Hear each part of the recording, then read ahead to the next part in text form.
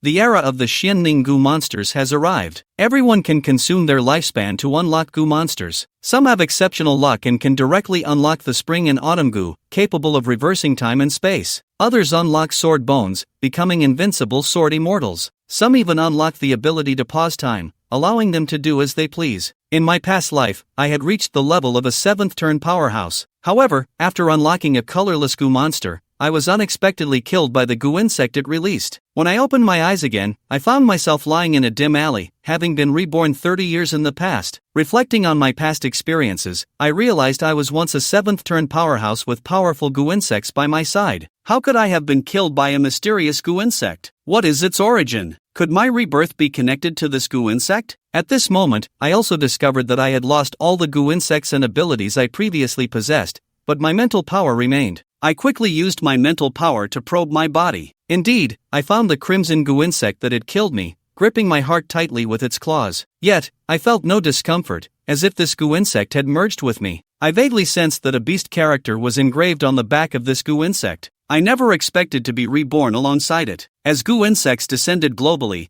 everyone was granted the ability to investigate goo monsters and goo insect information. I immediately thought to check the information on the goo insect, and information appeared in my mind. Command goo, red grade, 1st and 2nd turn, requiring 1,000 years of lifespan with the ability to devour lifespan. Upon seeing the information about this goo insect, my heart raced. I never expected this to be the legendary command goo, one of the 23 goo, alongside powerful goo like the time and fate goo. Even in my past life, no one had ever obtained it. It is said that controlling lifespan is akin to controlling the lifespan thief. In a world where unlocking goo monsters and cultivating goo insects requires consuming lifespan, the role of the command goo was elevated to the extreme. Possessing it means possessing everything. I suppressed my excitement and thought about my next plan. Since the command goo can devour others' lifespans, the quickest way to grow stronger is naturally through killing. In this life, I must become the killer I need to be and quickly grow stronger, for I know that in 2 months, the real apocalypse is approaching. In the darkness, I saw a few beggars chatting, and I instantly recognized them as the same group of beggars who stole my first goo monster in my past life. I recalled that at that time, I should have been studying at the stock market school. However, I offended a White Lotus at school and was falsely accused of secretly filming and acting lewdly, which led to my expulsion. I ended up on the streets, marking the most destitute and desperate time of my life. With nowhere to go, I carried the reward I received for being first in liberal arts at the stock market school, a white-grade goo monster that required 10 years of lifespan to unlock, and came to this secluded alley. Unexpectedly, I was targeted by a few beggars here, who stole the goo monster from me and broke 4 of my ribs. If it weren't for a passerby saving me and sending me to the hospital, I would have perished in this alley in my past life. The memories of my past life replayed in my mind as I coldly stared at the beggars. In my past life, you stole my ancient jar, so in this life, you will repay it with your lives. I then pulled out the familiar yet unfamiliar white-grade ancient jar from my pocket. It was engraved with a number, indicating that it required the consumption of 10 years of lifespan to unlock this ancient jar. At that moment, the ancient jar in my hand displayed information. It contained a first-turn flame bone of white grade, which could be refined to control fire without any danger. Could this be a hint from the goo monster? My heart raced as I stared intently at the white goo monster in my hand. If this hint is real, then I could directly determine which goo monsters contained high-level goo insects. Just 10 years of lifespan, I had no hesitation and immediately chose to unlock it. In an instant, a dazzling white light burst forth from the goo monster, and on its base stood a fiery red bone, resembling a source of fire, radiating intense flames. It was the flame goo. I couldn't contain my ecstasy. It seemed the hint was true. Due to my powerful mental strength as a 7th-turn ancient corpse, the flame goo, upon seeing me, bent its limbs and head in submission, willing to be refined. However, the light emitted by the jar instantly attracted the attention of all the beggars in the alley. I thought, am I unlocking a goo monster and releasing a goo insect? The beggars, like a pack of hungry wolves, fixed their eyes on the flame goo in my hand. One of them whispered that even the most ordinary white goo insect could sell for 100,000 silver coins at the goo monster shop, and if it were an exceptional ancient bronze, it could even sell for 300,000. The beggars exchanged glances, their eyes filled with greed and ferocity, and they reached a silent consensus, approaching me with sticks in hand. I merely smiled coldly. As expected, these beggars were just like their choices in my past life, seeing themselves as a piece of fat meat. The leading beggar, holding a piece of rebar, said, "Kid, hand over the goo insect honestly, and you might avoid a beating." I looked at the leading beggar and smiled. "You want me to hand over the goo insect? Sure." I then poured my mental power into the jar and began refining the flame bone. In an instant, a searing flame erupted from within the flame bone, resembling a blazing pillar of fire. At that moment, the beggars' expressions changed drastically as they realized I was refining the goo insect. Stop him. If he becomes an ancient corpse, we're all dead. In the next second, a surge of intense flame erupted from within me. The flames soared into the sky, illuminating the night completely. The surrounding beggars were blasted away, and the leading beggar knelt on the ground, trembling as he said, "No, please don't kill me. I was wrong. I'm sorry." I showed no mercy and directly unleashed a ball of flame, which suddenly split in midair into multiple burning sparks, attacking every beggar present. As all the beggars fell dead, I walked among their corpses and activated the command. Congratulations to the host for successfully absorbing 110 years of lifespan. I was quite satisfied with this number. Absorbing 110 years from just 8 beggars was impressive, considering it was one of the lifespans of the 23 goo. Usually, ancient corpses need to refine a type of goo called beast insects to increase their lifespan, which requires significant financial and time investment. Compared to the lifespan bone I possessed, it was like night and day. Now, not only did I have the lifespan bone that could provide lifespan, but I could also see through the supplements in the bone crown via prompts. This was an invincible start. However, I alone knew that in 2 months, the city of Galaxy where I resided would face a massive crisis, with countless ferocious beasts flooding in, leaving very few survivors afterward. During this time, I needed to quickly enhance my strength, otherwise, it would be difficult to survive this crisis. Suddenly, a memory from my past life reminded me of a news story where someone opened a blue ancient jar in an ancient jar shop and unexpectedly revealed a world-shocking orange-grade goo, which was a legendary quality evolution goo. Although the evolution goo ranks 88th in the goo worm record, it possesses the ability to allow other goo worms to evolve. When this news broke, it caused a global sensation, even temporarily driving up the prices of low-level goo monsters. Although the probability was low, with a bit of luck, low-level goo monsters could also yield high-level goo worms. However, now that I possessed the golden eye hole, I didn't need to rely on luck to open goo monsters. If I could obtain this evolution, even low-level fire stocks could potentially evolve into high-level stocks. Achieving a 4-turn stock market within 2 months should be no problem. Looking at the dirty alley, I shook my head. First, I needed to find a clean place to stay. 10 minutes later, I arrived at a 3-star hotel. Although I had no cash, I could use the points on my student card as money. Perhaps because I had just been expelled from stock market school earlier today, the system hadn't updated yet, so I could still use these points. I booked a double room, and after getting to my room, I lay on the bed, contemplating my next plan. I needed startup funds to open the ancient jar. Suddenly, a memory from my past life came to mind. During a desperate escape, I had stumbled upon a buried green ancient jar beneath an old locust tree in the suburbs. Perhaps this was an opportunity. After resting for a moment, to avoid any long delays, I decided to get up and head out to dig up the jar under the old locust tree. However, the suburbs were different from the city. Ferocious beasts were rampant there. For safety's sake,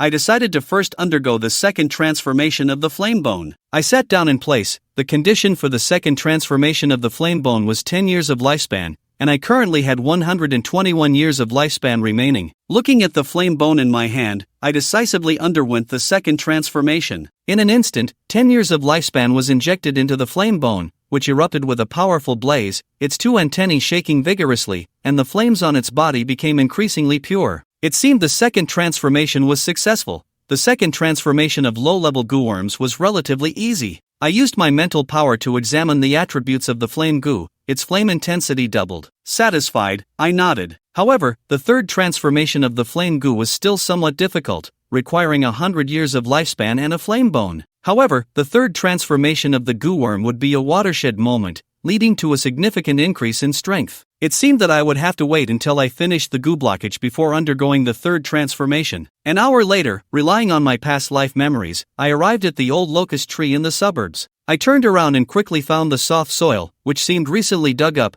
unlike the surrounding hard ground. It was deep into the night, and I felt a bit anxious, but I couldn't worry too much. I began to dig with my hands, moving the soil aside, and soon I unearthed the green-gray goo jar. Looking at the goo jar in my hand, I smiled proudly. As long as I sold this, I would have the startup funds. However, as I focused, a prompt suddenly appeared before me. Inside this goo jar was actually a blue-grade stealth goo. I was somewhat shocked. I never expected a green goo jar could yield such a quality goo worm. A green ancient jar was worth only 100,000 silver coins, while a stealth stock was market priced at least 5 million silver coins, possibly even higher. Suddenly, I recalled that in my past life, I had not opened this green ancient jar but merely sold it for 100,000 silver coins, and I felt a pang of regret, as if I had lost out on a fortune. Fortunately, heaven gave me another chance. This time, I didn't hesitate and chose to open the ancient jar directly. In an instant, 100 years of lifespan flowed like water directly into the green ancient jar, and soon a brilliant blue light burst forth from within. Inside the jar, a transparent-bodied goo worm stood at the center. It was indeed the stealth goo. I couldn't help but sigh. In my past life, I traveled across countless mountains and rivers and spent 2.5 years searching for a stealth goo,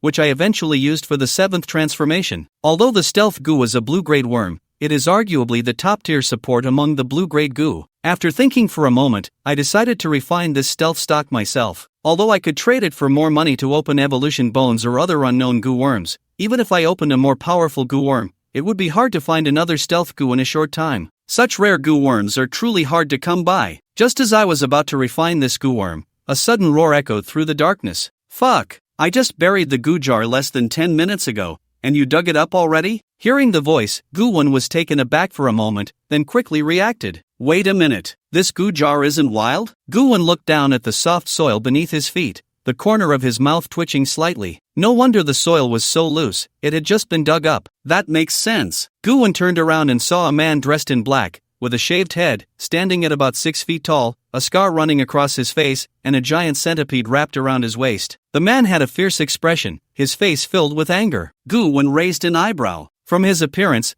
this bald guy didn't look like a good person at all. What kind of normal person would wear such a large centipede as a belt? However, this seemed to be a celestial centipede goo? Goo-won's brow furrowed slightly as information about the celestial centipede goo surfaced in his mind. The celestial centipede goo, blue grade, a combat-type goo insect, adept at assassination, and capable of using potent toxins, ranks among the top in combat power among blue goo insects. Judging by its size and characteristics, this celestial centipede goo should have reached the 3rd transformation. After the 3rd transformation, the celestial centipede goo can summon a centipede avatar, boasting extremely strong combat power. This is going to be tough to deal with. Goo-won frowned. Right now, he only had a 2nd transformation fire goo with combat capability. Thinking he could win against the opponent was utterly unrealistic. If a fight broke out, his fire goo would definitely be killed in an instant. Better to be diplomatic first. Goo-won looked at the bald man and said, "If I say this is a coincidence, would you believe me?" After saying this, Goo-won pressed his lips together, feeling that this explanation probably wouldn't hold water. Why did it feel like he had been caught stealing? The bald man laughed in anger. Coincidence? What kind of spinning yo-yo is that? I just buried it 10 minutes ago, and you tell me it's a coincidence? Come on, when did you start following me? The bald man exuded a murderous aura. If it weren't for Goo-won's strong mental power, which made it hard for him to see through, and the fact that Goo-won was wearing hotel pajamas, looking rather out of place, he would have already attacked. The corner of Goo-won's mouth twitched slightly. Following? I'm following you, a banana peel? I don't even know who you are, why would I follow you? Who would have thought it would be such a coincidence? The facts prove that this really is a coincidence, Goo-won said, feeling somewhat helpless. He never expected his luck to be this bad. If he had come an hour later, he might not have run into this bald guy at all. A cold light flashed in the bald man's eyes as he looked at the goo jar in Goo-won's hand and said, "Coincidence? Then you can give me the jar back now, and I'll consider it a coincidence. Otherwise, don't blame me for being rude." In an instant, a massive centipede phantom appeared behind the bald man, towering at 3 meters high. The celestial centipede was brown, its body flowing with green toxic liquid, its claws bared, exuding a chilling and evil aura, the powerful presence unique to blue 3rd transformation goo insects pressing down directly. Greed flashed in the bald man's eyes. He had just seen a blue glow. This indicated that Goo-won had opened a blue goo insect. He was determined to have it. This was originally his jar. It was only reasonable for him to want it back. Goo-won looked at the centipede phantom behind the bald man, his eyes narrowing slightly. The celestial centipede goo can condense a phantom. It really has reached the 3rd transformation, but its body hasn't fully turned green yet. The toxicity isn't strong enough, and its physical quality isn't robust enough. It hasn't evolved fangs or claws yet. It hasn't reached the 4th transformation. However, this was still an absolutely formidable enemy he couldn't contend with at his current stage. A third transformation celestial centipede goo could kill both him and his fire goo with just a drop of venom. How to break the deadlock? Just as Guwon was pondering what to do, the bald man was also somewhat shocked. He didn't expect that Guwon would recognize the heavenly centipede goo at a glance. He even spoke of the characteristics of the heavenly centipede goo. The heavenly centipede goo is extremely rare. Baldy had never heard of anyone else refining it. Every time he cultivated it, he was exploring on his own. But Guwon casually mentioned all the characteristics of the heavenly centipede goo. Who exactly is this kid? Does he also have a heavenly centipede goo? Baldy stared at Guwon, his eyes filled with vigilance. The heavenly centipede goo was his absolute main goo insect, and he had never disclosed any information about it to anyone, so it could be ruled out that Guwon got the information from him. Could it be that this kid has some powerful backing? The cleaners? The king of Hell's Hall? The immortal pavilion? Or some overseas force? Only a major power could possibly know about obscure goo insects. Baldy looked at Guwon with a wary gaze. For a rogue goo master, those with backgrounds are the hardest to deal with. But if he just gave up like this, he would never be reconciled. This was his jar, and it had produced a blue-level goo insect. Why should he give it up? Is he bullying honest people? Although he wasn't exactly an honest person, wasn't this still bullying? Looking at the calm Guwon, Baldy furrowed his brows and couldn't help but ask, "Who the hell are you? Where did you hear about the heavenly centipede goo?" He planned to probe first. Upon hearing this, Guwon's heart stirred. Wasn't this the opportunity he was waiting for? Guwon replied calmly, "The heavenly centipede goo isn't a purple goo insect. Is it strange to have heard of it?" Baldy's face darkened. How could it not be strange? Since he obtained the heavenly centipede goo, he had searched the internet for information and materials, hoping to find some reference materials and strategies. After searching for a long time, he found nothing. Not only did he waste a lot of time, but countless netizens also chased him, asking what the heavenly centipede goo was. Great! He found no useful information and let others know the name of the heavenly centipede goo. He lost both the lady and the soldiers. Since then, Baldy even felt that he might be the only one in the world with the heavenly centipede goo. Today was the first time he heard the name from someone else's mouth. Although Baldy was shocked, he forcibly suppressed his curiosity. He felt he couldn't show his intentions too clearly, or he would be seen through. So, Baldy pretended to be calm and sneered. "Forget it. None of this is important. What matters is that you have my goo jar. Return the jar to me, and I can pretend that tonight never happened. Otherwise, The heavenly centipede goo behind Baldy shone with a green light again, looking incredibly eerie in the dark night. Guwon looked at the bald man and shook his head slightly. "It's impossible to return the jar to you. I dug it up under the tree, and it's a gift from nature." The bald man cursed loudly. "You're full of shit. I buried this. What evidence do you have to prove that you buried it? Does your name appear on this jar? If you can prove it, I'll return it to you," Guwon replied. "Shameless." The bald man widened his eyes. Who the hell would carve their name on a goo jar when they had nothing better to do? The bald man was so angry that his body trembled, his fists clenched tightly, staring fiercely at Guwon. Fine.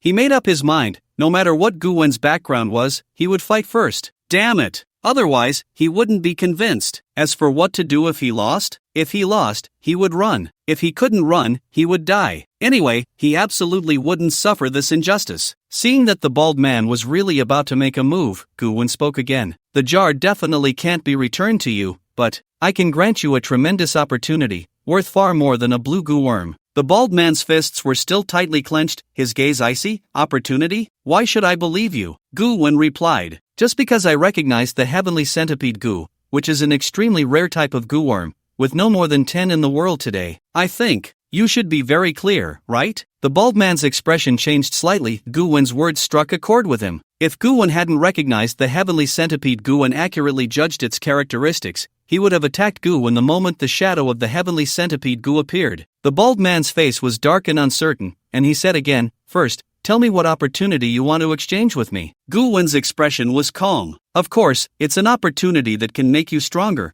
even allowing you to step into the fourth transformation." The bald man's heart jolted. Fourth transformation? An opportunity that could allow him to reach the fourth transformation? He had been stuck in the third transformation for a full 3 years. If he could achieve the fourth transformation, what was a mere blue goo worm worth? Let alone just a blue goo worm. He would be willing to exchange everything he had. The transition for a goo master is different from that of goo worms. Goo worms only need the right materials and lifespan to evolve. But a goo master must determine based on the goo worms they possess, and only after gaining the recognition of heaven and earth can they successfully transition and evolve. In simple terms, when the abilities that a person's goo worms can unleash, when combined, exceed the required value for the first transformation, they can become a first transformation goo master. Exceeding the second transformation allows one to become a second transformation goo master. Thus, the combination of goo worms for goo masters is also very important. With the right combination, 1 + 1 + 1 can definitely be greater than 3,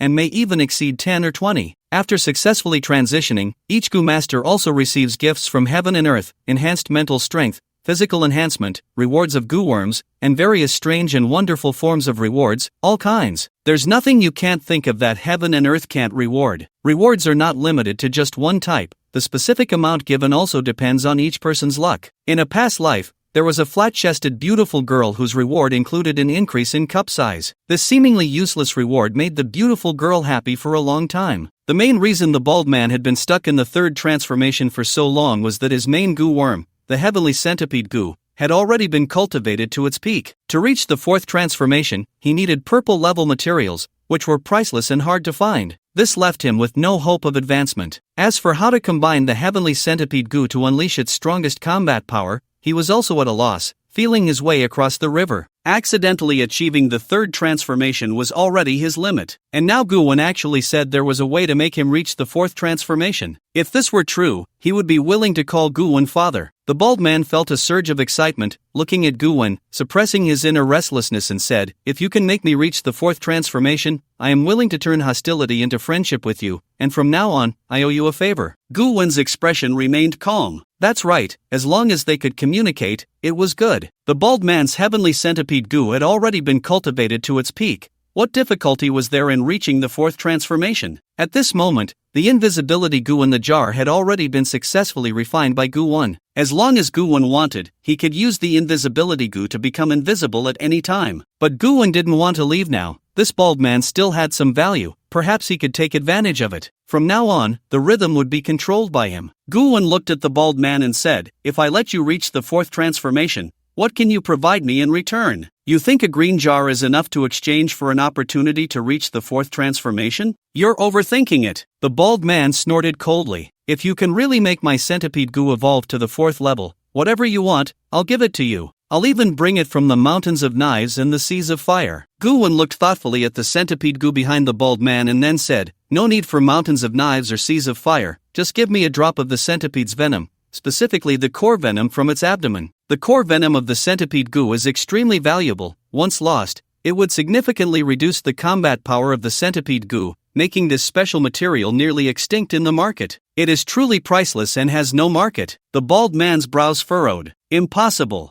How many drops of core venom does the centipede goo even have?" Guwon continued, "If I can make the centipede goo evolve to the fourth level, would it still lack venom?" Upon hearing fourth level, the bald man's voice suddenly faltered. If it really could evolve to the fourth level, it would mean opening up the centipede goo's belly and extracting all the venom for Guwon, which wouldn't be a loss at all. As long as it evolves to the fourth level, all losses would be compensated. The bald man fell into deep thought, gritting his teeth and saying, "If you can make the centipede goo evolve to the fourth level, I can give you a drop of venom, but you have to tell me how first." Guwon's expression remained calm as he said, "The conditions for the centipede goo's fourth evolution require a purple-quality venomous herb, a lifespan of 3,000 years, and various other materials, right?" The bald man's heart shook. He didn't expect this kid to actually understand. This was the method for the centipede goo's fourth evolution provided by the world on the information panel. And to know this information, one must first possess a third-level centipede goo. Guwon continued, "This is indeed one of the methods for the centipede goo's fourth evolution,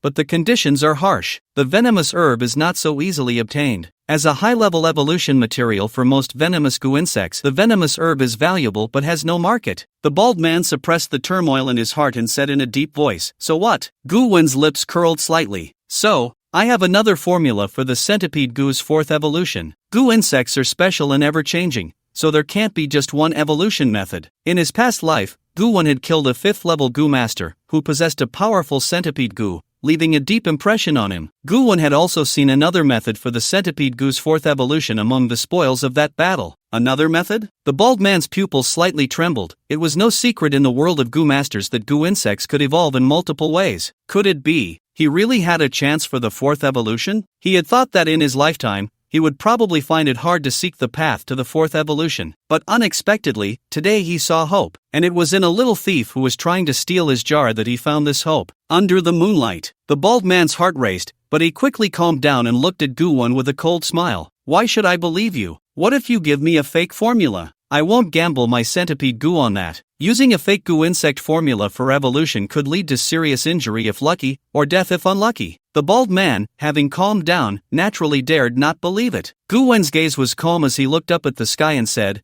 I don't need you to believe me. As long as heaven believes, that's enough. Heaven and earth as witnesses, I record the goo insect formula. Boom! In an instant, a terrifying golden thunderclap echoed in the sky, golden lightning streaked across the horizon, and endless golden light surged from the night, instantly illuminating the sky. As the golden light trembled, a golden paper and pen appeared before Gu-won. This was the power of heaven and earth. It allowed Gu-won to write down the formula in his mind. Only a true formula could gain the recognition of heaven and earth, while a false one would fail to be recorded. This scene could only be seen by Gu-won and the bald man, and would not attract the attention of others. Wow! The bald man stared wide-eyed in shock, then rubbed his eyes with both hands, looking at the golden phenomenon in the sky, completely dumbfounded. What the hell is this? Wait, this seems to be communicating with heaven and earth, recording a formula? The bald man suddenly recalled a post he had seen online. It was rumored that those who were above the sixth transition, or those who possess special recording goo worms, could communicate with heaven and earth, record formulas,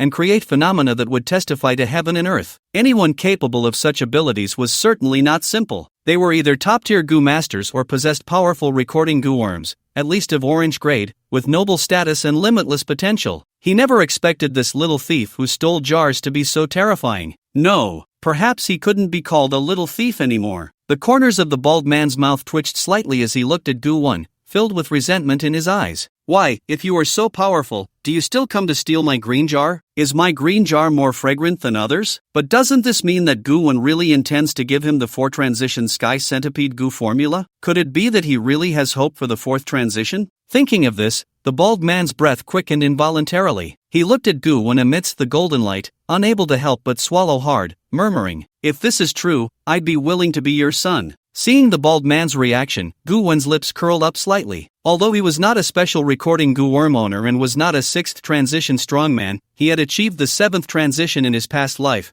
and the spiritual imprint still lingered in his soul, allowing him to accomplish this. Gu-won held his breath and focused, gripping the golden pen in the air, and began to write, the characters flowing like dragons, strong and powerful. Sky centipede goo, 4 transition formula. 3 earth centipede goo, 1 poison centipede goo, 2 poison wheatgrasses, combined with a 1,000-year lifespan, can enable the sky centipede goo to reach 4 transitions. As the formula was recorded, the golden light swept over it for review. Once confirmed to be correct, a golden imprint descended from heaven and earth. The formula was complete. The golden paper slowly transformed into ordinary paper, inscribed with the formula and the golden imprint. Meanwhile, a portion of Gu-won's spiritual power was consumed, which was a side effect of recording the formula, requiring some time to recover. But for Gu-won, who had once been a 7th transition goo master, this consumption was negligible. Holding the 4 transition formula, Gu-won looked at the bald man, his voice calm. Is this sufficient as proof? The bald man's eyes turned red, filled with shock. He gazed at the 4 transition formula in Gu-won's hand, his eyes brimming with thirst. He wished he could rush over and snatch the formula, but he didn't dare. He wasn't a fool. Gu-won's recently displayed abilities proved that he was either a 6th transition strongman or a genius with an orange-grade recording goo worm, with an unlimited future. Moreover, he likely had a very powerful force backing him. How could he provoke such a person? The bald man swallowed hard, glancing around at the dark corners, feeling a shiver run through him, goosebumps rising all over. These seemingly calm shadows must be hiding countless powerful protectors, right? How could there be no one to protect such a genius? If he had really acted against Gu-won just now, he would probably have turned into a dried corpse by now. The bald man felt a wave of fear wash over him. Damn, I almost died. This world is really dangerous. In the next moment, the bald man suddenly pulled a dagger from his clothes, turning back to stab it into the abdomen of the sky centipede goo. In an instant, a stream of green venom flowed out, and the bald man took out a porcelain bottle, collecting all the venom into it, amounting to a good dozen drops. Fearing that the venom might not be enough, the bald man stuffed the porcelain bottle into the body of the sky centipede, thrusting it in and out a few times. After confirming that all the venom had been expelled, he nodded in satisfaction. He corked the porcelain bottle with a wooden stopper, scratched his bald head, and looked at Gu Wen, a bit awkwardly saying, "Damn it, it's me. It's my fault for not recognizing a great mountain, daring to provoke you. This green poison jar is actually something you dug up from under the tree. It's a gift from nature." "It's not me. I didn't bury it. I've never buried a poison jar. Who would bury a poison jar under a tree for no reason? Impossible, absolutely impossible." The bald man, usually full of foul language, found it difficult to refrain from swearing, stumbling over his words until his tongue felt numb. Seeing this, Gu Wen's cheek twitched slightly. Goodness, this bald guy is really ruthless. With that dagger, he nearly killed the sky centipede poison, extracting all the venom from its body. Wow, that's really harsh. "Boss, the venom, this is a gift for our meeting." The bald man hurriedly handed the porcelain bottle to Gu Wen. The bald man wasn't someone who liked to flatter or curry favor, but after witnessing Gu Wen's abilities and methods, he couldn't help but be impressed. How could he not be in awe of someone who could summon the heavens for verification over a disagreement? Gu Wen took the porcelain bottle, looking at the venom inside with a calm expression, though his heart was filled with joy. The venom from the sky centipede was quite valuable and was a material that couldn't be bought. With the venom, perhaps he could cultivate a few special poison attribute Gu worms. Gu Wen looked at the bald man and suddenly found him more agreeable. This bald guy is quite useful. He only needed a drop of venom, and unexpectedly, the other party had completely drained the sky centipede poison. This kid is truly reliable. To be fair, he didn't have any bad impressions of the bald man. In his previous life, if it weren't for the green poison jar buried by the bald man, he wouldn't have made his first pot of gold and would have long since died in Galaxy City, making it impossible for him to become a 7-turn powerhouse in the future. It was even more impossible for him to enter the depths of the Shenangjia Forbidden Area to discover the longevity Gu and be reborn. Everything is cause and effect. If it weren't for the bald man, he would have already disappeared from this world. From this perspective, Gu Wen actually owed the bald man a favor. He tossed the 4-turn formula he had in his hand and said, "This formula is for you. Work hard for the 4-turn. Tonight, don't go out." Gu Wen suddenly thought of a question. Why didn't the bald man return to retrieve this green poison jar in his previous life? Was it possible that after burying the poison jar, he died that very night? After some speculation, Gu Wen felt it was quite possible. At least in his previous life, he had never seen this bald man and had never heard of anyone in Galaxy City possessing a sky centipede poison. "Alright, boss. Even if I die today, I won't leave this place half a step. Absolutely not going anywhere." The bald man took the goo worm formula, swearing earnestly. He was extremely excited inside. If he had known that burying the poison jar would lead to such a good outcome, he would have buried it long ago. Although the 4-turn materials required in this new formula were also precious, compared to the purple materials, they were nothing at all. As long as he had this formula, he could soon achieve 4-turn. He would become a true powerhouse, although he did have a task to complete tonight. But it didn't matter. He wouldn't go. Breaking the contract was breaking the contract. He was about to become a 4-turn powerhouse. Who cared about that little task reward? The bald man carefully held the formula, afraid of accidentally tearing it. Although it looked like just an ordinary piece of paper, without this formula, even if he knew what materials to collect, he would not be able to successfully evolve the celestial centipede goo to the 4th transformation. Because the specific dosages and formula were all contained within this paper, the words would not reveal themselves. Once the materials were prepared, when he chose to evolve, this formula would automatically take effect, automatically mixing the ingredients to help him evolve the celestial centipede goo. The bald man was filled with excitement, holding the formula, raising his head, just about to express his gratitude to Gu Wen. But he found that Gu Wen had already disappeared, vanished without a trace. The bald man widened his eyes, his heart racing. As expected, he really is a hidden powerhouse, disappearing so quickly. I clearly have already reached the 3rd transformation, yet I couldn't catch even a hint of his presence. The bald man looked into the night, his heart racing, shouting, "Big shot! I, bald man, owe you a favor. From now on, wherever and whenever you need me, need me, I will definitely not refuse." Up the mountain of knives, into the sea of fire. As he shouted, the bald man's eyes turned red. His body trembled. Damn it, I'm finally about to reach the 4th transformation. Shaoli, your revenge, Daddy finally has a chance to avenge you. What the bald man didn't know was that Gu Wen had actually not left. He had merely refined the invisibility goo and was now standing to the side, watching the bald man calmly. This bald man really has a story. Did he die on the path of avenging his daughter? But it doesn't matter, it has nothing to do with me. Gu Wen turned and left, the night ending perfectly. He opened the green goo jar, refined an invisibility goo, obtained a vial of celestial centipede goo venom, and gained a favor and goodwill from a soon-to-be fourth transformation powerhouse. A great harvest. However, now a brand new problem arose. He was still a broke man, unable to pull out a single coin from his body. How was he going to earn his first pot of gold? The evolution goo from the goo jar shop was still waiting for him. Goo-won shook his head, ultimately deciding to first stroll around the goo jar shop tomorrow. If that didn't work, he could sell a drop of celestial centipede goo venom. Tonight's events had reminded Goo-won that his past life experience was, in fact, a form of wealth. For example, he might be able to diagnose goo worms for others, plan cultivation routes, and then collect a handsome sum of coins.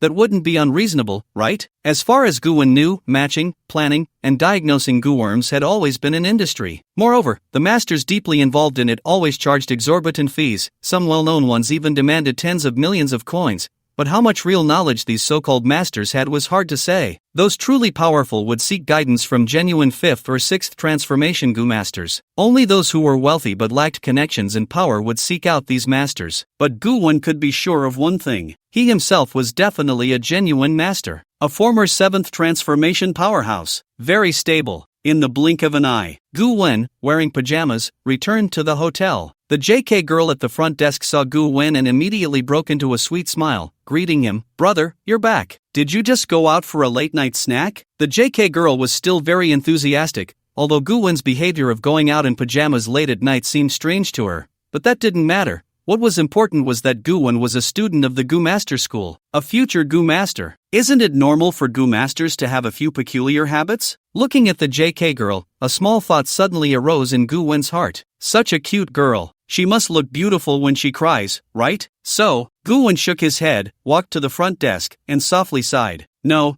I was just bored and went out to kill a few people." Upon hearing Goo-won's words, the smile on JK's sister's face abruptly vanished. Her heart seemed to almost stop beating in that instant. Kill someone? She couldn't have heard wrong, could she? JK's sister's cheeks stiffened, her body trembling as she spoke. You went out to kill someone? Goo-won shrugged and said, "Yeah, if I don't kill a few people every day, I feel uncomfortable all over. It's not that I enjoy killing, but I love the feeling of seeing blood burst before my eyes, especially the young and beautiful little sisters. Watching the terror on their faces just before they die, their screams and wails, it's truly a pleasure." As Goo-won spoke, his expression became grotesque and sinister, like a madman having a fit. Then, Goo-won stared at JK's sister like a pervert, completely motionless. JK's sister's heart raced loudly, the sound unmistakable, as if a little monster was hiding in her chest. Her face turned as pale as if she had just lost her mother, her body shivering as she took a step back, struggling to speak. You must be tired." Goo-won smiled. "Not tired at all, this is my pleasure. How could it be tiring to waste a bit of time and energy for fun? By the way, you don't seem very old, do you? Little sister. I love little sisters the most." Goo-won leaned against the front desk, looking at JK's sister with the eyes of a predator, appreciating her without restraint,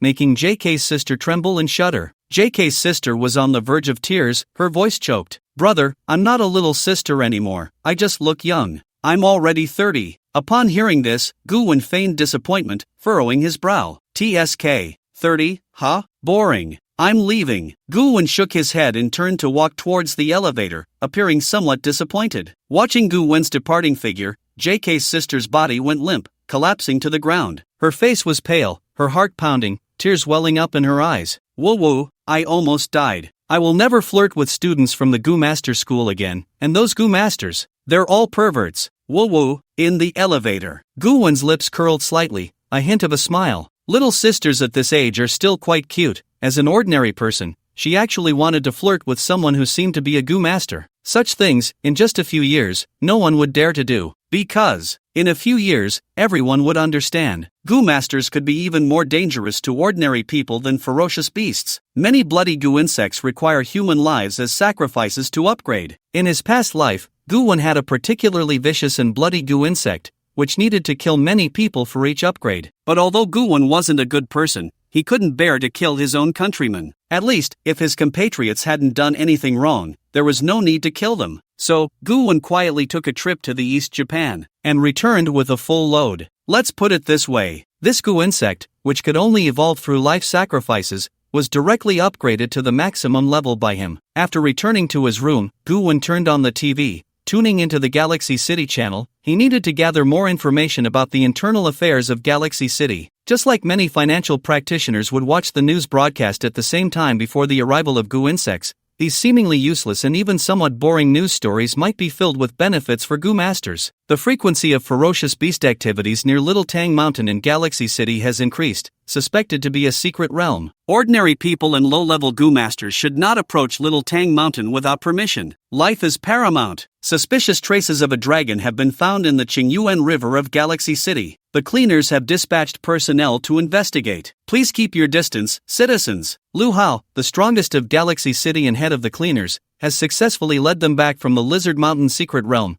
triumphantly bringing back thousands of poison jars and countless spoils. Congratulations! Watching the news broadcast on television, Guwen nodded slightly, as many memories from his past life became increasingly clear. During this period, a secret realm indeed emerged in Shaotang Mountain, but it was just an ordinary miniature secret realm. He remembered that this secret realm had only recently appeared before it was flattened by the cleaners. It is worth mentioning that a valuable purple poison jar was produced in the Shaotang Mountain secret realm. In his past life, this poison jar was sent to headquarters, and ultimately, the big shots there opened it to reveal a purple poison insect, the flickering bug. The flickering bug is a low-tier version of the teleportation bug, but it is still quite valuable. It far exceeds the value of the purple poison jar. It seems necessary to pay a visit to the Shaotang Mountain secret realm. Guwen pondered, such good things shouldn't be left for the big shots at the cleaners' headquarters. The first piece of news was somewhat useful, but the latter two were of little value. The so-called dragon in the Qingyuan River was ultimately confirmed to be a very thick water snake. Although it had remarkable abilities, it was worlds apart from a dragon. As for the thousands of poison jars Lu Hao brought back from the Lizard Mountain secret realm,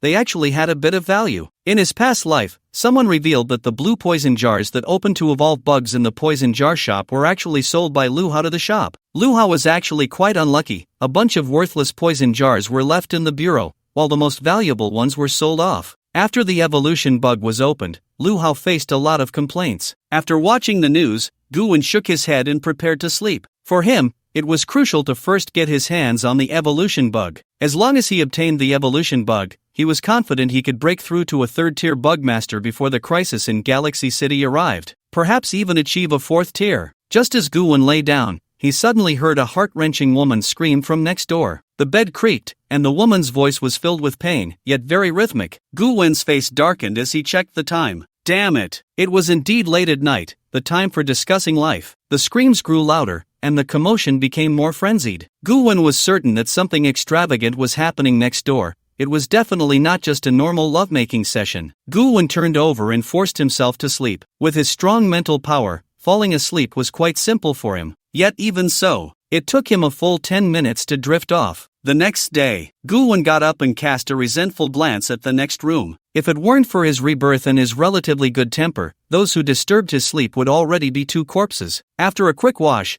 Guwen prepared to head to the hotel cafeteria for breakfast. Just as he opened the door, coincidentally, the door next door also opened at the same time. A tall, black-stockinged beauty in OL attire with long hair stepped out of the room. Upon seeing Guwen, the beauty smiled and nodded. Good morning. There was a hint of shyness in her expression. Clearly, she was aware that her voice had been too loud last night. Guwen looked at the OL beauty, pondering, but he nodded in return. Good morning. With his strong mental power, he immediately noticed that this OL beauty was also a bugmaster. A beautiful bugmaster staying in a hotel in the slums? Are there really that many bugmasters in this world? At least, under normal circumstances, a bugmaster wouldn't come to the slums unless she had some task here. But everyone has their own secrets, and Guwen was too lazy to pry. After finishing breakfast at the hotel, Guwen came downstairs and found that the front desk was still attended by the same JK girl from yesterday. Clearly not yet time for a shift change. Upon seeing Guwen, the JK girl's face instantly turned pale,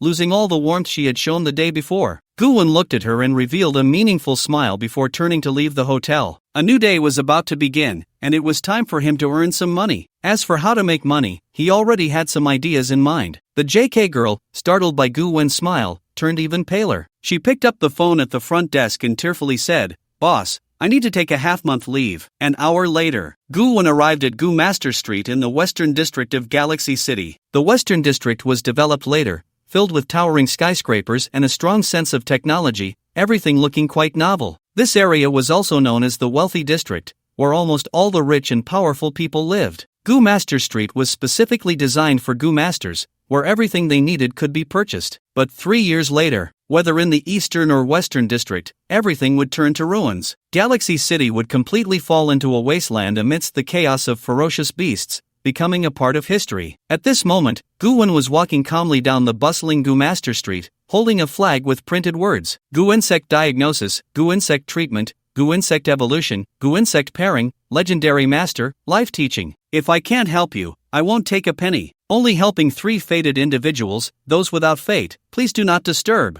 The flag in Goo-won's hand instantly attracted the attention and curiosity of countless people. A legendary master teaching live? If I can't help you, I won't take a penny? This is too outrageous. Which master would stroll around the street holding a flag? It looked more like an old con artist parading around with a flag. People around began to discuss. So arrogant, this kid looks like he's not even 20. And he dares to call himself a legendary master? Those without fate, please do not disturb? I bet this fate is measured in cash. To be honest, he's quite bold. This is Goo Master Street, filled with Goo Masters. If he gets targeted by a bad-tempered one, TSK, who wants to try? Didn't he say he wouldn't charge if he can't help? Hey, it's all a trick. The free stuff is the most expensive. As the crowd murmured, Goo-won remained calm. Seeing more and more onlookers, he directly stopped in place, took out a small stool, sat by the roadside, hung the flag beside him, and shouted, "Ordinary people, step aside. Goo Masters, come over. If you have any difficult problems, or if your Goo insects have any issues, feel free to consult. If it doesn't work, I won't charge a penny. Goo Master Road Planning, Goo Insect Pairing,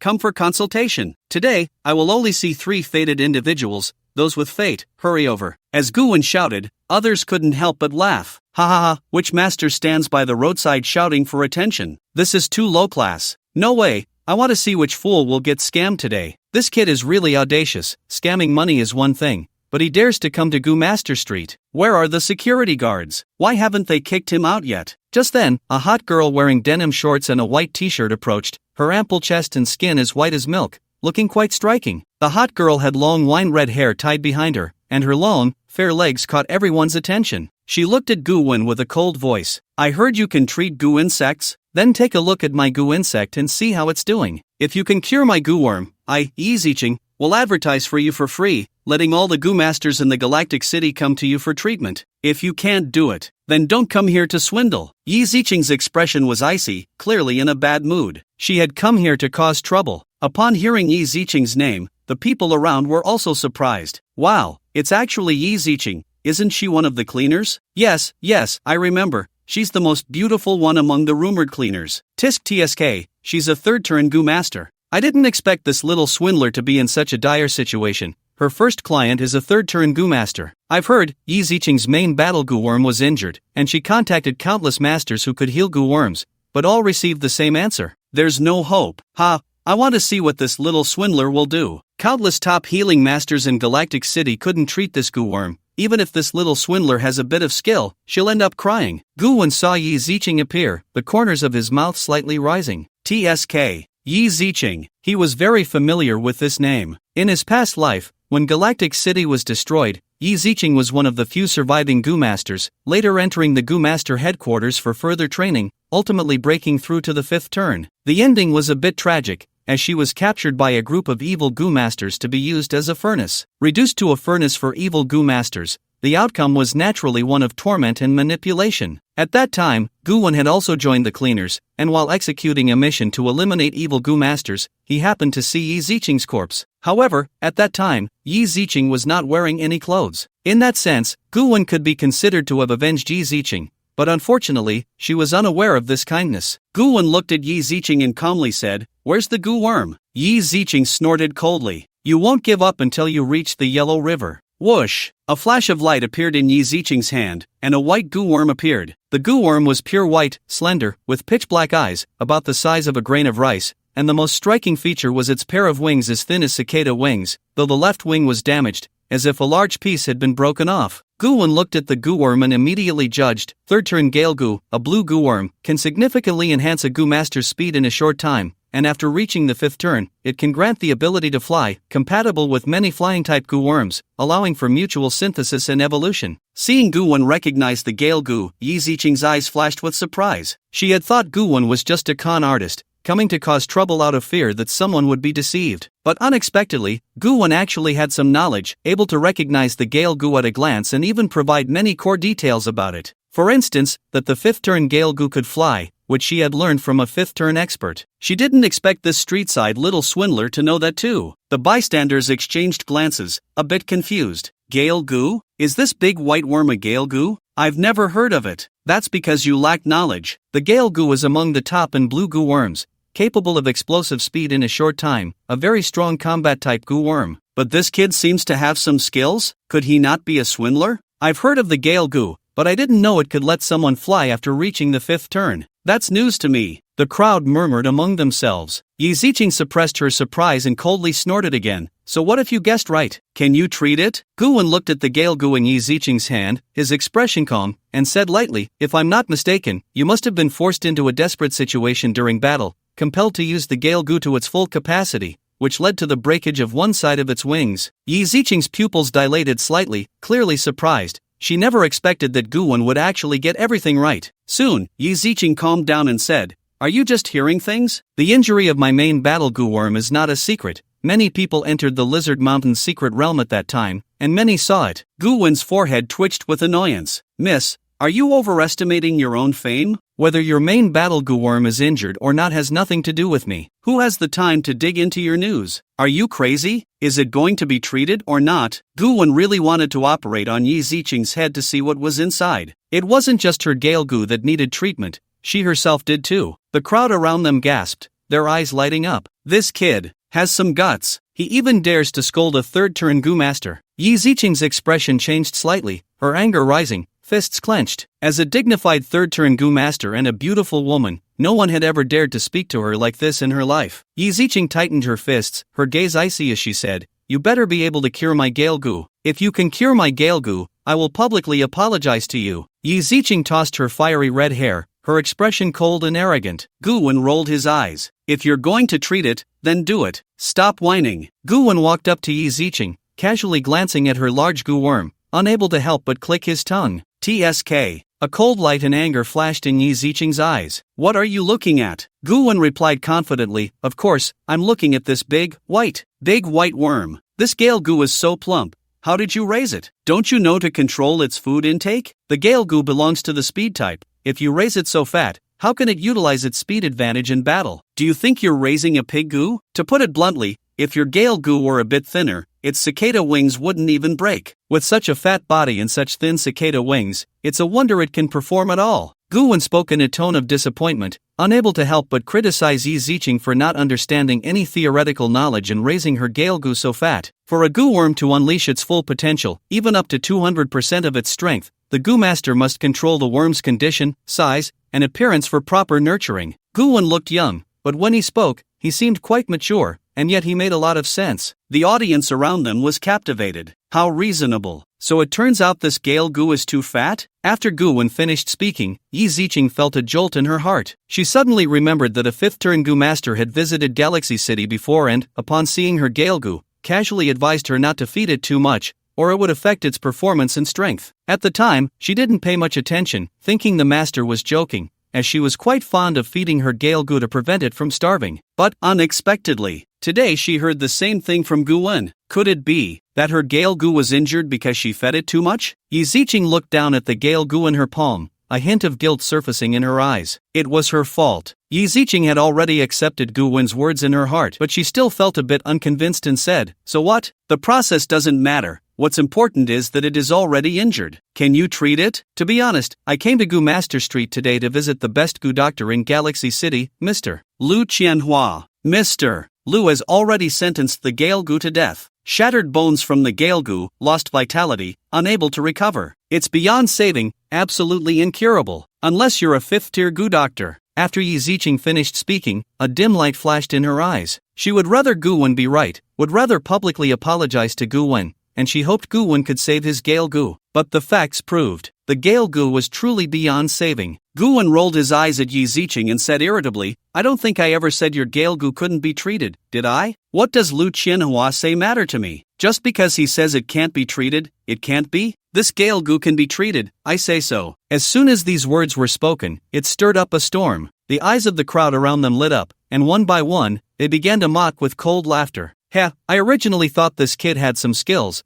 but now it seems he's just a joke. How arrogant! Do you really think you're better than Lu Qianhua? Damn it, I can't take it anymore. Can I go beat him up? How dare he slander the old man Lu Qianhua? Humph. Lu Qianhua is the pride of the Gu Doctor community in Galaxy City. A punk like him has no right to slander." At this point, there are only two outcomes: either this kid cures the Gale Goo and becomes famous overnight, or he leaves in disgrace, with no place for him in Galaxy City. The crowd, initially there for amusement, saw their impression of Gu-won plummet after his remarks. It was clear how high Lu Qianhua's status was in their eyes. Gu-won remained calm, glanced at the crowd, and the corners of his mouth lifted slightly. A bunch of idiots. Gu-won walked up to Yi Ziqing, grabbed the Gale Goo, and held it in his palm, looking around before sneering, his voice laced with mockery. "Shattered bones? Lost vitality? This so-called Lu Qianhua, I see, is just a fraud. A simple fracture can be called a shattered bone by him. What a quack." Gu-won's voice was filled with confidence and arrogance. So what if he was the #1 Gu Doctor in Galaxy City? So what if Lu Qianhua was? A quack was not enough to earn Gu-won's respect. As soon as these words were spoken, the hearts of the crowd skipped a beat, and their eyes widened in shock. What the hell? What is this kid saying? He actually dared to directly call Lu Qianhua a quack. Bold. Audacious. As the #1 Gu Doctor in Galaxy City,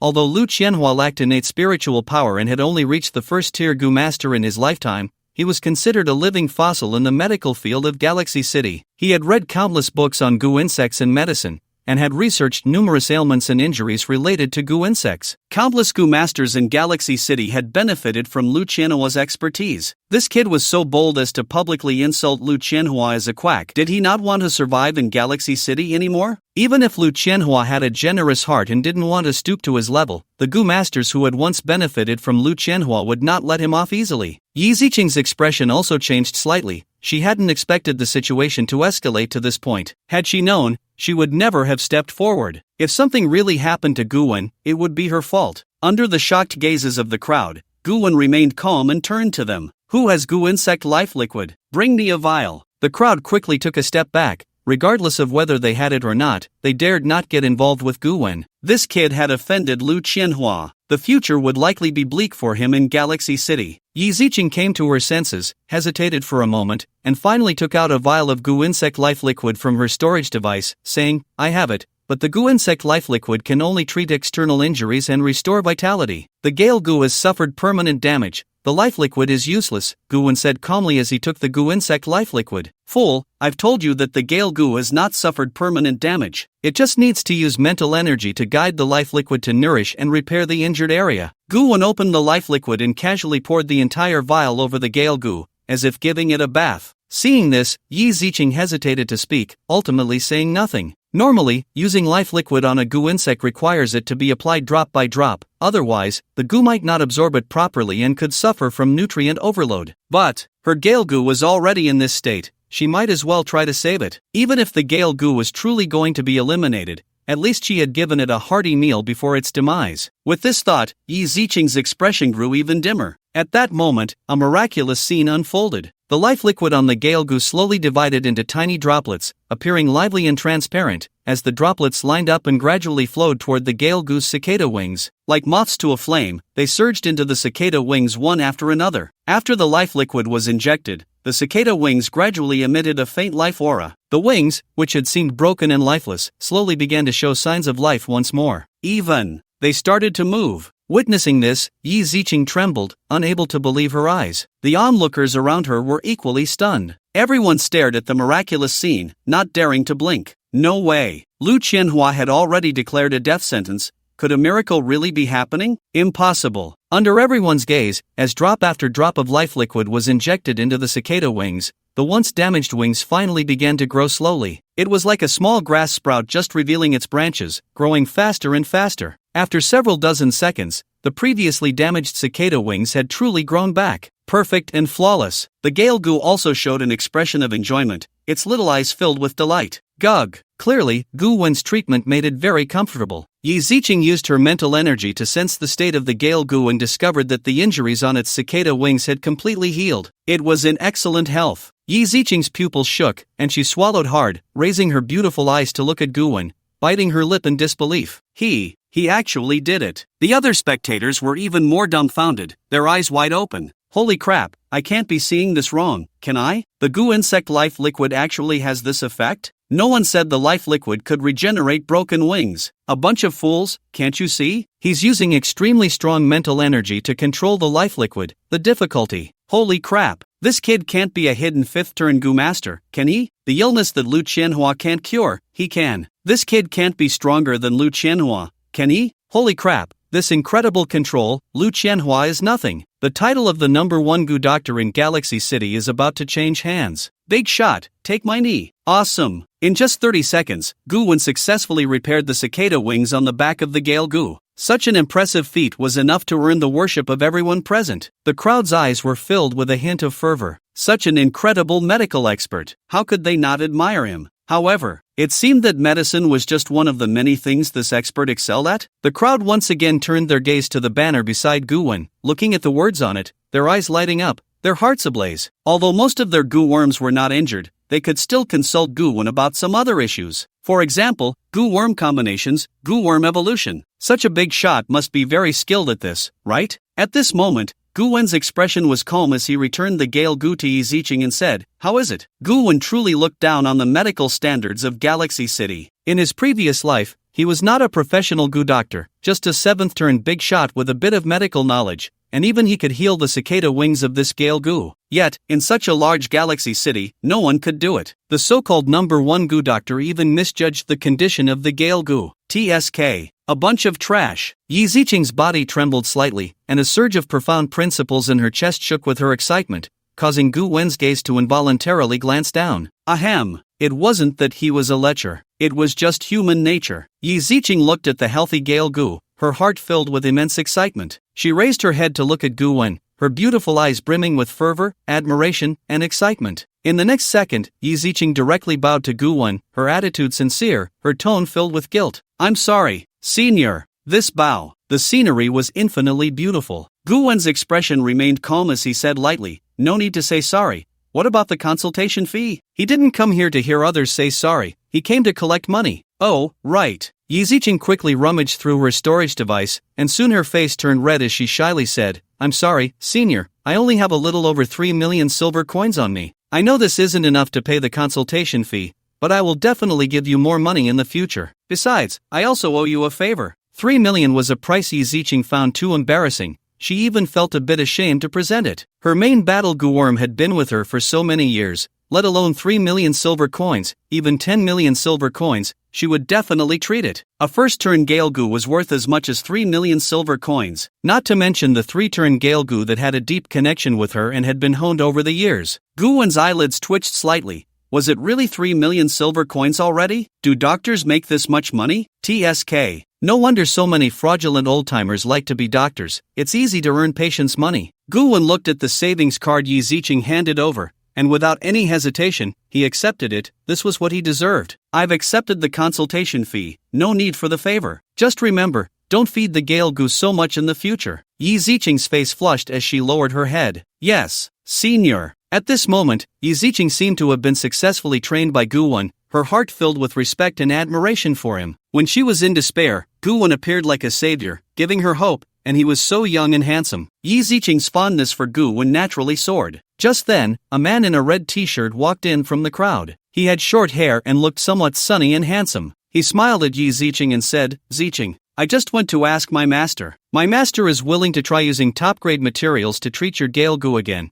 but he can't guarantee the success rate. Your gale goo's injury is too severe. My master can only do his best. As for the consultation fee, because it requires too many precious materials, it's a bit expensive, at 30 million silver coins. If you're short on money for now, I can lend it to you." As soon as he said this, everyone around had strange expressions, looking at the man in the red t-shirt as if he were a fool. Soon, everyone recognized the man's identity. This kid, Seems to be Lin Hua, Lu Qianhua's disciple, right? What did he just say? His master can treat the gale goo again? And it costs 30 million silver coins? Put, ha ha ha. Everyone couldn't help but laugh. They weren't doing it on purpose, but sorry, this is just too funny. 30 million silver coins, and it doesn't even guarantee a success rate. This is what they call the number one goo doctor in Galaxy City? Ha ha ha ha ha. At this moment, after Gu Wen's comparison, they realized that this so-called number one goo doctor in Galaxy City seems to be utterly unworthy of his position. Huh? No, not just a little. It's way too unworthy. Gu Wen only charged 3 million silver coins plus a vial of goo insect life liquid to repair the cicada wings of the gale goo, and he did it in just 30 seconds, effortlessly. But this so-called number one goo doctor not only charges 10 times more but also doesn't guarantee a success rate. What use are you? You dog! Yi Ziqing's eyes turned cold, filled with disgust as she looked at Lin Hua. How had she never noticed before how disgusting Lu Qianhua and his disciple were? They would stop at nothing to make money. There was no compassion of a healer. She almost gave up her gale goo because of them. How could they be called the number one goo doctor? Bah! The people around looked at Lin Hua with scorn, as if they were watching a clown. As Lu Qianhua's disciple, Lin Hua was once the envy of many. But now, TSK. People are quite realistic. When the master falls, the disciple naturally can't expect to fare well. Sensing that the atmosphere was a bit off, Lin Hua frowned slightly, feeling very puzzled. He noticed that the way everyone looked at him seemed a bit strange. There was a hint of mockery and ridicule in their smiles. It was as if they were looking at a clown. How could this be? Previously, no matter where he was, others looked at him with envy and admiration. This feeling of being despised was something he had never experienced before. At this moment, Yi Ziqing's gaze was icy as she looked at Lin Hua and said, "There's no need for treatment, your master's abilities are too great. My little problem doesn't warrant his intervention. Also, don't call me Ziqing. We're not that familiar yet." Yi Ziqing's words were filled with strong sarcasm. Seeing the drastic change in Yi Ziqing's attitude, Lin Hua felt even more confused but quickly replied, "Ziqing, the gale goo is your core battle goo insect. Although 30 million for treatment is a bit expensive, if it can be cured, it's all worth it. If you're short on money, I can lend you some." The crowd burst into laughter. "Young Master Lin, 30 million for treatment is really too expensive. If it were 3 million, I think it would be acceptable." "Exactly, young Master Lin, is your master's appearance fee really that high?" "Tisk TSK, I didn't expect that in this day and age, being a goo doctor comes with a brand premium, and it's 10 times. Lu Qianhua, the number one goo doctor in Galaxy City? He really is a fraud. I used to respect old Lu quite a bit, but now it seems." Ha! Hearing the crowd's ridicule, Lin Hua's face changed dramatically, his expression cold as he shouted angrily, "How dare you? You actually dare to slander my master like this? Are you tired of living? Let me tell you, 30 million for treatment may be expensive, but my master didn't earn a single penny. In the entire Galaxy City, besides my master, no one can cure her gale goo. A bunch of clowns who don't understand medicine, shut up." Lin Hua thought that after his righteous words, the crowd would surely come to their senses and apologize. After all, a person's reputation is like a tree's shadow. Who would dare to disrespect Lu Qianhua? But who would have thought? After he finished speaking, everyone's smiles became even brighter, their eyes filled with mockery. After today, the name Lu Qianhua would become a joke. Yi Ziqing's gaze was icy, a smirk playing at the corners of her mouth. "The clown is none other than you." With that, Yi Ziqing turned around and respectfully bowed to Gu Wen, saying, "Senior, thank you. May I ask your esteemed name? I will definitely promote you well within the cleaners when I return. If you are willing, you can also come to be the chief goo doctor in my team." Yi Ziqing was just a vice captain of a small team, and although she didn't have the authority, she believed that with Gu Wen's abilities, if he was willing to be the chief goo doctor of the cleaners, the director would surely agree. Being the chief goo doctor of the cleaners? Gu Wen thought for a second and then shook his head directly. Being a goo doctor was not what he wanted to do. Even if he joined the cleaners, he would rather work in the pioneering team. What was the point of being a doctor? Forget about joining the cleaners, fate will bring us together again. Gu Wen shook his head and turned to leave. He had earned enough money, his street performance art could come to an end. He initially thought he needed to help 3 people to earn his first pot of gold, but unexpectedly, with the appearance of Yi Ziqing, the rich beauty, he received 3 million silver coins from just one person. That was enough. Seeing Yi Ziqing speaking to Gu Wen with such respect and admiration, Lin Hua finally noticed the flag in Gu Wen's hand. Looking at the lines of text on it, Lin Hua became furious and immediately pointed at Gu Wen, cursing loudly. "Damn! Ziqing, have you been fooled by this idiot? You don't believe my master's words, but you believe this street punk? You don't think he can cure your gale goo, do you? As soon as these words were spoken, Yi Ziqing's expression turned ugly, cold, with a flash of killing intent in her eyes as she stared fiercely at Lin Hua, her voice icy as she said, "If you dare to speak disrespectfully again, I will kill you in the street." To Yi Ziqing, Gu Wen was like a benefactor reborn. He was the one she admired now. How could she allow others to slander him? The others looked at Lin Hua with disdain and mockery in their eyes. Ha! Is this Lu Qianhua's disciple? The upper beam is not straight, and the lower beam is crooked. Neither the master nor the disciple is a good thing. You can't even heal injuries for 30 million silver coins, and yet he healed them for 3 million, and you're still not convinced? Practice more if you're weak. At this moment, Gu Wen, who was about to leave, also stopped in his tracks. With his back to Lin Hua, a smile appeared at the corner of his mouth, bright and somewhat crazy. What did he just hear? It seemed someone was cursing him. Gu Wen gently set the flag aside, turned around, and looked at Lin Hua as if he were looking at a dead man. Are you cursing me? Gu Wen's voice was calm. Looking at the mocking gazes of those around him and Yi Ziqing's cold attitude, Lin Hua, furious, pointed at Gu Wen and said, I'm cursing you, damn. What qualifications do you, a street doctor, have to talk to me? You can fool Ziqing, but you can't fool me. I've seen plenty of flashy con artists like you. Lin Hua was genuinely enraged, throwing all his composure and quality out the window. He was unconvinced. Why did Yi Ziqing trust him so much? Why did the passers-by around them trust him so much? Damn it! He was the disciple of the #1 Gu doctor in Galaxy City. What was this street doctor waste even worth? Gu Wen looked at Lin Hua, his expression calm, and walked step by step in front of Lin Hua, elegantly rolling up his sleeves. The next second, slap! Gu Wen slapped him directly and asked,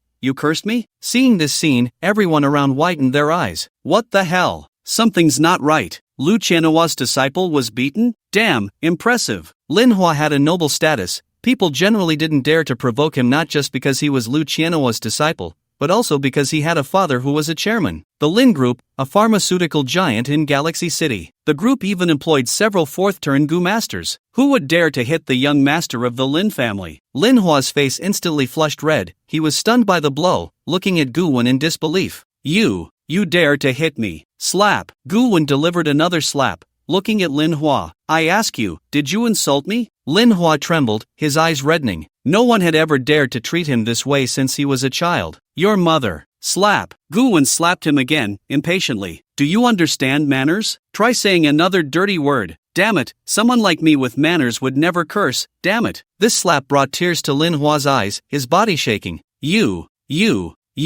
slap. What about you? Can you even speak? Lin Hua lowered his head, trembling, too afraid to speak. Slap. Why aren't you talking? Playing mute? Slap. Who told you to speak? Slap. Not talking again? A series of slaps turned what once looked like a somewhat handsome Lin Hua into a pig's head. He was nearly on the verge of collapse, his body shaking. Whoa, he even forgot. He was actually a second-turn Gu master and could use Gu worms to fight back. Gu Wen looked down from above, his eyes filled with defiance as he coldly said to Lin Hua, Remember, my name is Gu Wen. This is a society governed by law. I spare your life this time. If you show me your teeth again, I'll rip your head off and stuff it into your skin. After saying that, Gu Wen turned and left. Daring to insult him? Truly seeking death. If it weren't for the concern that killing someone in public would cause too much trouble, he would have killed Lin Hua right then and there. What kind of thing dared to show its teeth at him? Is Lu Qianhua really that strong? Is the Lin Group really that powerful? If he got angry, he could wipe them all out. Useless. Watching Gu Wen's departing figure, the crowd around them widened their eyes, excitedly shouting together. Damn! Impressive! Publicly mocking Lu Qianhua as a quack doctor and beating up the young master of the Lin Group. This Gu Wen is truly a god. After Gu Wen left, Yi Ziqing first turned back to glare at Lin Hua, her eyes filled with coldness, anger, and a hint of disdain, as if looking at a clown. It also felt a bit like a goddess looking down on her sycophant, filled with contempt. Then, Yi Ziqing quickly turned back, looking at Gu Wen's back with a tense expression, hurriedly chasing after him. Seeing this scene, Lin Hua finally couldn't hold back and spat out a mouthful of blood, his body trembling as he gritted his teeth. Gu Wen, I remember you. I want you dead. Lin Hua's fury soared, howling to the sky. Blood was still spraying from his mouth, as if he had transformed into a human fountain. The surrounding audience looked on in horror, quickly retreating, afraid of getting splattered with blood. They say rich people play with fire. Who knows if Lin Hua has any infectious diseases? Lin Hua was extremely angry. He didn't even know why, but when facing Gu Wen, he completely forgot to resist. But it didn't matter. What mattered was that Gu-wen actually dared to slap him in public. He was the young master of the Lin group, Lu Qianhua's disciple. Anyone who offended him would have to die. But what Lin Hua didn't know was that he hadn't acted just now because his ancestors in the underworld were bowing to the king of hell on his behalf. If he had really used the Gu worms to resist just now, Gu-wen would have killed him on the spot. Even though he was a second-turn Gu master, Gu-wen could have struck him dead before he summoned the Gu worms. The spectators watching from a distance were quite excited to see Lin Hua performing with the fountain. Who would have thought that a simple shopping trip would lead to such a big spectacle? If nothing unexpected happens, the news of young Master Lin being slapped in public and Lu Qianhua's unworthiness will soon spread throughout Galaxy City. TSK. There's a show to watch. On the other side, Yi Ziqing caught up with Gu-wen, her long red hair swaying behind her. With a worried expression, she said, "Senior Gu, I'm sorry about today. If it weren't for me, you wouldn't have offended Lin Hua and Lu Qianhua." Gu-wen stopped, raising an eyebrow. This little girl had two faces. The humble demeanor she wore now was like that of an obedient neighbor girl, completely different from the cold goddess she had been when they first met. Was she playing with contrasts? With guilt in her expression, Yi Ziqing continued, "Lin Hua and Lu Qianhua hold special status in Galaxy City. Since you offended them because of me, you will definitely face retaliation. Why not follow me to the cleaners? As long as you join the cleaners, no one will dare to retaliate against you." Join the cleaners? Gu-wen immediately dismissed that idea. He might join the cleaners later, but definitely not at this moment, and it would never be because he needed protection. Gu-wen turned to look at Yi Ziqing, his voice calm. "No need to worry. How could a tiger care about the hatred of ants?" Yi Ziqing's heart trembled, her eyelashes fluttering slightly. What a domineering statement. Did Gu-wen really see the Lin group and Lu Qianhua as mere ants? Just as Yi Ziqing seemed about to say something,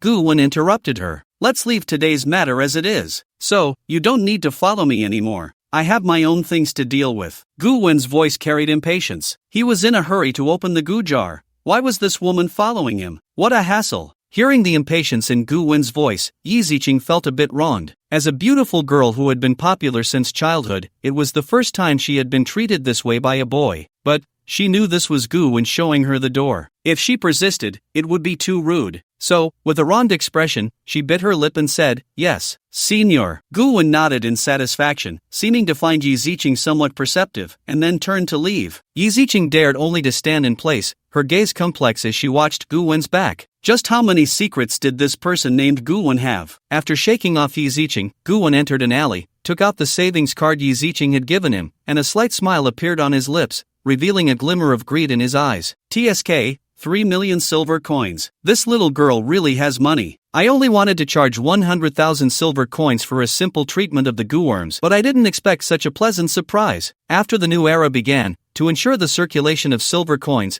under the push of various forces, savings cards would no longer support password protection, allowing anyone with a savings card to spend the money inside. And this setting was actually a bit terrifying upon reflection. Perhaps many forces were encouraging mutual slaughter, killing for treasure. In his past life, when Gu-wen was short on money, he had also turned into a robber, stealing many wealthy people's savings cards. Ahem. It could be considered robbing the rich to help the poor, taking from others' wealth to alleviate his own poverty. Holding Yi Ziqing's savings card, Gu-wen's lips curled up slightly as he looked toward the Gu jar shop, muttering to himself, "The life of opening jars has begun." The Gu Master Street in Galaxy City stretches for 1,500 meters, lined with numerous shops dedicated to Gu Masters, including stores for Gu jars, weapons, potions, and medicinal herbs. Here, one can purchase everything a Gu Master needs for daily use. Gu-wen's sole objective this time is clear: to open Gu jars. He aims to extract as many powerful Gu insects as possible, to enhance his own abilities and elevate his strength to a new level. First, he must break through to become a first-turn Gu master. Although Gu-wen possesses longevity Gu, invisibility Gu, and flame Gu, the compatibility among these three Gu insects is poor, preventing any chemical reaction from occurring between them. Moreover, Gu-wen has yet to apply for a Gu master level assessment from the heavens and earth. Therefore, he is still considered a low-tier Gu master, not even qualifying as a first turn. What Gu-wen is curious about is this: in this life, having been reborn, if he breaks through to become a first-turn Gu master again, will the heavens and earth still grant him rewards? If so,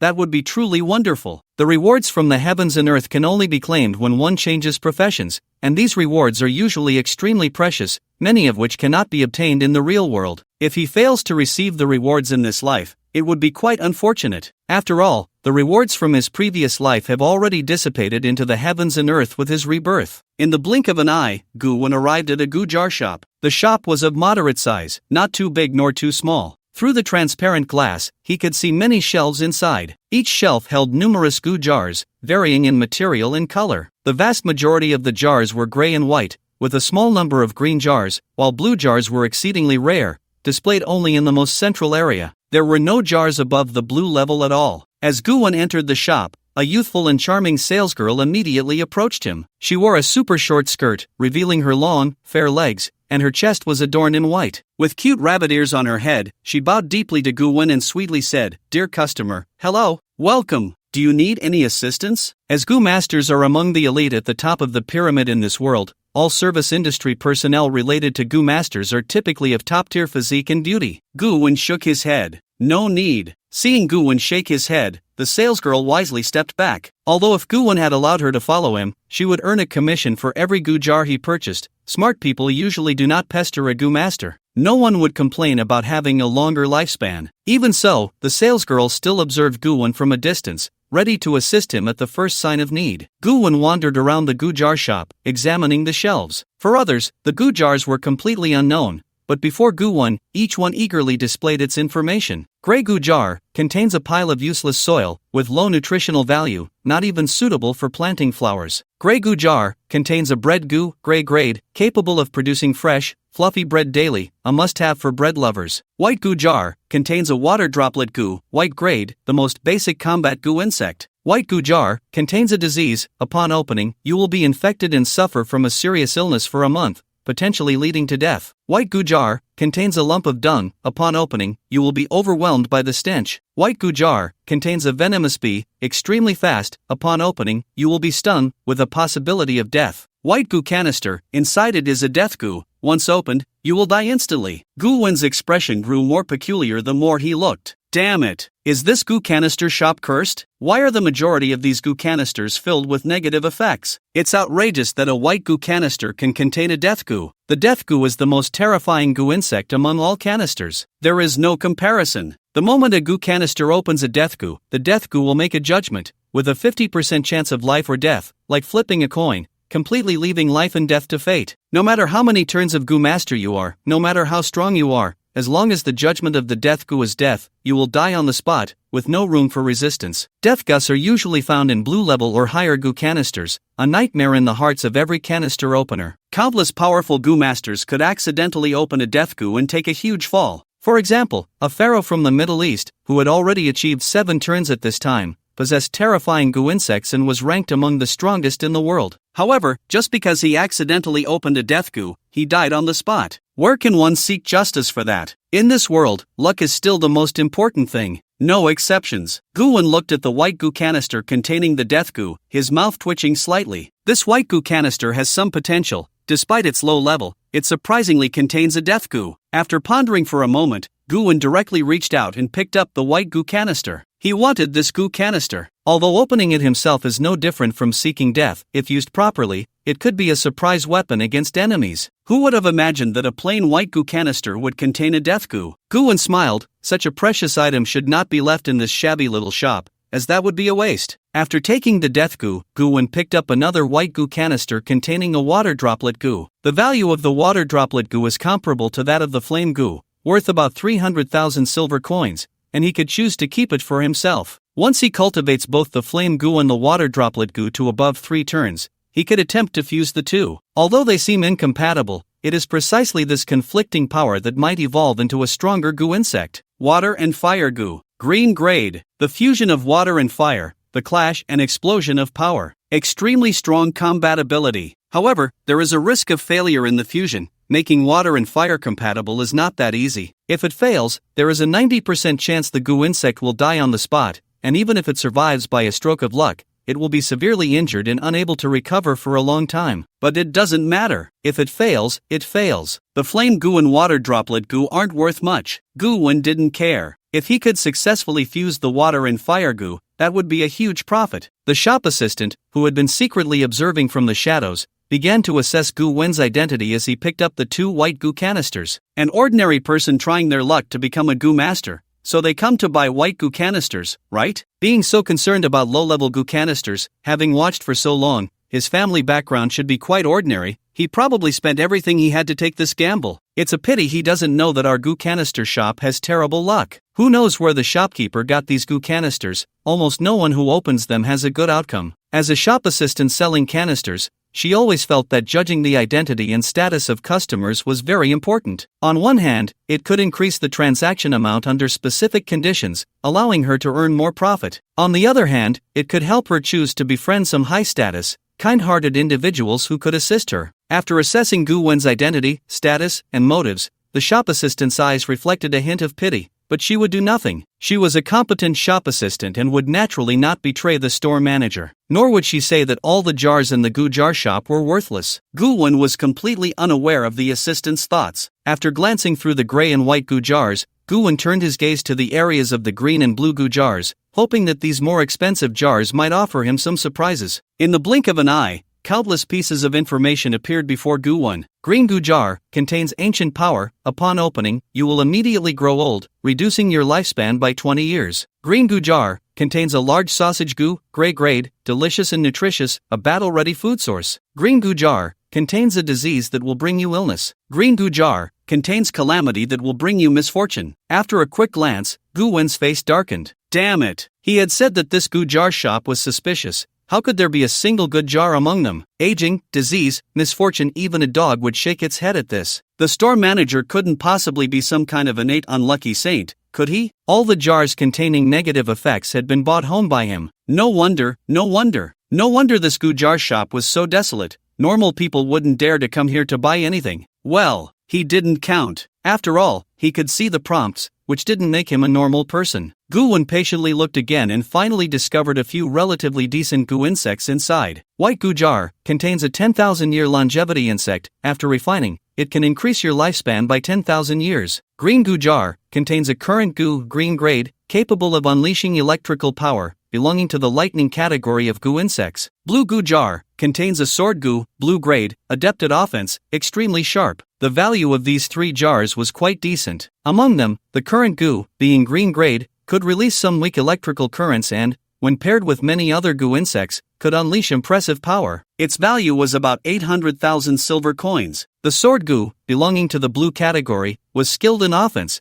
capable of killing in the blink of an eye, with extremely strong combat power. Its value was at least 5 million silver coins. The 10,000-year longevity insect was even more valuable. After refining, it could increase lifespan by 10,000 years. Ordinary Gu masters usually needed to refine longevity insects to extend their lives. Thus, the value of longevity insects had always been high. A longevity insect that could increase lifespan by 10,000 years typically valued at 10 million silver coins. When Gu Wen saw these Gu insects, he immediately converted their values into silver coins in his mind. Realizing this thought deep within himself, Gu Wen was taken aback. Something was off. How had he become so money-minded in this life? This was not good.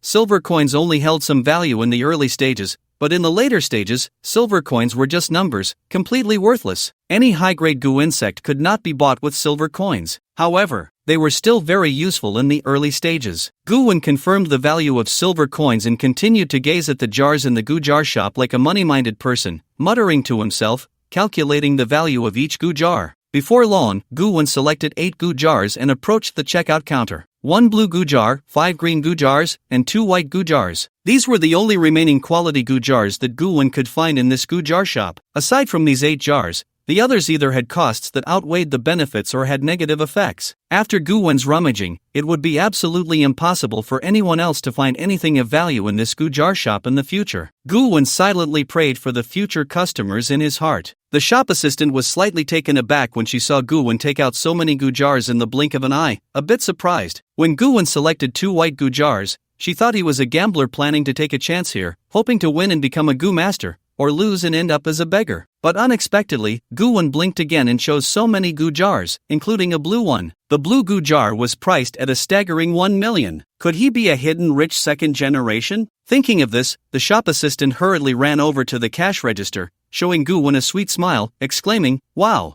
I didn't expect you to choose so many Gu jars, sir. I hope you can summon many powerful Gu insects. You can definitely do it." Gu Wen looked at the shop assistant and asked, you must say this to every customer, right? The shop assistant was taken aback and replied, "Oh, yes." Gu-won sighed softly and continued, "If I'm not mistaken, your words have hardly ever come true. Every person who comes to your store to buy goo jars has actually returned in defeat, let alone summoning powerful goo insects. Just not being killed by negative effects is already a great fortune." Upon hearing this, the shop assistant felt a bit embarrassed and lowered her head, saying, I'm really sorry. The goo jars our store manager brought in do seem to be a little unfriendly. Have you looked into our shop? Gu-won nodded. The reputation of your goo jar shop for bad luck has long spread. It's a well-known secret. The shop assistant was stunned. Ah, really? Then why did you come here to buy goo jars? Gu-won smiled slightly. Because I believe that extremes will reverse. There have already been so many unlucky customers.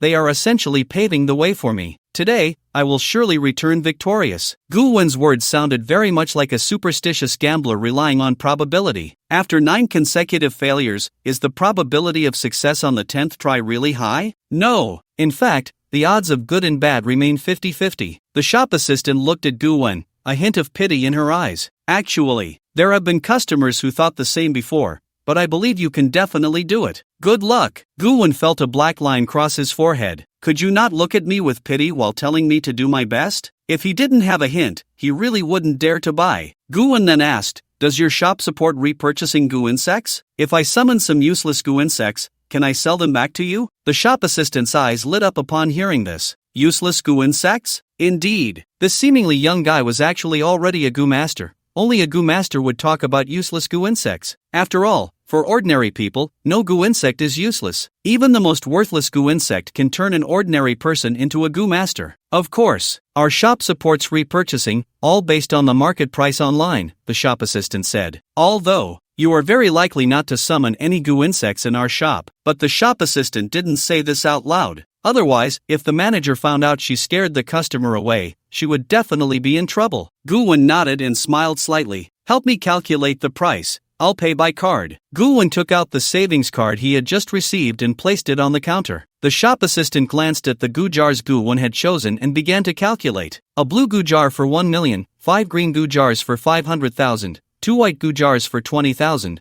All the jars add up to a total of 1.52 million silver coins. I'll round it off for you and charge you 1.5 million silver coins. As she spoke, the shop assistant took the savings card and swiped it through the machine. 1.5 million silver coins flowed away. The shop assistant's heart immediately skipped a beat. Wow, 1.5 million silver coins, it really went through successfully. This person is truly wealthy. She had been a shop assistant for so long and rarely saw anyone buy a blue goo jar. 1 million silver coins was enough for an ordinary person to live comfortably for a lifetime. Gu-won calmly took back the savings card, appearing indifferent, but inside he felt a pang of regret. Opening jars really costs a lot. If he didn't get any goo insects, wouldn't that be a surefire way to go bankrupt? What's the difference from gambling? Fortunately, he could see the prompts, so it wasn't gambling. He was here to stock up. The shop assistant's smile grew even brighter as she deeply bowed to Gu-won, intentionally exaggerating the motion to make her ample bosom more pronounced. She almost jostled and revealed herself. Staring at the magnificent sight, Gu-won's eyelids twitched. A goddess? However, the shop assistant seemed oblivious to her wardrobe malfunction and continued to bend at the waist sweetly. Thank you, customer, for your purchase. These goo jars are yours. Please feel free to open them. Gu-won was seriously suspicious. She was doing it on purpose. Adhering to the principle of not missing out on a good view, he silently watched, as he was actually quite a polite person. When others spoke to him, he always had to look them in the eye.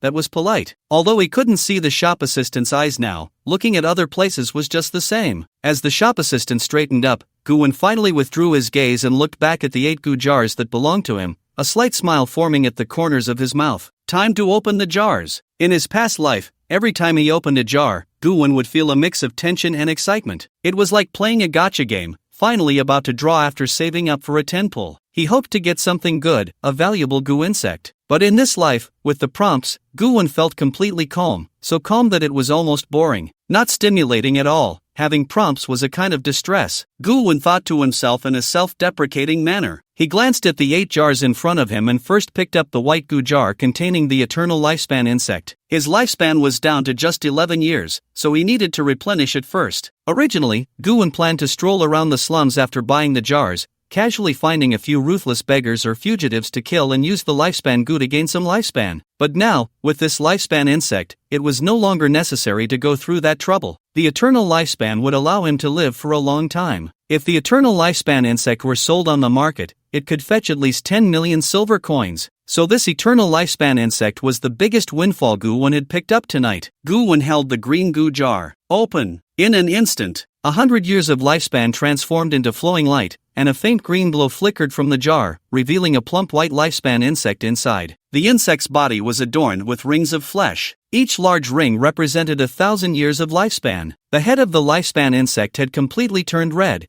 which was a characteristic of the eternal lifespan insect. Seeing the lifespan insect, Gu-won remained very calm. Meanwhile, the shop assistant was utterly shocked, her eyes wide open. She covered her mouth with her hand, extremely excited, even stomping her feet in exhilaration. Eternal lifespan insect. It's actually an eternal lifespan insect. Wow! Sir, you've struck gold. Whoa, our store has finally struck gold too. It's been a month. Finally, someone opened a jar in our store without losing anything. Gu-won's mouth twitched slightly. A month? The shop assistant was very excited, nodding continuously. Yes.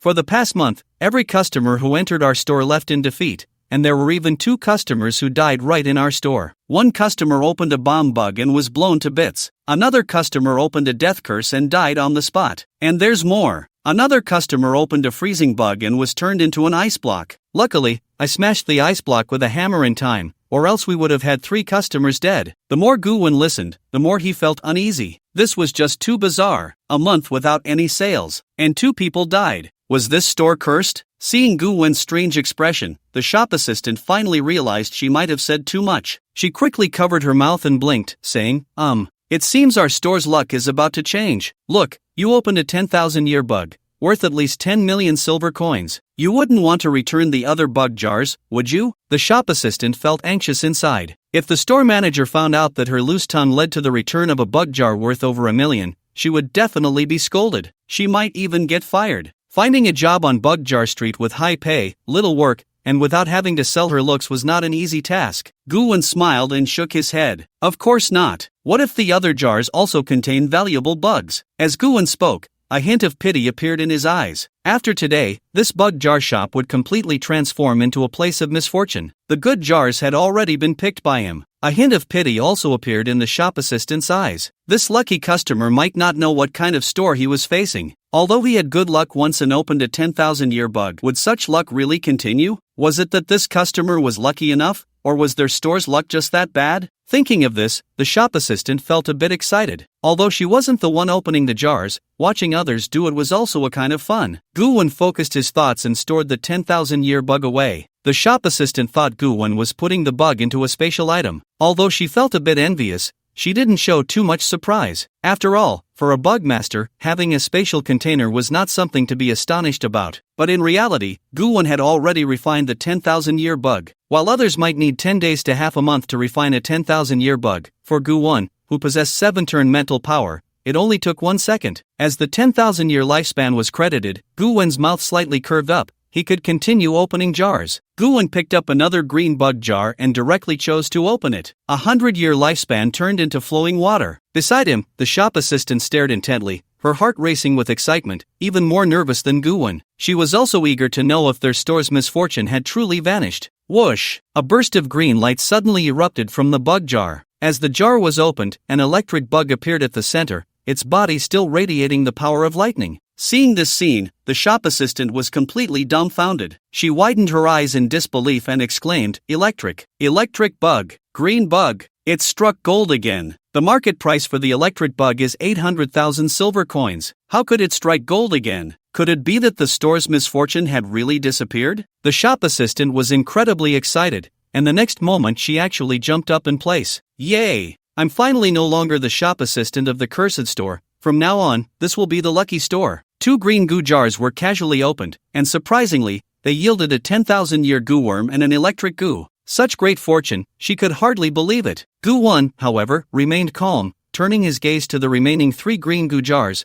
waving his hand to open them all at once. Whoosh! 3 beams of green light flashed, and goo worms were released one by one. Storage goo, green grade, Can Guwen casually refine the storage goo and then packed all the other goo insects and goo jars into the storage goo. This time, the profits from opening the jars were quite good and he could go to the next goo jar shop for a look. Guwen smiled slightly at the shop assistant. Goodbye, your goo jar shop's luck isn't actually that bad. After saying this, Guwen silently prayed for the shop in his heart. The luck of this shop would begin to disappear completely at this moment. TSK, blessing the ones who come after. The shop assistant beamed with a smile, deeply bowing to Guwen, and said, "Thank you for your patronage, sir. I will always remember your luck. You are the luckiest person I have ever seen." Guwen's lips curled up slightly. "You will definitely remember, because since I leave, your shop will be completely unlucky." Guwen turned and walked out of the shop. The shop assistant was still excitedly calling out behind him, "Sir, remember my name, I'm Lin Shi. From today on, I'm going to start being lucky." Guwen smiled faintly, not looking back as he replied, "Got it, Lin Shi. But what does it matter if I remember? When the crisis from my past life arrives,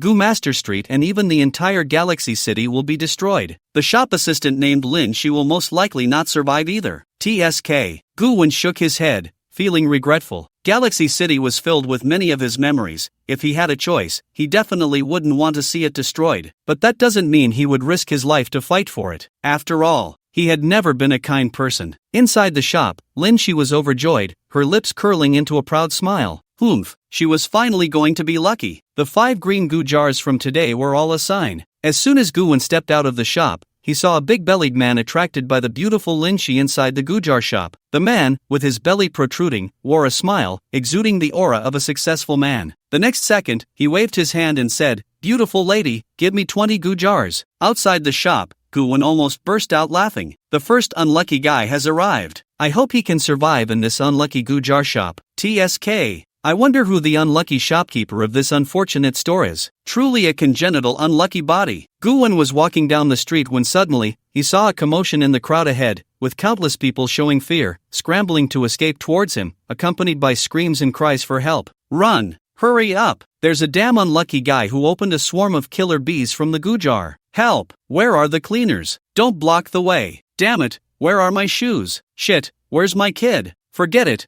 Just run for your life." In the sky ahead, a dense swarm of killer bees appeared, overwhelming and buzzing loudly, an extremely imposing sight. Each killer bee was the size of an egg. Guwen raised his eyebrows. Goodness, such big killer bees, if one stings, wouldn't I be covered in bruises? Watching this scene, Guwen recalled a news story from his past life that happened on Goo Master Street, where someone opened a blue goo jar in a goo jar shop, only to unexpectedly unleash a disaster, a swarm of killer bees. Normally, such goo insects that could cause widespread harm could only be opened from a purple goo jar. Therefore, opening a purple or higher level goo jar is restricted. One must find a sufficiently powerful goo master to protect them and do it in a sparsely populated area. Otherwise, randomly opening a purple goo jar could even lead to being captured and killed on the spot by the cleaners. This is a globally recognized rule and a method to maintain global order. Of course, although this is an unwritten rule, many goo masters still do not follow this regulation. Opening a purple goo jar is an incredibly private matter, and naturally, they do not want others to watch. Therefore, some goo masters choose to go to the outskirts to open it, so that even if a disaster occurs, they can control it. Even if discovered by the cleaners, as long as it does not cause too much harm,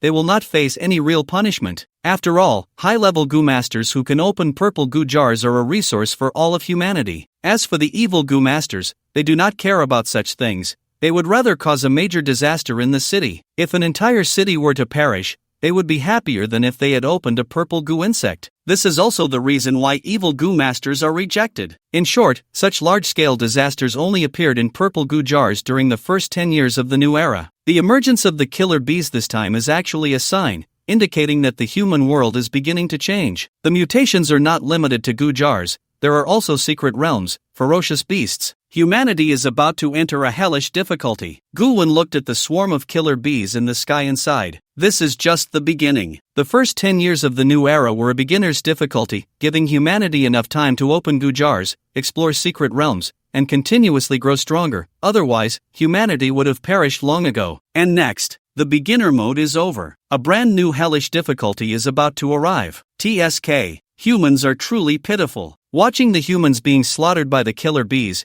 Guwen shook his head and turned to leave. He was not a savior and naturally had no intention of saving these people. These egg-sized killer bees possess extremely strong combat power, swarming together like a flying army of killer bees, which ordinary goo masters cannot handle. At least 2/3 turn goo masters would be needed to possibly control the situation. He, a mere low-tier goo master, should not join the fray. In the back of the crowd, some goo masters who knew they could not escape were also stirred by their bloodlust. They began to summon the goo insects within them, wanting to fight these killer bees to the death. But the result was minimal. For those low-tier and first-turn goo masters, trying to battle these killer bees was no different from seeking death. As for the second-turn goo masters, they were usually experienced and had long since fled. The third-turn goo masters were also watching from a distance. Until they were sure they could handle this crisis, they would not participate in the battle to avoid bringing disaster upon themselves. After all, not all goo masters had joined the cleaners. Only that group of madmen among the cleaners would charge forward recklessly in the face of a crisis. In the blink of an eye, the goo master street was a river of blood, with over 100 humans dead. The cleaners finally arrived. The leading goo master, whom Gu-won recognized, was the cleaner Li Lang. Li Lang drew a large sword that shimmered with a dark, ghostly light, wearing black gloves, his eyes radiating a strong cold light. He suddenly leaped high into the air, swinging the dark sword. Whoosh! A black sword aura several feet long shot out, instantly killing more than half of the killer bees in the air, their bodies falling like raindrops. Watching this scene, Gu-won clicked his tongue in amazement. As expected of the fourth-turn Goo Master Li Lang,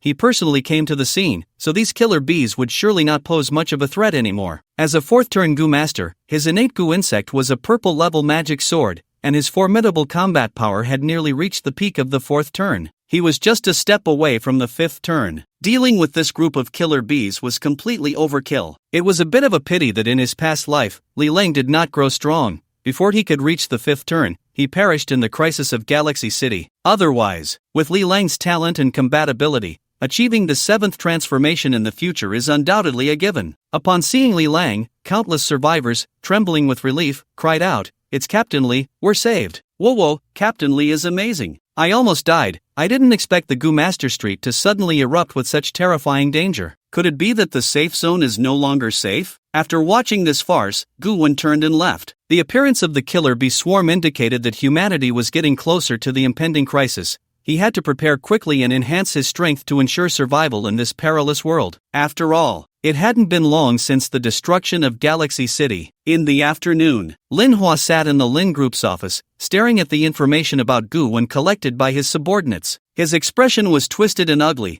his body trembling with anger. Damn, this damned man is just an expelled student, not even a Goo Master. If I had known. Damn it! Manhwa threw the documents to the ground in frustration. Earlier that morning, if he hadn't been scared by Gu-won, how could he have stood there foolishly and let Gu-won slap him several times in public? Damn it! This incident had even gone viral. Many people knew that he, the esteemed young master of the Lin Group, had been publicly slapped by an inconspicuous man. How could he endure this? Manhwa clenched his fists and said coldly, "Has the news been suppressed?" Beside him, the manager of the Lin Group immediately nodded. "It's been suppressed, young master. There's no news about this afternoon's incident, including the slander against Elder Lu Qianhua." Linhua's eyes were dangerous as he said frantically, "Go find him, capture him, bring him to me. I want to kill him with my own hands." The manager of the Lin Group nodded calmly, "Yes, young master." For a large group like theirs, killing an ordinary person was just a routine matter. If the young master wanted to kill, then they would kill. After the manager left,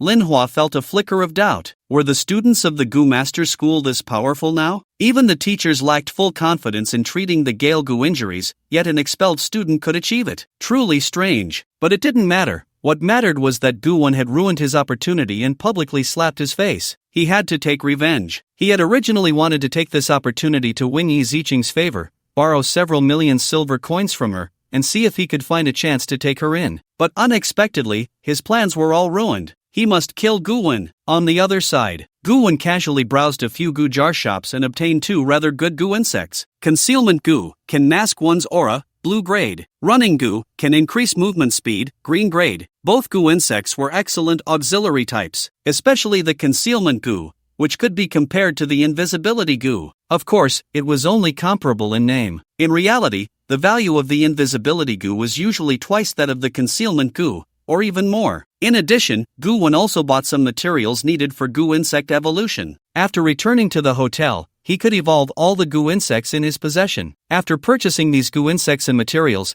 the silver coins in Gu Wen's hand not only did not decrease but instead increased several times, directly reaching 20 million silver coins. The electric current Gu was also sold directly by Gu Wen. It must be said, finding a bargain is exhilarating. As for whether being so high profile would attract others' attention, Gu Wen was not worried. Galaxy City was about to be destroyed, so what was there to worry about? Besides, so what if he gets discovered? Others would only think he was lucky, who would believe he had a golden finger in his mind. For Gu Wen, every time he opened a Gu can, it was no different from robbing money. Unfortunately, high-level Gu cans were quite rare in the Gu can shop. There were hardly any blue Gu cans, and as for the more powerful purple Gu cans, Gu Wen hadn't seen a single one. Almost all the purple and above Gu cans were occupied by major forces. Even if they didn't have enough lifespan to open the Gu cans, they wouldn't let them circulate in the market. This could be considered a form of monopoly, restricting wild Gu masters from becoming stronger. For this world, it was actually a good thing. After all, Gu masters with backing were usually constrained and couldn't recklessly unleash the evil within their hearts. But those wild Gu masters, once they became evil Gu masters and had enough high-level Gu cans to open, posed a tremendous danger to the world. After returning to the hotel, Gu Wen felt regret. As a wild Gu master, not having enough Gu cans to open was indeed quite troublesome. In his previous life, he had joined the cleaners solely for the Gu cans. Did he really have to join a force in this life as well? Gu Wen fell into thought. Upon careful consideration, in the current world environment, if he wanted to become stronger quickly, he indeed had to join a force to suck some blood. There were several different routes to choose from when it came to forces. First were the anti-human forces, those that wreak havoc globally. They were definitely not within his consideration. That group of madmen was a gathering place for evil Gu masters, always thinking about destroying the world and slaughtering humanity, and they wouldn't do anything of value, so Gu Wen was naturally not interested. Most importantly, if he joined such an anti-human force, it wouldn't be long before he ended up on the wanted list of all humanity, which would be extremely detrimental to his future development. He wouldn't be able to enter any of the known secret realms. Who would let a wanted criminal into a secret realm? Among these anti-human forces, only a few were relatively famous: the Paradise of Ultimate Bliss, Heaven, the Blood Demon Cult, the Conversion Sect, and so on. The second to be excluded were foreign forces. Although translation Gu was quite common in the market now, even if he joined a foreign force, he wouldn't have to worry about language barriers. But really, why would a good person from Jojo go abroad for no reason? Wouldn't that be insane? Gu Wen still had a mental cleanliness obsession and didn't want to deal with those foreigners. Rather than joining those foreign forces and venturing abroad, he might as well treat those foreigners as lifespan packages, killing a batch when his lifespan ran low to replenish it. After this exclusion, Gu Wen's goals became much clearer. First, he ruled out small forces. They had little presence and no value. As for major forces, the Cleaners, the King of Hell's Hall, and the Immortal Pavilion were definitely the top choices. The Cleaners were the official organization, the strongest, with branches in every city across Jojo, possessing the most resources and the highest status. Whenever a new secret realm opened, the Cleaners would occupy the most slots, and in some secret realms, they would even monopolize them, with other forces not daring to say anything. But there were drawbacks. The Cleaners emphasized self-sacrifice. If faced with a beast siege, they would definitely be the last to retreat, making them the most dangerous.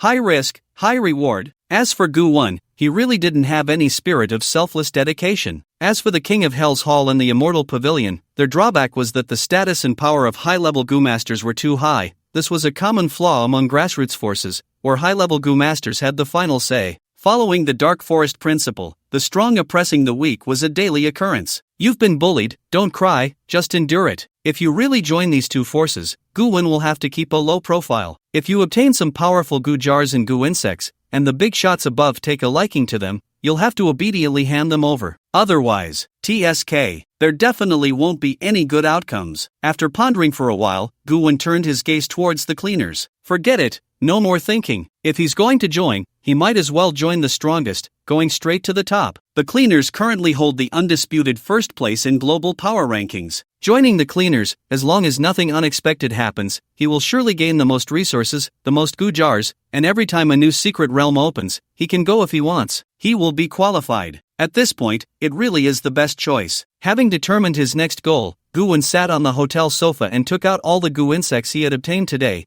planning to refine them first. Once these Gu insects are refined, he will most likely break through to become a first-turn Gu master. By then, joining the Cleaners will also give him a bit of say, so he won't have to do any menial tasks. Under Gu Wen's superb control, all the Gu insects were refined in less than 20 seconds. If others saw this, they would surely be wide-eyed in astonishment. For an ordinary person, even refining a single white Gu insect would take at least half an hour. And then there's Gu Wen, refining Gu insects as easily as drinking water. Gu Wen looked at the Gu insects within him, a smile creeping onto his lips. Finally, I have some self-protection ability. I just need to get my hands on the evolution Gu, and I will have completed 1/3 of my goal in Galaxy City. In Gu Wen's plan, the evolution Gu is the most important. Only by obtaining the evolution Gu can he quickly become stronger and survive the crisis 2 months later, even gaining more benefits. The whole world is filled with countless undiscovered treasures, waiting for his arrival. But to obtain these treasures, he must first refine a powerful set of Gu insects, otherwise, even if he knows where the opportunities lie, he won't have the qualifications to scheme. Gu Wen closed his eyes, memories of his past life flashing rapidly in his mind. Soon, he opened his eyes and murmured, "In about 2 weeks, a large number of fierce beasts will break through in the Lizard Mountain secret realm and launch an attack on the human safe zone. In this attack, humanity will suffer heavy casualties, countless Gu masters will fall, and the fierce beasts will be the same. Perhaps I can plan some opportunities during this crisis." Gu Wen possesses the lifespan Gu, and this battlefield filled with death and blood is, for him, a land of fortune. He just needs to wander around. He can gain countless lifespans. And most importantly, the Demon King leading the fierce beasts invading the Lizard Mountain secret realm dropped a purple Gu jar upon death, from which someone extracted a powerful wind control Gu. Wind control Gu, purple grade. It allows Gu masters to ride the wind and manipulate the power of the wind. And Gu Wen just happens to know a very special Gu insect synthesis formula. If he can synthesize the wind control Gu with the sword Gu, there's a chance he can directly create a flying sword Gu. Flying sword Gu, purple grade. It allows for sword flight and is adept at offense. With a flying sword in hand, one is invincible in slaughter. In his past life, Gu Wen had witnessed the power of the flying sword Gu. When the sword is drawn, a cold light flashes, and thousands of heads roll to the ground. Gu Wen's heart was very moved. If I can synthesize a flying sword Gu, this life I can try to walk the path of a sword cultivator. A sword cultivator's life is decisive in killing, invincible in battle. In his past life, Gu Wen envied some powerful sword cultivators in the 9 provinces,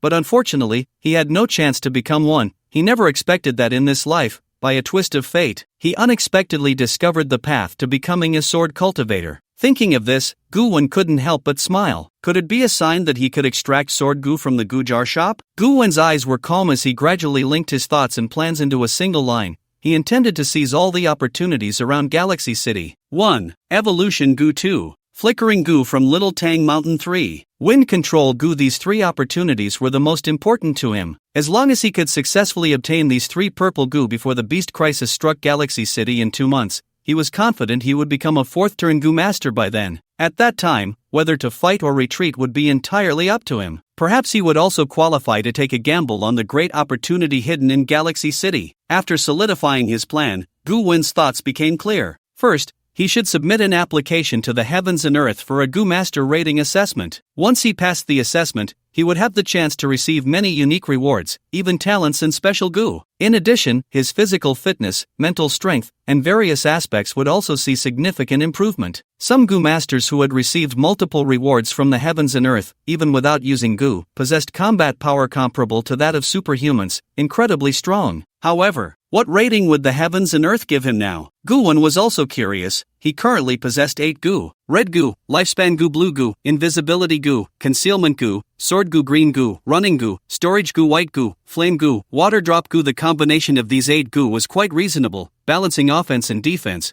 with some special abilities and means, so the rating shouldn't be too low. Among them, the Invisibility Gu and Concealment Gu provided him with strong life-saving and stealth capabilities, assassination abilities, and exploration skills. The combination of these 2 Gu could even exert greater effects than many purple Gu. The Invisibility Gu allowed him to become invisible. The Concealment Gu could mask his aura. Although Gu Wen wasn't particularly interested in being an assassin or killer, it had to be said that with these 2 Gu, he could indeed be considered a qualified killer. After becoming invisible, masking his aura, approaching the target from behind, and stabbing with the sword Gu, TSK, who could withstand that? Even a 3rd turn Gu master would have to leave in resentment. Besides these 2 Gu used for hiding, the sword Gu was also very powerful in combat. Although the sword Gu wasn't as strong as the flying sword Gu or the legendary divine sword Gu, as a blue Gu, it was still incredibly sharp, capable of sealing the throat with a single strike. When used, the sword goo could transform into a fine steel long sword, its surface shimmering with a cold light, sealing the throat upon drawing blood. Unfortunately, the first turn sword goo couldn't yet unleash sword energy.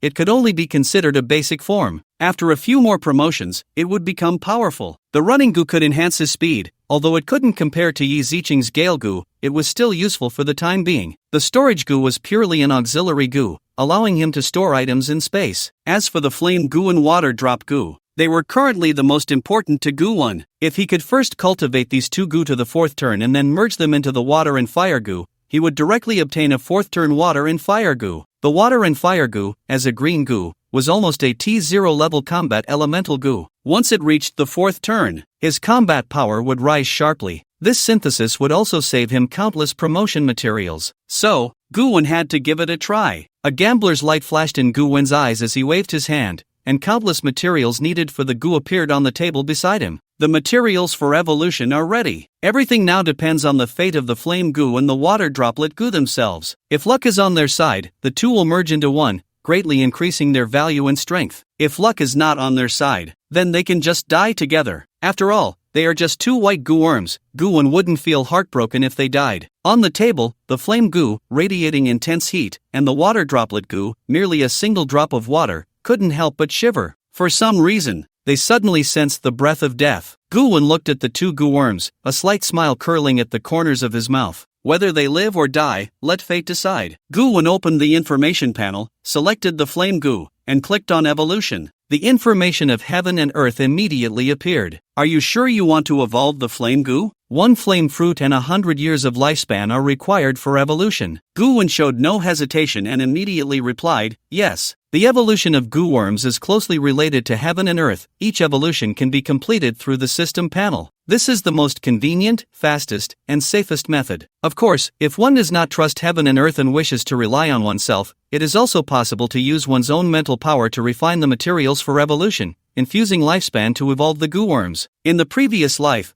there was a group of people who believed in the theory of the destruction of heaven and earth. They thought that all the disasters faced by humanity were brought about by heaven and earth, so they were unwilling to believe in heaven and earth, preferring to trust only themselves. Thus, they sought ways to refine and evolve goo worms on their own. Undoubtedly, it was a foolish endeavor. What could have been successfully evolved in a second might take a month under their efforts, with a high chance of failure. In the end, these people either went mad or died on the path of refining goo worms. The forces they formed were called the Destiny Seekers.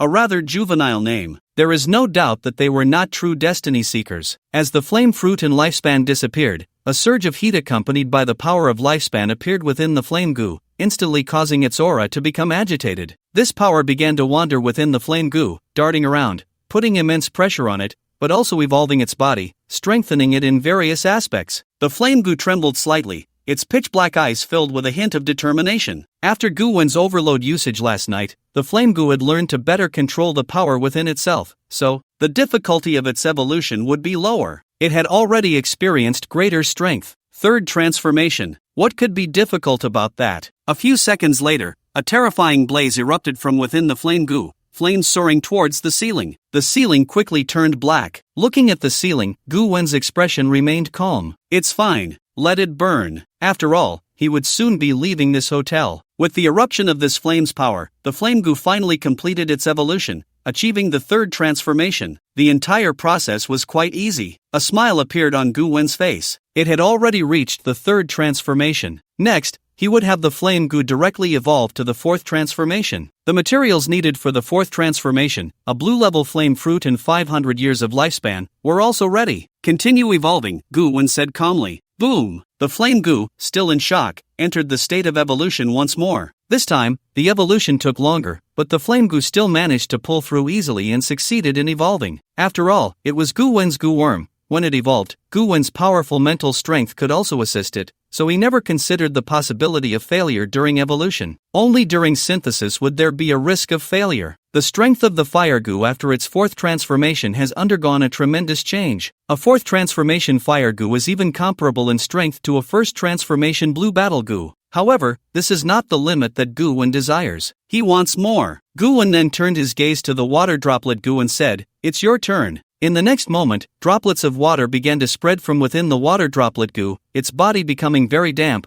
with liquid flowing, and one could faintly hear the sound of water flowing in the air. Unlike the volatile fire goo, the water droplet goo is inherently gentle in nature, with abilities that are quite stable. Therefore, the evolution of the water droplet goo is naturally simpler. 1 minute later, the water droplet goo was successfully transformed into its fourth stage by Goo-won. This cost Goo-won 1,100 years of lifespan. Looking at the significant reduction in his lifespan, Goo-won couldn't help but feel a pang of heartache. Evolving goo is indeed a very extravagant thing. If it weren't for the lifespan goo, I wouldn't choose to evolve you two little ones in this lifetime. Now that the evolution is complete, you both must endure stronger trials. Goo-won looked at the two goo with ambition in his eyes. He had only one goal: to synthesize the water and fire goo. Goo-won first took out a dozen live maggots to feed the fire goo and water droplet goo, ensuring they filled their bellies. Well, after all, even if the evolution fails and they die, Goo-won still wanted them to leave with full stomachs. It would be too pitiful if they died without ever having a full meal. The fire goo and water droplet goo were oblivious to this and happily began to eat the maggots. Maggots, is there anyone to speak for me? As the two goo filled up, Goo-won opened the information panel of heaven and earth again. This time, he chose goo synthesis, then selected the fire goo and water droplet goo,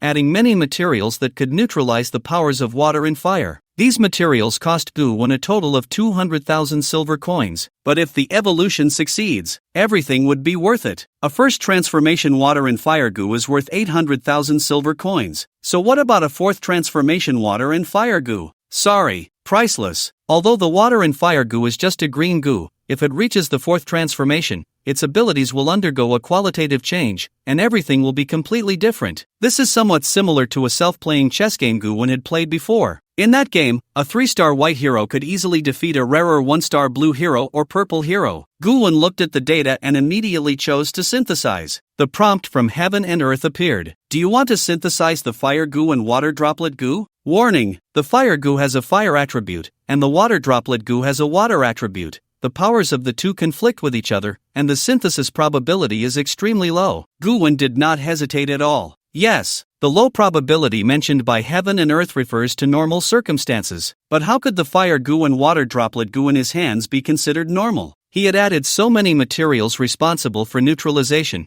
and with his mental strength assisting on the side, even if the probability of success for this synthesis was not particularly high, it was by no means extremely low. In an instant, a green orb of light appeared, directly enclosing the fire goo and water droplet goo. In that moment, both the fire goo and water droplet goo felt a bit tense, and then it seemed they realized something. They looked at each other with eyes filled with hostility and anger. Water and fire are inherently opposing forces. Now, to fuse them together, they were naturally unwilling. This is precisely the difficulty in synthesizing the water and fire goo. Water and fire are incompatible. Because of this, even in his past life, the water and fire goo was a very rare type of goo. At that moment, a gentle and harmonious neutralizing force began to emanate from the green light sphere, balancing the powers of the fire and water worms. This gentle force was very soft, soothing the restlessness of both the fire and water worms. Seeing this, Goo-won immediately used the mental energy within him, injecting it into the light sphere to calm the fire and water worms. As Goo-won's mental energy joined in, the fire and water worms instantly calmed down, their hostility slowly dissipating. Gradually, the green light mass transformed the bodies of both into a gas, merging them together into a mass of water, which then began to take shape. Finally, a brand new form of worm successfully appeared. Synthesis successful. Synthesis successful, obtained worm, water fire worm. The voice of heaven and earth echoed. The water fire worm was about 2 inches long, with a uniform body, 2 long antennae, and a smooth, hard shell on its surface. The left side of its body was blue, while the right side was red. Even the water fire worm's antennae were one blue and one red. The blue represented the water attribute power within the water fire worm, while the red represented another fire attribute power. The powers of water and fire achieved a perfect balance within the water fire worm. A smile appeared at the corner of Goo-won's mouth, and he felt a sense of joy inside. Synthesis was successful. Check the information. Worm, water fire worm, rank, green, level, 4 turn, 5 turn conditions, 3,000 years of lifespan, 1 blue quality magma stone, 1 blue quality ice forest wood, paired with 1 liter of blue quality or above spiritual water. Abilities: water and fire. Skill 1, flowing flame, can release an extremely hot flowing flame, which, while possessing extreme high temperatures, also has the properties of flowing water. Once hit, it will cause a flowing, wet, and damp effect that is difficult to extinguish, like maggots clinging to bones. Skill 2. Flame water. High-temperature flame water that emerges from the frenzied heating of scorching flames, possessing the characteristics of fire, high temperature, scorching, and burning. Skill 3. Water flame explosion. Overloaded compression of the powers of water and fire, causing them to continuously merge and compress, becoming unstable, ultimately resulting in a powerful explosion. Looking at the information of the water fireworm, Gu-wen nodded in satisfaction. Truly strong. The ultimate fusion of water and fire. Without a doubt, the water fireworm was exceptionally skilled in group combat, with all 3 skills capable of causing area effects. Once unleashed, it could kill in large numbers. Thinking of this, Gu-wen felt a bit inclined to go to the East Sea. The characteristic of the flowing flame, once it inflicted damage on an enemy, would create an effect that could not be extinguished, continuously burning the opponent. Fire can be extinguished with water. Water can also be dried with fire. But what if this is the power of both water and fire? How would you dispel it? Whether you use fire or water, it would only make the flowing flame grow larger, as if pouring gasoline on a fire. Only with special dispelling worms, or earth attribute worms, or some other special methods, could the flowing flame possibly be extinguished. Overall, the 4-turn water fireworm had extremely strong combat capabilities. It was a top-tier green combat elemental worm, adept at group battles. Gu-wen put away the water fireworm, thinking about the Lizard Mountain riot 2 weeks later, and the corner of his mouth slightly lifted. With this worm skilled in group combat, as long as nothing unexpected happened, he would be able to participate in this battle as a main force, heading to the most core and dangerous combat area. In this way, the difficulty of plotting to obtain the wind control worm was significantly reduced. Now, it's time for the Worm Master rating. Gu-wen looked at the goo worms within his body, feeling confident. With his current abilities, being rated as a second-tier Goo Master was not a problem. This was without considering the lifespan Goo. If the lifespan Goo fell within the realm of heaven and earth ratings, who knows what tier he would be rated as. His mental strength was also not within the rating range. Gu-wen calmed himself and said inwardly, "Proceed with the Goo Master rating." In an instant, a golden light flashed through Gu-wen's mind, scanning and inspecting all the goo worms he possessed, beginning to rate and judge their compatibility. Detected first-tier lifespan Goo. Grade Red. Due to its special nature, it will not be included in the rating selection range. Detected first-tier invisibility Goo, first-tier concealment Goo, first-tier sword Goo. All 3 goo worms are graded blue, with excellent grades and reasonable compatibility. Detected first-tier running Goo, graded green, compatible with the 3 above goo worms. After detection, it is extremely compatible with the assassin route. The goo worms can exert strong abilities when paired. Rating in progress. Rated as a first-tier Goo Master. Recommended direction is Assassin. Continuing detection. Detected 4th-tier Water and Fire Goo, graded green. After detection, the 4th-tier Water and Fire Goo has extremely strong combat capabilities. Continuing rating. Rated as a 2nd-tier Goo Master. Detecting other goo worms. Detection complete. Final result, 2nd-tier Goo Master. You have completed a leap-level detection, from 1st tier to 2nd tier. This rating will grant 2 rewards from heaven and earth. Good luck! Evaluation. You are a Dark One who masters elemental power and excels in attack and killing. You can merge with darkness, transform into an assassin, and wield elemental power to dominate the battlefield. As the golden light within him slowly faded, Gu-wen nodded slightly. A 2nd-tier Goo Master, as expected. Before the rating, Gu-wen had guessed he would most likely be rated as a 2nd-tier Goo Master. But would the rewards from heaven and earth really come? Gu-wen felt a bit of anticipation. If it were possible, that would be truly amazing. 1st-tier Heaven and Earth reward confirmed. Title, Misty One. Misty One. The title of Misty One will obscure your heavenly secrets, shield causality, and prevent anyone in the world from seeing through your past life, your present life, and your causality. You will be shrouded in mist, and no one can see through your future. This will protect you to the greatest extent until you stand at the pinnacle of the world. Keep it up. Misty One. The moment Gu-wen saw this title's description, his mind buzzed, and his heart raced uncontrollably. This reward, it felt tailor-made for him. To obscure heavenly secrets and shield causality, was it to hide the fact that he was a reborn individual? Or to conceal the hints and lifespan Gu on him? Undoubtedly, this reward was incredibly precious to Gu-wen, allowing all his secrets to be buried forever, with no one able to uncover any of them. Without this title, Gu-wen had even worried that in the future, some powerful Goo Master skilled in divination, heavenly secrets, or mind reading might see through his secrets. But now, with this title, there was nothing to worry about. However, the information about this title still sent a chill through Gu Wen's body. Could it be that heaven and earth were intentionally protecting him? Gu Wen's expression darkened, countless thoughts flashing through his mind. He realized that perhaps his rebirth was not so simple. It was not just about his rebirth. This world might be very complex. Soon, Gu Wen calmed down, casting aside all other thoughts in his mind. Regardless of the whirlpool he found himself in, there was only one thing he could do now. That was to become stronger. No matter what, this would be his path forward. Until the day he was strong enough, he would eventually tear through the darkness, see through the fog, and know the truth of things. Before that, he just needed to grow stronger. Everything else was unimportant. At that moment, the voice of heaven and earth echoed again. Second transition reward, God-level talent awakening, Slayer, God-level talent Slayer, you are a natural-born Slayer, you love killing, you love blood. Every time you massacre or destroy, you feel excitement, thrill, and shivers within, even if you appear indifferent on the surface. You are a true demon who kills without blinking and revels in slaughter. Talent skill 1, every time you kill, it will permanently increase your physical attributes. Talent skill 2, killing field, you can unleash a killing field, placing everyone around you within your domain. Inside the killing field, your abilities are greatly enhanced, and your opponents will fall into panic,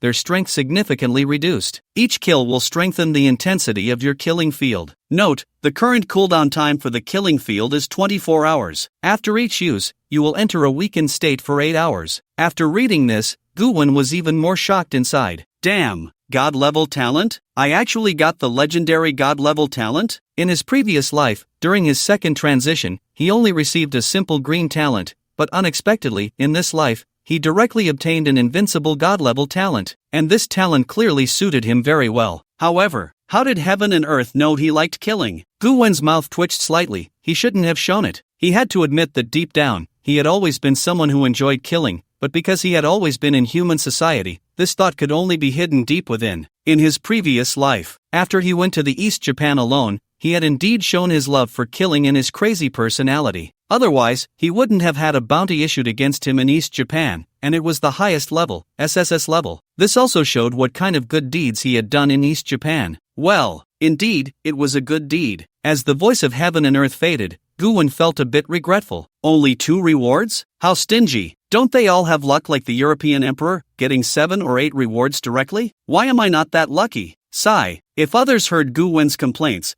they would definitely want to strangle him. Although Gu Wen's 2 transitions only yielded 1 reward each, his single reward was far more powerful and rare than what others could accumulate from thousands or tens of thousands of rewards. However, this reward really pushes me further down the path of slaughter. Having been reborn, he had actually thought about whether to kill less in this life and be a righteous, kind-hearted, passionate young man. Although, well, it was just a passing thought while urinating, like someone idly daydreaming. But this at least showed that Gu Wen had considered being a good person. Now, with heaven and earth's endorsement, he could no longer be a good person. He would walk further and further down the path of slaughter. Gu Wen shook his head, putting away the goo worms and materials. Next, he needed to find an opportunity to join the cleaners. He wanted to become stronger as soon as possible. The cleaners were the best choice. Gu Wen glanced at the sky and ultimately decided to think of a way to make connections tomorrow. The entire day that followed, Gu Wen remained in his room, manipulating his poison insects to find a more comfortable and better way to match them. The bond between the poison insects and the poison master also required mutual familiarity. Only then could they fully connect and unleash the maximum combat power of the insects. This was also the reason for Yi Ziqing's despair after her swift wind insect was injured, as she was exhausted and sought ways to heal it. The swift wind insect itself was not particularly expensive, at least for a third-tier poison master like Yi Ziqing. Buying another swift wind insect was not difficult. However, getting the new swift wind insect to become familiar with her again and to connect with her was not so easy. As midnight approached, the moon hung high in the sky. Just as Gu Wen was preparing to sleep, suddenly, there was a knock on the door. Knock, knock, knock. Gu Wen frowned slightly, a sense of alertness rising within him. Who could be knocking on his door? He was all alone, and no one knew he was staying here. Moreover, it was late at night, making it even less likely to be a service staff member. However, he was now a second-tier poison master, so he didn't need to worry too much about being targeted. Gu Wen got up and asked, "Who is it?" A charming and melodious woman's voice immediately came from outside the door. "Hello, it's me, your neighbor next door." This voice was extremely familiar. As soon as Gu Wen heard it, he thought of the beautiful poison master he had seen this morning at the door, dressed in black stockings, tall and strikingly contrasting. This woman had been calling out all night next door yesterday. Gu-wen remembered it vividly. Gu-wen's eyes narrowed slightly. Someone knocking on his door in the middle of the night. Did she want to come over to discuss life? Impossible. A poison master visiting at such an hour must be up to no good. With this thought, a hint of blood red flickered in Gu-wen's eyes, and the corners of his mouth curled up slightly, his calm smile tinged with a hint of excitement and anticipation. Today, he hadn't killed anyone yet. Although he was a good person and did not advocate for indiscriminate killing, if someone came knocking at his door, refusing would be rather unromantic, wouldn't it? Gu-wen smiled slightly and opened the door, revealing a friendly expression. "Hello, beautiful lady. Would you like to come in and sit?" The beautiful woman at the door was wearing a red long dress that hugged her waist perfectly, accentuating her slender figure, with a full bosom that was quite impressive. Her hair was styled up, and her makeup was exquisite, making her look very beautiful. The beautiful woman was slightly taken aback by Gu-wen's proactive demeanor as soon as he opened the door. She had seen her share of wolves, but one so eager was quite rare. She quickly regained her composure, smiled at Gu-wen, her eyes seemingly sparkling as she assessed him, her voice laced with suggestion. "It seems we have reached a consensus. Life should be enjoyed in the moment." The beautiful woman stepped into the room, closed the door behind her, her smile growing even more radiant as she walked directly in front of Gu-wen, gazing into his face. "Little brother, I'm older than you wouldn't mind,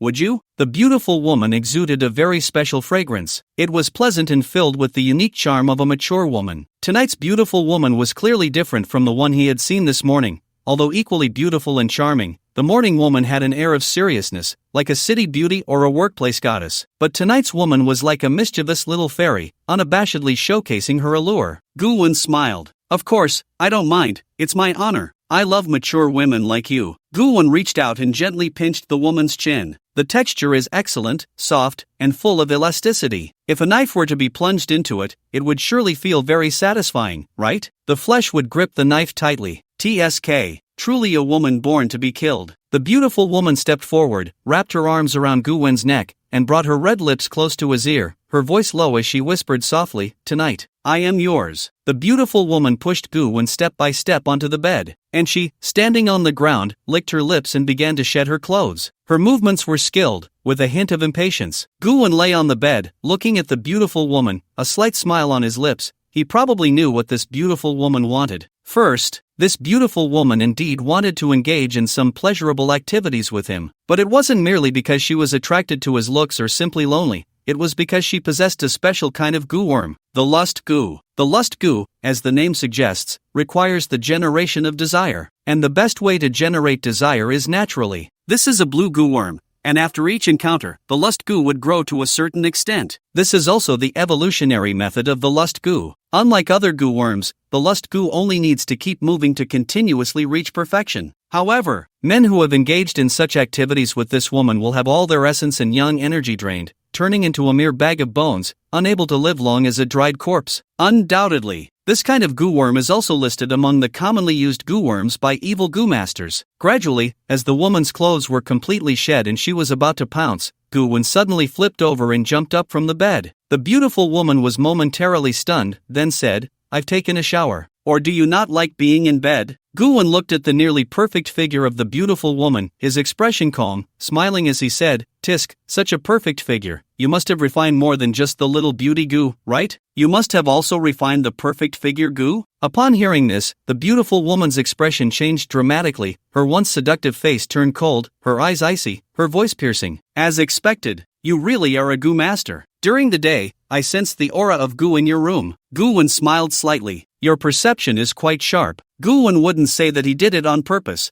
wanting to see if he could attract any ill-intentioned Gu masters. Unexpectedly, his fishing tactic actually succeeded. The beautiful woman's eyes turned cold as she said, "I have no grievances or enmity with you, I just wanted to experience pleasure. You could have simply refused, so why humiliate me? Am I not pretty enough?" As she spoke, the woman swayed her graceful body. Gu-wen looked at the beautiful woman, calmly commenting, "To be fair, you are indeed pretty, and your figure is quite good, but this beauty, forcibly created by Gu worms, is simply too stiff. This kind of deliberately crafted beauty might not be seen through by ordinary people. But as a Gu master with strong spiritual power, Gu-won could feel an overwhelming sense of discord and awkwardness at first glance. It was like an ordinary-looking woman wearing a mask of someone else's skin. Although it appeared beautiful, upon deeper reflection, it would evoke feelings of disgust and nausea. Upon hearing this, the beautiful woman's expression instantly turned ugly, cold, her face contorting. Gu-won's words had touched her sore spot. The fact that she was a manufactured beauty was a shame for her. "You're seeking death. I originally wanted to let you experience what pleasure is. You don't have to take responsibility,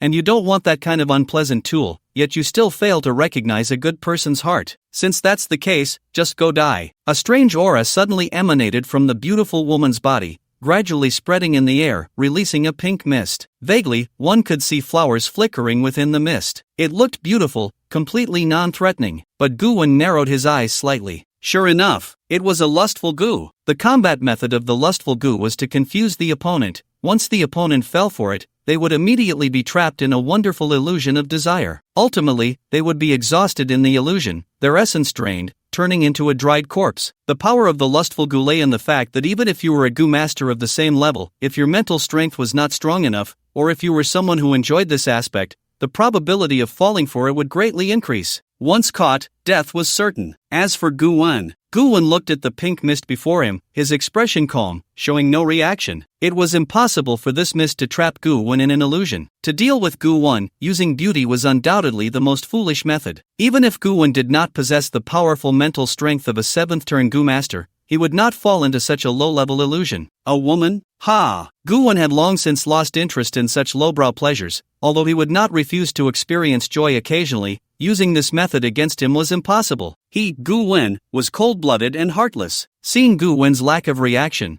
the beautiful woman's expression immediately changed. Impossible. How? How could you be unaffected? The beautiful woman was stunned. It was her first time encountering such a situation. Previously, every time she used the lustful Gu, the other party would immediately fall into the illusion, revealing disgusting expressions, allowing her to manipulate them. She never expected that this time it would fail against Gu-won. Gu-won's expression remained calm, his voice laced with disdain. "A mere blue-level pleasure Gu, do you think it's an orange-level lust Gu?" In his past life, Gu-won had indeed encountered an extremely beautiful and enchanting woman, who didn't even use minor beauty or body Gu. She was completely natural, and she possessed the legendary lust Gu. Even when facing such an opponent, Gu-won remained as steady as a mountain, unperturbed. It made the other party question their life, let alone facing this artificial beauty. The beautiful woman's expression turned ugly, her eyes filled with intense killing intent, staring fiercely at Gu-won, saying, "How do you know I refined a pleasure Gu? Are you with the cleaners? When did you set your sights on me?" At that moment, the beautiful woman felt a bit flustered, using her mental strength to sense her surroundings,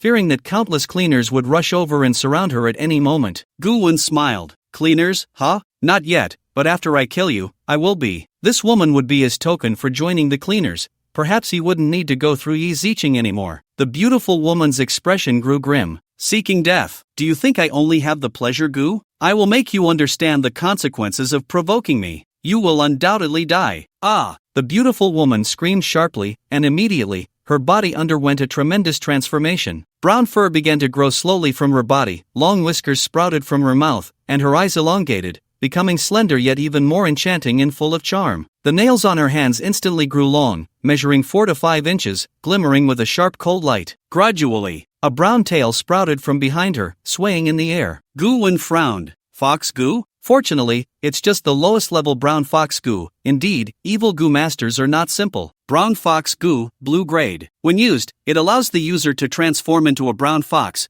greatly increasing reaction speed and agility, enabling them to charm their enemies while fighting." The beautiful woman, transformed into a fox, stared intently at Gu-won, her voice icy. "You've seen quite a bit, but in the face of absolute power, you will surely die. If I remember correctly, you should be refining Gu worms in your room today, right? Hee. If I'm not mistaken, you must have just become a Gu master not long ago. I will let you know the power of a 2nd-turn Gu master." The beautiful woman was very confident. She could not sense any powerful Gu worms within Gu-won, which could only mean that he was an ordinary, not very strong, Gu master. Unless, Gu-won's realm was far above hers, a Gu master of the 4th turn or higher. But how could that be? Looking at the beautiful woman, Gu-won's eyes held a hint of a smile. "2nd turn, huh? What a coincidence, so am I. I just wonder if your 2nd turn is the same as mine?" The beautiful woman snorted coldly, completely disbelieving that Gu-won was a second-turn Gu master. Enough with the nonsense, you're seeking death. Whoosh! The beautiful woman's body suddenly moved, leaving a shadow in place, as she extended her long, furry claws directly toward Gu-won's heart. Her expression twisted, frenzied. I want to see if your heart is as black as a man's, to be so cold-hearted. Gu-won calmly activated the running Gu, his speed greatly increased, his body shifted slightly, directly dodging the woman's claw filled with beauty,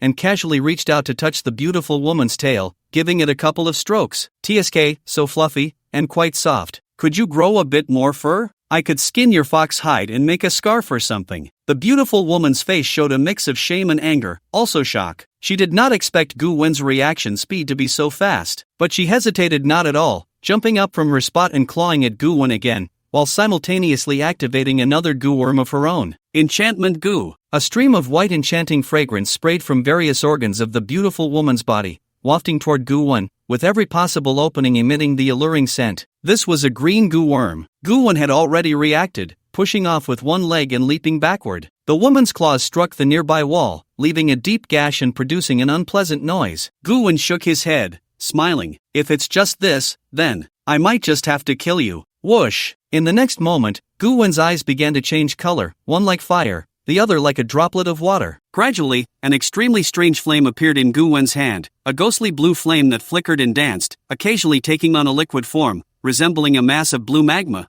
or perhaps blue ghostly flames. The form of the flame kept changing. The temperature in the air shifted immediately with the appearance of the flame. One moment it was extremely hot, the next it was extremely cold. Seeing this bizarre flame, the beautiful woman was also stunned. Her knowledge was evidently not as broad as Gu-won's. Just by using the flame, she could not comprehend what kind of Gu worm it was. Looking at the bewildered woman, Gu-won smiled slightly. This is my first time using this Gu worm in battle. As my first, it is your honor. I hope you can die with dignity, so your life won't be in vain. Boom! In the next moment, Gu-won's other hand also suddenly erupted with a flame. The forms of the two flames began to change. The flame on the left was incredibly hot, burning wildly, filled with a sense of rage and danger. The flame on the right was incredibly cold, flowing like liquid, seemingly calm but filled with an endless, chilling murderous intent. Upon seeing this scene, the beautiful woman immediately panicked, her heart racing. Her sixth sense as a woman warned her, she was in danger. The beautiful woman hurriedly said, "Wait,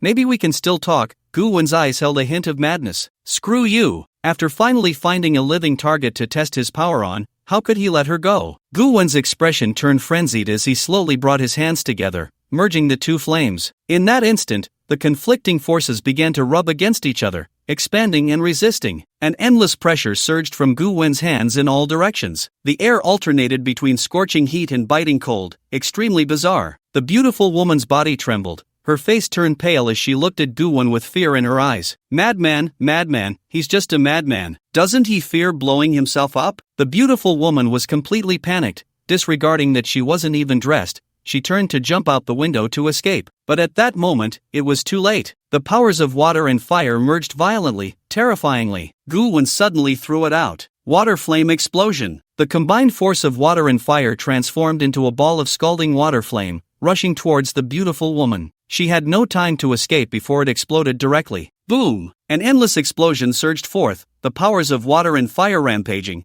a shockwave blasting out in all directions, shattering the glass. The walls were blown apart, moonlight streaming in. The entire area shook. The room was filled with the endless powers of water and fire. Even the ceiling was ablaze with flames, flowing and emitting an eerie blue light. As for the beautiful woman, she was instantly killed. Her organs were shattered, dead beyond recovery. Gu-won looked towards the window side and saw that the wall there had been completely blown away, leaving only a gap. The view from here isn't bad. The whole room had turned into a terrace. Looks like I've caused some trouble? Gu-won's lips twitched slightly. He swore he hadn't intended to blow up someone else's hotel. It was purely an accident. Who would have thought the power of the water flame explosion would be so strong? With the woman dead, Gu-won's talent began to take effect. His strength, physical resilience, mental power, and various aspects were enhanced. His power increased by about 0.5 times. Gu-won smiled, not bad. Successfully absorbed 1,312 years of lifespan. So poor. Gu-won shook his head, walked to the bedside table, picked up the phone,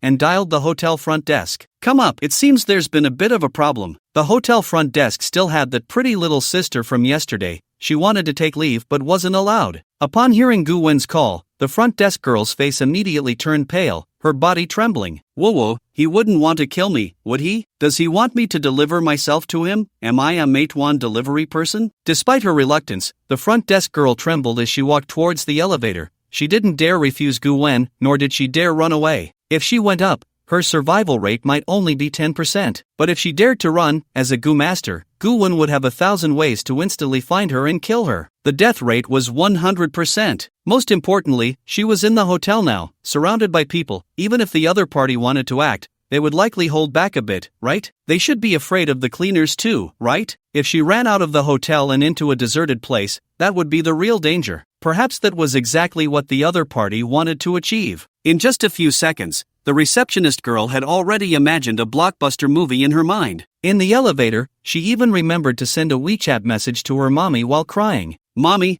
I love you. If one day I'm not here anymore, please take care of yourself. After sending the message, the receptionist girl took a deep breath, adopting a somewhat heroic attitude, and with a determination to face death, she walked towards Gu Wen's room. Gu Wen had already opened the door in advance. Even though she was prepared, seeing the tragic state of Gu Wen's room made her body tremble. In an instant, her legs went weak. Where's the wall? Why has the wall vanished? And the flames flowing on the ground, why do they look so eerie? The receptionist girl recalled the huge explosion she had just heard, and her fear deepened. She was on the verge of tears. This pervert. He actually had nothing better to do than blow up walls. Seeing the receptionist girl approach, Gu Wen calmly said, "As you can see, this room is no longer livable. Change me to another room, and as for the damages to this room, someone will compensate you." Gu Wen had already planned to join the cleanup crew. Naturally, he intended for the cleanup crew to cover this loss. Although he currently had 20 million in his pocket, making him somewhat wealthy, having money didn't mean he could waste it recklessly. The receptionist girl turned pale and said, Okay. There's an empty room on this floor, the third one to your right. The door is open. You can go in and stay. The room card is inserted in the door. The receptionist girl's mind was blank, and she spoke entirely on instinct. Seeing this frightened little girl, Gu Wen couldn't help but smile. It seemed he had indeed scared her yesterday. A good thing. In this perilous world, having a bit of vigilance was certainly better than having none. Gu Wen glanced again in the direction of the beautiful woman's corpse and said, "Also, there's a woman's corpse over there. I killed her. Go call the police immediately and have the cleanup crew come to deal with the aftermath. Also, mention that there's an evil sorcerer here, so the cleanup crew should send someone of importance." Gu Wen didn't say anything, and the receptionist girl hadn't seen the corpse yet. Hearing Gu Wen's words, the receptionist girl instinctively looked over, and the next second, her mind buzzed, going completely blank. Her whole body went limp, and she sat down on the ground. She instinctively covered her mouth with her fists and screamed, "Ah!" Gu Wen raised an eyebrow. "What are you screaming for? Hold it in, hurry back and call the police to get the cleanup crew over." Tears immediately streamed from the receptionist girl's eyes as she looked at Gu Wen with fear, her body trembling. An evil sorcerer. An evil sorcerer. This man really is an evil sorcerer. He actually killed a woman in the hotel. And this woman was completely naked. Who knows what kind of torment she suffered in life. Boo-hoo. Poor sister. The receptionist girl quickly struggled to stand up, trembling as she ran towards the elevator, her heart pounding. She didn't even know if she would survive. Gu Wen watched the receptionist girl's back, somewhat puzzled. I already said that woman was an evil sorcerer. Why is she still so scared? Wait, could it be that she thinks I'm the evil sorcerer? The corners of Gu Wen's mouth twitched slightly. To be honest, it really could be that way. But it didn't matter. Gu Wen shook his head, stepped out of the room, and lay down in another empty room. Next, he just needed to wait for the cleanup crew to arrive. The receptionist girl trembled as she ran back to the front desk and quickly dialed the police. "Hello, I have an evil sorcerer here, an evil sorcerer. He blew up the walls of the hotel and even killed a woman. The woman's body was naked, and she might have been. And it was he who made me call you over. I'm not sure if he set up any traps here. Please hurry, sob. The cleaners." After receiving the emergency call, the cleaners immediately took it seriously. All the temporarily idle cleaners were gathered together. Captain Li Lang had mentioned yesterday that there might be a sorcerer in the East District, and unexpectedly, they actually received an emergency call today. Captain Li Lang really is prophetic. Within the cleaners, countless people cast admiring glances at Li Lang. At the impromptu combat meeting, Li Lang frowned and immediately spoke up. "I suggest we head to the East District immediately. There are countless civilians there, and if the other party starts killing, we cannot afford such a huge loss. Soon someone spoke up, but the other party actively made that little girl call for help. Could there be a trap? Li Lang nodded in agreement. There must be a trap. This is a blatant scheme. So I suggest all idol cleaners mobilize together. As long as we have enough people and strength, we can break through any trap. Li Lang's words immediately gained the approval of most. That's how the cleaners are. Wherever there is danger, they must dive in. If they were to back off just because there was danger, they would simply give up on the East District. Then what would they be? Just a bunch of useless cleaners. I support it. I agree. I concur. In the end, Li Lang's proposal was passed unanimously. After consulting with director Lu Hao over the phone, he also received approval. Except for Lu Hao, who was still recovering, and a few injured cleaners, almost all the cleaners were mobilized, heading for the East District. Galaxy City First Team, Captain Li Lang,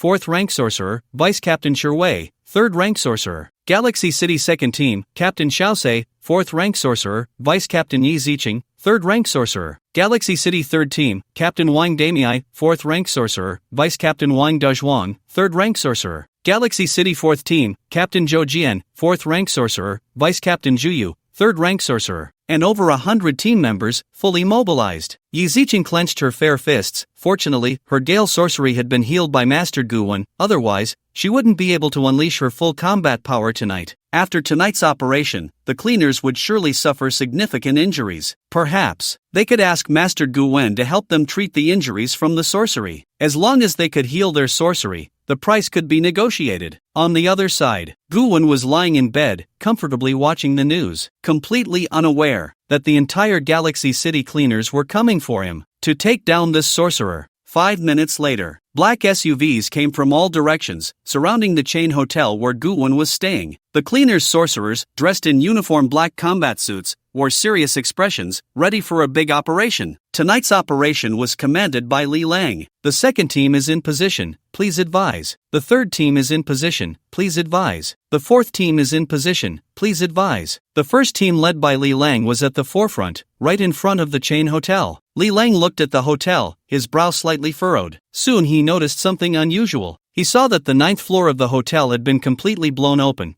and the scene inside was visible from the outside, flickering with intense water and fire energy. Li Lang had excellent eyesight. He immediately spotted the woman's corpse by the wall. Li Lang decisively said, discovering the battle location of the evil Goo Master, the 9th floor of the hotel, the walls have been blown open, filled with a strong force of water and fire, and this evil Goo Master is not the same person who killed the beggar before. This evil Goo Master is stronger. Increase vigilance. It can be confirmed that the enemy is not just one person. As soon as these words were spoken, everyone became even more alert. Many cleaners began to activate the goo worms within their bodies, both for self-defense and to prepare for battle at any moment. According to the original plan, I will lead the first team into the hotel to explore, the second team will follow, and the third and fourth teams will stand guard around, ready to support at any time. Li Lang said calmly. Soon, several responses came through the intercom. Yes. After arranging the battle plan, Li Lang waved his hand and led the first team directly towards the hotel. As soon as he pushed open the hotel's main door, the receptionist girl started crying,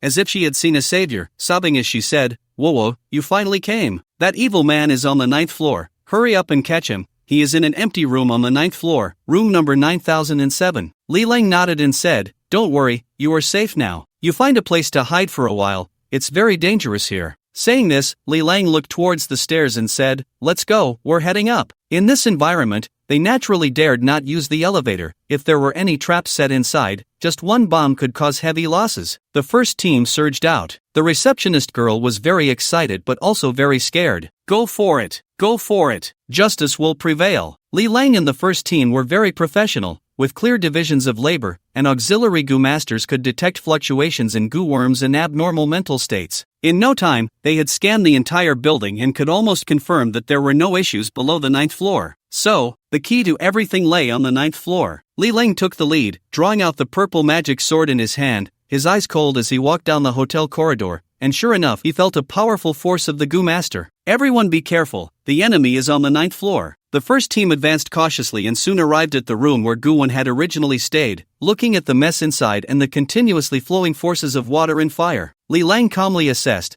"There's the aura of joy goo and water fire goo. The enemy is very strong. The corpse by the wall should be the victim. don't worry about her for now, let's take down the evil goo master first. After confirming that there were no ambushes in this room, Li Lang and the others directly bypassed it and continued towards room 9007. What they didn't know was that the naked corpse they had overlooked was actually the true form of the evil goo master. In the blink of an eye, they arrived at the door of room 9007. The auxiliary member of the first team was a girl with short silver hair, who immediately nodded and whispered, "There's someone inside." A muscular man, standing at nearly 2 meters tall, muttered beside her, "I know there's someone without you saying, the TV is so loud." A fair-skinned man with glasses adjusted his glasses and said, "Captain, how about I just blow up this room? My mental bomb is itching to go." Li Lang frowned, about to say something when suddenly, the door to 9007 was opened. Gu Wen looked at Li Lang and the others, revealing what he thought was a very friendly smile. "Hi, how are you?" Gu Wen's powerful mental strength had naturally detected the arrival of Li Lang and the others at the first moment. Seeing the door open, the expressions of Li Lang and the others changed abruptly, all startled. They had experienced countless battles and knew that when an enemy appeared with such a smile, it usually meant they had fallen into a trap. Li Lang and the others did not hesitate at all. They simultaneously summoned the insects within their bodies, and a powerful force erupted,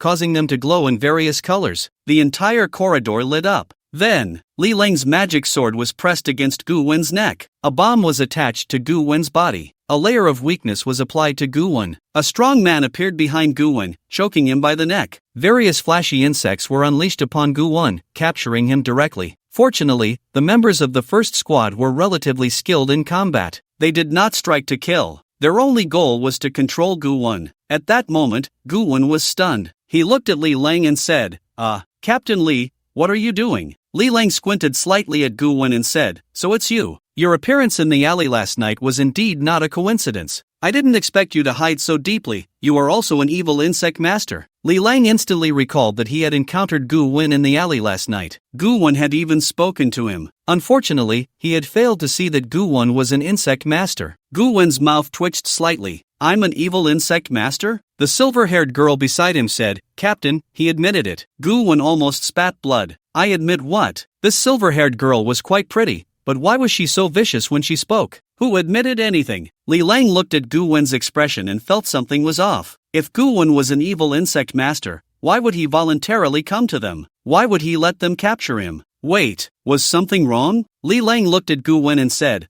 "I'll give you 30 seconds to explain. The rest of you stay alert." Gu Wen shook his head. He had thought that when Li Lang and the others appeared, they would look at him with great respect, friendliness, and surprise, then ask him about how he killed the evil insect master. But now, things seemed a bit different. So, Gu Wen could only recount what had happened that night. After he finished, Li Lang and the others fell silent. So, that's how it was? The evil insect master was actually the body they had overlooked? Gu Wen was actually a concerned citizen who killed the evil insect master and even called the police to handle the aftermath. But they... Thinking of this, Li Lang felt a bit embarrassed and said, let's go check the scene first." The group returned to the scene, and after the silver-haired girl conducted a professional examination, she also felt a bit awkward and said, "Captain, this naked woman is indeed an evil insect master. There are traces of pleasure insects, seductive fragrance insects, and brown fox insects in her body, just as he said." After the silver-haired girl finished her examination, they finally confirmed. This was indeed a misunderstanding. The pleasure insect was something that only an evil insect master would refine. The tall muscular man scratched his head. "So we took this so seriously and mobilized everyone. Isn't that a bit?" The bespectacled man calmly added, "A clown." Li Lang's mouth twitched slightly as he looked at Gu Wen and said,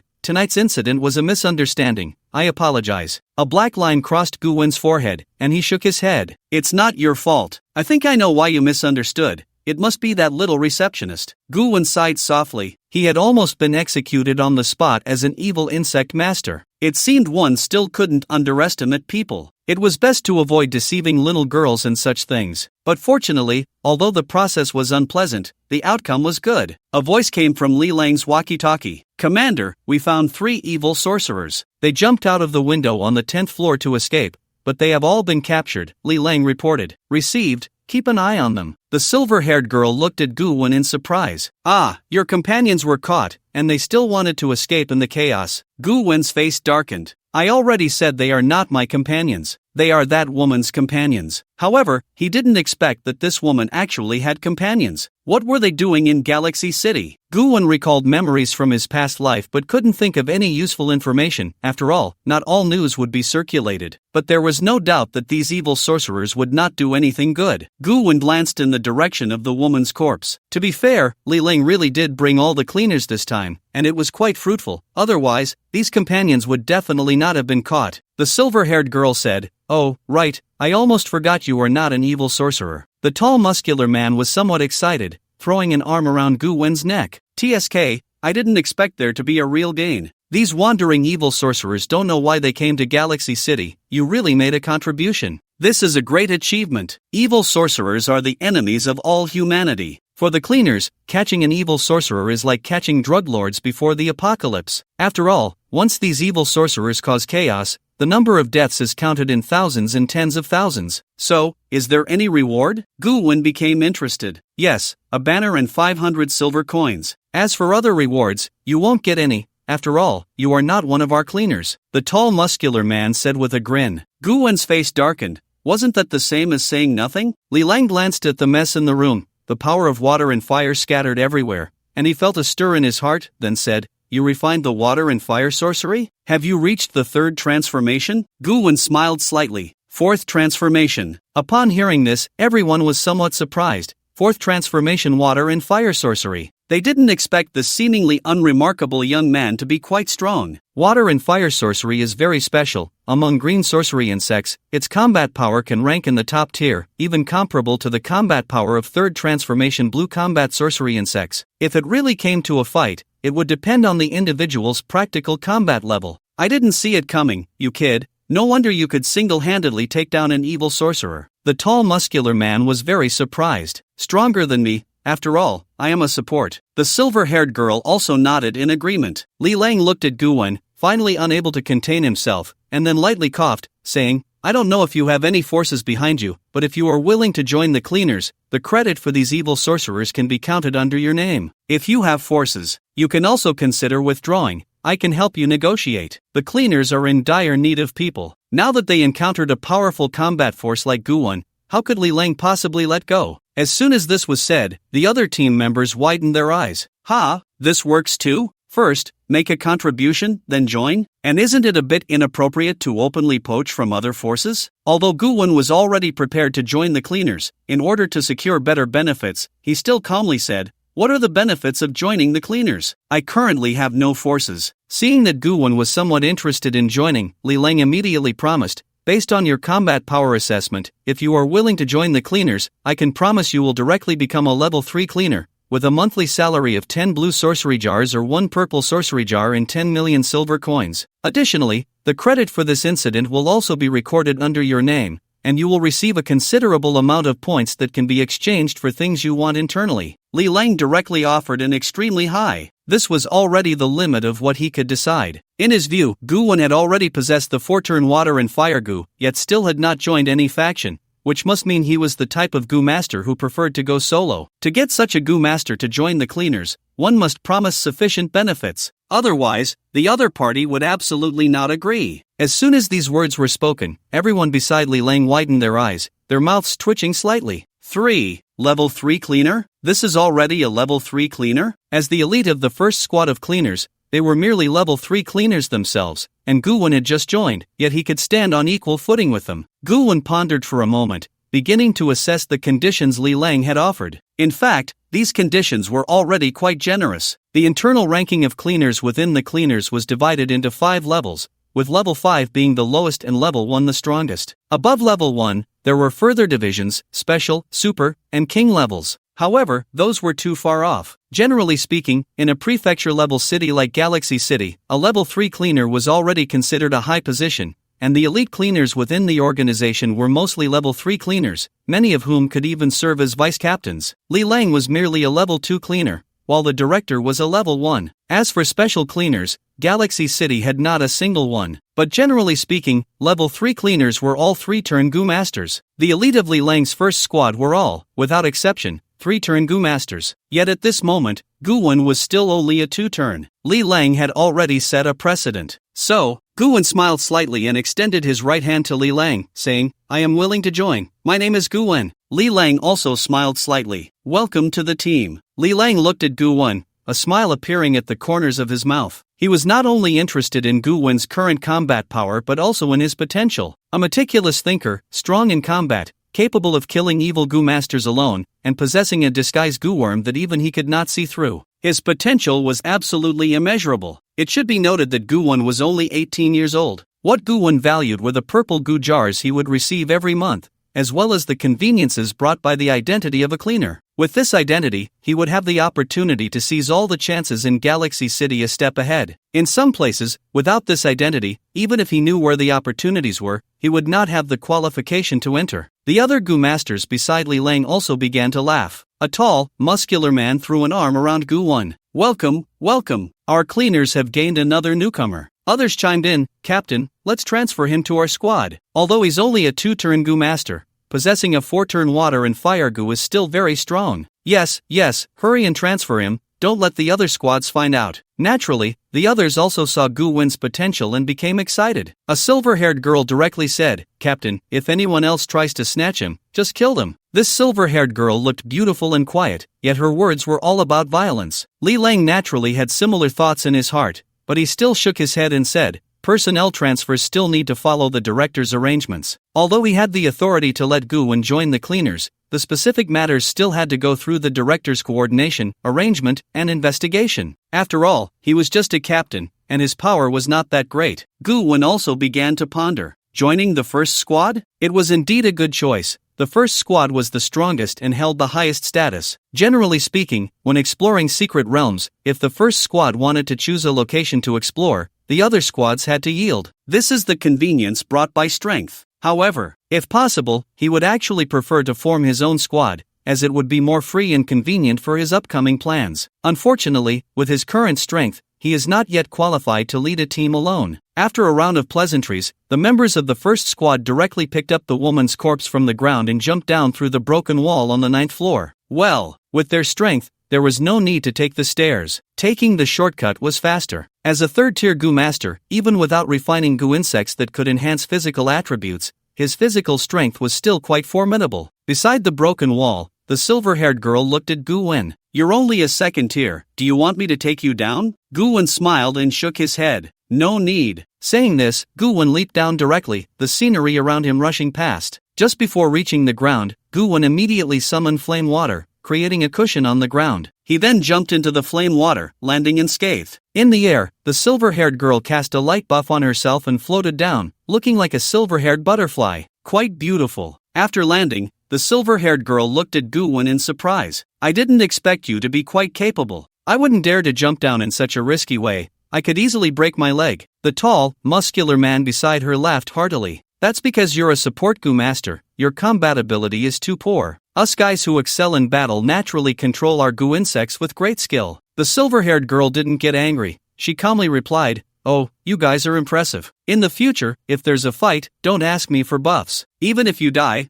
I won't spare you a glance." The muscular man immediately shrank back. "Don't, sister. I was wrong." The bespectacled man adjusted his glasses and said, "Give me all the buffs, this big oaf doesn't deserve them." Watching the first squad members joke around, Gu Wen couldn't help but smile. It seemed that under Li Lang's leadership, the atmosphere within the first squad was quite good, which was rare. In his previous life, Gu Wen had seen many squads that were internally discordant, where all members were forced together due to interests and various reasons. But Li Lang's first squad was relatively harmonious, and it wasn't a facade. Unfortunately, 3 months later, that crisis arrived. How many of them would survive? In his previous life, they had held the front line with Li Lang, fighting to the last man, ultimately leading to their complete annihilation. Li Lang said, "Let me introduce you. This silver-haired girl is our support in the first squad, named by Jingyue, codenamed Silver Butterfly. This muscular big guy is named Sherwei, codename Iron Bull. The bespectacled guy is named Yi Weici, codename Light Mirror. And there are also Fierce Tiger, Light Speed, and Warspear. You can also come up with your own code name. During missions, we will refer to each other by our code names." Gu Wen nodded and then looked at Li Lang. "What about your code name, Captain?" Li Lang's expression was calm as he said, "Demon Sword. They also call me Captain Li." Demon Sword. Gu Wen thought of Li Lang's purple Gu insect, a demonic great sword. That code name was indeed very fitting. Gu Wen pondered for a moment. "A code name, huh? Then I'll come up with one too. let's call it Guwon. This was the code name he had used when he joined the cleaners in his previous life. Bai Gingyue looked puzzled. Guwon? What a strange code name. Is it another way to refer to Guwon? Yuesi adjusted his glasses and said, I know, Guwon, Guwon. The second gu is the gu insect, right? Guwon smiled. Smart. Sherwei clicked his tongue in amazement. Your surname is quite faithful with the gu, but it's a pity you're a combat-type gu master. If you were a gu master responsible for documenting, it would be a perfect match. A person is like their name. At this moment, from all directions, countless jeeps approached. Many cleaners, also dressed in black combat uniforms, came over and addressed Li Lang. Captain Li. Beside these cleaners, 3 people were tied up with black ropes, clearly the other 3 evil gu masters. This black rope was not ordinary, it was a special rope developed by the headquarters of the cleaners. Once it ensnared an enemy, they would be unable to use their gu insects. Li Lang's expression was calm as he looked at everyone and said, Tonight's operation has ended. I have already summarized the specifics over the radio. First, take these 3 surviving evil gu masters back to the cleaners. Let Old Xing interrogate them for a night first. Old Xing was a gu master within the cleaners specifically responsible for interrogations. His gu insects had no other abilities. He was just skilled at interrogation, coercion, and torture. Under Old Xing, it was rare to find any tough nuts to crack. In chaotic times, heavy measures were necessary. When dealing with evil gu masters, there was naturally no need to treat them like humans. Not just the cleaners, but any faction would have people who did such things. The cleaners responded in unison, yes. Clearly, Li Lang's reputation within the cleaners was extremely high. Even the captains of other squads showed great respect when facing Li Lang, not daring to show any defiance. This was not merely because of Li Lang's high qualifications and status. It was also because Li Lang was very strong. They had not particularly respected Li Lang before. It was only after being beaten once that they all became obedient. Just then, among the crowd, a cleaner dressed in black combat gear, very tall, beautiful, with long red hair, looked at Li Lang in surprise. She gazed at Guwon behind Li Lang and exclaimed, Master Guwon, what are you doing here? This woman was Yi Ziqing. She was very surprised. She never expected that while carrying out a mission tonight, she would see Master Guwon, who treated her gu insects during the day. Upon hearing this title, the expressions of others also turned strange. Yi Ziqing, you are a dignified third-turn gu master, the vice-captain of the second squad. How could you call a young guy master? Are you okay? Especially Li Lang and the other members of the first squad, they glanced at Yi Ziqing and then at Gu Wen, their expressions very peculiar. Master Gu Wen? What kind of special title is this? They didn't expect Gu Wen to know Yi Ziqing. Gu Wen looked at Yi Ziqing and smiled slightly. Good evening. Yi Ziqing, seeing the puzzled looks around her, quickly recounted what had happened on Gu Master Street during the day. After listening, everyone's expressions changed. Good heavens! So it was that kid who publicly insulted Lu Qianhua as a quack and even beat up the young master of the Lin family. As cleaners, they were at the forefront of the gossip. They naturally knew what had happened on Gu Master Street during the day. Unavoidably, their gazes toward Gu Wen were filled with admiration and a hint of pity. They admired Gu Wen's courage. They pitied him for offending Lu Qianhua and the Lin family.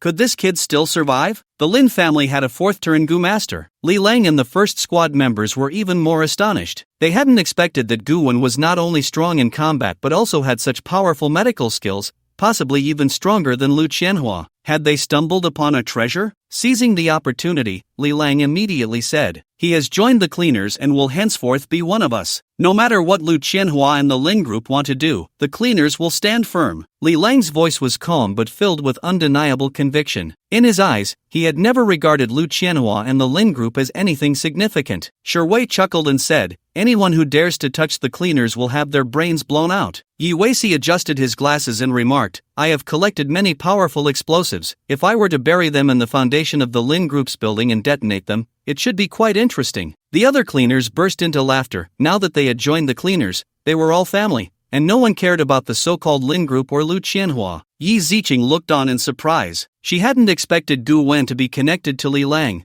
No wonder she didn't need to introduce him to join the cleaners. Compared to Li Lang, her position as captain was nothing. Yi Ziqing immediately bowed respectfully to Gu Wen and said, "Senior, after your treatment, my Gale Gu is completely healed. I really need to thank you." Gu Wen's expression remained calm. "It was just a transaction, no need to thank me. Also, don't call me senior, I'm 18 this year. Don't you think it sounds a bit strange?" Upon hearing this, Yi Ziqing's face turned red. It really is a bit strange. But for some reason, Gu Wen, whether in presence or behavior, didn't seem like an 18-year-old boy. he truly resembled a high-ranking senior. Wei laughed heartily. He has joined us, the cleaners, with the codename Guwen. You can just call him Guwen from now on, or Guwen Senior. Guwen Senior? Well, it doesn't seem much different from calling him Senior Gu. Yi Ziqing's forehead twitched. The captain of the second squad, Xiaosei, had a glint in his eyes as he walked up to Guwen, extended his right hand, and smiled. Hello, I'm Xiaosei from the second squad, a fourth-turn Gu master. You've just joined the cleaners, so you probably haven't been assigned to a squad yet. I wonder if you're interested in our second squad. The beautiful Yi Ziqing is the vice-captain of our second squad. Perhaps you two can communicate more. During the day, Xiaosei had heard Yi Ziqing mention Guwen, and with the events of the night, as the captain, he naturally knew that Guwen had single-handedly killed an evil Gu master. Such a rare talent was not something he wanted to let go. A powerful Gu doctor joining their second squad would surely elevate them. Xiaosei was willing to use Yi Ziqing as bait. Yi Ziqing didn't mind. Her eyes sparkled with hope as she offered a friendly smile. Senior, if you're willing to join our second squad, I can be your guide and introduce you to our squad and the internal situation of the cleaners. I'm very good at it.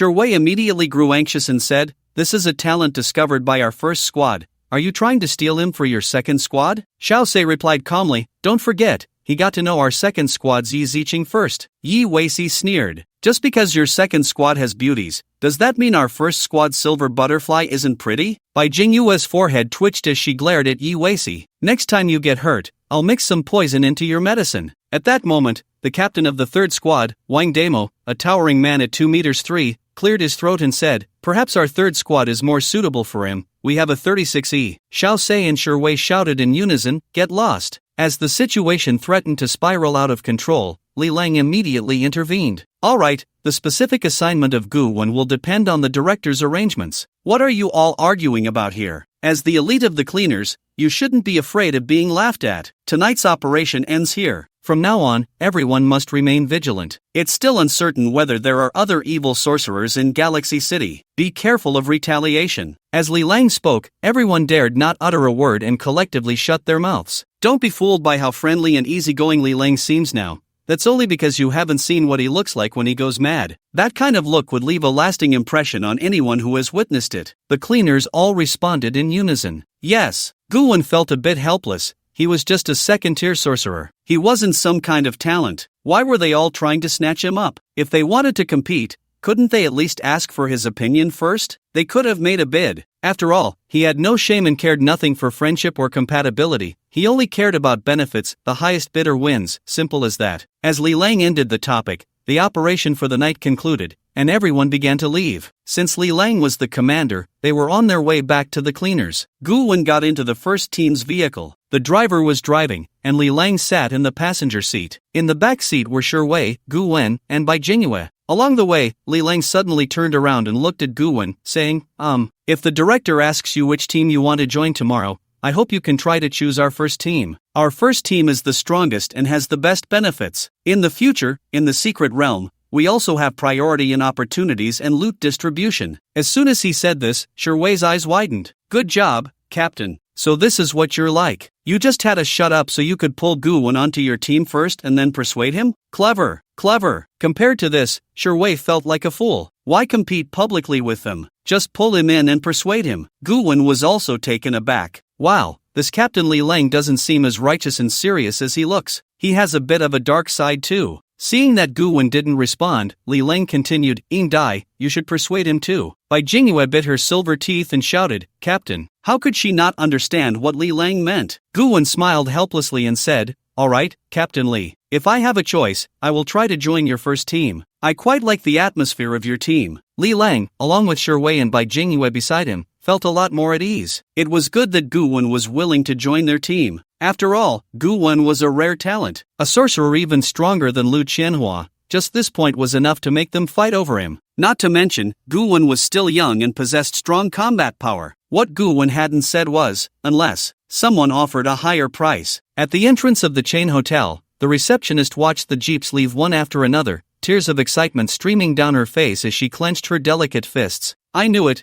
justice will prevail. That evil man has finally been caught. I'm finally safe. Woo woo. At the headquarters of the cleaners in Galaxy City, located in a suburban area of the West District, there stood a brand new building made of special materials, very sturdy, and close to the East District. making it convenient for the cleaners to carry out their tasks. Gu Wen followed Li Lang into the cleaners' building. Many staff members inside saw Li Lang and immediately nodded to greet him. Captain Li. Li Lang nodded in response and took the opportunity to introduce to Gu Wen, "This is the headquarters of the cleaners in Galaxy City, which is where you'll be working in the future. This is not the pre-new era. The cleaners don't have too many restrictions. You don't need to clock in or arrive on time, but once an urgent task arises, you must come here to assemble as quickly as possible." Gu Wen nodded. "What about on regular days?" Li Lang said. "I will give you a wristband shortly. The wristband will issue tasks based on your location, and you can earn points by completing them. As for the points, their value is a dimension higher than silver coins. If someone tries to trick you into exchanging your points for silver coins, you must not agree. In the scavengers, you can exchange points for anything. If it's not available in Galaxy City, you can apply to the headquarters, so as long as you have enough points,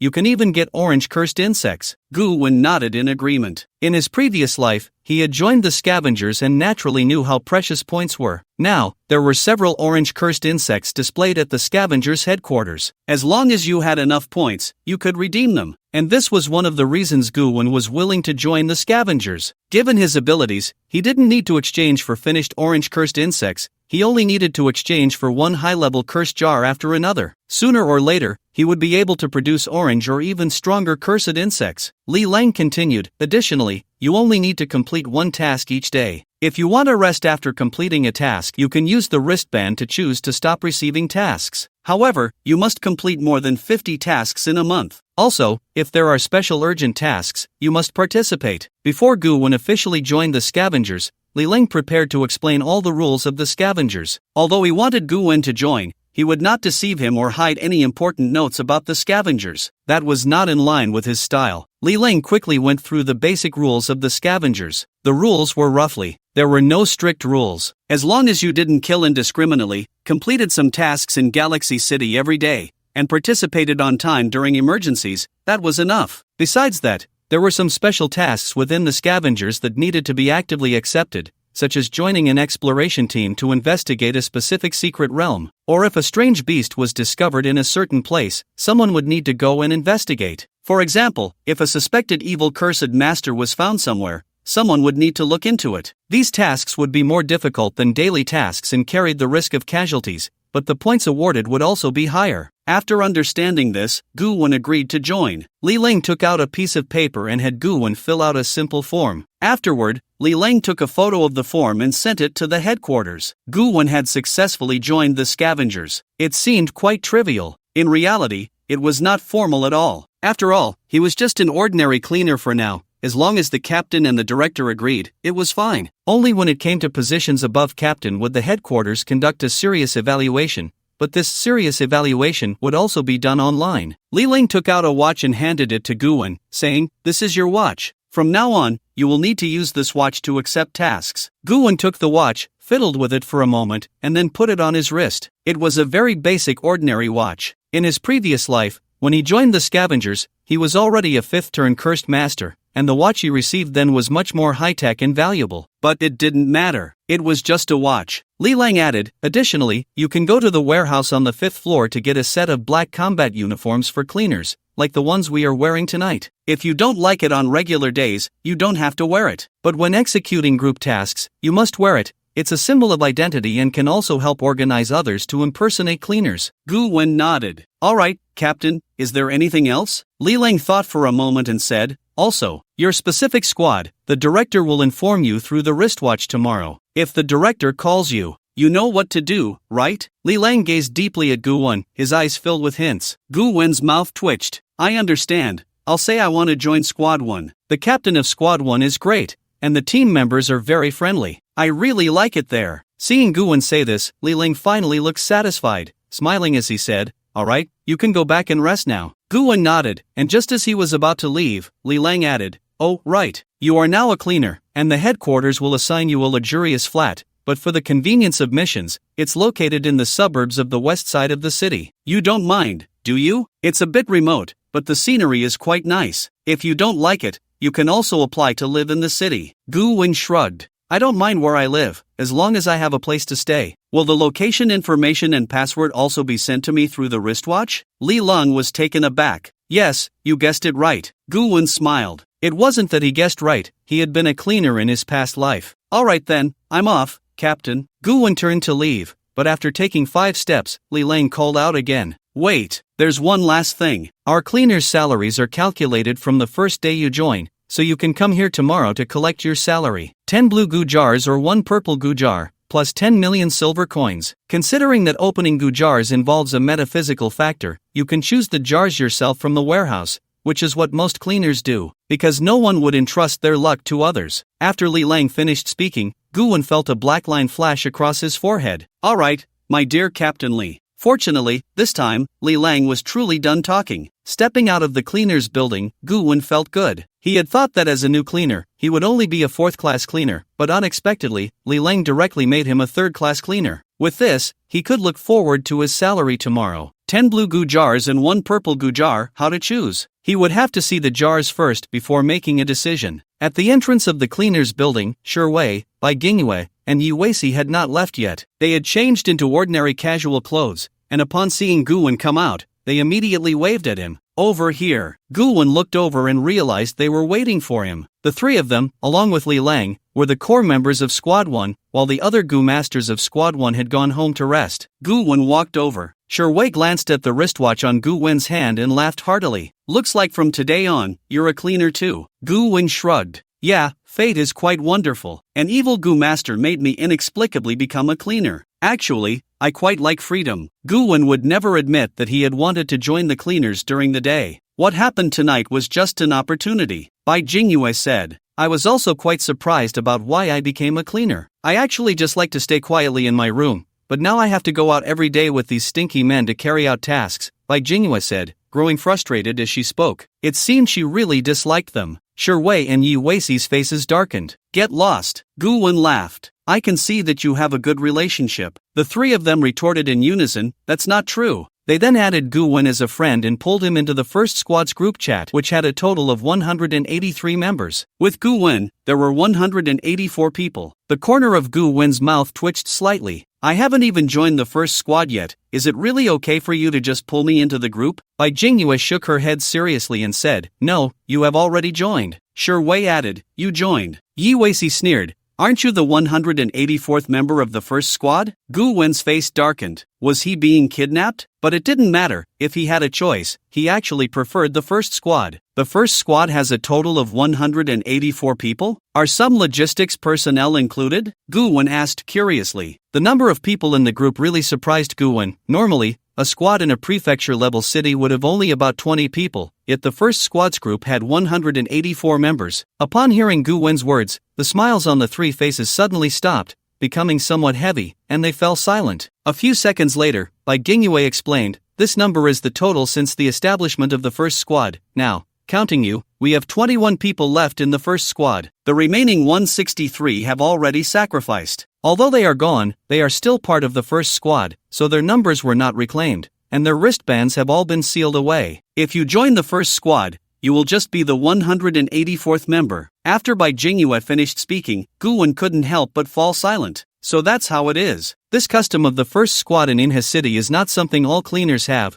For the vast majority of cleaners, after they die, their wristbands and numbers are reclaimed and given to the next person. However, the first squad in Inha City records all their information, everything, and eternally keeps it in the group. Salute, Gu Wen said seriously. Although he was a rather selfish person and couldn't be that selfless, he still had great respect for the contributions these people made to JoJo and humanity. In his past life, when he was still weak, he had experienced countless crises, and each time, it was the fighters of the cleaners who stood on the front lines, buying time for those in the rear to escape. Otherwise, he wouldn't have been able to achieve the 7th transformation in his past life. Perhaps he would have been killed by a ferocious beast long ago in Inha City. Bai Jingyue revealed a beautiful smile and said, Alright, there's no need to be too serious. I think what the captain said makes a lot of sense. As long as we can shine and exert our value better, that's the best tribute to our predecessors. Wei grinned. That's right, who knows, one day we might also die in some stinky ditch. At that time, we will also be predecessors, and when we die, we will have face. We die on the path of battle. Yi Weici mocked. Are you still fantasizing about being a predecessor? Wei glared. Do you believe I will beat you up? Yi Weici's expression was calm. Go ahead, after you beat me up, I'll blow up your house tonight. Shui pointed at Uasi. Fine, I'll give it to you. Shui knew that Uasi was truly capable of anything. This kid seemed quite calm, but deep down he was anything but just a complete madman who could do anything. Guwen smiled, probably also aware of their division of responsibilities. Shui was a tank, Uasi handled explosives, Bai Jingyue was support, and Li Lang was the melee fighter with the magic sword. This was probably the core 4 of Team 1's lineup. Along with the other 16 Gu Masters, their overall combat power was still very strong. Of course, the division of responsibilities was really just a literal meaning. If a fight broke out, each person's Gu insects were different, and their combat effectiveness and roles would also vary. For example, Shui, although a tank, was not foolish enough to only refine Gu insects related to physical strength and defense. He also had offensive means. Even the seemingly delicate Bai Jingyue was not just a support. After all, this was reality, not a game. After exchanging a few pleasantries, they parted ways. Shui and the others left together. They all had a shared apartment assigned to the cleaners, and since they were on the same team, they lived in the same building. Gu Wen, on the other hand, got into the cleaner's vehicle and returned to the hotel in the east of the city. Although he could stay nearby, he just wanted to go back to see that chatty little front desk girl. She must be thinking about him too. Sitting in the car, Gu Wen looked at the watch on his wrist, murmuring to himself, Team 1, number 184, right? Seems not bad. Gu Wen closed his eyes, lost in thought. To be fair, he actually didn't want to get too close to anyone in Team 1, especially when it came to emotions. He didn't want to form friendships with anyone, because he knew Galaxy City was already on the brink of destruction. Others might still have a chance to survive, just needing to avoid this crisis in advance. But for every cleaner, the hope of survival was less than 0.1%. Just like Yi Ziqing, if she hadn't been assigned to an external mission, she wouldn't have survived this catastrophe. And everyone in Team 1, in the end of their previous lives, all met with death, without exception. Even the strongest Li Lang, even the director of Galaxy City, no one survived. Gu Wen shook his head and stopped thinking about it. Things 2 months later would be discussed in 2 months. If this was their fate, there was no escaping it, then he had no way out. Death. Perhaps it was another form of liberation. At least, they could avoid the most insane, tragic, and desperate dates of humanity. Wasn't that a form of liberation too? Let it be death. As the jeep stopped in front of the chain hotel, Gu Wen got out of the car, a smile appearing on his lips, saying, I'm back, my lovely front desk girl, are you still here? Gu Wen walked into the hotel, step by step towards the front desk. At that moment, the front desk girl was happily humming a tune, her expression very cheerful and radiant. Gu Wen approached the front desk, smiling slightly. Why are you so happy? The front desk girl instinctively replied, because that despicable man, that wicked bad guy, that evil Gu Master, has finally been brought to justice. Of course, I'm happy. As she spoke, she looked up. Then, her expression instantly turned pale, her body trembling. Why you? How did you come back? Her heart nearly stopped in that moment, tears almost spilling over. Wasn't this man taken away? How did he come back? Gu Wen looked at the front desk girl, smiling slightly. Guess. Give me a room card, I need to rest. The receptionist's face was pale, and she felt her body stiffen. Trembling, she took a room card from the drawer and handed it to Gu Wen, saying, Here. For you. Still the same room, 9007. Gu Wen took the room card and smiled slightly. Thank you. With that, Gu Wen turned and walked towards the elevator, feeling very pleased inside. Comfortable. It was her who was scared. After Gu Wen left, the receptionist quickly picked up the phone to call the police, her voice trembling. Whoa, that evil Gu Master is back. Wasn't he caught? The dispatcher was taken aback. Which evil Gu Master are you referring to? The receptionist immediately replied, Gu Wen, the one called Gu Wen. The dispatcher laughed. Gu Wen, his information is already recorded in our cleaners database. You misunderstood, he is not an evil Gu Master. On the contrary, the ones he killed were the evil Gu Masters. He has now joined our cleaners. The dispatcher briefly explained to the receptionist, leaving her dumbfounded. So, is that how it is? She misunderstood? The person she thought was an evil Gu Master had become a cleaner? How embarrassing. How could she not know she was being teased by Gu Wen? In this world, there are always those who are happy and those who are worried. The next day, Gu Wen arrived at the hotel lobby with a smile, glancing at the receptionist. She snorted coldly, puffed up with anger. Gu Wen smiled. What a cute little sister. Exiting the hotel, a jeep was already waiting at the door to take him to the cleaner's headquarters. His first day at work had begun. Of course, before starting work, he had to collect his salary and open the Gukan. Sitting in the back seat of the jeep, the driver immediately nodded and greeted him. Mr. Gu-won, hello, shall we go directly to the bureau? Gu-won nodded. Good morning, to the bureau. The full name of the cleaners is the Cleaners Safety Management Bureau. The driver was dressed in a black suit, with a neat crew cut. He was also a Gu master, but his mental strength was not strong enough to become a formal combat or support Gu master. The driver had refined a type of white driving Gu, making him a lifestyle Gu master. Lifestyle Gu masters may lack combat power,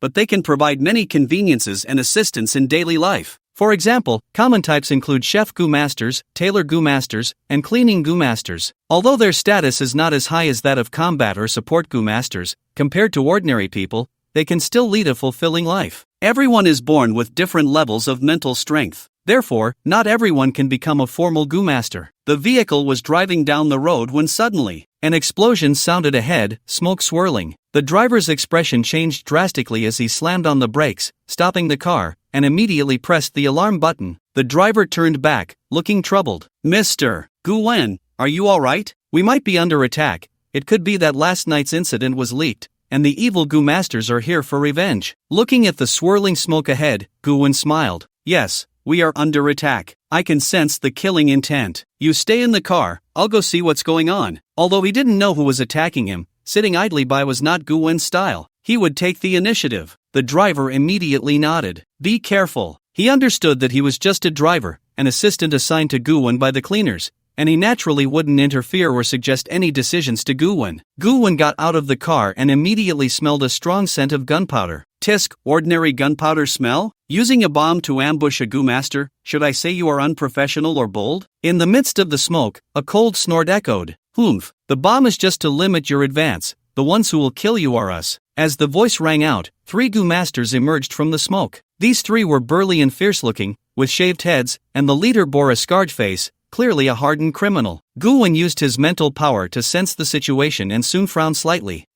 There was no presence of an evil Gu master. Moreover, they seemed rather weak. All 3 of them were merely first-tier Gu masters. If that were the case, they shouldn't have been sent by the evil Gu masters for revenge. The evil Gu masters weren't fools. How could they send 3 lackeys to deliver their heads? Gu-wen quickly thought of something and smiled. If he wasn't mistaken, these 3 should have been sent by Manhwa yesterday. Besides him, who else would send such weak Gu masters to ambush him? Looking at the 3, a hint of pity arose in Gu-wen's eyes, mixed with a touch of excitement, coldness, and a fleeting cruelty. Since his rebirth, he had already had heads rolling in for 2 consecutive days. It seemed today he could complete his check-in again. Gu-wen looked at the 3 and smiled. I'll give you 5 seconds. During these 5 seconds, you can attack me freely. Consider it a reward for you. After all, you are the ones who allow me to check in. But after 5 seconds, I will strike back. Looking at the smile on Gu-wen's face, the 3 couldn't help but feel a bit intimidated. Is this person a madman? Attacked and still smiling? But recalling Manhwa's orders and intelligence, they knew Gu-wen was just an ordinary Gu doctor with no combat ability. What was there to be afraid of? They were all specialized combat Gu masters. The 3 stared fiercely at Gu-wen, their eyes flashing with ferocity, their mental power surging within, and 3 bricks slowly coalesced in their hands. Playing tricks, seeking death. Attack! Gu-wen couldn't help but laugh. Goodness, Brick Gu. Were these 3 professional thugs? All 3 had actually refined Brick Gu, which was a gray Gu insect, typically used for construction. After sacrificing a gray Brick Gu, one could obtain thousands of bricks, and the bricks made from Brick Gu were incredibly hard and of excellent quality. There was no need to worry about shoddy construction, but using Brick Gu for combat was something Gu-wen had never seen before. What an eye-opener! The 3 charged forward with their bricks, and in an instant, their speed increased tremendously. As first-tier Gu masters, they naturally had refined not just Brick Gu but also running Gu. Watching the 3 rush towards him, Gu-wen's lips curled slightly. Young Master Lin really looks down on me, sending such low-level lackeys to assassinate me, or perhaps this is his test? But it doesn't matter. Manhwa and the Lin group were not worth Gu-wen expending too much energy thinking about. In that moment, Gu-wen's eyes began to change color, one eye fiery red and the other ocean blue, exuding a strange charm and eerie beauty. Whoosh! Gu-wen moved, his speed increasing as he directly appeared in front of the 3, his fists covered with the power of water and fire. Whoosh! Whoosh! Whoosh! Bang! Gu-wen's speed was astonishing, and with 3 rapid heavy punches, he struck the 3 in their abdomens, instantly collapsing their stomachs and breaking their ribs. The organs protected by the ribs were also severely injured in an instant, causing internal bleeding. The three were sent flying like shooting stars. The 3 bricks in their hands fell to the ground. Aha! The 3 let out painful cries, feeling as if fire was burning within them, as if their organs were on fire, causing immense suffering. They fell to the ground, faces filled with terror, eyes wide open in disbelief. How is this possible? Didn't the young master say that Guwon was just an ordinary poison doctor, not skilled in combat? How could they be killed in an instant? How could this be possible? Guwon stood by the jeep, glancing at the 3 thugs with indifference, getting into the car and saying, "Let's go, the matter is resolved. Inform the bureau, no need to send anyone for support." The driver was taken aback. "Aren't we going to kill them?" Guwon replied leisurely, "They are already dead. Just remember to send someone to collect the bodies." The 3 felt as if their insides were burning like fire, but was there really a possibility that something was actually burning inside them? The driver immediately responded, "Understood." With a press of the gas pedal, the jeep drove away. The 3 looked at the receding figure of the jeep, exchanging bewildered glances, then burst into laughter, not expecting to have survived. This guy Guwon is really an idiot. Doesn't he know to eliminate the root cause? I can't believe we survived. That's great. Do you guys feel a bit hot? Hot. It does seem a bit. Wait, your stomach is glowing. Damn, your body is on fire. You too. The 3 widened their eyes in terror. Gradually, flames engulfed them from within, turning them into dried corpses. Gained 32 years of lifespan. Gained 45 years of lifespan. Gained 18 years of lifespan. Listening to the voices in his ears, Guwon's expression was joyful, adding nearly 100 years of lifespan to his account. Killing really is the fastest way to become stronger. With the lifespan worm, as long as he kills someone, he can receive lifespan rewards, no matter the distance. As one of the 23 worms, the principle of the lifespan worm absorbing lifespan was already different from ordinary worms. In the scavenger building, in Li Lang's office, Li Lang sat in his chair, slightly frowning. "You were attacked? Is it the evil worm master's people seeking revenge?" Guwon shook his head and shrugged. "No, it was that young master from the Lin group playing tricks, sending 3 first-turn worm masters to attack me. Haha." Guwon genuinely wanted to laugh. Wasn't this just sending their heads to him? Li Ling twirled a black pen, a cold light flashing in his eyes. "The Lin group is truly seeking death, daring to lay hands on my scavengers people. You don't need to worry about this matter. I'll pay a visit to the Lin group later. If Lin Changhai can't control his son, then his Lin group can be removed from the Galaxy City." Li Lang's voice was filled with dominance and certainty. As the second in command of the scavengers in Galaxy City, Li Lang was qualified to say such things. Even if he really went to destroy the Lin group, the scavenger headquarters would at most symbolically scold him a couple of times, then treat it as if nothing had happened. Seeing that Li Lang wanted to settle this matter for him, Guwon quickly said, "No, Captain. This is my issue with the Lin group. There's no need for our scavengers to intervene, otherwise, it would be bad for the scavengers' reputation. If Lin Hua didn't continue to provoke him, who would he kill?" Now, the entire Lin group was, in Guwon's eyes, a delicious experience package. If he wiped out the whole group, how much benefit and lifespan could he gain? Reputation? Why should our scavengers care about reputation? Li Lang shook his head, but just after he finished speaking, he suddenly realized something. He looked deeply at Guwon, a subtle smile appearing at the corner of his mouth. "Since you want to handle this matter yourself, then I won't interfere." Guwon also smiled slightly, enjoying talking to smart people. "So good, after all, I'm a good kid who doesn't like to use my background to pressure others. Let me have a friendly exchange with them." This friendliness, of course, was to be taken with a grain of salt. "The headquarters has reviewed your information, and you can now go to the finance office to collect your salary," Li Lang said. Guwon nodded, not leaving immediately, but waiting for Li Lang to continue. After 2 seconds, Li Lang spoke again. "By the way, the few evil sorcerers from last night have already loosened their tongues. They are from the Hahuan sect, stationed in Galaxy City, seemingly to carry out some mission, but unfortunately, they don't know much. This has served as a reminder for us, allowing us to prepare in advance, so you have made a significant contribution. The points have already been credited to your account. A total of 1,000 points, don't think it's too little. You can exchange it for a purple goo can." Guwon was a bit surprised. 1,000 points. The cleaner is quite generous. Just like that, he casually rewarded a purple goo can. If he didn't want to exchange for a goo can, he could also directly use it to redeem goo worms. 1,000 points could also be exchanged for 2 or 3 blue goo worms. Internal price for the cleaner. Blue goo worms were generally between 200 to 300 points, and as for special goo worms like the invisibility goo, they were always out of stock. Even if they were in stock, they would cost 500 points. "Got it. I'll go take a look now." Guwon turned and left. Li Lang nodded. Just as he reached the door, Li Lang suddenly spoke again. By the way, your team assignment has been finalized. Given your uniqueness and future potential, the director has directly assigned you to Team 1, so let us help you grow well. Gu Wen was taken aback. Just like that, he was directly placed in Team 1. Gu Wen turned back to look at the calm-faced Li Lang, the corners of his mouth twitching slightly. If nothing unexpected happened, his direct entry into Team 1 must have been facilitated by Captain Li Lang behind the scenes. But this was also good. Joining a strong team was certainly better than joining a weak one. I understand, Captain Li. Gu Wen smiled. Gu Wen left Li Lang's office, glanced at his watch, and found that his information had indeed changed. Cleaner, Gu Wen, Level 3, Authority 3, Affiliation, Galaxy City First Team, Tianlan Province, Number 184, Points 1000, Monthly Daily Tasks 0/50. Gu Wen shook his head slightly. He had indeed become the 184th member of Team 1. From now on, this would be his number. 184. Gu Wen arrived at the finance office, knocked on the door, and a woman's voice immediately sounded from inside. Come in. Gu Wen pushed the door open and immediately saw a girl in a white short-sleeve shirt, wearing glasses,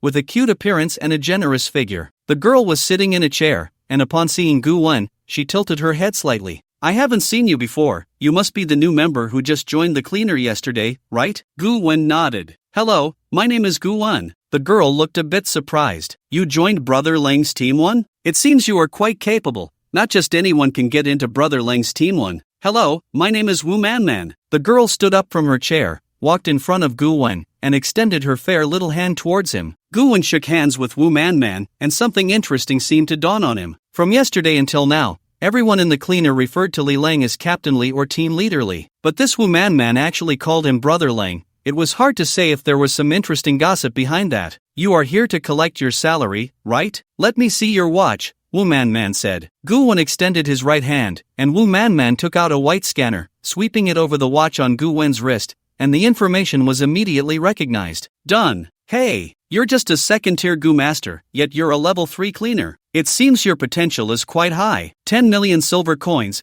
plus a chance for a Gu jar. After confirming, Wu Man operated the machine again and said, all set. The silver coins have been transferred to your account, and you can check your account with the watch. You also have 10 chances for Gu jars. You can go to the Gu jar room to collect them yourself. Gu Wen nodded and smiled. Thank you. Wu Man waved her small hand. No need to be polite, it's no trouble. If you need anything in the future, just come to me. My motto is unity and friendliness, helping each other out. Besides, you're part of the first squad. As the most core, most dangerous, and most powerful first squad, you should enjoy the best treatment and service. Gu Wen smiled. The benefits of joining the first squad were already showing. Alright, then I'll go check out the Gu jar room. Bye. Wu Man nodded. Bye. Oh, by the way, when you go out on missions in the future, remember to make sure Cold Brother drinks more water. He never likes to drink water. A dark line crossed Gu Wen's forehead, not even trying to hide it. Huh? Why do I feel like I've been force-fed dog food? I will. Gu Wen walked out of the finance room, the corner of his mouth twitching slightly. The cleaners in Galaxy City seemed quite different from those in other cities. It was interesting. The Gu jar room was on the basement level of the cleaner building. Gu Wen took the elevator down to the basement and, as soon as he stepped out, saw a large Gu jar room. The Gu jar room was made entirely of special steel, very sturdy, and presented a deep blue color overall. On one shelf after another, there were a dazzling array of Gu jars, in various colors and styles, everything one could imagine. There were at least hundreds of blue Gu jars at a glance. Even purple Gu jars. There were more than 10 displayed in the Gu jar room. Looking at this scene, Gu Wen couldn't help but marvel. TSK. It really is the cleaners. Just based on these existing Gu jars, their value already surpassed that of all the Gu jars combined on the entire Gu Master Street. I really need to join a faction, otherwise, it will take ages to get stronger. Next to the elevator, an old man, about 60 or 70 years old, with a head full of white hair but looking spirited, glanced over. Are you a newcomer? The old man asked. His gaze was very sharp, not like that of an old man, but rather like a lively young person. Gu Wen nodded. My name is Gu Wen. I just joined and am now part of Captain Li Lang's first squad. May I ask who you are? The old man chuckled. Me? I'm the Gu jar administrator here, just an ordinary person. Before the new era, you could think of me as a security guard. You can call me Uncle Wang. That's what everyone calls me. Uncle Wang seemed quite friendly. Gu Wen nodded. Uncle Wang, I'm here to open a Gu jar. Can I take a look first? The old man was quite old, so Gu Wen didn't feel it was a loss to call him uncle. Uncle Wang waved his hand. Go ahead, go ahead. If you find one you like, just let me know. Gu Wen nodded and walked towards the goo jar area. The goo jars in the room seemed unprotected, but in reality, there was a faint blue light in front of each shelf. To take a goo jar, one must first deactivate this blue light. Otherwise, if one tried to forcibly take it, an alarm would be triggered instantly, the goo jar room would automatically close, and all the cleaners would rush in. Well, at that time, it would naturally be 100% capture. Gu Wen walked up to the shelf, and rows of information immediately appeared before him. A variety of goo insects, accompanied by crises. The blue light cannot block Gu Wen's bug level enhancement. Gu Wen looked on simply. Suddenly, his eyes lit up. Wait a minute, did he discover something? In the corner, a dusty blue goo jar was flashing with orange light, completely different from the colors of the text displayed on other goo jars. It was like getting a god-tier item in a game. The glow was striking. Most importantly, the information about this goo jar left Gu Wen astonished. This seemingly old blue goo jar contains a priceless orange goo insect evolution goo. Be sure to obtain it. Upon seeing this prompt, Gu Wen's mouth twitched slightly. The evolution goo he had been thinking about was actually here? In that instant, Gu Wen understood everything. There must be too many goo jars in the goo jar room now, so many that they were almost overflowing, which is why Director Lu Hao thought to clear out the jars here and sell them at the goo jar shop. As a result, it was just so coincidental that this jar containing the evolution goo was sold off. Looking at the freshness of the dirt on this goo jar, it might have just been dug out from the Lizard Mountain's secret realm. Gu Wen's mouth twitched slightly as he thought to himself, Director, oh Director, you were scolded by the scavengers of Galaxy City for several months in your past life, and it really wasn't for nothing. Since he had seen the evolution goo here, Gu Wen naturally wouldn't let it go. He pointed directly at the blue goo jar. Uncle Wang, I want to exchange for this. Uncle Wang waved his hand and said, you just look for now. Once you've selected all the goo jars you want, I'll take them out for you. Gu Wen nodded and began to look at the other goo jars. In the end, he focused his attention on a purple goo jar. After yesterday's various goo openings, upgrades, and syntheses, he had consumed quite a bit of lifespan, but counting the lifespan gained from killing, he still had 5,000 years of lifespan to spend. Opening a purple goo jar required 1,000 years of lifespan, so he could choose one to see if there were any useful goo insects. The blue goo jar only required 300 years of lifespan to open. After glancing a few times, Gu Wen's eyes suddenly brightened. This goo insect is not bad. This goo jar contains a purple-level goo insect, attack storage goo. The attack storage goo is a very special type of goo insect that can store attacks in it in advance, and when needed, it can be released without any consumption. It is a very powerful life-saving goo, especially for goo masters with backing. They will do everything possible to obtain an attack storage goo, allowing their elders at home to store attacks within this goo insect. Once they encounter a life and death crisis, they can release the stored attacks from the goo insect. It can save lives and even kill beyond their level. Moreover, the attack storage goo is not a one-time use. After releasing an attack, once the cooldown period is over and the goo insect regains its energy, it can continue to store attacks. Therefore, the attack storage goo is naturally very precious. The market price is 50 million silver coins. According to Gu Wen, far away in the imperial capital, someone offered 80 million for this goo insect, but it was still hard to come by. The moment he saw this goo insect, Gu Wen immediately made a decision. He wanted it. He wouldn't want a goo insect worth 30 million silver coins and go choose another. Wouldn't that be crazy? Gu Wen said, Uncle Wang, I've made my choice. These two goo insects, one purple and one blue. I'll use my salary for the purple one, and for the blue one, I'll use my points. After Gu Wen finished speaking, Uncle Wang was taken aback. Wow, you little brat, just joined the scavengers and already have such a high salary and points. Do you have someone backing you? Gu Wen shrugged. No one. Compared to having someone above me, I prefer having someone below me. Gu Wen casually made a joke, and Uncle Wang burst into laughter. Ha ha ha, you little rascal. Uncle Wang chuckled, waving his large hand, and the barriers of the blue and purple goo jars immediately vanished, allowing Gu Wen to reach for them. Gu Wen glanced at Uncle Wang. This control over spiritual power. Uncle Wang doesn't seem like just a simple goo jar administrator, but it didn't matter. Gu Wen picked up the blue and purple goo jars and walked up to Uncle Wang. Uncle Wang, do you want to scan my wristwatch? Uncle Wang replied, no need. I've already deducted it. Gu Wen's mouth twitched slightly. Indeed, Uncle Wang had such high authority that deducting his salary points didn't even require scanning his wristwatch. In this day and age, no one in administration was simple. Uncle Wang continued, opening the purple goo jar requires a 4th turn goo master to protect you, that's the rule. Since you're in the first team, go call Xiao Li to protect you. There's a special room for opening goo jars in the building, let him take you there. Gu Wen's mouth twitched. Xiao Li. Alright, thank you, Uncle Wang. See you next time. After politely bidding farewell, Gu Wen turned and entered the elevator. The room for opening the goo jars was a very dark little black room. Li Long was somewhat surprised. I thought you would choose 10 blue goo jars, that would enhance your strength comprehensively. What Li Lang said was what most goo masters would do. During the growth period of a goo master, to grow quickly, it was best to open more blue goo jars to obtain various goo insects to enhance their strength in all aspects. Once the goo insects were fully matched, they would consider opening higher-level goo jars to find opportunities to obtain higher-level goo insects to directly break through their bottlenecks. It was quite rare for someone like Gu Wen, who hadn't fully matched his goo insects,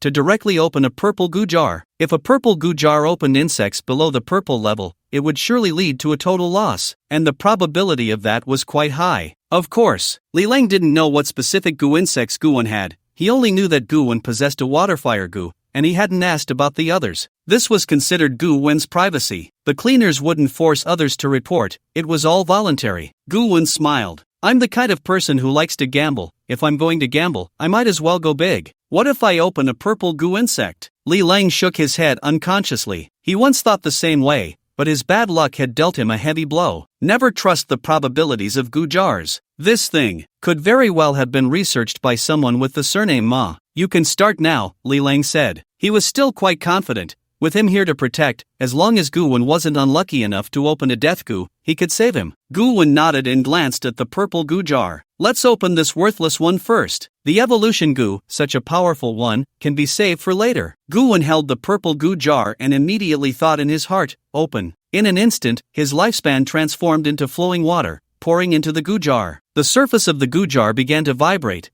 the tremors escalating from initially slight to very pronounced. It even made a sound. Boom! As the goo jar was officially opened, a dazzling purple light burst forth, illuminating the dark little room. Looking at this brilliant purple light, Li Lang was stunned. His eyelids twitched slightly, and the corners of his mouth twitched. Did he really open a purple goo insect? Are you kidding me? Although this was a purple goo jar, statistically, the probability of opening a purple goo insect from a purple goo jar was also extremely low, even less than 5%. Did Gu Wen really just open one? Gu Wen looked at Li Lang and smiled slightly. Captain, it seems my luck is quite good. Gu Wen removed the jar, revealing the appearance of the goo worm inside. It was a very plump goo worm, entirely brownish in color, especially its belly, which was extremely fat. Even Li Lang couldn't help but be moved. Attack storage goo. Although Li Lang had seen a lot, he couldn't help but be shocked by Gu Wen's luck. This kind of goo worm was actually not very important in terms of market price because no matter what price you offered, it was very difficult to buy a purple goo worm, especially one that was versatile, highly valuable, and very rare. You can consider whether to use this goo worm yourself or hand it over to the organization. Currently, someone at headquarters has issued a bounty for this goo worm. If you hand it over, you can get 5,000 points, which could be exchanged for about 5 purple goo jars,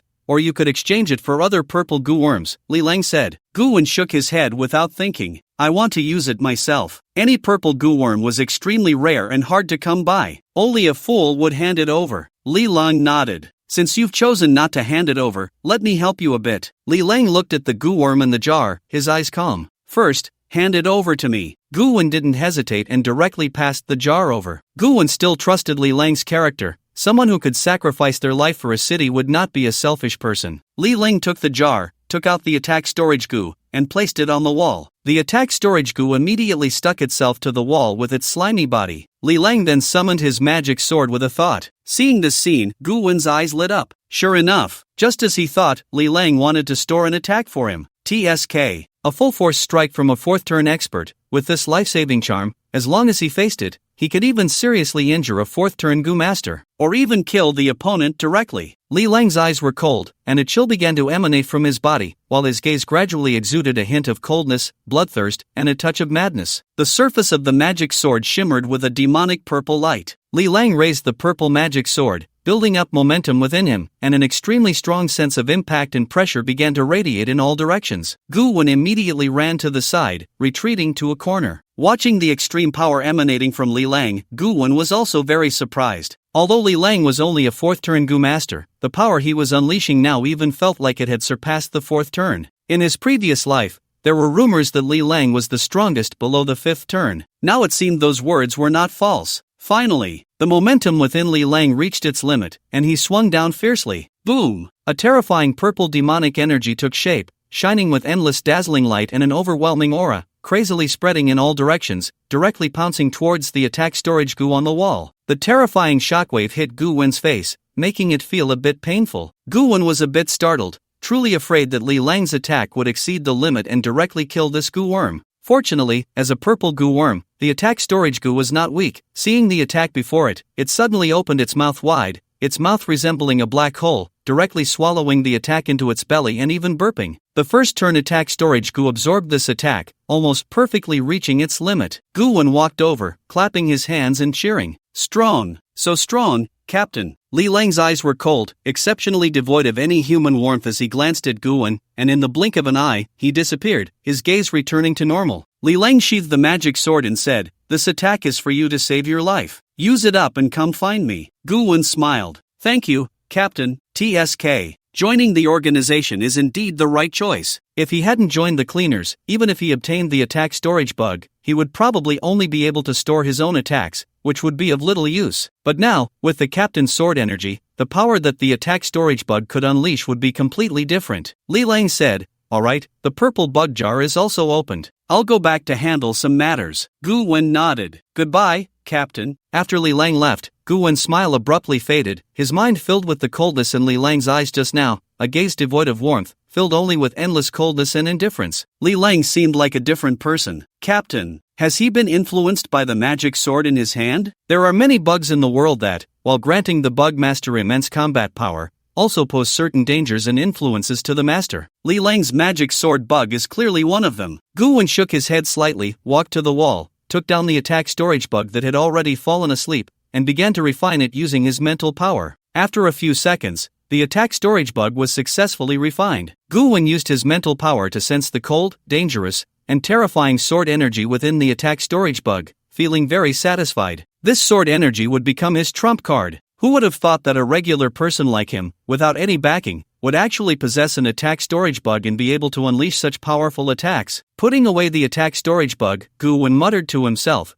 "Captain, you really are a good person. It's a pity. Good people don't live long. Disasters last for 1,000 years." At this moment, Gu Wen was the only one left in the small dark room. Due to the protection of the bug master's privacy, there were naturally no surveillance devices in this small dark room, so Gu Wen could also activate his evolution bug. Gu Wen did not intend to hide the fact that he possessed an evolution bug. After all, the higher the potential he displayed, the more resources he could obtain from the cleaners. However, Gu Wen decided to wait a little longer. At least now was not the time to expose the evolution bug. He needed to arm himself to the teeth first. Gu Wen looked at the blue bug jar in his hand. Without any hesitation, he opened it immediately. In an instant, a dazzling orange light illuminated the entire small dark room. The bug jar trembled violently and terrifyingly, as if it could barely withstand the aura of the orange bug. Finally, the lid of the bug jar was directly blown off, and a vividly lifelike, exquisitely crafted bug stood at the center of the jar. The evolution bug was entirely fire red, radiant, with two transparent cicada wings on its back emitting bright red light, resembling the battle robe worn by a great general, majestic and imposing. Gu Wen looked at the evolution bug before him, his expression appeared calm, but waves of excitement surged within him. Is this the legendary evolution bug? In his previous life, he had only heard of the name of the evolution bug but had never seen one, and in this life, he was able to intercept and acquire this terrifying evolution bug in advance. The evolution bug, ranked 88th in the Bug Master records. Although it is not one of the most powerful 23 red bugs, the power of the evolution bug is undoubtedly unquestionable. There are millions, even billions of types of bugs in the world, and to stand out among so many bugs and rank 88th, the status of the evolution bug needs no further explanation. Gu Wen reached out to touch the evolution bug and began to refine it instantly. The refining speed of the orange bug was much slower than that of other bugs. Even Gu Wen took a full 10 minutes to successfully refine this bug. If it were someone else, wanting to refine this evolution bug, I'm afraid it will take at least half a month. After the successful refinement, Gu Wen began to review the information on the evolution goo. Goo insect, evolution goo rank, orange level, first transformation, second transformation condition, 1000-year lifespan ability, evolution skill 1, evolution, utilize the special power within the body to stimulate the elemental cells of other goo insects, promoting their evolution. which can temporarily be divided into two types: 1. Advancement. 2. Mutation. Evolution CD, 24 hours. The same goo insect can only be evolved once. Goo-won gazed at the information, pondering thoughtfully. The first transformation evolution goo has only one skill, and this skill, as he understood from his past life, can make other goo insects evolve. He just didn't know what other skills would be unlocked after the evolution goo reaches the third and fifth transformations. Could it allow the same goo insect to undergo a second evolution? Or would the evolved goo insect become even more powerful? Looking at the required 1,000-year lifespan, Goo-won showed no hesitation and directly selected evolution. First, let's get the evolution goo to the second transformation. Another 1,000-year lifespan vanished, and now Goo-won was left with only 2,000 years of lifespan. Goo-won shook his head helplessly. Cultivating goo insects really consumed lifespan, and even if he obtained the 10,000-year lifespan worm, it couldn't withstand his reckless use. In fact, Goo-won's brief growth experience over these 2 days might be equivalent to a year for others. How many goo masters would dare to use their lifespan so recklessly? They simply couldn't afford it. As the lifespan was poured in, the evolution goo quickly completed its evolution, successfully reaching the second transformation. Its information also underwent some changes. Third transformation condition, 5,000-year lifespan ability, evolution skill 1, evolution, utilize the special power within the body to stimulate the elemental cells of other goo insects, promoting their evolution, which can temporarily be divided into two types: 1. Advancement. 2. Mutation. Evolution CD, 16 hours. The same goo insect can only be evolved once. After the goo insect evolves, there will be a chance to obtain a brand new skill. The second transformation of the evolution goo reduced the evolution CD but did not gain a brand new skill. However, the description of skill 1 changed. Goo insects that have been evolved by the evolution goo will have a chance to obtain a brand new skill. This ability is terrifying. The chance for a goo insect to gain a completely new skill is an immense enhancement for any goo insect. This is equivalent to changing the talent ceiling of a goo insect. As expected of the evolution goo, Goo-won marveled. This is only the second transformation evolution goo. What if it were the fifth transformation? What if it were the top-tier 8th transformation evolution goo? Each goo insect has a different limit for job transitions. White goo insects and green goo insects have a limit of 5 transformations. Blue goo insects can reach 6 transformations, purple goo insects 7 transformations, orange goo insects 8 transformations, golden goo insects 9 transformations, and red goo insects can touch the ultimate 10th transformation. And this is just under normal circumstances. In reality, there can also be special situations. For example, Goo-won once saw someone cultivate a blue goo insect to the 7th transformation, and their combat power was truly terrifying. Putting away the evolution goo, Goo-won first left the small black room. He had been in there for quite a while, and if he stayed any longer, he might attract the attention of others. Goo-won was a person who liked to keep a low profile, doing things quietly and killing quietly, so he didn't want to draw attention to himself. At this moment, in a luxurious villa in Galaxy City, a man suddenly felt a sharp pain in his chest. For some reason, he felt extremely uncomfortable and tormented, as if he had lost something important. But he didn't know what he had lost. The scavenger building. Shirwei ran into Goo-won, holding a steaming cup of coffee, and immediately approached him with enthusiasm. "Good morning, number 184. Goo-won's forehead twitched with annoyance. "What kind of strange nickname is that?" Shirwei laughed heartily. "Just a joke. From now on, we're buddies. This cup of coffee is for you. I just brewed it and haven't had a sip yet." Shirwei directly shoved the coffee into Goo-won's hands. Goo-won glanced down at the coffee, about to say he didn't like it. Shirwei waved his hand at Goo-won. "I just got an urgent mission, so I have to go. Get familiar with things here. If you have any questions, feel free to ask me." With that, Shirwei hurriedly ran off, clearly having received an urgent task. Goo-won looked down at the steaming coffee in his hands, chuckled softly, shook his head, and then took a sip. Immediately, Goo-won frowned. "Ugh, it's too bitter." As expected, it's not good. He still wasn't used to drinking this kind of thing. While others needed the caffeine in coffee to perk up, all he needed to feel awake was to look at blood. He didn't need to drink something so bitter. Goo-won downed the coffee in one go and tossed the cup into the nearby trash can. It was really awful. That was Goo-won's assessment. A little while later, he ran into Bai Jingyue, who waved her delicate little hand and greeted Goo-won. "Good morning, number 184. Goo-won raised an eyebrow. "Another round? Is this how you all refer to newcomers?" Bai Jingyue shook her head. "No, this is what Shirwei suggested we call you today. He said it would help you integrate better into the team." Goo-won's lips twitched. "Is that so?" Bai Jingyue looked a bit dejected. "It seems this nickname isn't very effective." As expected. "You can't listen to that big oaf." A teasing voice chimed in from the side. Listening to that big oaf is definitely useless. The voice belonged to Yi Wei-si. Yi Wei-si also held a cup of coffee and walked up to Gu-wen. Want some coffee? Upon seeing the coffee, Gu-wen immediately recalled the bitterness in his mouth and frowned tightly. No, thanks. Compared to this bitter stuff, I'd rather drink plain water. Yi Wei-si shrugged. Coincidentally, I don't like coffee either, but it helps me stay alert. I don't want to doze off during a mission because that could end badly for me. Gu-wen smiled. I usually prefer to cut a line on my arm with a knife. Watching the blood spurt out instantly wakes me up. After Gu-wen said this, Yi Wei-si involuntarily shivered slightly, his lips twitching. Your method is really unique. Gu-wen chuckled. You two chat. I need to go pick up my combat uniform and start my work for today. The two nodded. Go ahead. Good luck. After Gu-wen left, Yi Wei-si looked in his direction, his lips twitching. It seems the captain has recruited another not-so-normal person. What kind of good person would stab themselves to wake up? Meanwhile, Bai Jingyue seemed lost in thought, gazing at Gu-wen's retreating figure, her eyes filled with color. I like this newcomer. Using a knife to stay alert?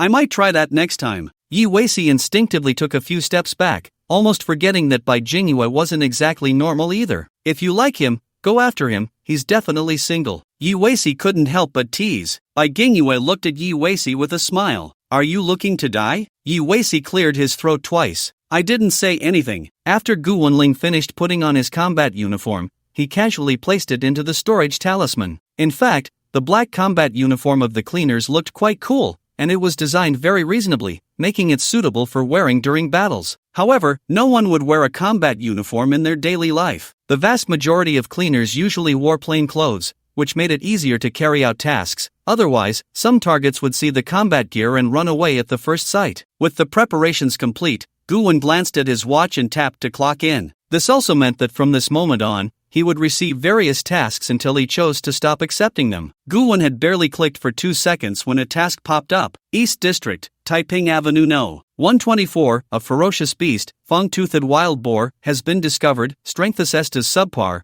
Please proceed to eliminate it immediately, reward points. 3. Do you accept the task? Gu-wen frowned slightly. Was this it? Asking someone as strong as him to kill a wild boar was a bit excessive, wasn't it? The reward points were only 3. But even a mosquito is still meat. Gu-wen thought for a moment and chose to accept the task, then walked outside. On the way, Bai Jingyue greeted him. Looks like you've already received a task. Gu-wen shrugged. Yeah, they want me to go kill a pig. I feel like I'm going to become a pig butcher. Bai Jingyue chuckled, revealing 2 small dimples, which looked quite pretty. This is your mission. After you accept 10 tasks, you'll be assigned some higher difficulty ones. Gu-wen nodded. I understand, I'm still a newbie, going through the beginner tutorial. I'm off, see you. At the entrance of the cleaner building, a jeep was already waiting to take Gu-wen to the task location. This was a dedicated driver assigned to Gu-wen by the cleaners. Every cleaner had their own vehicle and a dedicated driver to assist them in completing tasks. Inside the car, Gu-wen asked, by the way, what's your name? I haven't asked yet. The driver replied, Mr. Gu, my name is Zhou Gua. Gu-wen nodded, remembering the name. As his dedicated driver, he considered him a partner and needed to remember his name. Zhou Gua, how long have you been with the street cleaners? 5 years. In these 5 years, I've paired with quite a few cleaners, but unfortunately, they all sigh. Zhou Gua sighed softly. Clearly, all his previous partners had died. Gu-wen's lips twitched. Was he the next one? Damn it. He shouldn't have spoken. In the blink of an eye, the jeep brought Gu-wen to the destination, and he immediately spotted a gigantic wild boar, with long, thick tusks. The wild boar was rampaging against a shop, wildly charging around inside, leaving the place in disarray. The boar's body was extremely dirty, covered in mud, which had dried and turned into a hard earthen armor, perfectly protecting its body. This was also one of the most difficult aspects of dealing with the wild boar. The boar loved to roll in the mud, and after rolling, the dried mud made its body very hard and difficult to penetrate. Looking at the wild boar, Gu-wen's eyes narrowed slightly. It seems this wild boar came down from the mountain. There was only one large mountain nearby, Lizard Mountain. It seemed this was also a sign before the arrival of a great crisis. Gu-wen strolled leisurely towards the shop that was being destroyed. In the distance, a passerby shouted nervously, "Don't go over there. Run. This isn't an ordinary wild boar, it's a ferocious beast." Gu-wen glanced at the passerby and smiled. "Don't worry, the cleaners are on the case." As soon as the bystanders heard this, their tense expressions immediately vanished, replaced by excitement and admiration. So it's the janitor. Go for it. Kill the damned beast. Gu-won walked to the side of the shop, stepping through the glass door shattered by the tusked wild boar, crunching on the shards of glass beneath his feet, and calmly entered. The sharp sound of glass breaking underfoot alerted the tusked wild boar, which suddenly turned around, its bloodthirsty eyes instantly locking onto Gu-won. The wild boar opened its massive mouth, fixating on Gu-won, and let out a roar before charging directly at him. You thick-skinned beast, no martial ethics? You don't even say hello before coming at me with a savage charge. Gu-won shook his head, gathering the power of water and fire within him, and hurled it at the wild boar. Boom! A torrent of water flames erupted from Gu-won's palm, flowing like a river towards the tusked wild boar, resembling a crashing wave. In an instant, the wild boar was engulfed in the water flames, slipping and falling to the ground. Although the water flames were made of water, their temperature was extremely high. They could easily be considered a low-grade magma. Covered in water flames, the wild boar let out a painful scream, rolling on the ground. Hoo-hoo! Hoo-hoo! It rolled and writhed in pain. The entire ground was now covered in water flames, resembling a small river formed by the flames. The more it rolled, the more injuries it sustained. It's still easier to deal with beasts that lack intelligence, Gu-won mused. Creatures as foolish as this tusked wild boar would become rare in a few years. Those powerful ferocious beasts, while also animals, had intelligence that was not much inferior to that of humans, especially those cunning beasts. Their schemes still lingered in Gu-won's memory to this day. Before long, the smell of meat wafted through the air. The outer layer of the wild boar's flesh had been roasted by Gu-won's water flames, releasing a very appetizing aroma. Although the hard outer layer of dirt on the wild boar was difficult to break through, it didn't provide insulation. On the contrary, the dirt had a heat-conducting ability, and now the wild boar's proud earthen armor had become one of its sources of suffering. Just like a beggar's chicken. First, the chicken is wrapped in dirt, then sent into an earth oven to roast. The wild boar soon fell silent, occasionally twitching as it lay on the ground. Gu-won glanced at the massive creature, focused his thoughts, and took out the sword bug, aiming it at the wild boar's eyes from a distance, and threw it with force. Whoosh! The sword bug traced a beautiful arc in the air, precisely piercing the wild boar's eye. Put! The eyeball burst, blood gushing out. The already motionless wild boar, in excruciating pain, let out another agonized scream, struggling for a full 5 or 6 seconds. Only then did it collapse again, officially dead. Looking at the wild boar's enormous size, a smile crept onto Gu-won's lips. Playing dead with me? Too naive. Approaching the wild boar, Gu-won retracted the sword bug and the water flames on the ground, calmly took out his watch, and snapped a photo of the boar, clicking to complete the task. The AI review used by the janitor system was incredibly fast. In less than a second, the points awarded by the janitor successfully arrived. First task completed, the first milestone. Gu-won smiled, effortlessly lifting the 2,000-pound wild boar, and calmly walked out of the shop. Unlike domestic pigs, ordinary wild boars typically weigh no more than 400 pounds, and those exceeding 400 pounds are quite rare. But since the arrival of the new century, the aura in the air had changed, and the majority of creatures in the wilderness had undergone evolution. This wild boar was clearly one of them. Of course, there was another possibility. For instance, this wild boar might have escaped from the secret realm of Lizard Mountain. Stepping out of the shop, Gu-won forcefully tossed the wild boar onto the empty ground beside the store. His task was to kill this wild boar, and the subsequent disposal of the carcass would be left to the scavengers. This lowly wild boar had no value, even its hardest tusks could only fetch a few hundred silver coins, and Gu-won couldn't be bothered to pry them off. It was a waste of time. Seeing the wild boar dead, an old man, about 60 years old, approached with a young girl in her blooming years, who seemed to be no more than 20. The old man kept bowing to Gu-won, expressing his gratitude. Thank you, sir. Thank you, sir. Without you, we really wouldn't know what to do. As he spoke, he glanced at the losses inside the shop, his eyes filled with sorrow. Clearly, this old man was the shopkeeper. Gu-won's expression remained calm as he smiled slightly. Serving the people is the purpose of us scavengers, there's no need for thanks. After saying this, Gu-won turned and got into the back seat of the jeep. The driver, Jogwa, stepped on the gas, and the jeep sped away. Watching the jeep's retreating figure, the young girl tilted her head slightly, a look of confusion flashing in her eyes. I think I've seen this cleaner at school. He seems to be that top student who was expelled for sexual harassment. How did he join the scavengers? And he's so powerful. The old man beside her quickly covered the young girl's mouth and said, Don't talk nonsense. How could the master of the Gu Master be casually slandered by us? You must have mistaken him for someone else. The young girl frowned. Did she mistake him? That shouldn't be the case. Gu-won. That name should be correct, right? He must be Gu-won. Scavenger. Someone walked into Li Lang's office with a stack of documents about Gu Wen's life and handed them to Li Lang. "Captain Li, here are some materials about Gu Wen. Do you want to take a look?" He was still a student at Galaxy Academy a few days ago, but, due to some issues, he was expelled. Expelled? Li Lang raised an eyebrow. Such an outstanding student could also be expelled? What were the principal and teachers of Galaxy Academy doing? Useless? Li Lang picked up the documents and glanced through them, then chuckled in disbelief. Shooting secretly? Sexual harassment? When the director has time, he should let him visit Galaxy Academy. The principal and teachers here can't even distinguish basic right from wrong. What qualifications do they have to run a school? Li Lang merely took a look and directly chose to support Gu Wen. Based on his interactions with Gu Wen over the past 2 days, he absolutely did not believe Gu Wen was the kind of person who would let his desires take over. Otherwise, just the evil Gu master from the hotel could have taken his life. Moreover, Gu Wen showed little interest in the top beauties of the bureau, Yi Ziqing and Bai Jingyue. Was the female classmate who was harassed some kind of fairy descended to Earth? The documents also stated that Gu Wen had always claimed his innocence, but no one believed him. Well then, since no one at the school believed him, he, the scavenger, chose to believe him. At this moment, Gu Wen had arrived at the second task location, and this task left him even more speechless than the first. A girl's cat had mutated, becoming aggressive and began running around the house, attacking its owner. The girl, frightened, had hidden in the bathroom and quickly called the police. Garden Community. Building 2, Unit 3, Apartment 802, this is the right place, right? Gu Wen looked at the building number and unit number in the community, then walked straight in, took the elevator, and headed to the 8th floor. Fortunately, he wasn't directionally challenged. On the contrary, he was very sensitive to direction and navigation, so he generally wouldn't get lost, and it was easy for him to find places.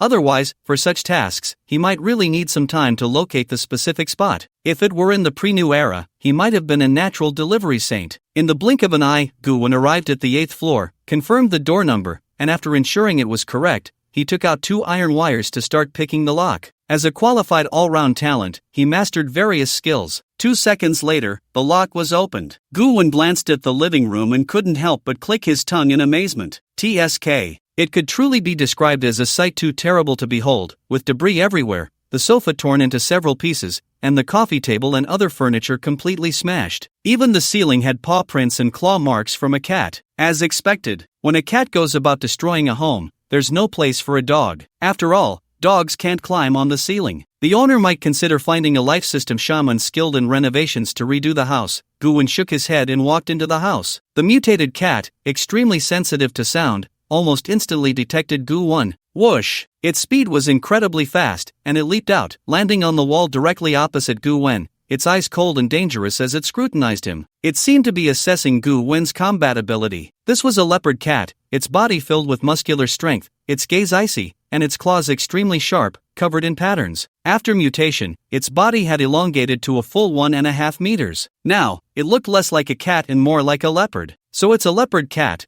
No wonder its destructive power is so strong, Gu Wen chuckled. Leopard cats already possessed excellent physical qualities, speed, and hunting abilities, and after evolution, becoming this powerful was not surprising at all. Gu Wen looked at the leopard cat and said lightly, "Little kitty, if you confess and surrender, you might still have a way out. Otherwise," the leopard cat let out a loud roar at Gu Wen. Meow. Clearly, it didn't want to give Gu Wen that face. Gu Wen shook his head. Why bother? The next moment, Gu Wen's eyes turned icy, and he overloaded the running shaman, causing his body to speed up several times in an instant. After achieving the second transformation as a shaman, Gu Wen's physical qualities had received a tremendous boost from the heavens and earth. At this moment, using the running shaman again, his speed was invincible. Whoosh! Almost instantly, Gu Wen's body darted out, directly reaching the side of the leopard cat, smiling slightly at it. "I heard you're very fast." The leopard cat was startled by Gu Wen, instantly trembling, arching its back, almost scared into a reflex,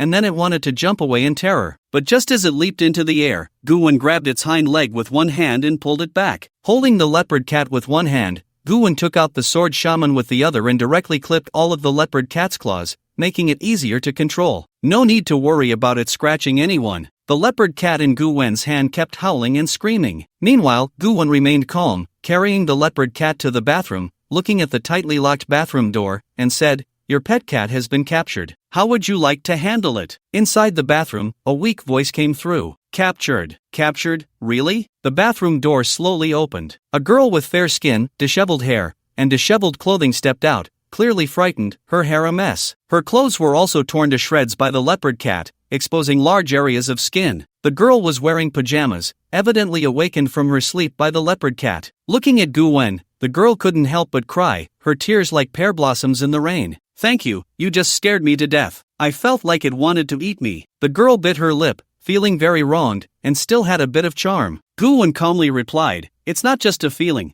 it really wanted to eat you. Cats are carnivorous by nature, and after evolving and mutating, it's not surprising they would do such things. The girl was startled, her eyes filled with fear as she looked at the leopard cat. I will never raise a cat again. Gu Wen picked up the leopard cat and glanced at her. You don't want it anymore? The girl nodded resolutely. I don't want it. Gu Wen shrugged and nodded. You've made the right decision. Since that's the case, I'll take it away and have it disposed of humanely. Hearing disposed of humanely, the girl hesitated for a second. She clearly knew what that meant, but she still nodded repeatedly. Take it away, I never want to see it again. Gu Wen smiled. This girl still had some sense. In his previous life, he had encountered a girl who was also attacked by a mutated cat, but she couldn't bear to part with it. After the cat was subdued, she still wanted to keep it. In the end, she was eaten by that cat. When found, only a thigh bone was left. Pets with a history of attacking their owners should never be kept again. Otherwise, no one knows what might happen. Just as Gu Wen was about to leave, the girl suddenly reached out and grabbed his arm, her eyes glistening with tears as she looked at him. May I have your contact information? I'm a bit scared. If something happens in the future, can I come to you? Gu Wen glanced at her, slightly retracting his arm, and smiled. Just call the police if something happens. After saying that, Gu Wen turned and left the room,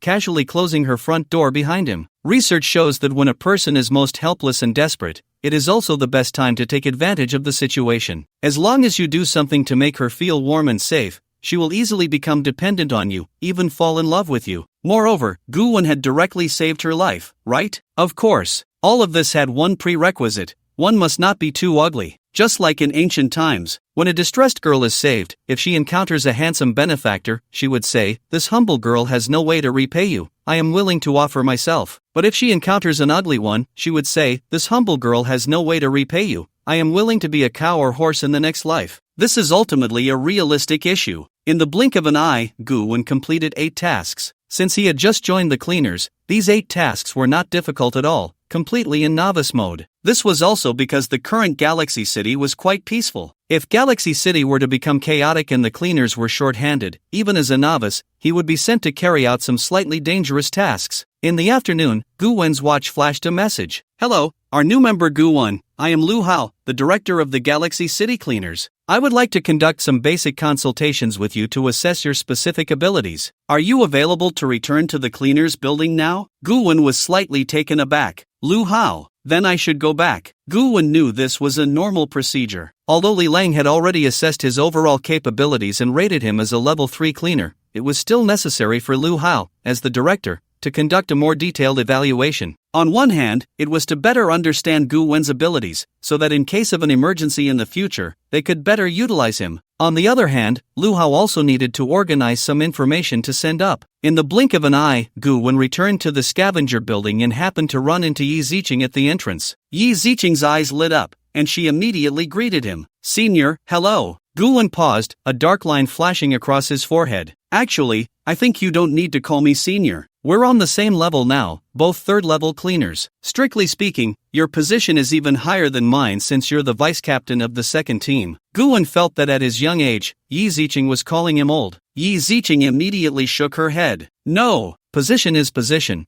Personal feelings are personal feelings. You saved my wind, Gu. You will always be my senior. If you want, you can come to the second team anytime. I'll give you my vice-captain position. Gu Wen felt even more helpless and could only shake his head. How should he describe Yi Ziqing? She really knows how to be grateful, much better than those ungrateful wolves. With Yi Ziqing's character, if you help her, she will definitely do her best to help you within her capabilities. Well, it's up to you. The director called me for a talk, so I'll head up first, Gu Wen said. Yi Ziqing immediately nodded. Then senior, hurry up. I didn't expect that I could really become colleagues with you. Thinking about it, it really makes me quite happy. From now on, you don't have to worry about your Gu insects getting fatal injuries. Gu Wen twitched the corner of his mouth. I suggest you treat your goo insects a little better. As he walked into the scavenger building, suddenly a sharp-faced man jumped out, standing in front of Goo-won with eyes full of hostility and a face full of defiance. I heard you took the back door and directly became a third-level cleaner. Goo-won looked at the man, the corners of his mouth slightly rising. Not convinced? Looking for trouble? Yes, I took the back door. Although I don't have much ability, I have no shortcomings in terms of connections. Third-level cleaner, 1 purple goo jar every month, really refreshing. Goo-won appeared quite indifferent. After hearing Goo-won's words, the sharp-faced man became even angrier, staring at Goo-won with a trembling body. I, Zhao Ziping, have been a cleaner for 2.5 years and am still just a 4th-level cleaner. What right do you have to? Goo-won patted Zhao Ziping's shoulder. If you're not skilled, practice more. If you have no connections, give more gifts, you know? Zhao Ziping was furious. Get lost. Don't think I don't know. I've already investigated your background. You're a beast who was fired for sexual harassment. What qualifications do you have to join the scavenger? As soon as he said this, Zhao Ziping's voice was loud, directly attracting the attention of countless people. Everyone was watching the spectacle with great interest. Unfortunately, the first team members were not present, otherwise, they would definitely jump out to defend Goo-won. Goo-won looked at Zhao Ziping, his eyes calm, with a hint of murderous intent, and said slowly, yes, I am a beast who likes sexual harassment. Zhao Ziping thought Goo-won was backing down and became even prouder. He snorted coldly and said, although I don't know what method you used to deceive Yi Ziqing, you better stay away from her and Bai Jinghua. If you dare to harass the girls in our scavenger, just see if I won't beat you up. Goo-won's expression remained calm. Are you done? Zhao Ziping nodded proudly. Done, it's good that you understand. Goo-won smiled. Understand? I understand your ex. Bang! Goo-won kicked Zhao Ziping, sending him flying and crashing against the wall with a violent impact. Zhao Ziping trembled in pain, looking at Goo-won in disbelief. You, how dare you? You actually dared to make a move in the scavenger building. Haven't you seen the rules of the scavenger? Goo-won rolled up his sleeves and walked up to Zhao Ziping, his fists brimming with the power of water and fire, landing punch after punch, each one hitting flesh. Look, you, Mom! Bang, bang, bang! After a few punches, Zhao Ziping was beaten to a bloody pulp, his flesh torn apart, with even the white bones of his cheekbone exposed. The onlookers widened their eyes. Damn, this is getting serious. This newcomer is so fierce. Just joined the cleaners and is already fighting in the cleaners building. And he beat Zhao Ziping to this state. Zhao Ziping, who was being brutally beaten, grew furious and began to summon the worms within him to fight back. But every time he tried to act, Goo-won seemed to see through his movements. He kicked directly at the spot where the worms were located inside him, sending them back into his body. Just like that, Zhao Ziping could only endure the beating, unable to retaliate at all. Goo-won pummeled him for a full 3 minutes until he completely lost consciousness and fell into a coma. Only then did Goo-won snort coldly and say, I told you, if you're weak, practice more. Being this weak and still talking back, what a joke. Goo-won turned around and glanced at the other cleaners in the building. The cleaners instinctively swallowed hard and quickly shrank back, fearing they might also be dragged over for a beating. Remember to call an ambulance for him, and also tell him that when he wakes up, he should come find me to apologize and bring a gift. If he doesn't, he can bear the consequences. After saying this, Goo-won turned and left. The fight was over. It was time to see the director. After Goo-won left, everyone exchanged glances, all shocked by his methods. He knocked someone unconscious, nearly to death, and still expected others to come and apologize. This is too domineering, right? As expected, the people from the first team are not to be trifled with. After beating someone, Goo-won remained very calm. If the other party talked back, he just beat them up. Isn't that reasonable? As for whether it would violate the rules of the cleaners, what does that have to do with him? He would deal with it after the fact. Goo-won arrived at the director's office and knocked on the door. Director, it's Goo-won. A strong male voice immediately came from inside. Come in. Goo-won pushed open the door and immediately saw Director Lu Hao, who was dressed in a Zhongshan suit, around 40 years old,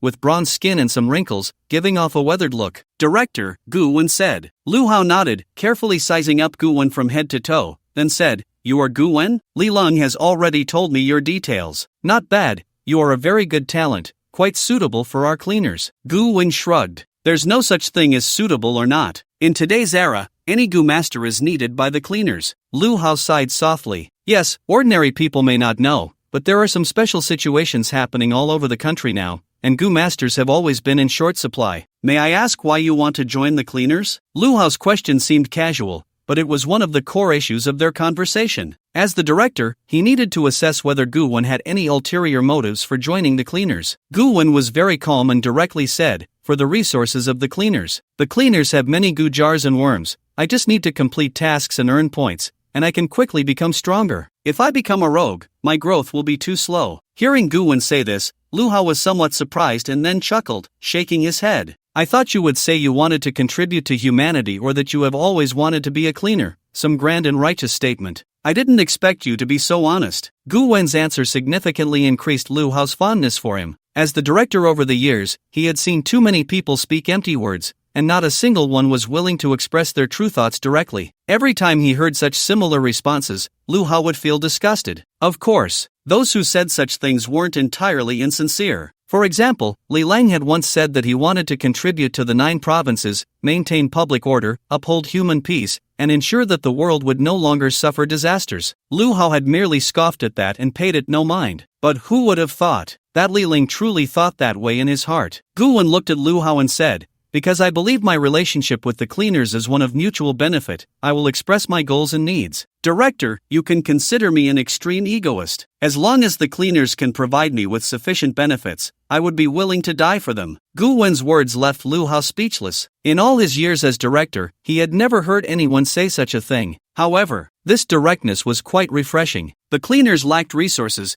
but they needed powerful Gu masters, capable Gu masters. After a full 3 seconds, Lu Hao gazed deeply at Gu Wen, his eyes calm. "Since you are an extreme egoist, if hostile forces were to buy you off with benefits, would you betray the cleaners and the 9 provinces?" Gu Wen did not hesitate to shake his head. "No. While I am selfish, I am also a citizen of the 9 provinces. Although I won't sacrifice my own interests for the so-called greater good, I also won't betray the 9 provinces for the sake of so-called benefits. These two things do not conflict." Lu Hao continued to question him. "If there were a group of ordinary people in front of you, and you could easily save them with a phone call, would you save them?" Gu Wen shrugged. "Of course, it's an easy thing to do." Lu Hao asked again, "If saving them required a certain cost, such as losing an opportunity you were about to gain, would you still save them?" Gu Wen decisively shook his head. "No, that wouldn't be so easy." Lu Hao pressed on. "If you obtained a very evil and powerful Gu worm, and you needed to kill millions to successfully refine it, would you kill millions?" Upon hearing this question, Gu Wen laughed. In his past life, he had encountered a similar Gu worm, and he had made a choice then. Gu Wen nodded. "I would." Lu Hao's expression changed, and just as he was about to say something, Gu Wen added, "But I wouldn't kill the people of the 9 provinces, after all, they are my fellow countrymen. I couldn't bring myself to do it. I would choose to go overseas, to places like the East Japan Island or America." Listening to Gu Wen's response, the director fell into deep thought, feeling a bit of a headache. Gu Wen's character, if one were to call it kind, was quite evil, willing to kill millions. But if one were to call it evil, there was still a hint of kindness. At least he wouldn't kill the people of the 9 provinces. From the current conversation, the director believed that Gu Wen was not just speaking off the cuff, he was expressing what he truly thought. Otherwise, Gu Wen could have given a more perfect answer instead of this ambiguous and headache-inducing analysis. The director assessed Gu Wen in his mind. In the end, he determined Gu Wen's camp. Chaotic good, he would only do what he believed was right, indifferent to worldly rules and ideals. Whether it was good or evil was all a matter of perspective. No one knew what kind of actions he would take. Though he belonged to the good camp, he was also someone who could slaughter millions. For Gu Wen, the concepts of good and evil in the secular world do not hold. He has another set of judgment standards deep within his heart. In fact, Gu Wen's chaotic good may be just a thought away from chaotic evil. Lu Hao felt a bit of a headache. This is indeed a dangerous person. However, if such a dangerous person is used properly,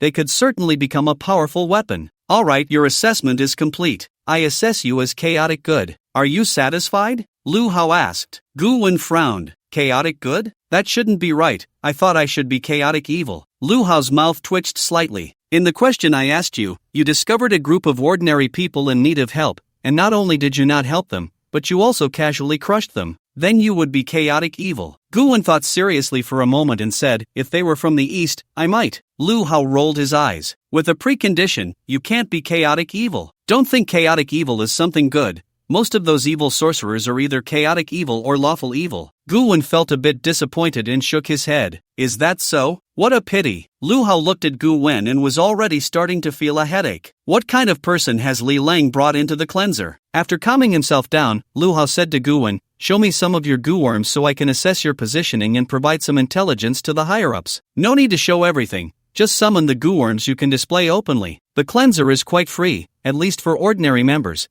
and there is no need to expose everything without reservation. Gu-wen thought for a moment and first summoned the 4-turn water fire goo. Then, he just calmly looked at Lu Hao. Lu Hao's mouth twitched slightly. Is that it? Gu-wen nodded. That's it. Lu Hao felt a bit of a headache and said, how am I supposed to report to the higher-ups like this? Show me 2 more goo worms, even if they are the ones you care about the least. Not enough? Gu-wen frowned slightly, thought for a moment, and then summoned the storage goo and the running goo. These 2 goo worms were ones he had opened in the Gookin store. If others wanted to check, he couldn't hide them anyway, so he might as well display them openly. After all, they were just 2 basic goo worms, it didn't matter. As for the lifespan goo, evolution goo, attack storage goo, invisibility goo, and concealment goo, he wouldn't even think about showing them. Although, Lu Hao might already know he had the evolution goo and attack storage goo. After all, he opened the goo can in the cleanser building, and it might not be possible to hide it from Lu Hao. But it doesn't matter. As long as he doesn't admit it, he doesn't have them. Lu Hao shook his head helplessly. Alright,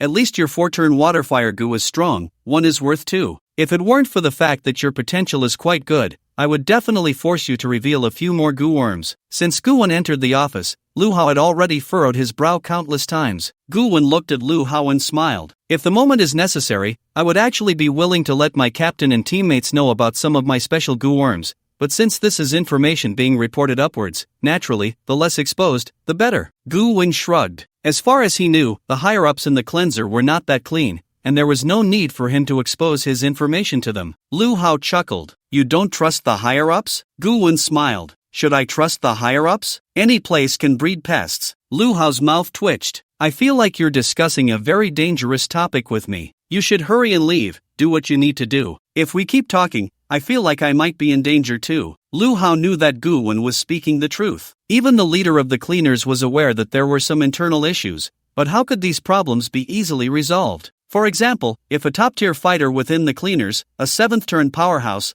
one of the strongest among humans, had a problem, what should be done? Even if there were issues, they still had to be used. Reality is ultimately not a fairy tale. Gu-wen turned to leave, and just as he reached the door, Lu Hao spoke again. By the way, fighting is prohibited inside the cleaners building. Considering you just joined and that the other party provoked you first, I won't punish you this time, but be careful in the future. Clearly, the conflict between Gu-wen and Zhao Zhiping had not escaped the notice of this director. Even though this director was on the top floor of the cleaners building, under normal circumstances, he shouldn't have known what was happening below. Yet, he found out immediately. What if it's outside the cleaners building? Gu-wen asked. Lu Hao's face darkened. As expected, this new member was no pushover. If it's outside the building, it depends on the situation. The cleaners don't encourage private fights, but they don't explicitly prohibit them either, as long as no one dies, Lu Hao said. Gu-wen nodded thoughtfully. As long as no one dies, losing an arm or a leg, all the bugs dead, or being stripped of cultivation, that should be fine. Great. Lu Hao's face darkened further. Is that how I wanted you to understand it? Gu-wen nodded,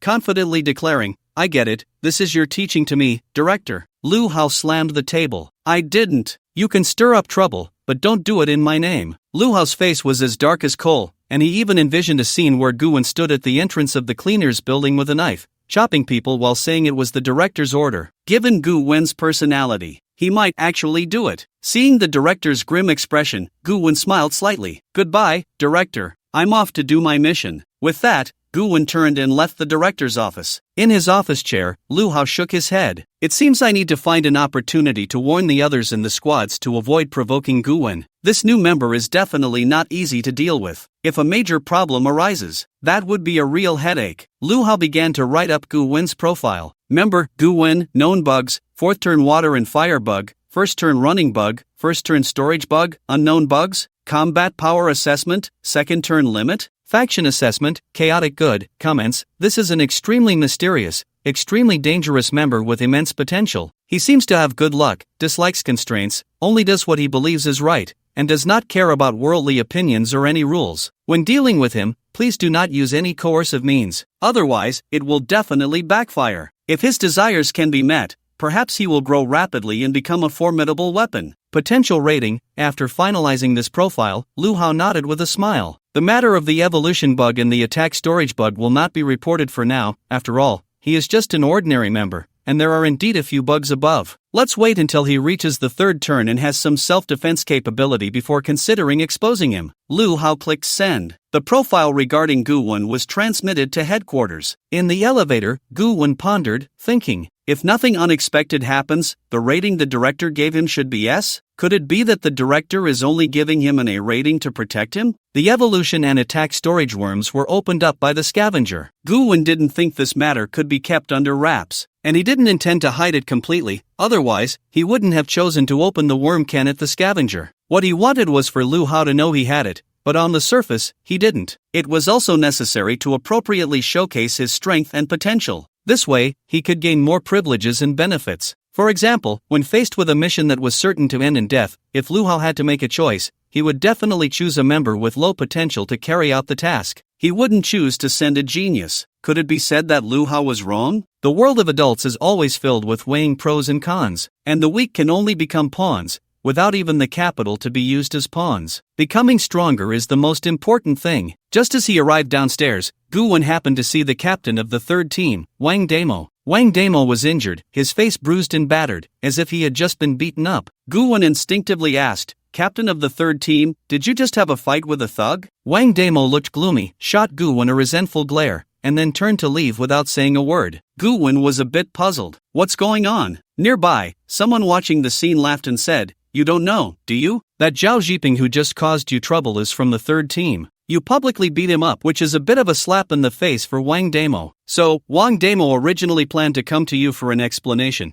but then, your captain took action and gave him a good beating. It's your first team that's fierce, the members fight, and the captain fights too. This person was a life-type worm master, not responsible for combat, usually handling some intelligence and daily information." After hearing this, Gu Wen was stunned for a moment, then laughed. "Ha ha ha, what a guy. I didn't expect the captain to be one of us. Well done. The third team, huh? I'll remember that." Gu Wen's eyes narrowed slightly. Although he wouldn't randomly attack other members of the third team, Wang Damo wanting to take action against him, how could he not remember this grudge? The life-type worm master couldn't help but swallow hard. Is he holding a grudge against the entire third team? No wonder he's from the first team. It fits their way of doing things. Gu Wen glanced at the life-type worm master and asked, "By the way, how is Zhao Zhiping? Is he dead?" The life-type worm master shook his head. "No, there are worm doctors within the scavenger who have successfully stabilized his life signs, but he won't be able to get out of bed for a short time. He probably won't be able to complete his tasks this month. If he can't complete his tasks,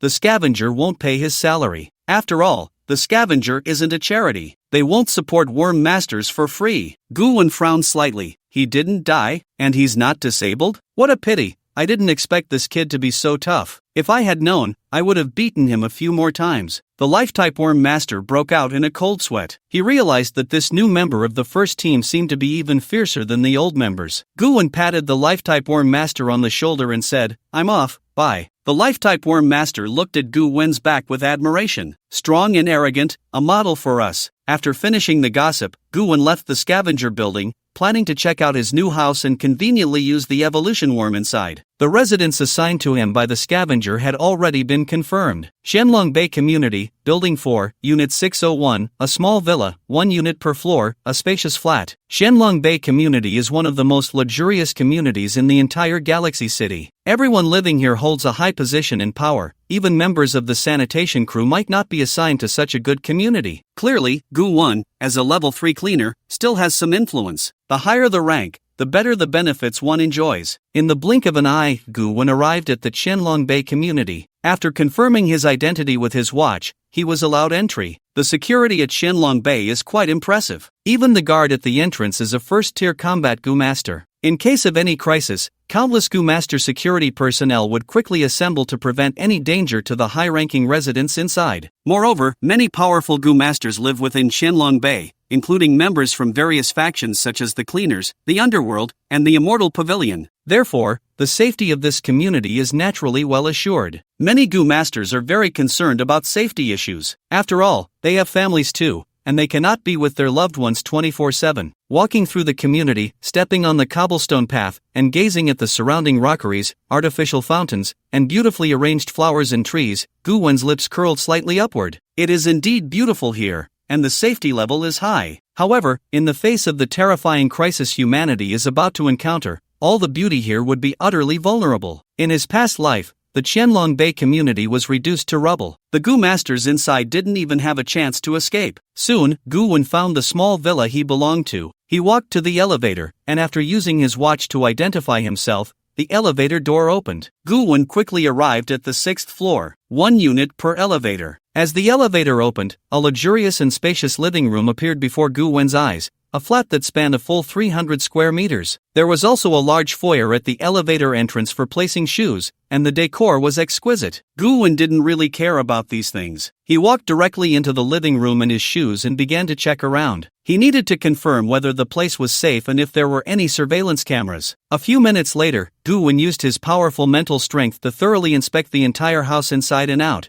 and he could basically confirm that there were no setups here. Not even a single hair was found. Clearly, the cleaning lady responsible for maintaining the room had done an excellent job. Gu-wen took a bottle of chilled soda from the fridge, sat down on the sofa, and relaxed for a while before starting to check the Gu worms within his body. The evolution Gu has an opportunity to evolve every 16 hours. He now needed to choose a Gu worm to evolve. So, who should he choose? Gu-wen first glanced at the lifespan Gu and then shook his head. Without a second thought, how could an orange Gu worm possibly allow a red Gu worm to evolve? The hierarchy among Gu worms is strict. The red Gu worm holds a much higher status than the orange one. The next choices were limited, sorted by color. They included attack storage Gu, invisibility Gu, concealment Gu, sword Gu, water and fire Gu, and so on. Among these, the attack storage Gu was the first to be eliminated. Evolving it would not provide Gu-wen with a significant power boost. It would be better to wait until he reached the 3rd tier before using the evolution Gu on it, as it might yield unexpected results. As for the invisibility Gu and concealment Gu, they could also be directly excluded. Similarly, evolving them would not yield substantial improvements. The sword Gu was something Gu-wen planned to use in the future to synthesize flying sword Gu, so it naturally couldn't be evolved casually. If the sword Gu were to evolve into another type of Gu worm, obtaining it again would not be so easy. After much consideration, Gu-wen finally focused on the 4th tier water and fire Gu. First, the water and fire Gu is currently Gu-wen's primary combat Gu worm, without a doubt. Evolving it can maximize Gu-wen's strength. Secondly, the water fire Gu is now at the 4th transformation. After being evolved by the evolution Gu, whether it successfully reaches the 5th transformation or undergoes a mutation, both outcomes are acceptable to Gu-wen. In contrast, other Gu insects are still only at the 1st transformation. If they evolve, they can only become 2nd transformation, which is quite a loss. Gu-wen focused his thoughts and summoned the water fire Gu, saying, "Water fire Gu, continue to grow stronger." Gu-wen activated the evolution Gu within him. In an instant, a golden light descended, enveloping the water fire Gu. This golden light was mysterious and powerful, containing endless special energy. The body of the water fire Gu trembled slightly and immediately entered a state of evolution. The prompt from heaven and earth sounded simultaneously. Successfully activated the evolutionary power of the evolution Gu. Water fire Gu is evolving. Evolution direction unknown. Please be patient. Under the cover of this golden light, the water fire Gu's body trembled violently, its structure and cells continuously generating and destroying, as if searching for a perfect evolutionary path. Gu-wen's eyes were filled with curiosity. It was his first time using the evolution Gu, and he was naturally very interested in its capabilities. In the world of Gu, Gu insects below the purple level are called mortal Gu. Even if cultivated to the extreme, they remain merely mortal Gu. Gu insects above the orange level are called immortal Gu. The difference between mortal and immortal is just a word, but their abilities are worlds apart. Even a purple Gu cultivated to the extreme is still less valuable than the most ordinary orange Gu. Immortal Gu typically have their own unique energy operation methods, and the energy produced and the spiritual energy released within them are different from other Gu insects. For example, the golden light released by the evolution Gu is a unique evolutionary power that can enable other Gu insects to evolve. The lifespan Gu can release a crimson lifespan power, which is entirely composed of lifespan, with its specific effects unknown. Other immortal Gu are similar. Mortal Gu may have many numbers and forms, but immortal Gu can only exist as one at the same time. Immortal Gu possess uniqueness. This golden evolutionary power may have other undeveloped uses, Gu-wen thought as he gazed at the golden light. Unfortunately, the evolution Gu is currently only at the second transformation, and he has no way to unlock its other abilities. Right now, the evolution Gu in his hands can only be used as a ruthless evolution machine. The third transformation requires 5,000 years of lifespan. In a short time, it won't be so easy to obtain. Under the irrigation of the evolutionary power, the water-fire Gu gradually changed. Its blue-red back shell became purer, without a trace of impurity. The powers of water and fire also became more intimately connected. Soon, the evolution was complete. Water-fire Gu successfully reached the fifth transformation, gaining a new skill, Water-Fire Rain. Successfully triggered the special ability of the evolution Gu. Water-Fire Gu comprehended a new skill, Wings of Water and Fire. Gu-wen frowned slightly, feeling regretful. It's a pity that the Water-Fire Gu did not undergo a special evolution. It simply advanced from the fourth to the fifth transformation. However, it was still quite good. Water-Fire Rain is the core skill of the Water-Fire Gu and can be considered its most powerful move. It requires the fifth transformation to comprehend. Now, the evolution Gu directly elevated the Water-Fire Gu to the fifth transformation, which is actually a pleasant surprise. As a green Gu insect, it is not easy for the Water-Fire Gu to reach the fifth transformation. First, it requires a lifespan of 3,000 years, and secondly, it needs various rare materials. Without the evolution Gu, he would have no way to make the Water-Fire Gu successfully reach the fifth transformation in a short time. Besides that, unexpectedly, the Water-Fire Gu actually triggered the special skill of the evolution Gu, gaining an ability that originally did not belong to the Water-Fire Gu, the Wings of Water and Fire. From the name alone, it seems quite impressive. Gu-wen immediately opened the information to check these two skills. Water-Fire Rain consumes a large amount of physical and mental energy to unleash a vast and powerful water-fire rain. The water-fire rain will condense into a layer of clouds in the air before descending, with boundless power and extreme lethality. Gu-wen nodded slightly. This skill is incredibly powerful. In his previous life, he had witnessed someone with the Water-Fire Gu unleash the water-fire rain. Under the water-fire rain, no living being could survive. This is considered one of the core ultimate moves of the water-fire Gu. The other ultimate move is, of course, the water flame explosion. The two skills focus on different aspects. The water flame explosion emphasizes short-term explosive power, with greater strength and more terrifying lethality. The water-fire rain excels in group battles. Overall, both are quite impressive. Gu-wen then turned his attention to the next skill, the Wings of Water and Fire. Unlike the water-fire rain, the Wings of Water and Fire is completely unheard of and unseen. It is a special skill birthed by the evolution Gu. Wings of Water and Fire, it allows the user to harness the powers of water and fire to grow wings behind them. While the wings exist, the consumption of mental and physical energy increases significantly, providing a boost to the water and fire attribute attacks used, enhancing their power. It can also transform into a flying form, soaring into the air, during which the consumption of physical and mental energy will increase again significantly. Gu-wen quickly scanned the introduction, and his eyes brightened. The skill of the Wings of Water and Fire is simple yet powerful. It can be divided into two main functions. 1. It provides a boost to the power of water and fire, significantly enhancing the strength of the water and fire powers used when the Wings of Water and Fire are summoned. 2. It allows for flight. Although using these two abilities will lead to a significant increase in consumption, it doesn't matter. This skill is worth it. Just the ability to fly has already made Gu-wen very excited. A Gu that allows humans to fly in the air is at least a purple Gu. He never expected that a green water-fire Gu would awaken such a powerful skill. The evolution Gu is indeed formidable. Gu-wen glanced at the evolution Gu and then at the water-fire Gu, feeling a sense of regret. It's a pity. The same Gu can only evolve once. However, this is true for the current evolution Gu. What if his evolution Gu is upgraded to the 5th, 6th, or 7th transformation? Is there a possibility of unlocking a second evolution ability? That remains an unknown. The files on the evolution Gu in his previous life were classified, and very few people knew the specific information about it. Gu-wen shook his head. But it doesn't matter, he will eventually advance the evolution Gu. At least, so far, his combat power has once again been significantly enhanced. Gu-wen put away the evolution Gu. It still has a cooldown of 16 hours. After 16 hours, he can evolve another Gu. The limit for green Gu is the 5th transformation, and the water-fire Gu has now been cultivated to its peak. What kind of power can a fully cultivated green water-fire Gu unleash? Gu-wen was somewhat impatient. Unfortunately, there was no one available for a spar at the moment. Just then, Gu-wen's wristwatch flashed. Someone in the first team's group had sent a message, tagging everyone. A special secret realm has appeared in Shaotang Mountain. Those who want to explore should sign up. Our first team will be led by Vice Captain Juyu, cooperating with other teams. This secret realm is not large in scale and poses low danger. Besides the cleaners, other forces and students will also send people to participate. Those with weak practical abilities can sign up to practice. Li Lang, Shoutang Mountain's secret realm? Gu Wen's eyes lit up. Are we really going to develop this secret realm so soon? Although this secret realm isn't very difficult, it contains a purple goo jar, and within this purple goo jar, there are purple goo insects, flickering goo. This goo jar was sent to the headquarters in my past life and obtained by a big shot there. This time, perhaps I can intercept it in advance. Gu Wen didn't hesitate at all and immediately sent a message. I'm in. Why leave such an obvious opportunity for the headquarters? Isn't that insane? I didn't expect our new member to be so proactive. Since that's the case, I won't go, and I'll give him a chance to shine. Sure way. I won't go either. A micro-secret realm is boring. Yi Wei-si. Actually, I really want to go, but that old bastard, the director, assigned me some tasks.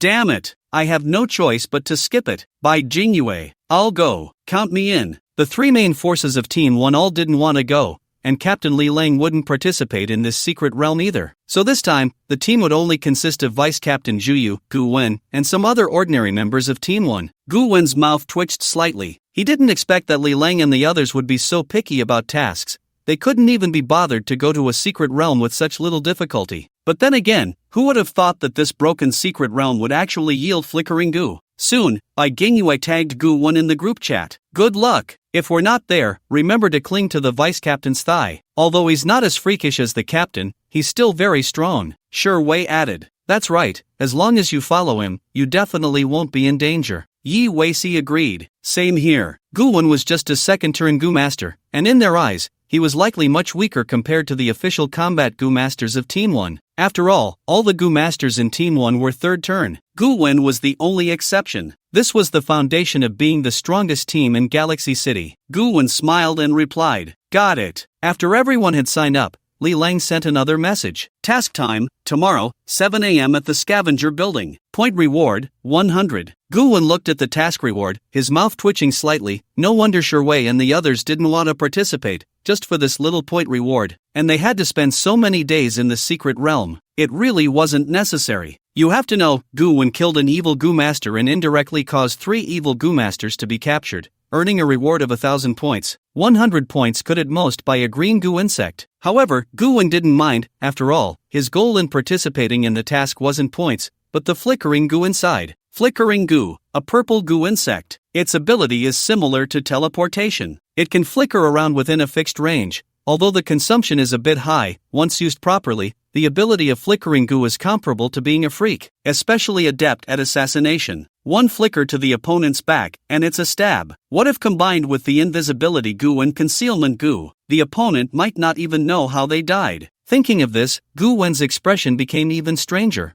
Something's off. Why am I becoming more and more like an assassin-type Goo Master? That shouldn't be the case. Just then, Li Lang sent Gu Wen a private message. This task is just a simple cleanup task. Once inside, prioritize safety. Juyu is trustworthy. Contact him if there are any issues. Clearly, Li Lang was quite concerned about this promising member, Gu Wen. Gu Wen replied, Got it. Then, Gu Wen's eyes showed some curiosity. Vice Captain Juyu. What kind of person is he? In his previous life, he didn't know much about the scavengers of Galaxy City. He only recognized a few famous names like Lu Hao, Li Lang, and Yi Ziqing. He had never heard of Juyu. However, Juyu in his past life should have also perished in Galaxy City, guarding the front lines alongside Li Lang, leaving no trace behind. Before heading to the secret realm, Gu Wen planned to further enhance his own strength. Although he was already strong enough, even as a second transformation Goo Master, he was confident he could easily defeat and kill ordinary third transformation Goo Masters. But then again, no one would mind being stronger. At this moment, Gu Wen still had over 2,000 years of lifespan left. After thinking for a while, he upgraded his running Gu and storage Gu to the third transformation, while his stealth Gu and concealment Gu, as well as sword Gu, were upgraded to the second transformation. After upgrading to the second transformation, the stealth Gu and concealment Gu did not unlock new skills, but their existing stealth and concealment abilities were enhanced. The upgrade for sword Gu was minimal, mainly improving its sharpness. The most significant enhancement for running Gu was, of course, in speed. In addition, after reaching the third transformation, it unlocked a new skill. Jump. You can jump higher and farther. This skill was simple, allowing Gu Wen to jump higher, bouncing around like a flea. This skill was almost useless on flat ground, but it was a different story in the mountains and forests. After all this operation, Gu-wen's lifespan was left with a pitiful 2-digit number. Lifespan really is not durable. Gu-wen shook his head. He had just obtained a 10,000-year lifespan insect, and he didn't expect his lifespan to deplete so quickly. Hopefully, this time in the secret realm, he would have the chance to absorb a bit more lifespan. This time, the operation in the secret realm involved not just the scavengers. Therefore, Gu-wen thought that if he found a mature opportunity, it might not be impossible to fish for law enforcement, kill a few people, and absorb some lifespan, which would also help his god-level talent, Slayer, grow. Another thing that piqued Gu-wen's curiosity was whether he could absorb the lifespan of a fierce beast if he killed it. Also, would the Slayer talent activate when killing fierce beasts? At least when he killed wild boars and kittens today, it didn't activate. Perhaps it was because their abilities were insufficient? After all, they were just low-tier fierce beasts. Unclear, but he could try tomorrow. A smile unconsciously appeared at the corner of Gu-wen's mouth. Just thinking about killing made him want to laugh. The wilderness was the place he liked to go, because there, he could kill. How could one casually kill in the city? On the other side, Director Lu Hao, Captain Li Lang, and a slightly chubby man, Zhiyu, stood in an office. Lu Hao and Li Lang had serious expressions. We must keep a close eye on Gu-wen, otherwise, something will happen. Zhiyu smiled. Don't worry, I'll protect him well. Lu Hao shook his head, his eyes deep. No, I'm not worried about him getting into trouble. I'm worried about others getting into trouble. This time, there are more than just our scavengers entering the secret realm. Zhiyu seemed a bit unconvinced. What can a second transformation Gu Master do? Can he kill everyone? Don't worry, with me around, there won't be any accidents. Thanks to everyone for the gifts and for powering love. Also, for those with time, please leave a 5-star review and urge for updates. Thank you. That day, Gu-wen went to the mall to prepare to purchase some items that might be needed in the secret realm. Surviving in the secret realm was no different from surviving in the wilderness. The more prepared, the better. Gu-wen arrived at the outdoor survival specialty store and purchased a large batch of sturdy and durable ropes, then bought several pots, a military shovel, insect repellent, and other items. He also bought a lot of compressed rations and energy drinks. Although he was a Gu master, he still needed to prepare these basic supplies. No one knew what kind of crises they would encounter in the secret realm. It was always better to be over-prepared than to be at a loss when problems arose. In the blink of an eye, Gu-wen had almost finished buying everything he needed. Just as he was about to leave, he suddenly overheard 2 girls nearby discussing the situation at Little Soup Mountain. Do we really need to buy so many useless things for the secret realm? Of course. Since this is what the teacher requires, we just have to do it. I'm really looking forward to it, the Little Soup Mountain secret realm. We're just students. I hope we don't encounter any too dangerous beasts. What are you afraid of? With Teacher Wang leading the team, he's a second-turn Gu master. Besides, many scavengers will also enter the secret realm to explore. That's great. Scavengers are so cool. I want to join the scavengers in the future. We will definitely be able to join the scavengers. After all, we are outstanding students of Galaxy Academy, and today we can refine Gu worms and become qualified Gu masters. Listening to the 2 girls' conversation, Gu-wen pondered. Were these students going to undergo trials in the Little Soup Mountain secret realm? TSK. What a coincidence. Then, would the White Lotus who had framed him, one of his former classmates, also enter the secret realm? If she did, he wouldn't hold back. A gentle smile appeared on Gu-wen's lips, but his eyes were filled with a cold killing intent. The secret realm was a lawless place. Here, he could do anything he wanted, as long as no one saw him. Zhang Xincheng, I hope we can meet soon. Gu-wen smiled. In his past life, not killing Zhang Xincheng had always been a regret for him. If he hadn't been framed by Zhang Xincheng, he would still be a student at this time,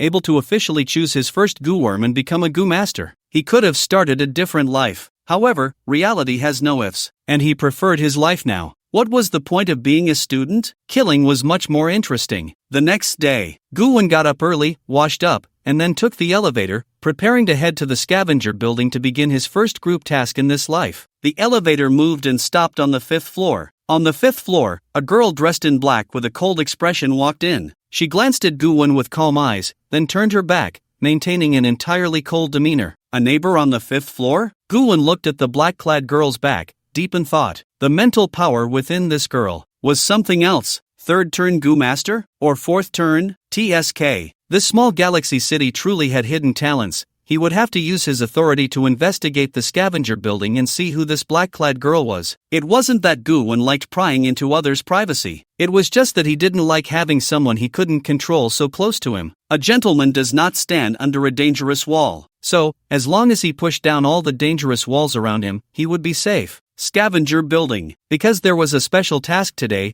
many cleaners arrived early. When Yi Ziqing saw Gu Wen, she immediately greeted him with surprise. Senior Gu Wen, I heard you would also participate in this secret realm trial. Gu Wen rubbed his head. When would this girl change how she addressed him? No more senior. He was only 18. Yes, since we have some free time, it would be good to stroll around the secret realm, broaden our horizons, and improve our practical skills. Gu Wen spoke casually, weaving a web of lies. Yi Ziqing nodded, but with a hint of regret, she said, this time, I am in charge of leading our second team. It's a pity that you, senior, are not part of our second team, otherwise, I could protect you closely. But even so, as long as you need anything, senior, you can call on me anytime. Our second team is always on standby. Gu Wen raised an eyebrow. Close protection? How close? Gu Wen glanced at Yi Ziqing's exquisite figure. If he had known there was such a service, he would have considered joining the second team much earlier. The members of the second team looked at Gu Wen with a resentful gaze, as if to say, who is he? Why does he get such attention from Yi Ziqing? So envious. Envy, jealousy, hatred. Gu Wen then headed to the changing room of the scavenger building, changing into his combat uniform. Today was a collective mission,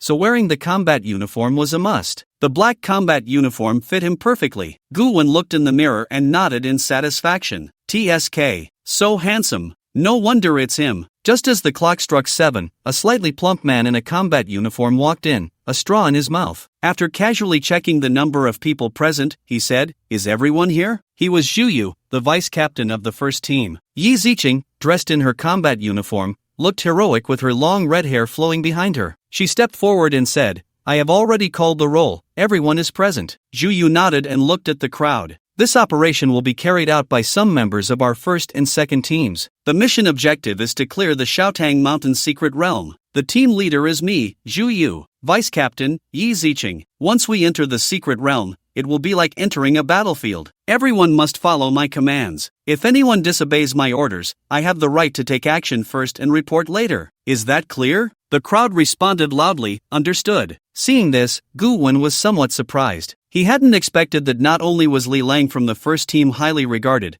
but also that this vice-captain Zhu Yu was quite respected as well. In such a place, gaining people's trust usually proves one thing: he is strong. If he weren't strong, he could never achieve this level of respect. Zhu Yu looked at the crowd's reaction, nodding in satisfaction, then lingered on Gu Wen for a few more seconds. He was also curious. What was so special about this person who garnered such attention from the director and Li Lang? Then, Zhu Yu continued, additionally, since the secret realm we are responsible for clearing this time is not very difficult and there aren't many formidable beasts inside, some students from the Galaxy Academy and other forces will also participate in this mission. The lives of those from other forces are of no concern to us. The students will be conducting trials on the periphery. We are responsible for clearing the core area, keeping our own business separate. But if these students encounter danger, we also have the duty to rescue them. After all, they are also the flowers of our motherland. Is that clear? The crowd responded again, understood. Gu Wen looked at Zhu Yu, pondering, and said, Vice Captain Zhu, I have a question. If these students accidentally all die in the secret realm,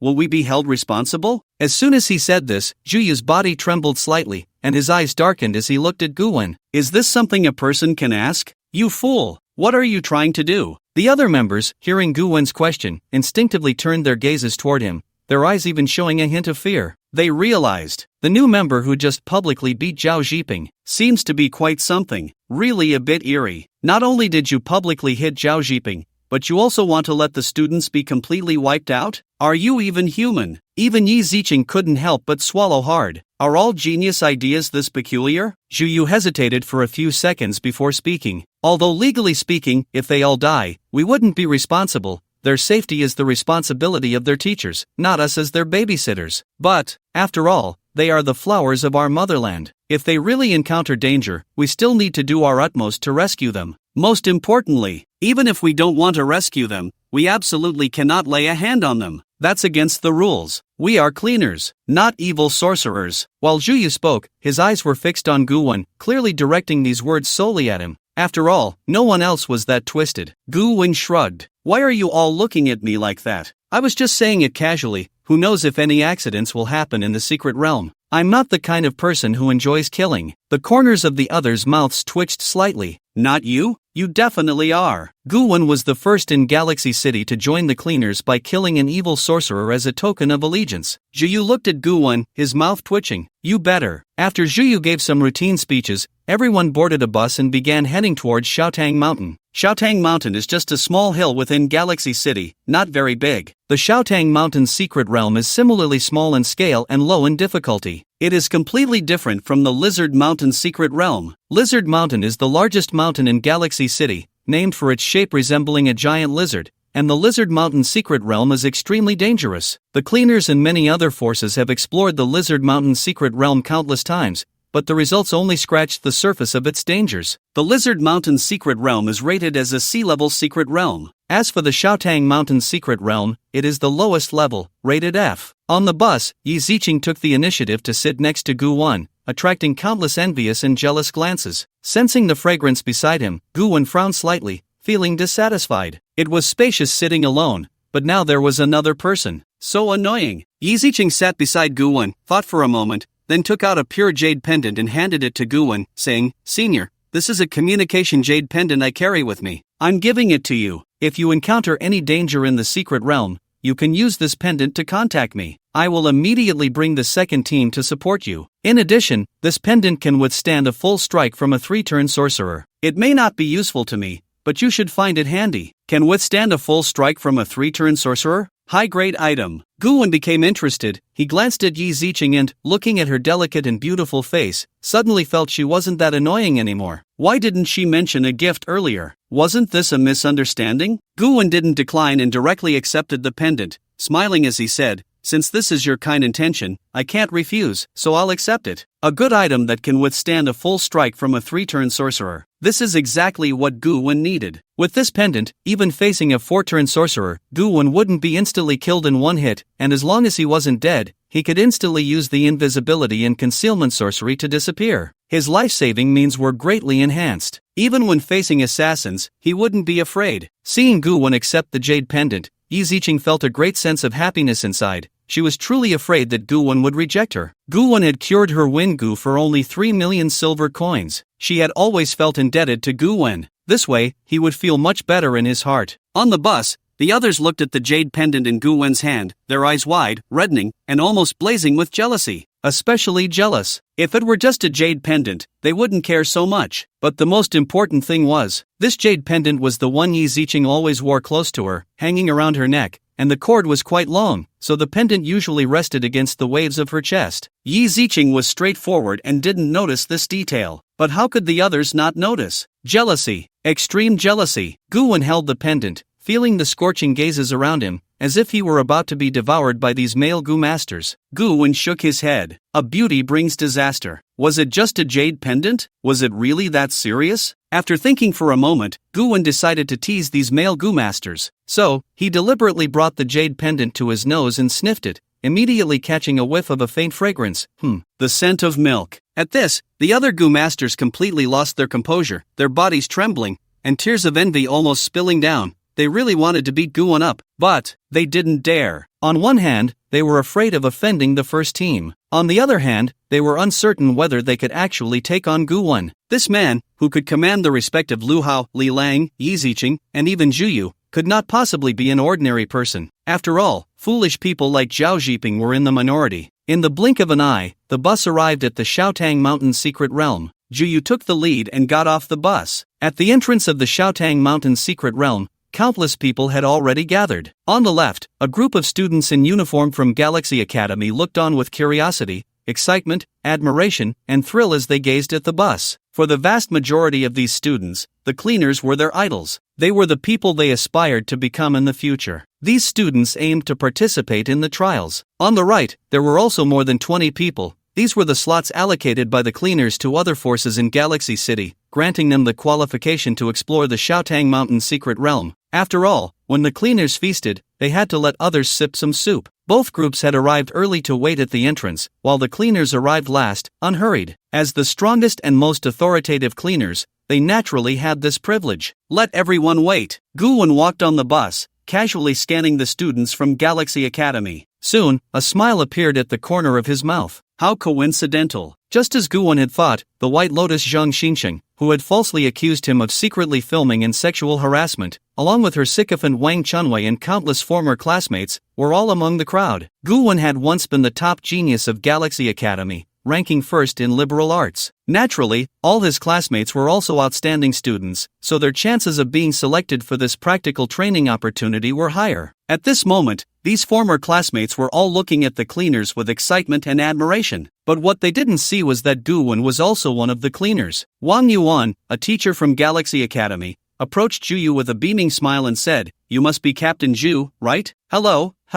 Wang Yuan was a second-tier Gu master with a high status and strong abilities in Galaxy Academy, but in front of the cleaners, he was nothing to speak of. After all, a random person from the first team is definitely a third-turn Gu master. Of course, except for Guwon. Juyu looked at Wang Yuan, revealing a smile that seemed very friendly. Then everything will proceed as you discussed with the director. You take your students to the periphery for trials, and absolutely do not go inside. Wang Yuan immediately nodded. Captain Zhu, don't worry, I will keep an eye on them. For some reason, Juyu suddenly thought of Guwon's smile, and an uneasy feeling arose in his heart. He then shook his head and said, I hope you can keep an eye on them. Otherwise, you will pay a heavy price. Wang Yuan was somewhat puzzled upon hearing this. A heavy price? That shouldn't be the case. This is just an ordinary microsecret realm, and the cleaners have long sent Gu masters skilled in exploration to investigate it. There isn't much danger inside. Why would Juyu say that? But Wang Yuan didn't take it too seriously. He just thought Juyu was saying this to scare their students, to prevent them from being disobedient and heading to the core area. Captain Zhu, rest assured,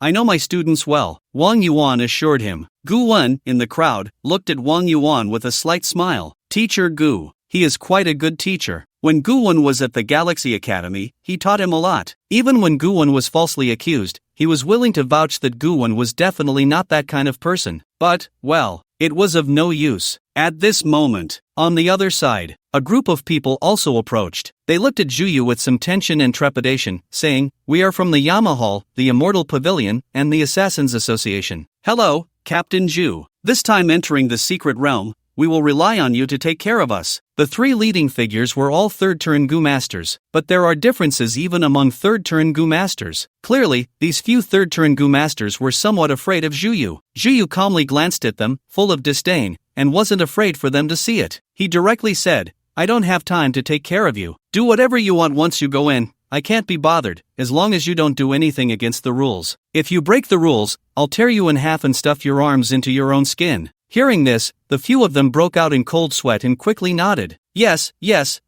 Captain Zhu, you can rest assured. Seeing this scene, Guwon was somewhat surprised. He didn't expect that not only the cleaners' internal members respected Juyu, but even people from other forces would act this way. This vice-captain named Juyu seems to have something about him? Just not very cultured. Why does he have to threaten to stuff people's arms into their own skin at the slightest disagreement? If you're going to stuff something, you should stuff their heads in too. That would make more sense. At this moment, the students of the Galaxy Academy were also discussing among themselves. Wow, this Captain Zhu is so handsome. Although he's a bit chubby, I feel he's so strong and gives a sense of security. The other cleaners are also so handsome. Their black combat outfits are really cool. I want to join the cleaners in the future.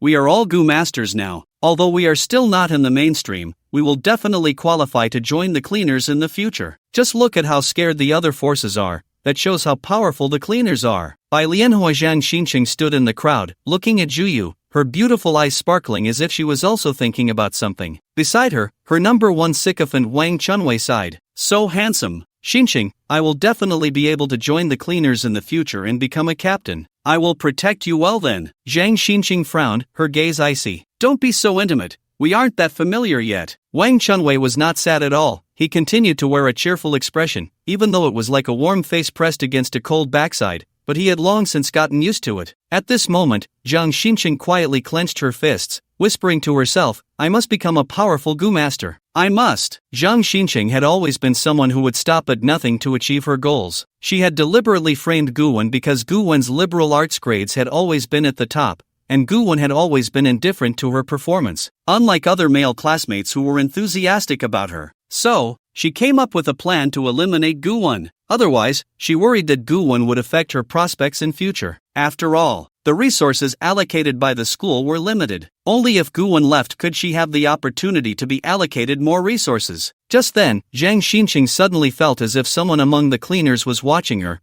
but when she looked towards the cleaners, she found nothing. Zhang Xinqing frowned slightly but did not pay much attention. After all, she considered herself a bona fide beauty. Even if someone among the cleaners was secretly watching her, she wouldn't be surprised. Moreover, she actually hoped that the cleaners would notice her. After all, the cleaners were all very powerful, and they had always been the ones she wanted to rely on and join. This time, the secret realm trial might not be an opportunity. Thinking of this, Zhang Xinqing deliberately flashed a pure girl smile in the direction of the cleaners, looking sweet and lovely. To be honest, a few of the cleaners felt a little stirred. However, due to Zhuyu being in front, they only dared to stand still, pretending that nothing had happened. After all, the cleaners were an official organization. They wouldn't be too restricted in what they did privately, but during missions, if someone was too frivolous or ostentatious, they would definitely be punished upon returning. Unless you were a genius or a strong person. At this moment, Zhuyu had finished communicating with several major forces and came alone to the entrance of the secret realm, preparing to open it. The entrance to the Xiaotang Mountain secret realm was at the foot of Xiaotang Mountain. The entrance resembled a three-dimensional human face mirror, about 2 meters high, and at a glance, one could only see a mass of mist, unable to discern the internal shape. Zhuyu took out a seal and pressed it forcefully against the face mirror entrance. Whoosh! In an instant, the mist dispersed. The entrance transformed into a black passage. Once entered, one could access the core of the Xiaotang Mountain secret realm. Seeing the entrance to the secret realm open, everyone except the cleaners had brightened eyes, curiously gazing at the entrance, eager to rush in and explore. As for the cleaners, they were already accustomed to the secret realm and were not curious. Zhuyu stood at the entrance of the secret realm, glanced back at the crowd, and said, "Remember everything I say next. After entering the entrance, keep walking straight until you reach the end, and you will be teleported to the heart of the Xiaotang Mountain secret realm, the core area. This is where we, the cleaners, and several other major forces should go. As for what our mission is, I won't elaborate further. Each secret realm's entrance and teleportation method are different." The teleportation method and rules of the Xiaotang Mountain secret realm had clearly been explored by the cleaners. It was a very common and simple teleportation method. The teleportation area is allocated based on the distance walked upon entering the secret realm. Guwen nodded thoughtfully. If that's the case, it would be very simple for him to reach the outskirts. He just needed to enter the secret realm's entrance and remain still to be teleported to the outskirts. And once he reached the outskirts, Guwen's lips curled slightly. He had no bad intentions. He just wanted to catch up with his old classmates. At this moment, Zhuyu continued. As for the students of the Galaxy Academy, after you enter the secret realm, you will see a black light curtain. At that time, you should stop in your tracks. Do not step any further. Otherwise, you will be teleported deep inside, and for you, it will be a matter of life and death. Will die? As soon as these words were spoken, countless students turned pale, filled with fear. They were just students. When had they ever experienced such a scene? To show off, Zhang Xinqing immediately stepped forward and said to Zhuyu, "Captain Zhu, please rest assured, we are the most outstanding and elite students of the Galaxy Academy. We will definitely not cause any trouble." Wang Chunwei quickly echoed, that's right. You take care of the interior, and we'll handle the perimeter." Zhuyu merely glanced at the two of them calmly before turning around to face the entrance of the secret realm, saying lightly, "Cleaners,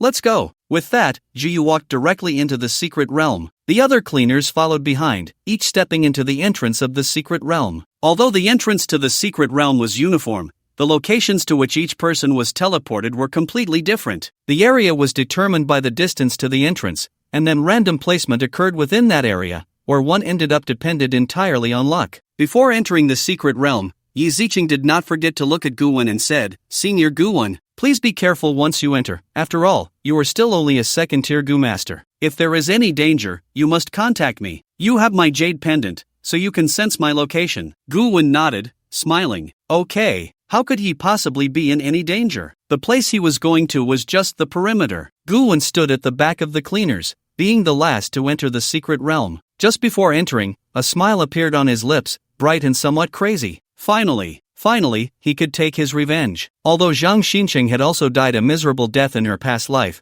it still felt somewhat wrong not to take revenge personally. Guwen entered the secret realm and immediately saw a patch of black mist. He stopped in his tracks, no longer moving forward, waiting for the teleportation of the secret realm. At that moment, among the crowd of Galaxy Academy, Zhang Xinqing looked at Guwen's back, her delicate brows suddenly furrowing, her heart racing. That back. Why is it so familiar? Why does it look so much like Gu-won? But soon, she shook her head. Impossible, this must be a coincidence. Gu-won was just an ordinary person, not even a Gu master. How could he possibly join the cleaners? Moreover, members qualified to participate in the cleaners' exploration team could not be weaklings. Only the strong were eligible to sign up and enter the secret realm for exploration. Thinking of Gu-won, a cold glint flashed in Zhang Xinqing's eyes as she thought to herself, those who offend me must die. Gu-won, don't blame me, blame yourself. Who told you to have such good scores in liberal arts and take away my white Gu jar? Although I, Zhang Xinqing, do not care about this mere white Gu jar, but I absolutely will not allow anyone to stand over me. No, to step on my head. As all the cleaners disappeared, the other major forces felt a sense of relief,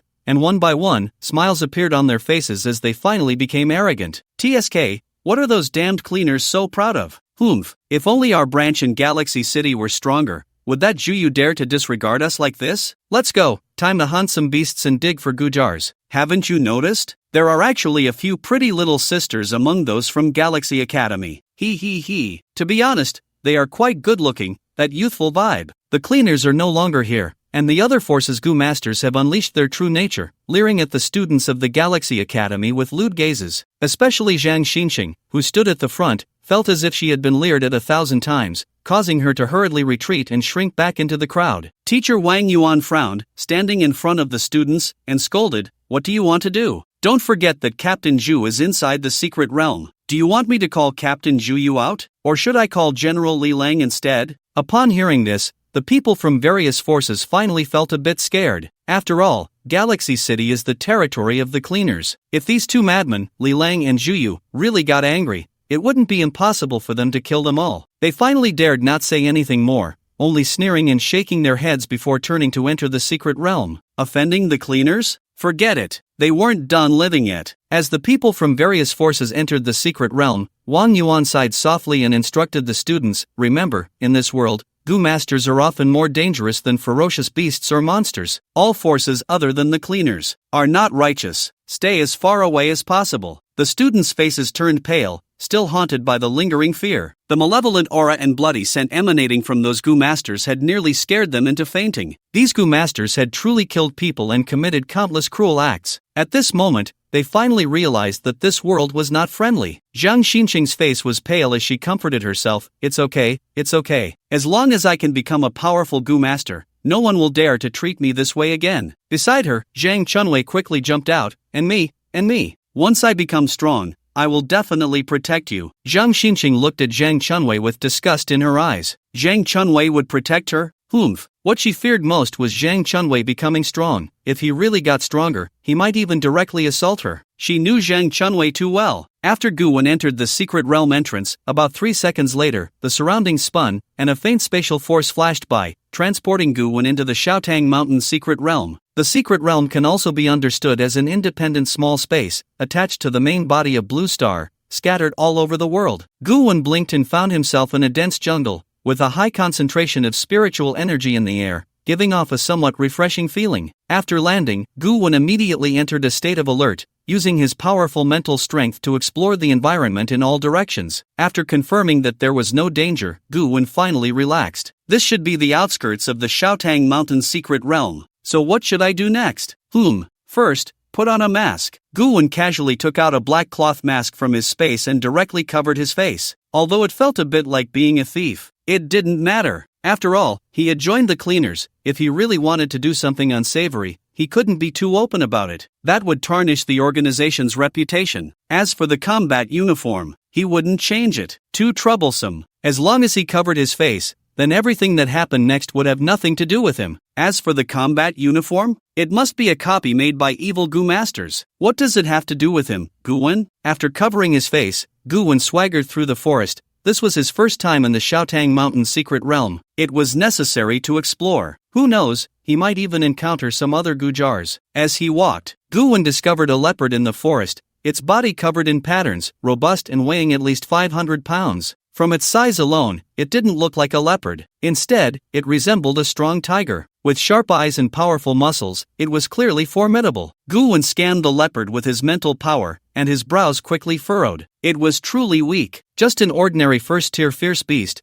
although slightly stronger than those mediocre ones. But still, as Guwon walked with a swagger, completely unhidden, the leopard's keen senses detected him immediately. The leopard crouched low, its cold eyes sizing up Guwon, seemingly assessing whether he was a worthy meal. Guwon, however, remained calm, stepping toward the leopard one step at a time. As Guwon drew closer, the leopard's wariness began to rise, and ultimately, it chose to strike first, letting out a fierce roar. It then leaped high into the air, pouncing toward Guwon. The leopard's jumping ability was extraordinary, reaching heights of 5 to 6 meters almost instantly. In the sunlight, the leopard appeared majestic and powerful. It extended its sharp claws, aiming to smash Guwon's head with a single swipe. Yet, Guwon remained composed. He drew out the sword Gu, which transformed in his hand into a long sword radiating a deep blue hue, incredibly sharp and with a blood groove. Facing the leopard in mid-air, Guwon simply thrust forward calmly. Whoosh! The shadow of the sword flashed, piercing directly through the leopard's forehead, its blood flowing down the sword's blood groove, dripping to the ground. Guwon swung forcefully, tossing the leopard's corpse to the ground, stirring up a cloud of dust. Successfully gained 30 years of lifespan. Miraculous talent, Slayer activated, strength increased, speed increased. Hearing the prompt from the heavens, Guwon's eyes lit up. Good. He hadn't expected that fierce beasts could also trigger the lifespan Guwon his talent. This meant that the reason he hadn't triggered anything when killing the wild boar and the leopard cat was due to their insufficient power.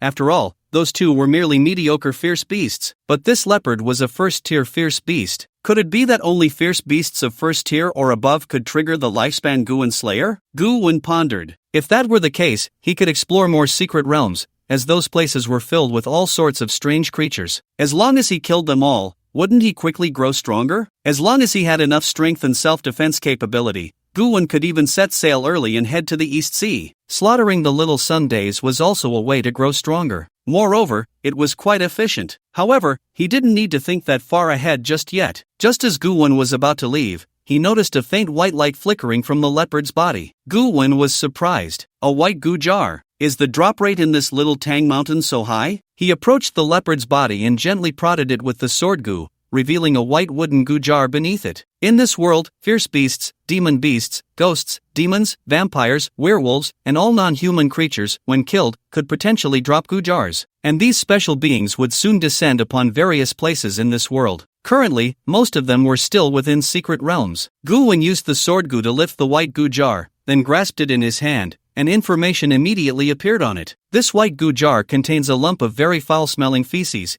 You definitely wouldn't want to open it. The moment you do, the feces goo will appear in your hand. Guwon's mouth twitched slightly. This cursed goo can, having obtained it was worse than not having it at all. Guwon casually tossed the white goo can next to the corpse of the leopard and left without looking back. As for whether some unfortunate soul would see this white goo can and feel tempted to open it, that had nothing to do with him. He had merely discarded a piece of trash. If someone picked it up, what was it to him? He absolutely would not be blamed for wanting someone else to open this white goo can and be hit by misfortune, which was why he tossed it next to the leopard's corpse. Absolutely not. Not long after Guwon left, students from the Galaxy Academy began to arrive at the outskirts of the Little Tang Mountain secret realm, and someone happened to land next to the leopard's corpse. And this person was a familiar face. It was Wang Chunwei, Zhang Xincheng's #1 big dog. Wang Chunwei was startled when he saw the leopard's corpse, his body trembling as he dared not approach, taking a full minute to mentally prepare himself. Only then did he cautiously move closer to the leopard's body. Looking at the sword wounds on the leopard's corpse, he widened his eyes in shock,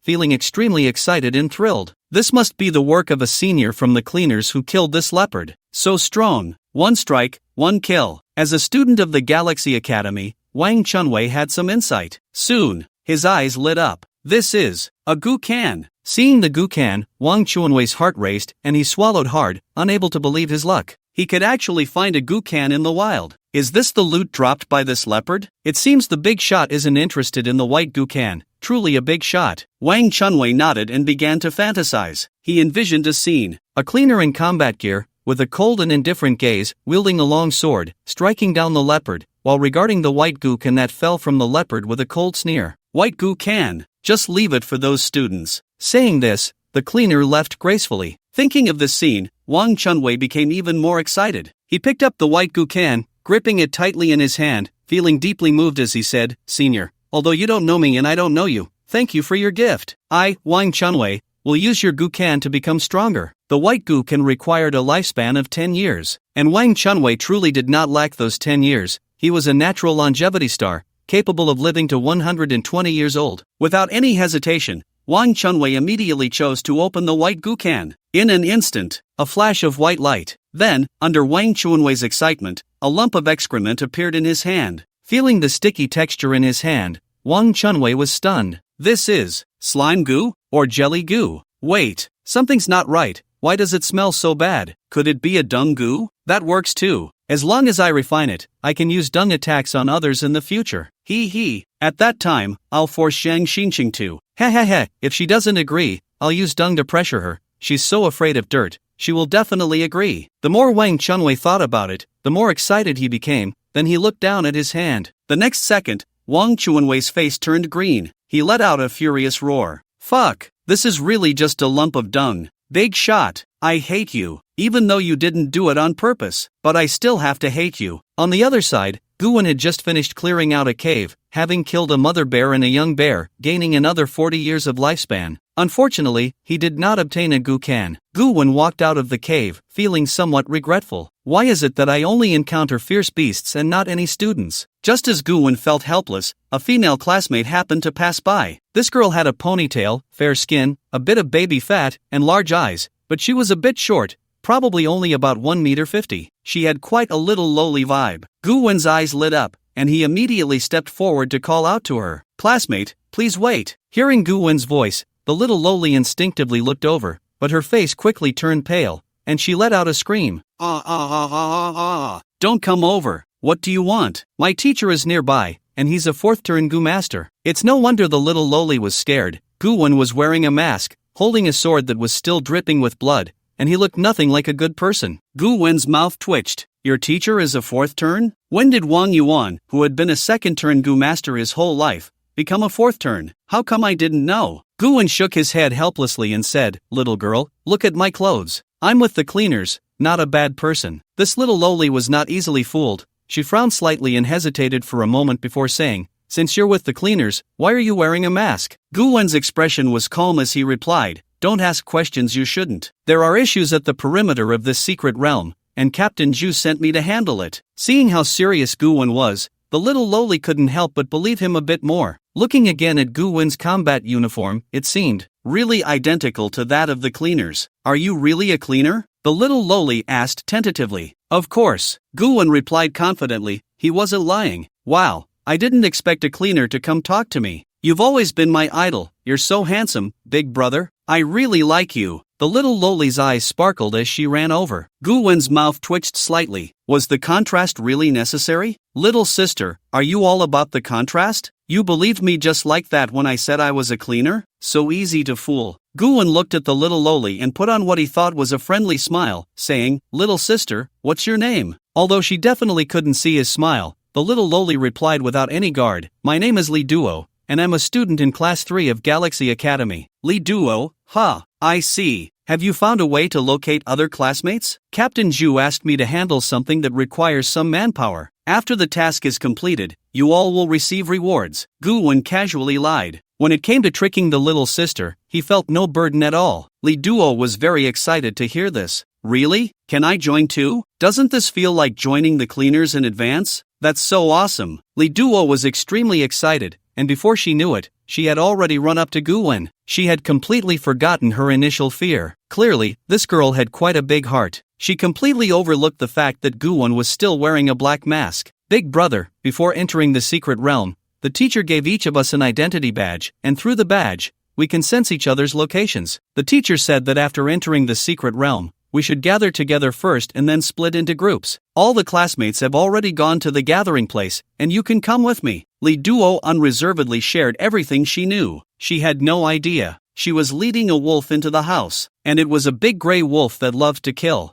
Guwen smiled. Really? That's wonderful. You're such a great little girl. Such a great little girl. Hurry up and send her to the opposing forces. We absolutely don't want her. Guwen couldn't help but sigh. It's a good thing he's a good person with no bad intentions. Otherwise, wouldn't these students be left with none alive? But, does he really have no bad intentions? Ahem. That's not important. Brother, let's go. Li Duo took the lead. Guwen followed behind, looking at the little lowly with a smile on his face. He really had no bad intentions. He just wanted to find his old friends quickly and catch up with them. What bad things could he possibly do? However, once he found his old friends, how to treat them was still a question worth pondering. He couldn't just go up and draw his sword, could he? That would be too obvious a target, making it easy to analyze that he was the culprit. Or perhaps, kill them all? That would make it harder to analyze, right? Li Duo, leading the way, was still beaming with a smile, completely unaware of what Guwen was thinking. After a moment of thought, Guwen shook his head. If he really did that, the chances of being analyzed as the one who acted would be quite high, and then he would truly be forced to become an evil Goo Master. There were still many benefits to being a cleaner. He didn't want to leave that position so soon. One White Lotus wasn't enough to make him disregard everything. Everything should be handled according to the situation. In the blink of an eye, Guwen was brought by Li Duo to an open area where quite a few students had already gathered, including their teacher, Wang Yuan. Li Duo excitedly waved and shouted, "Teacher, teacher, look who's here." Li Duo was like an enthusiastic child bringing a guest home. Wang Yuan turned his gaze over, and the moment he saw Guwen, his heart skipped a beat, and an ominous premonition rose within him. Who would cover their face in broad daylight? Li Duo, who have you brought here? Wang Yuan's expression turned wary as he approached Guwen and asked, "May I ask who you are?" Guwen calmly replied, "Cleaner." Guwen adjusted the tone of his voice, not worrying that Wang Yuan would recognize him. Wang Yuan glanced at Guwen's attire,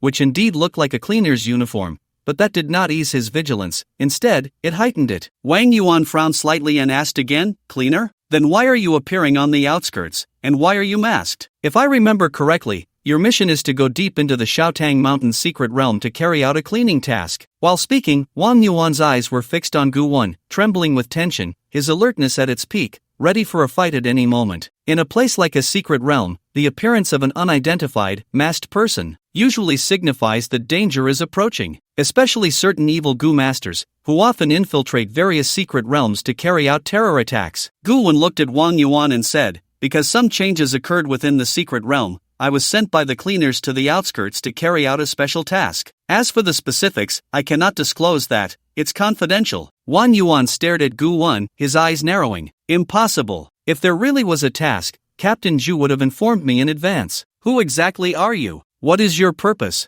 As Wang Yuan shouted, he summoned his main battle Goo insect. It was a silver-white white wolf, blue Goo insect, white wolf Goo. It belonged to the summoning type of Goo insects and could transform into a physical entity for combat. The white wolf resembled a massive wolf king, with thick white fur, a huge head, and flowing hair, its eyes cold and bloodthirsty. Standing there, it exuded nobility. The white wolf stood in front of Wang Yuan, its eyes fixed on Guwen, ready to strike at any moment. However, for some reason, the white wolf would tremble, feel fear, and become uneasy just at the sight of Guwen, as if he were under some kind of bloodline suppression from him. Wang Yuan sensed the white wolf king's fear and immediately felt unsettled, staring intently at Guwen. His white wolf king had never been afraid when facing a third-tier Goo Master. Who exactly was this masked person? Guwen smiled calmly. As expected, Wang Yuan was not as easily deceived as that little girl named Li Duo. It seemed they would have to fight directly after all. TSK. If it weren't for the circumstances, he really didn't want to enter a life-and-death struggle with this former teacher of his. After all, during his most desperate times, it was this teacher who was willing to believe in him and support him. Even after he was expelled, the teacher wanted to take him home, provide him with a place to stay, and find a way to clear his name. It was Guwen who refused and ran out of the school alone. He didn't want to drag anyone down with him. At this moment, the little girl Li Duo looked a bit confused. She glanced at Wang Yuan and then at Guwen. "Teacher? He's with the janitor, we're on the same side. What's going on?" Li Duo couldn't quite understand. Wang Yuan, without turning his head, said with frustration, "You've been deceived." Just as Wang Yuan was about to shout for all the students to run, suddenly, in the distance, a student covered in blood came running over, his face pale and trembling, crying out as he ran, "Teacher! Teacher! Help! There's an evil Goo Master! Save me! Save me!" The student cried as he collapsed to the ground, his entire body soaked in blood, revealing a bizarre purple flower growing on his back. This purple flower was gnawing at his back, devouring his flesh and blood. At that moment, Wang Yuan's expression changed drastically. As expected, "You have companions." Guwen couldn't be bothered with Wang Yuan and instantly appeared behind the student, using his sword Gu to sever the bizarre purple flower. Gu-wen looked at the purple flower and murmured, "Bloodthirsty demon flower, blue grade, can grow stronger by devouring the flesh and blood of the living." Wait a minute. Something's not right. An evil Gu master really has infiltrated? Gu-wen was stunned. No, he hadn't heard of any evil Gu masters mixing into the Shaotang Mountain's secret realm in his previous life, had he? Could it be that his rebirth caused a butterfly effect? So soon? Gu-wen couldn't help but think of the woman he encountered at the hotel. The one he had shot dead. The corner of Gu-wen's mouth twitched slightly. This evil Gu master wouldn't be here to seek revenge on him, would they? Surely not. Watching Gu-wen save the student without directly attacking them, Wang Yuan was also taken aback, suddenly realizing something. You really are with the janitor. Gu-wen replied calmly, "Of course. I was just notified temporarily, so I didn't have time to tell you." After Gu-wen finished speaking, Wang Yuan had already believed most of it. The appearance of this unfortunate student who was attacked truly gave Gu-wen a significant assist. However, to say he was unlucky, he was actually quite fortunate, as he encountered Gu-wen, who had severed the bloodthirsty demon flower in advance, ensuring his life was at least saved. Wang Yuan's expression was grim. "I didn't expect an evil Gu master to infiltrate the secret realm. How did they manage to do that? Are they hiding among the other major forces?" Gu-wen shook his head and said calmly, "There are many ways to infiltrate the secret realm. For example, a boundary-breaking talisman can bypass the seals set by the janitors at the entrance and enter the secret realm in advance. Evil Gu masters usually possess such talismans." Wang Yuan nodded. "I've heard about it too. So what should we do next?" Wang Yuan had already regarded Gu-wen as his mainstay. After all, he was just a second-tier teacher, while this masked cleaner was clearly stronger and held a higher status than him. He was prepared to obediently follow the arrangements. What to do? Of course, we should make a big deal out of it. A slight smile curled at the corner of Gu-wen's mouth. The appearance of the evil sorcerer had provided him with a perfect assist, so he naturally had to make good use of this assist to complete his plans and tasks, and seize the opportunity to gain more benefits and profits. Wang Yuan's face darkened. What does making a big deal out of it mean? Right now, we don't know how many evil sorcerers there are or how strong they are. If we're not careful, we could be completely wiped out. Gu-wen shrugged. Completely wiped out? Even if they were wiped out, it would be you who died. With his invisibility talisman, he really wouldn't die. What was there to be nervous about? The appearance of an injured classmate made the surrounding students, who had been laughing and joking, turn pale and quickly gather around. They trembled in fear. Many timid students even burst into tears. They had only come for training. How could they encounter an evil sorcerer? "Teacher, what should we do? I'm still young, I don't want to die, boo-hoo." "Teacher, can you contact the other cleaners? Hurry and let them come save us." "Teacher, what do we do? What do we do? It's over, it's over. This is really too unlucky. The evil sorcerers kill without blinking. We are definitely going to die." The students chattered anxiously. Li Duo also looked pale, her lips trembling as she turned to Gu-wen. Brother, you are a cleaner. You can definitely save us, right?" Gu-wen glanced at the students and then shook his head, feeling regretful. Where did Zhang Xincheng and Wang Chunwei go? Did they elope? Or were they off doing something in the grove? Why haven't they come yet? If they accidentally got killed by these invading evil sorcerers, Gu-wen would be so furious he might spit blood. He hadn't had the chance to take revenge in his past life,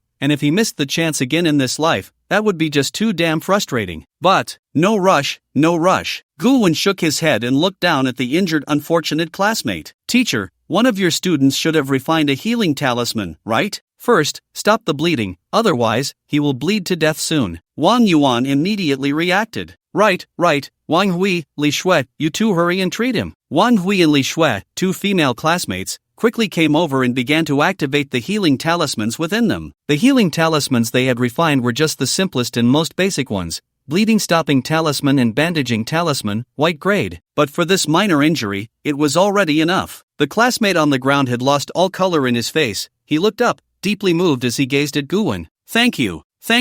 He was extremely touched inside. He had been lying on the ground for a long time. No one had cared about him or shown concern for him. It was this big brother cleaner who first thought of his safety. Boo-hoo! Wang Yuan also felt a bit awkward. As a teacher, he had completely forgotten. Ahem. So, Mr. Cleaner, what should we do next? Gu-wen shook his head. Don't call me Mr. Cleaner, just call me the Masked Man for now. It's just a temporary code name, not important. Wang Yuan seemed to understand and immediately said, I see. You are a weapon hidden in the shadows, right? It's inconvenient for you to show your true face. I understand. Gu Wen's mouth twitched. You understand. You understand nothing. But that wasn't important. Next, you need to quickly gather all the students to prevent them from being isolated and killed. As for the evil Gu Master, leave that to me. A bunch of things that can't stand the light, not worth fearing, Gu Wen said, holding the sword Gu, and walked towards the direction where the unfortunate classmate was running. He wanted to see just how strong this evil Gu Master, who was controlling the bloodthirsty magic flower, really was. It would be best to leave one alive, so he could gather more information and intelligence. The appearance of the evil Gu Master completely disrupted all of Gu Wen's thoughts. This feeling of having everything out of control was truly uncomfortable. Watching Gu Wen's back, the eyes of the classmates lit up, each one extremely excited, as if they were seeing a hero. Wow, so cool. Cleaners are really this handsome. Woo woo woo. I suddenly feel no fear, I feel so safe. I really want to marry him. If I could marry someone like him, I would be so happy. Even if I can't marry him, just sleeping with him would be great. I would definitely keep everything about him and have a child for him, even if I have to raise it alone. I would also be willing to sleep with him. You wish. You're a guy. Seeing his students spouting nonsense, Wang Yuan's face darkened completely. Damn it, what kind of students has he taught? Shit, he really wanted to send this group of brats back to be remade. Wang Yuan patted his white wolf, having it stay by the students to protect their safety, while he began to activate the identity inscription in his palm. He sent a message to the nearby students through the identity inscription. Come quickly, there's danger. To be safe, Wang Yuan took out a special device and sent an emergency distress signal to Zhu Yu. As long as this signal was received, Zhu Yu would know there was a problem on the periphery. He still couldn't fully trust Gu Wen, so he had to choose to seek help from Zhu Yu. He had to be responsible for his students. The Little Tang Mountain secret realm wasn't large, and there was no special magnetic field shielding the signal, so the communication device could still be used. But this was only limited to simple F-level secret realms like the Little Tang Mountain. In most slightly more difficult secret realms, the magnetic fields are special and interfere with signals, rendering communication devices useless. At that time, communication-type Gu insects would be essential. At this moment, in the core area, Zhu Yu saw the red light flashing from the calling device, and he paused slightly, instinctively thinking of Gu Wen. Could it be Gu Wen? It shouldn't be, right? Although the director and Li Lang had told him to pay close attention to Gu Wen shouldn't be so bold as to directly teleport to the periphery and try to attack those students, right? No way? But as the overall commander of this operation, he had to be responsible for these students. Zhu Yu immediately took out the communicator. Crisis on the periphery, prepare to support. Soon, responses came one after another from the communicator. Received, received, received. Gu Wen also replied. Received. But unlike others, the voices of others were clear, distinct, and loud. Gu Wen's voice from the walkie-talkie, however, was intermittent and filled with static, because he was too far from the other cleaners. There was at least a few hundred kilometers distance from the periphery to the core area. Thanks to the professionalism of the cleaner's communicator, otherwise, it would have been useless. Zhu Yu's face darkened. He could now basically confirm that Gu Wen had definitely gone to the periphery. But was Gu Wen really that bold, daring to go directly to the periphery to kill students? Zhu Yu was a bit skeptical. Maybe Gu Wen really did go to the periphery. But it was also true that something had gone wrong on the periphery. However, regardless of the outcome, he had to gather the members to head to the outskirts. He needed to be responsible for those students. Zhu Yu began to assemble personnel through the communication device. Together, they set off for the outskirts. At this moment, Gu Wen was smiling, confronting a Gu Master wearing a white mask and a black cloak, with a strange aura swirling within. This Gu Master had been discovered hiding in the treetops. Clearly, he had followed the injured student here. His purpose was the same as Gu Wen's, to trace the source. Gu Wen looked at the mask on the Gu Master's face, revealing a smile as he spoke. White mask, black cloak, are you from the Paradise of Ultimate Bliss? This outfit was the classic attire of the evil Gu Masters from the Paradise of Ultimate Bliss. The Paradise of Ultimate Bliss was one of the largest evil Gu Master forces within the 9 provinces. They acted without rules or plans. No one knew where they would appear or what they would do, but every time they showed up, it was always accompanied by slaughter. Their doctrine was to lead the entire world into the Paradise of Ultimate Bliss. In Gu Wen's view, they were just a group of organized lunatics. The masked man sneered. Good eyesight. You actually know about our Paradise of Ultimate Bliss. Then who are you? What is your purpose? Gu Wen shrugged. Me? Can't you recognize my outfit? I'm a janitor, representing justice, wielding light, and I'm nothing like you sewer rats. Gu Wen had no good impression of these illogical, thoughtless evil goo masters who simply enjoyed killing everywhere. To him, weren't they just a bunch of lunatics? If they were killing to become stronger, Gu-won could at least understand that a little. Janitor? The masked man snorted coldly. Do you think I'm a fool? You're a janitor. Why are you wearing a mask? Gu-won looked at the masked man and earnestly explained. That's because I'm a member of the cleansing organization, a special group that cannot be seen in the light, very mysterious, so naturally, I can't easily show my face. Otherwise, if my appearance were exposed, wouldn't it no longer be mysterious? The masked man hesitated a bit. Really? Hearing this, he felt a bit intimidated. If Gu-won really was a member of the cleansing organization, a mysterious group, then his strength must be extraordinary, right? No wonder his mental power couldn't scan Gu-won's body, making it impossible for him to detect any goo insects within Gu-won. Gu-won shook his head and seriously said, "Fake." The masked man became furious. You dare to play me? You're seeking death. Roar! The masked man roared, and a purple, enchanting aura suddenly erupted from his entire body, gradually tearing his chest apart. From within his chest, a strange and enchanting flower crawled out. The flower was entirely purple, looking somewhat enchanting and beautiful, with its roots and veins deeply embedded in the masked man's body, using his flesh and blood as nourishment. The masked man's internal organs had long been devoured, all consumed by this flower, which had replaced them as his internal organs. This flower was the bloodthirsty demon flower Gu. Gu-won looked at this scene, unable to help but click his tongue in amazement. The methods of evil Gu masters never failed to astonish him. Only a group of brainless people would do such a thing. At this moment, the masked man no longer wanted to waste words with Gu-won. He began to frantically urge the bloodthirsty demon flower within him, and the flower started to grow gradually. Slowly, countless small bloodthirsty demon flowers were replicated, swaying in the air. 1, 2, 1,000 flowers, 10,000 flowers. The speed at which the bloodthirsty demon flowers were generated was terrifying. In just 1 second, over 10,000 had appeared. Endless bloodthirsty demon flowers danced in the air, obscuring the sky and surrounding areas, creating an incredibly eerie scene. The masked man's voice was cruel and cold as he roared, "Die for me! In front of my bloodthirsty demon flowers, no one can survive." The bloodthirsty demon flower was a very special type of cursed insect, attacking by replicating itself to summon countless smaller bloodthirsty demon flowers to attack and parasitize the enemy. Due to the nature of the bloodthirsty demon flower, which craved blood, those who possessed the bloodthirsty demon flower were usually all evil sorcerers. Gu-won gazed at the dense cluster of bloodthirsty demon flowers, murmuring thoughtfully, "Such a fast replication speed, have you refined the growth insect?" No, this is a purple cursed insect. You shouldn't be worthy of possessing it. Then it must be some other special cursed insects, like blood flesh nourishing insect, human bone feed insect, etc. These are all the drivers of the bloodthirsty demon flowers, the cursed insects they love to refine the most. Facing the masked man's attack, Gu-won was completely unhurried. What he feared the least now were plant-type cursed insects. Although the bloodthirsty demon flower was a bit sinister, it still belonged to the plant category, and the vast majority of plants were afraid of fire. Wasn't this a perfect match? Seeing Gu-won accurately deduce the cursed insects he had refined, the masked man was shocked. He never expected Gu-won could see through what cursed insects he had refined at a glance. Was this just a guess? The masked man gritted his teeth and began to frantically urge the bloodthirsty demon flowers. At the same time, he also activated another cursed insect of his, the bloodthirsty insect, a blue cursed insect. Using the bloodthirsty insect, he cast a buff on all the bloodthirsty demon flowers, making them faster, more bloodthirsty, and even more terrifying. Endless bloodthirsty demon flowers charged madly towards Gu-won, and the bloodthirsty demon flowers even sprouted mouths out of thin air, revealing teeth that looked exactly like those of a human. It looked incredibly bizarre, terrifying, yet Gu-won merely smiled at this scene and snapped his fingers. Snap! In the air, a flame and a drop of water appeared, slowly merging together to form a terrifying and violent energy. The endless power of water and fire fused madly,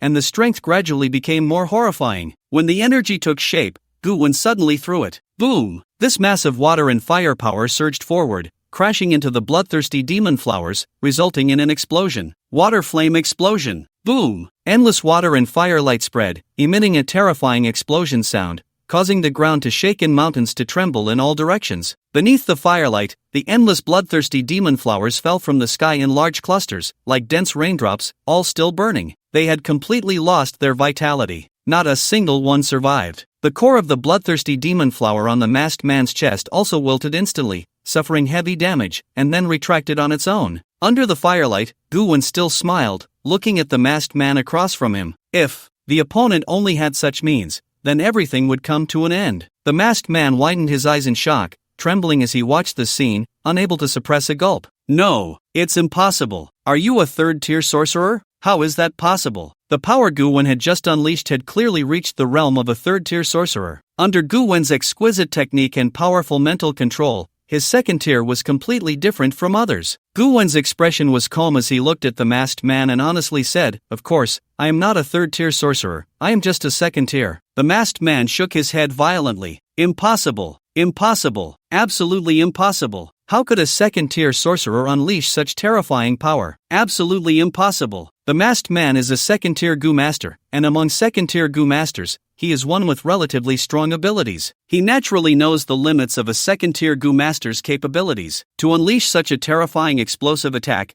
you say you're a second-tier Gu master? You're full of crap. Gu Wen helplessly shrugged. In this day and age, how can anyone believe the truth? He really is a second-tier Gu master, but it doesn't matter. Do you have any other tricks? If you do, use them quickly. If not, then it's my turn, Gu Wen said casually. The masked man hung his head, his heart deadened, and said nothing. What other abilities could he possibly have? His entire collection of Gu insects revolved around the bloodthirsty demon flower, and he never expected that his bloodthirsty demon flower would be instantly killed upon first contact. His main battle Gu insects had no combat capability left. What could the remaining auxiliary Gu insects do? He was not an all-powerful Gu master. Spare my life, and I'll tell you everything you want to know. The masked man looked up at Gu Wen and said. Gu Wen looked at the masked man, a smile on his lips, deep in thought. As far as he knew, the internal structure of an anti-human organization like the Paradise of Bliss usually divides people into two types. One type is extremely fanatical, fiercely loyal to the organization, willing to die for it,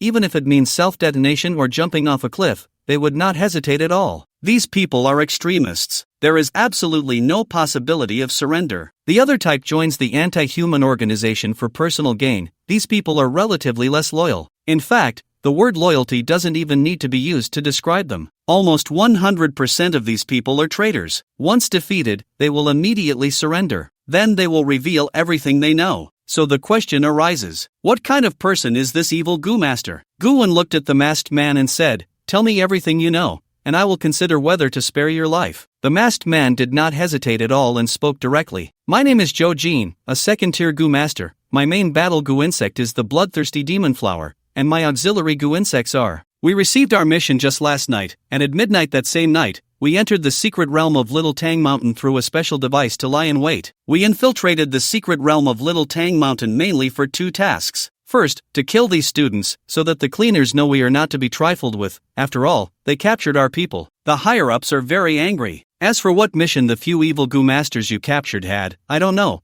I'm just an ordinary outer member. I only know that their target was not actually Galaxy City, but because of a human named Gu Wen, they were captured." Gu Wen's mouth twitched slightly. Upon hearing this, he could almost completely confirm it. This kid must be the second type of person, a traitor, and not just any traitor, but a traitor of the highest order. He hadn't even used any means. No threats, no temptations. This kid just spilled everything decisively. However, these evil Gu masters came to Little Tang Mountain, and it turned out it was indeed because of him. Gu Wen felt a bit helpless. He never expected that the destination of those evil Gu masters was not Galaxy City. Should he say he was lucky or unlucky? He just randomly chose a hotel and happened to run into them. Now, his name, Gu Wen, had directly appeared in the sights of the Paradise of Bliss. However, since the blissful world was able to obtain this information, it clearly indicates a problem. The internal situation of the cleaners is not clean. But, is the issue at headquarters, or at this branch in Galaxy City? Gu Wen pondered. At this moment, the masked man continued, "Our second mission is to kill Gu Wen. According to the intelligence, Gu Wen has also entered the secret realm of Little Tang Mountain. Our original plan was to kill these students here first, then infiltrate the depths of the Little Tang Mountain secret realm together and find an opportunity to assassinate Gu Wen." Gu Wen's mouth twitched. Assassinate whom? Has he been directly targeted? Damn it. It really is an anti-human organization. These people act entirely on their emotions. They never consider gains and losses or weigh the pros and cons. Gu Wen narrowed his eyes slightly. Since he has already been targeted, then he must find an opportunity to uproot the entire blissful world. Otherwise, it will always be a hassle. Although he himself doesn't have that capability for now, because within the blissful world, there are at least 6 Turingu masters, and he doesn't know if there are any 7 turns. But he is not alone. He has the cleaners behind him, and this is also the benefit of joining the organization. Gu-wen thought for a moment and asked, "How many people did you send into the Little Tang Mountain secret realm? What is their strength?" The masked man answered without hesitation, replying to the Lord, "I am not clear about that, as we entered separately, and I am just an outer member. But I know that the overall commander of this operation seems to be a 4-turn Gu master. His task is to assassinate Gu Wen, and he has already come alone to the core area to lie in wait." Gu-wen raised an eyebrow. They really think highly of him. They directly dispatched a 4-turn Gu master, huh? Fortunately, he chose to come to the outskirts and did not teleport directly to the core area. Otherwise, if he had run into this 4-turn Gu master, even if he didn't die, it would still be a hassle. After obtaining the information he wanted, Gu-wen looked at the masked man and said, "Very good, I am quite satisfied with your answer. I have decided to spare your life." The masked man was immediately overjoyed. "Thank you, my lord." Gu-wen continued, "Don't thank me yet. I have one last question. If you answer correctly, I will let you go. What is today's date?" The masked man was moved by such a simple question. He understood that Gu-wen wanted to deliberately let him go. So, the masked man decisively answered, "Today is July 4th. Gu-wen was still smiling, but upon hearing this answer, his expression immediately darkened. "You seek death. Today is clearly July 5th. You can't even answer such a simple question. What use do I have for you?" Whoosh! Gu-wen drew out his sword Gu, using the running Gu. His body flashed directly in front of the masked man,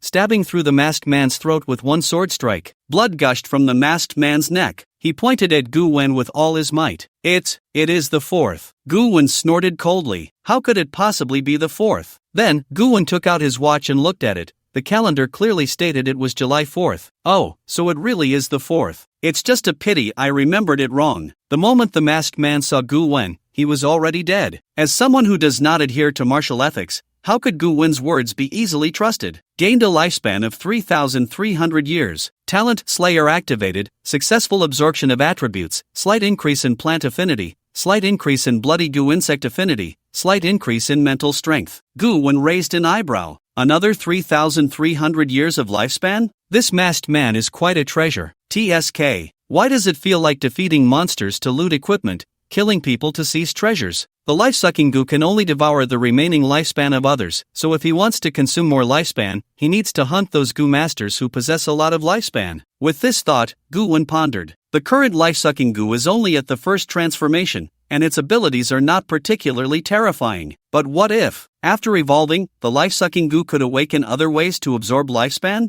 Gu-wen glanced at the information on the life-sucking Gu. He actually already met the conditions for it to evolve to the second transformation, needing only 1,000 years of lifespan. He hadn't chosen to evolve before because he planned to first enhance his combat strength. Now, it seems he could let the life-sucking Gu evolve. As the top-tier, most powerful red Gu, the life-sucking Gu can reach up to the 10th transformation. Unlike those lower-tier Gu, each evolution grants the life-sucking Gu powerful abilities. Gu-wen did not hesitate, looking at the information on the life-sucking Gu, and directly chose to evolve. In the next moment, the life-sucking Gu, which had been sleeping at Gu-wen's heart, seemed to awaken, radiating a scorching crimson light. The life-sucking Gu opened its eyes. They were not large but filled with blood-red color, exuding an extremely mysterious and inexplicably powerful aura and strength. A special aura spread out. All the other Gu within Gu-wen's body trembled and immediately chose to crawl, bowing in submission. This is the suppression of high-tier Gu over low-tier Gu. Just by its aura, it could instill fear in the other Gu. Gu-wen felt a sharp pain in his heart.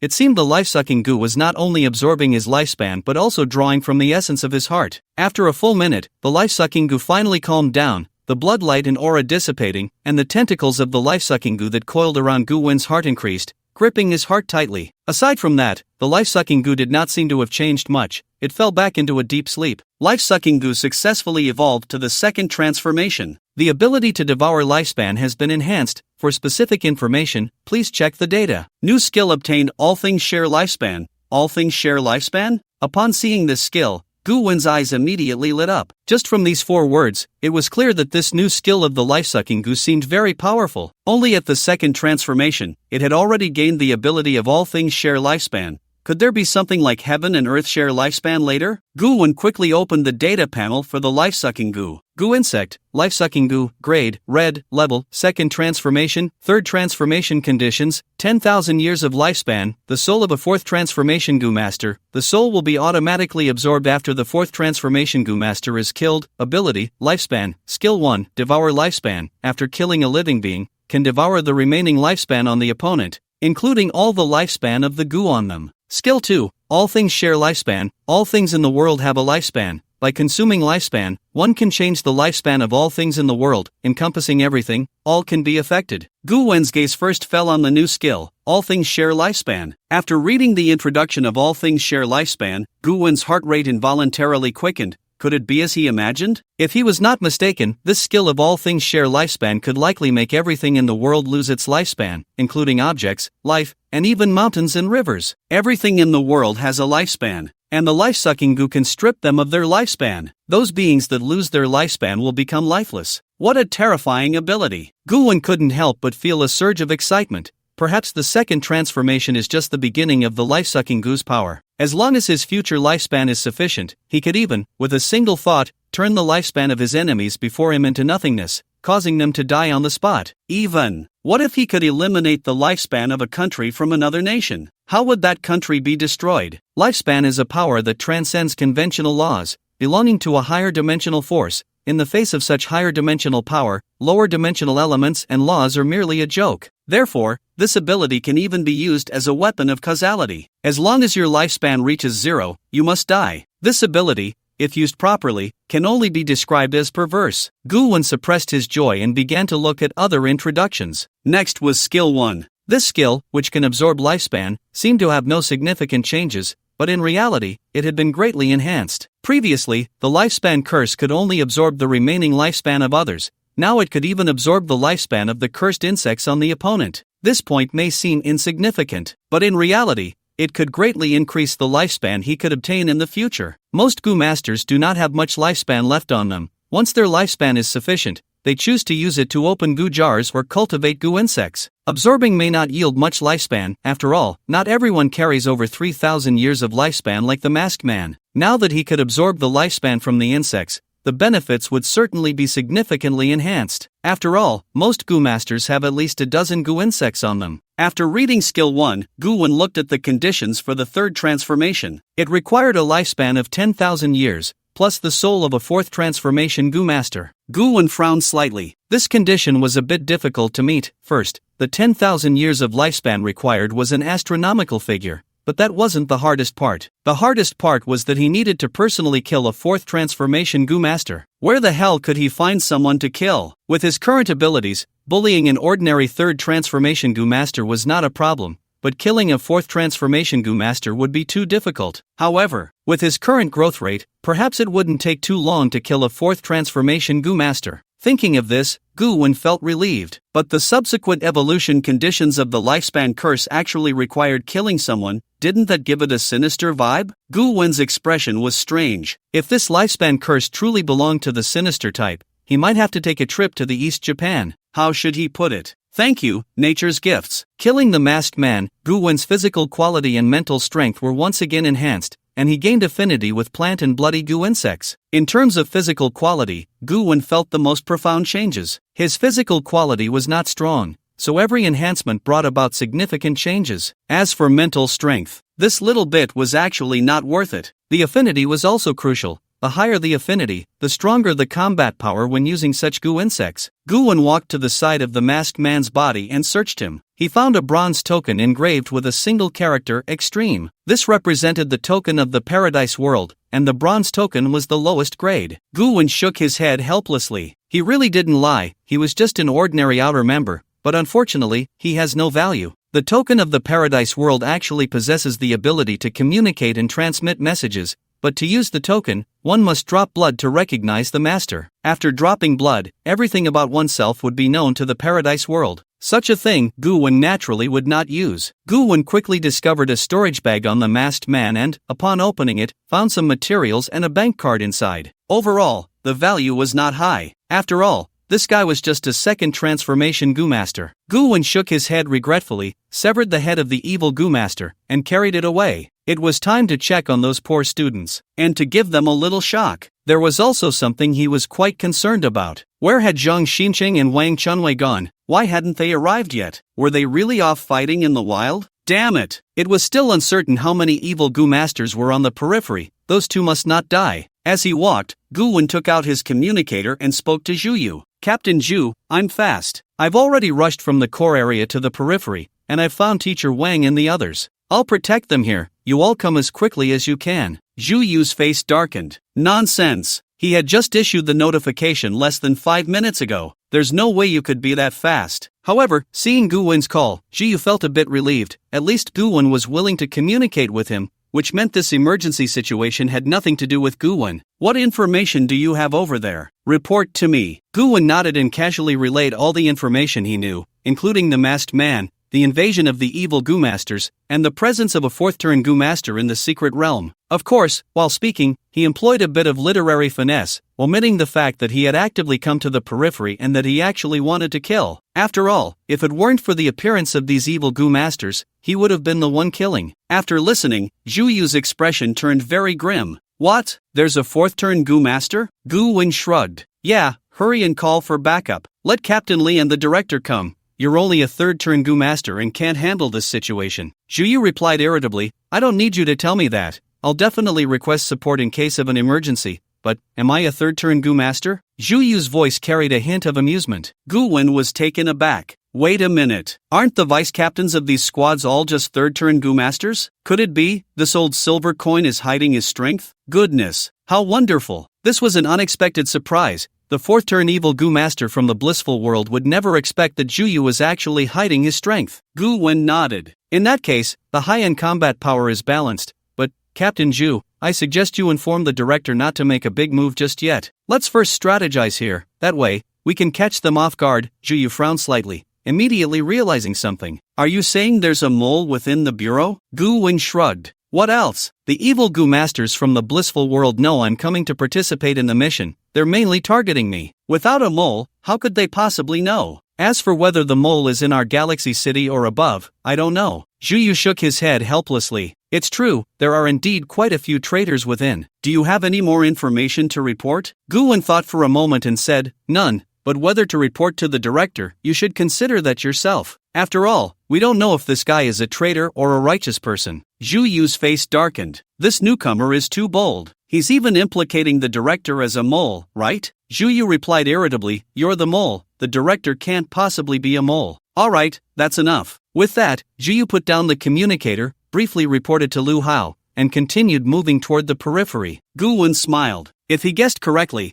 after the secret realm ended, the scavenger hunt for moles would indeed begin in earnest. But, who was the mole? The director? Li Long? Zhu Yu? Or the captains of the other squads? Or perhaps it's some minor characters? Or the ones above? Gu Wen himself certainly had no clue. After all, he was just a small fry who had just joined the cleaners, but he could basically confirm one thing. The people in the first team were unlikely to be it. As for why he didn't speak with certainty, that's because Gu Wen had suffered losses in his past life, so he would never hold 100% trust in anyone again. Keeping a hand hidden in front of everyone would prevent him from being schemed against and getting hurt. Who the mole is doesn't matter to me, what's important is to survive first and eliminate that group of evil sorcerers. Gu Wen's eyes were dark and filled with danger. A fourth-turn evil sorcerer must have terrifying combat power. Hypothetically, if Zhu Yu could match the opponent 50-50, or even 30-70, 40-60, then if he hid in the shadows and executed a fatal strike, would it be possible to directly slay this fourth-turn evil sorcerer? If he could kill this fourth-turn evil sorcerer, his lifespan sorcery could advance to the third turn,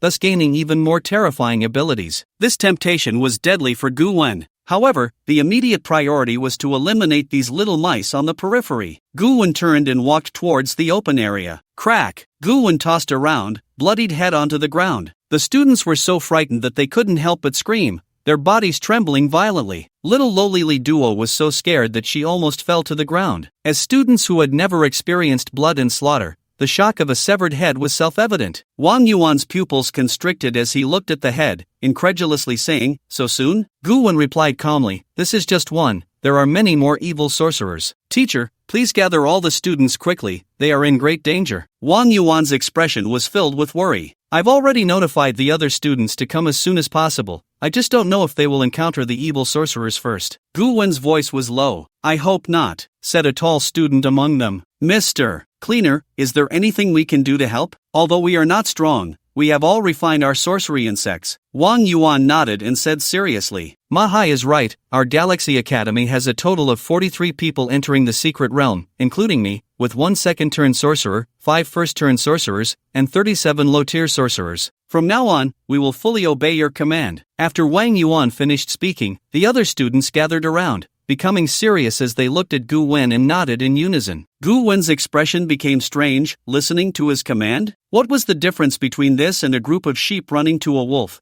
asking the wolf to lead them to survive? This little Tongshen trip was getting more interesting. Gu Wen glanced at the many students and nodded slightly. Since I have come here, I naturally have the obligation to lead you to survive and ensure your safety. The faces of the many students showed joy. They couldn't help but feel a sense of security rising in their hearts. This cleaner, wearing a mask and combat gear, looked incredibly reliable. He was clearly an elite. However, I must say one thing up front. Under my command, you must obey orders 100%, otherwise, if anyone disrupts my plans, I have the right to kill you. Gu Wen touched the sword insect in his hand, his eyes cold, exuding a murderous aura. The students' expressions changed, and they couldn't help but swallow hard, feeling immense pressure. Wang Yuan's heart sank. He understood this was the standard within the cleaners. Disobeyers die. Wang Yuan immediately nodded and was the first to speak. This is certain. If any student disobeys orders and disrupts the plan, causing everyone to face a crisis, as their teacher, I will take the initiative to kill them. A cold glint and murderous intent flashed in Wang Yuan's eyes. In chaotic times, strict measures are necessary. A saint cannot survive in this world. Now they were facing a terrifying attack from a sinister sorcerer. If they couldn't make this group of students obedient, it would only lead to greater casualties. Gu Wen's lips curled slightly. This was also why he respected teacher Wang Yuan. It wasn't just because Wang Yuan had helped him, but because Wang Yuan was a truly qualified and excellent teacher, not some pedantic figure. Seeing that Wang Yuan had spoken such serious words, the other students, though fearful and apprehensive, nodded in agreement, indicating their willingness to obey orders. Wang Yuan glanced at the students and continued, "Don't think this is too cruel for you students. This is your only chance to survive. Moreover, with this experience," he added, "you will have gained qualifications, and for those who survive, the difficulty of joining the cleaners in the future will be greatly reduced." Upon hearing this, countless students' eyes finally lit up. Joining the cleaners had indeed always been their goal. Gu Wen poured cold water on them. The premise is that you can survive. The students nodded in unison. We will follow orders. Gu Wen looked at the time and said, "We are now at the center of the periphery. We will stay here for a while and wait for the other students to arrive. Once everyone is gathered, I will take you to meet the other cleaners." The students responded together, "Yes." Gu Wen's eyes were calm. He actually didn't care about the safety of these students. However, he really needed to make use of them first. After all, these students were all tempting bait. Not only could they attract other sinister sorcerers, but they could also draw Zhang Xinqing and Wang Chunwei to gather, killing 2 birds with 1 stone. Just as he thought of Cao Cao arrived. At that moment, Wang Chunwei came rolling and crawling from a side path, gasping for breath, shouting, "Teacher, I'm here. I heard there are sinister sorcerers." Wang Chunwei ran hard to the front of the group, his body weak, and he collapsed directly to the ground, his calves trembling, clearly exhausted. After seeing Wang Yuan's message, Wang Chunwei was so frightened that his face turned pale, and he ran away in a panic. He was terrified of being alone and accidentally encountering a sinister sorcerer. He didn't dare to stop for a moment and ran all the way until he was completely worn out. Looking at Wang Chunwei's state, Wang Yuan shook his head helplessly. With such cowardice, what future did this batch of students have? "You should rest for a while, let the other classmates tell you the details," Wang Yuan said. Wang Chunwei nodded, and upon seeing his companions, he felt much more at ease, almost crying with excitement. He was truly afraid of accidentally dying outside. Just then, many classmates frowned slightly, covered their noses, and instinctively stepped back, choosing to keep their distance from Wang Chunwei. "Wang Chunwei, what smell is that on you?"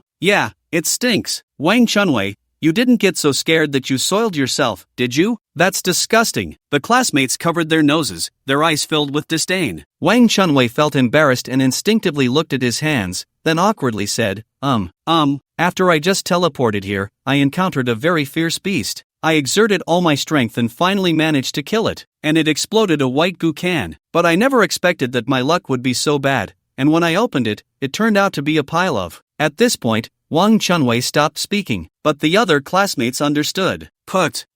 Countless classmates couldn't help but laugh, then instinctively stepped back, wanting to distance themselves from Wang Chunwei, who had grabbed the feces. This was too disgusting. Some classmates teased. Wang Chunwei, are you still fighting with fierce beasts? Who are you trying to fool? This story is indeed a bit fake. With your courage, you'd be scared to climb a tree at the sight of a fierce beast, right? I think so too. It's too fake. The possibility of you soiling your pants is much greater. Exactly, just admit it. Seeing that his classmates didn't believe him, Wang Chunwei's face turned red, and he directly revealed the truth. Only then did the classmates let him off, but their eyes were still filled with disdain and contempt. Serves you right. Beside him, Guwen wore a smile. What a coincidence! That white goo he casually tossed ended up being picked up by Wang Chunwei. Truly, enemies are destined to meet. It's just a pity that he was heading in a different direction from Wang Chunwei. Otherwise, if he had discovered Wang Chunwei in the wild earlier, he could have killed him first. Now that Wang Chunwei had successfully gathered with the students of Galaxy Academy, killing him would require a bit of calculation, but it was still not difficult. After all, the brains of this group of people. Guwen glanced at Wang Chunwei, still smiling, and said, if I'm not mistaken, that fierce beast was a leopard, right? Wang Chunwei was taken aback. How? How did you know? Ah, I got it. You are the big shot who killed the fierce beast. Guwen calmly nodded, acknowledging it. Wang Chunwei immediately became excited and said, I didn't expect to have such a connection with you. The white goo you casually tossed ended up in my hands. Guwen replied calmly, the little Tang Mountain secret realm isn't large. That white goo was bound to be picked up by someone. The probability is 100%, and it has nothing to do with fate. He didn't want to have any connection with this Wang Chunwei. Hearing this, Wang Chunwei not only didn't feel discouraged but continued to excitedly say, even so, that's still fate. Thank you, big shot, for your white goo can. Guwen's mouth twitched slightly. Thank? That's unnecessary, right? He couldn't tell if this kid was genuinely foolish or pretending. A white goo not only consumed 10 years of his life but also made him smell fragrant all over, and he actually thanked him? TSK. This kid seemed a bit dim-witted. Wang Yuan frowned tightly and tossed 2 bottles of mineral water to Wang Chunwei, saying, you go wash up first. Wang Chunwei looked down at his slightly yellowing hands and felt a bit embarrassed, quickly grabbing the mineral water and running to the side. He didn't have a storage bag or anything to store goo, so he hadn't cleaned his hands before. He had just rubbed them with dirt and leaves and had run over desperately. The other classmates looked at Wang Chunwei with even more disdain. Truly disgusting. Just then, Guwen suddenly frowned, glanced at the direction Wang Chunwei was running from, and a smile appeared on his lips as he softly said, bait, another prey has been lured in. Saying this, Guwen walked in that direction and casually said, Teacher Wang Yuan, protect them first, I'm going to take ahead. Hearing Guwen's words, Wang Yuan's heart sank. So, this cleaner was treating all of them as bait? Indeed, they were a qualified batch of bait, capable of attracting all the evil goo masters still on the periphery. But just how strong was this cleaner? How dare you be so arrogant? Don't you fear that all the evil sorcerers will gather together? Wang Yuan immediately replied, yes, leave them to me. The students present looked at Guwen's back, their eyes filled with admiration. This is a true hero, truly powerful. So incredibly handsome. The boys wished to be like Guwen. The girls began to develop feelings for him. At this age, students are most prone to infatuation. As for Guwen, he didn't care. A few seconds later, Guwen walked down a small path, calmly gazing into the air. Come out, you've already been a rat in the sewers. Why are you still hiding after entering the secret realm? Are you really a rat? As soon as he said this, a wave rippled through the air, and a girl about 1.50 m tall, dressed in a pink bunny outfit, appeared. Her outfit was very cute, with a hood that had 2 adorable bunny ears. Like the masked man from before, this bunny girl also wore a white mask. This was standard attire in the blissful world. The bunny girl looked at Guwen, pouted a little, and corrected him, what do you mean a rat in the sewers? I'm a bunny, a cute little bunny, a lovely little bunny. How can you say that such a cute person is a rat? The bunny girl's voice was high-pitched, sounding like an underage little girl, even a bit innocent and carefree. But, as an evil sorcerer in the blissful world, how could she truly be innocent and carefree? Guwen glanced at the bunny girl, unable to suppress a smile. Yes, you do look quite cute, but I'm curious about one thing. The bunny girl tilted her head. What question? Guwen stepped forward, smiling. My question is, killing such a cute girl like you must be quite enjoyable, right? As he spoke, the aura within Guwen began to rise, his eyes turning cold and filled with killing intent. The bunny girl's expression changed, instinctively taking a step back. You, don't come over, do you really want to kill me? I haven't posed any danger to you. You, Gu-wen impatiently interrupted. What do you mean by you? Can you speak properly? Hurry up and offer your head. If you don't bring it to me, I'll just cut it off myself. The bunny girl felt even more wronged. Who is the real evil sorcerer here? You're the real pervert. She had just seen him, and he wanted her head for no reason? Gu-wen held the sword bug and pointed to a direction beside him, frowning slightly.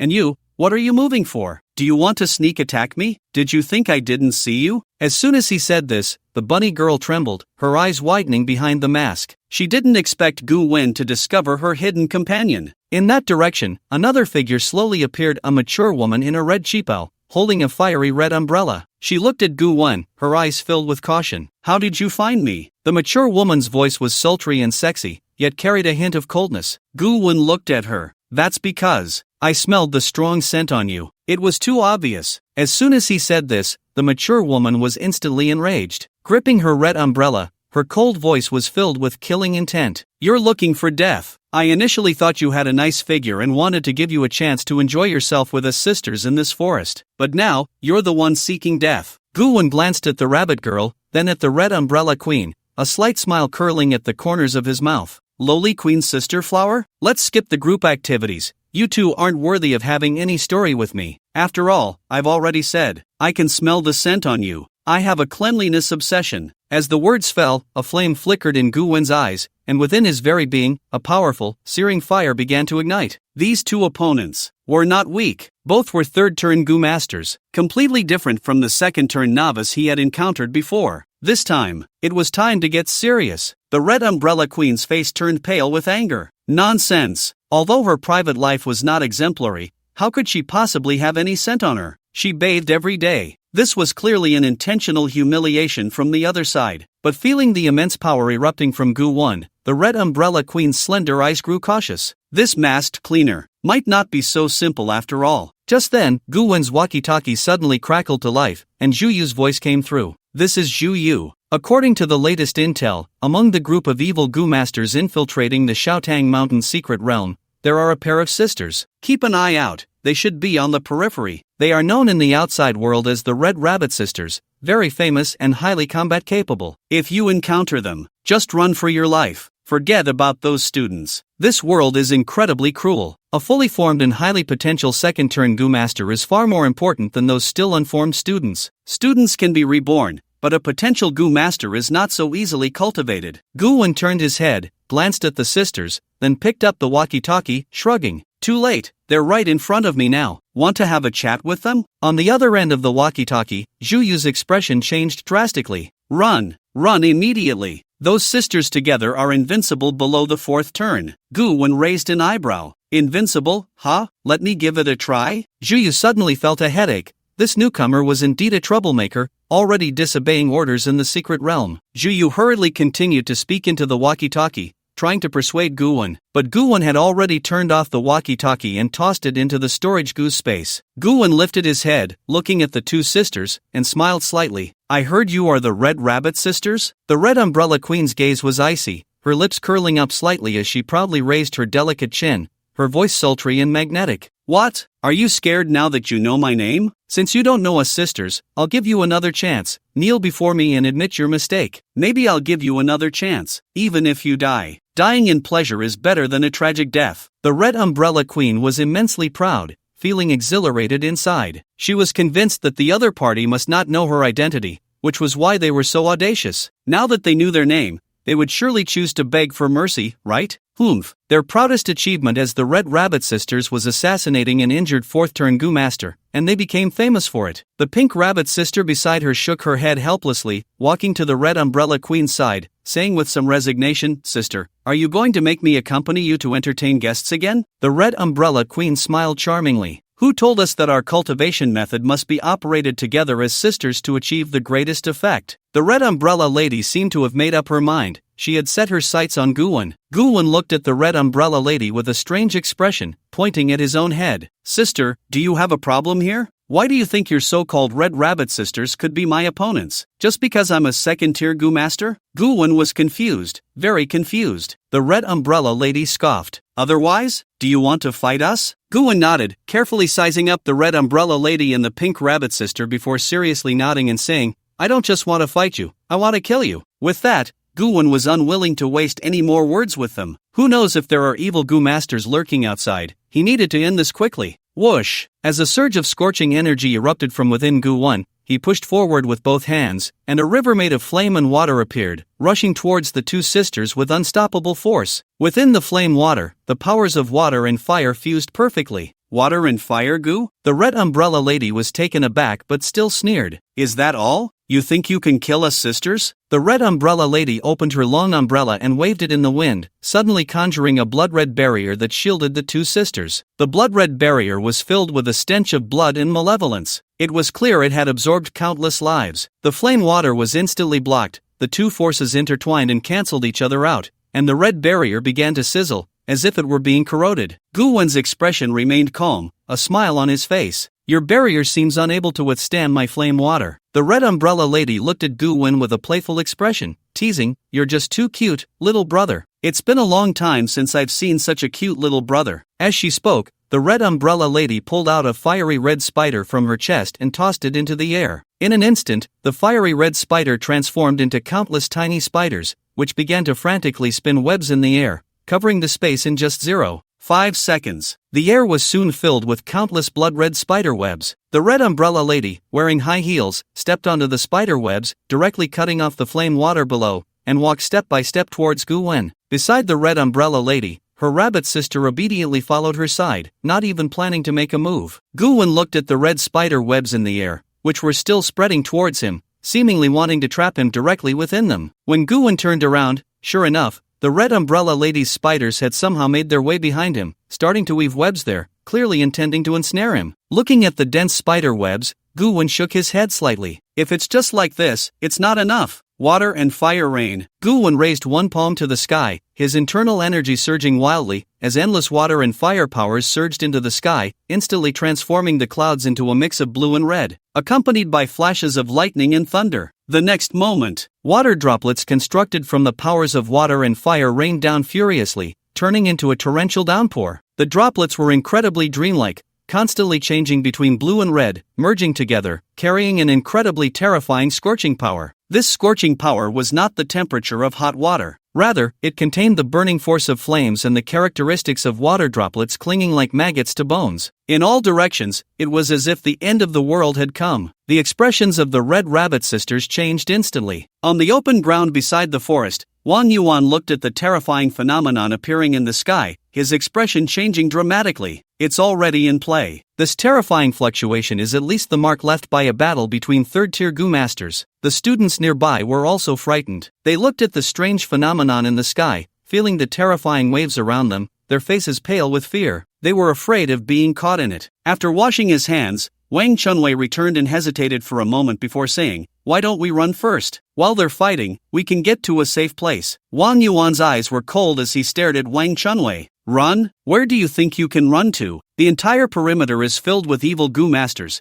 Do you want to run right under their noses and deliver yourself to death? Just wait. We must trust him. Wang Yuan knew in his heart that no matter what, they had to wait here for Gu-wen's battle to end. If they started running around, their chances of death would soar to 99%. They wanted to survive, and relying solely on him, a second-tier Gu master, was absolutely not enough. He had to depend on Gu-wen's strength. At that moment, on the other side, a man wearing a white mask, his body stiff like a puppet, appeared. He was thin and somewhat fibrous, swaying as he walked over. He looked at Wang Yuan, smiled slightly, and emitted a mechanical, unpleasant voice. If you want to fight me, the stakes are the lives of these students. Wang Yuan's expression changed, and he clenched his fists. Second-tier evil Gu master. I'll fight you, but don't touch my students. Under the fire-blue clouds, countless dense drops of water and fire descended, instantly burning all the spider webs created by the Red Umbrella Lady to ashes. The little spiders summoned by the Red Umbrella Lady were also mostly killed. Fortunately, the Red Umbrella Lady recalled them in time, saving this Gu insect. Otherwise, she would have lost one right at the start of the battle. But even so, this web-spinning magic spider was severely injured and would definitely not be usable in this battle. The web-spinning magic pearl, a blue Gu insect, had been cultivated to the third tier by her. It was incredibly powerful and adept at trapping enemies. Due to the special nature of the spider web,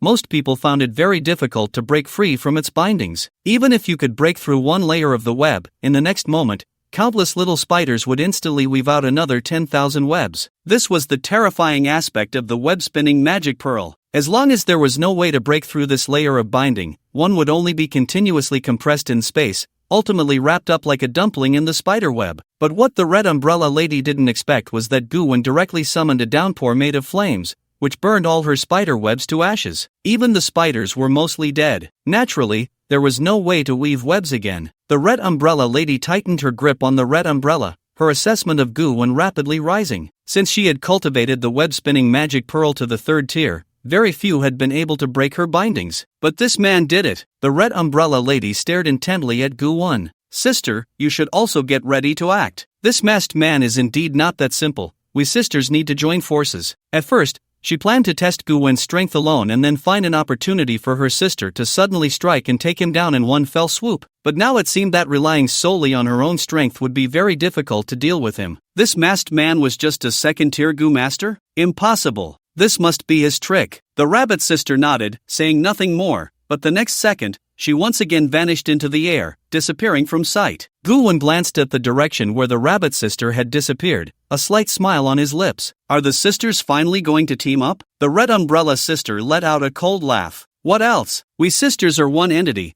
Dealing with you together is your honor. Don't think it's unfair. Guwen shook his head, smiling. Of course it's not unfair. You two sisters are taking care of me alone. How could I feel it's unfair? Besides, ants, even if there are thousands of you, what difference does it make? Aren't you all just useless things? Just as Guwen finished speaking, the ground beneath him suddenly became soft, and the rabbit sister actually burrowed up from the soil, holding a thick, long carrot, launching a sudden attack. She aimed it directly at Guwen's body, accompanied by an angry shout. "I told you, I am a rabbit, I am a rabbit, I am a rabbit. I am not a mouse, nor an ant." Boom! The ground collapsed, and the carrot stabbed out. The Red Umbrella sister's eyes flashed with light, gripping her red umbrella. Her body suddenly transformed into a red light, disappearing from her spot and stabbing towards Guwen. She had just deliberately spoken to Guwen to distract him and buy time for her sister. Clearly, she had achieved her goal. Feeling the carrot just inches away from his body and the red light rushing towards him, Guwen showed no panic, instead continuing to smile. In the next second, Guwen leaped into the air, soaring high, lifting himself off the ground. He dodged the first wave of the big carrot's attack. Seeing this scene, the Red Rabbit sisters both revealed smiles. He fell for it. Although Guwen had evaded the first wave of attack, he had lost all balance,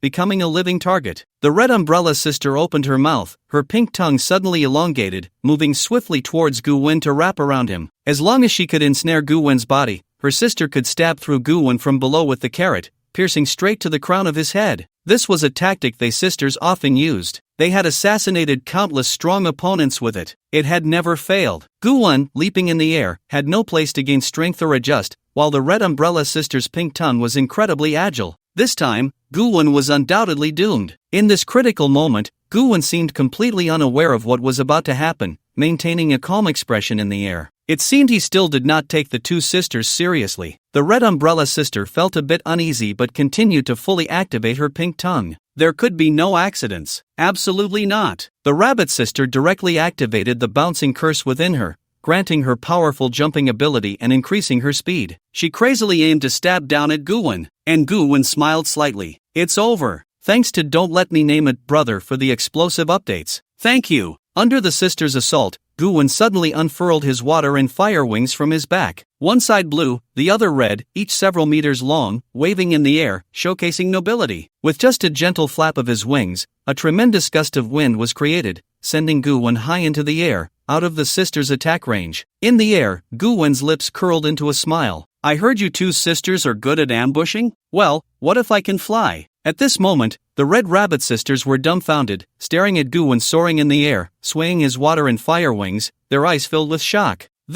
How is this possible? This man actually has wings, he can actually fly. This skill could only be possessed by someone with at least a purple curse insect. The Red Umbrella Lady's eyes were filled with unwillingness as she stared intently at Guwen. She knew that since the other party had wings, there was absolutely no possibility for them to kill each other, because neither of them could fly. As long as the other wanted to escape, what could they use to stop her? Who exactly was this person among the cleaners? To possess a purple worm, the rabbit sister, who had burrowed up from the ground, was filled with unwillingness as well. The power of the bouncing worm within her was pushed to its limits as she leaped high from the soil. She was still charging upward. She wanted to give it a try, to see if she could touch Gu Wen. Watching her reckless sister, the red umbrella lady felt a sense of unease. Gu Wen's mystery gave her a bad premonition. Sister. Just as she was about to persuade the rabbit sister to come back, it was already too late. She saw a cold smirk appear at the corner of Gu Wen's mouth as he extended his right hand, palm facing the rabbit sister, and a black hole slowly emerged in his palm. The black hole had no visible end. It was extremely eerie. The moment the red umbrella lady saw this scene, her expression changed drastically, her heart trembled violently, and she screamed hoarsely, "Run!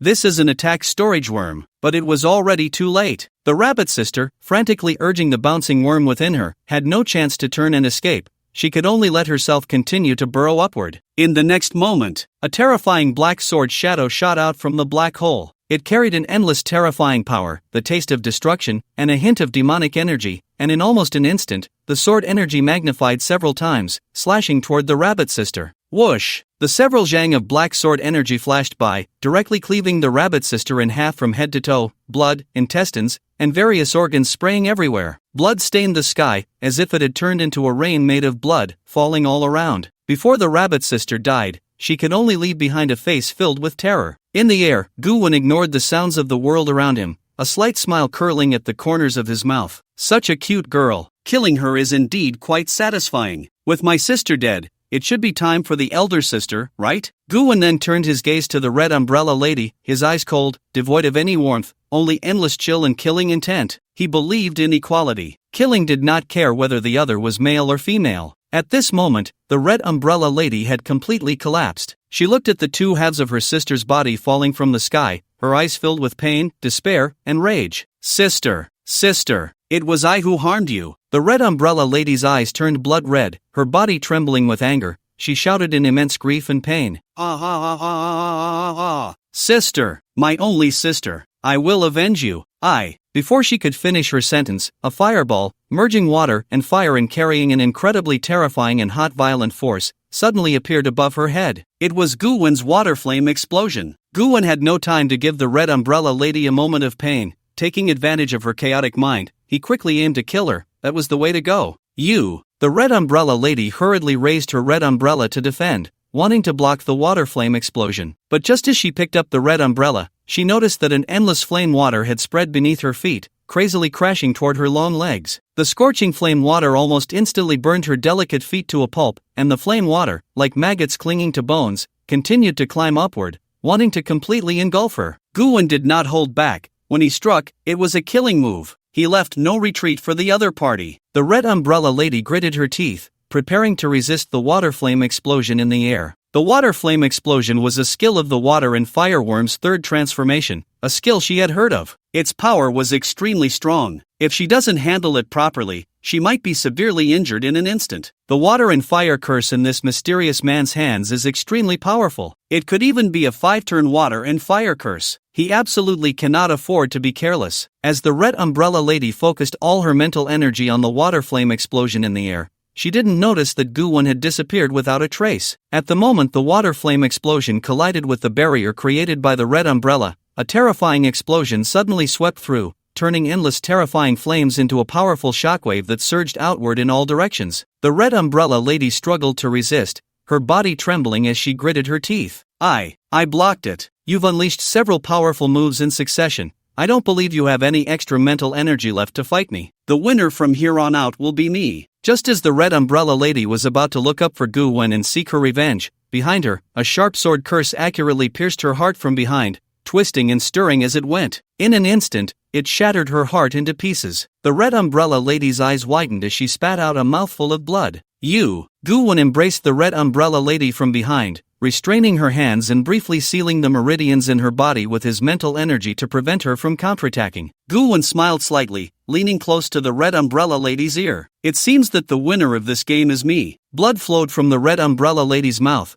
and she wanted to resist with all her might before dying, but all her meridians had been completely sealed. Feeling her life force slipping away, an endless sense of regret and despair rose within her. She regretted. She truly regretted it. If she had a choice, she would never have led her sister down this path of the evil curse master. It was a road of no return. Once entered, there was no way to escape. In a daze, the red umbrella lady seemed to see a scene. It was her as a child, running joyfully through the streets with her younger sister, filled with laughter and joy. So harmonious. In the end, this hometown of theirs was destroyed by the two sisters as a token for joining the world of ultimate bliss, slaughtering without a single survivor. Perhaps this is their retribution. After confirming that the red umbrella lady had no signs of life, Guwon pushed her away, toppling her into the dirt, and casually brushed himself off. 2 3-turn curse masters? The strongest below 4 turns? Not much to write home about. Successfully killed a 3-turn curse master. After calculation, the combined lifespan of the curse master and the curse insect totals 18,000 years, successfully gaining 18,000 years of lifespan. Successfully killed a 3-turn curse master. After calculation, the combined lifespan of the curse master and the curse insect totals 24,000 years, successfully gaining 24,000 years of lifespan.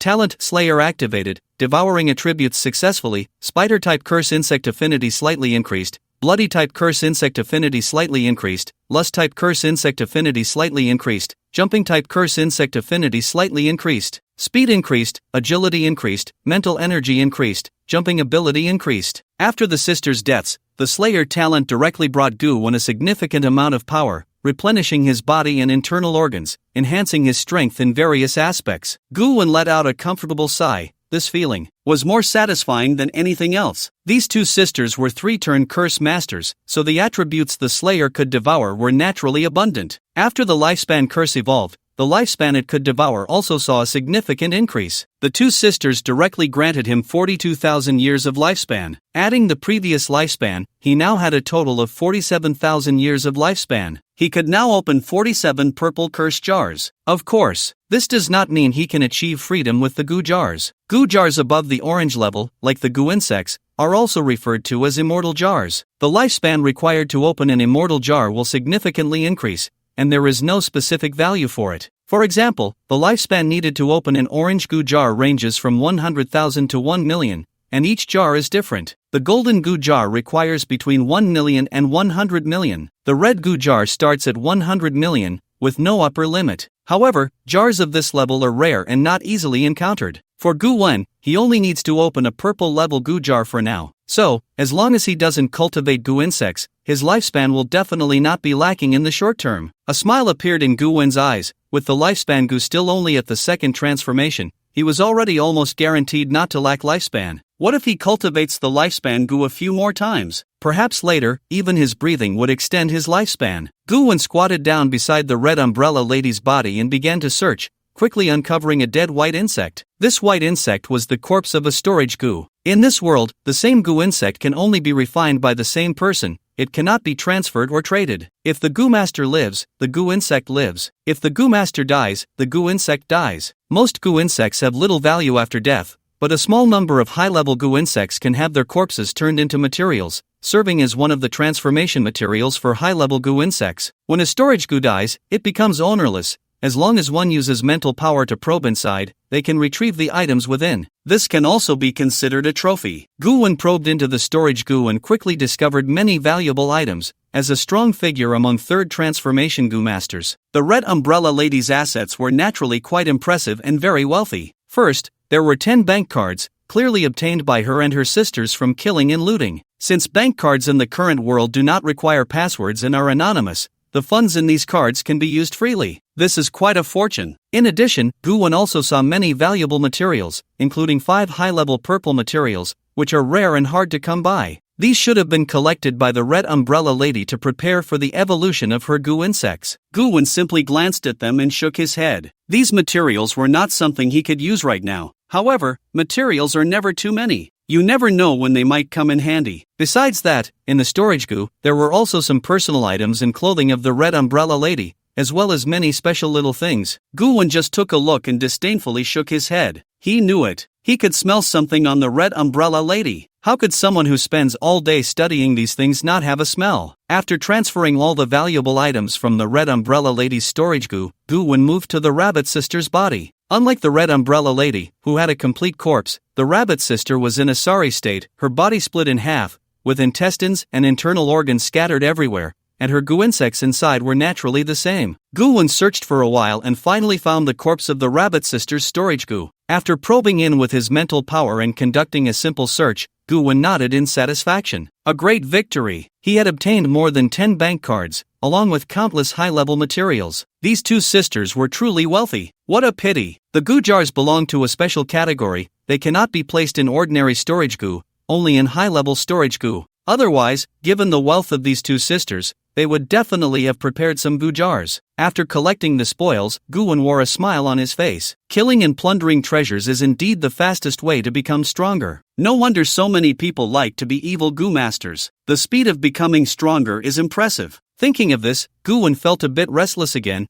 wanting to go to the East Japan for who knows how many days. At this moment, Gu-wen suddenly thought of Zhuyu, and immediately picked up the walkie-talkie, turned it on, adjusted the channel, and said, "Captain Zhu, everything is normal here. What did you just say?" On the other end of the walkie-talkie, Zhuyu heard Gu-wen's voice and finally relaxed his tense heart. He had been exerting all his strength to control the Gu worms in his body, rushing to the scene. He wanted to get there as quickly as possible to rescue Gu-wen. However, although the Little Tang Mountain's secret realm is not large, the distance to Gu-wen was at least several hundred kilometers. How could he get there so fast? He originally thought Gu-wen was doomed. As a second-turn Gu master, Gu-wen had no chance of survival. When he returned, he would definitely be reprimanded by Lu Hao, and there was even a possibility of being beaten up by Li Lang. But unexpectedly, Gu-wen was still alive. Zhuyu's voice was filled with surprise. "You escaped? How did you do it?" Those two sisters are best at assassination and pursuit. Gu-wen looked down at the bodies of the two sisters and then said, "Escape?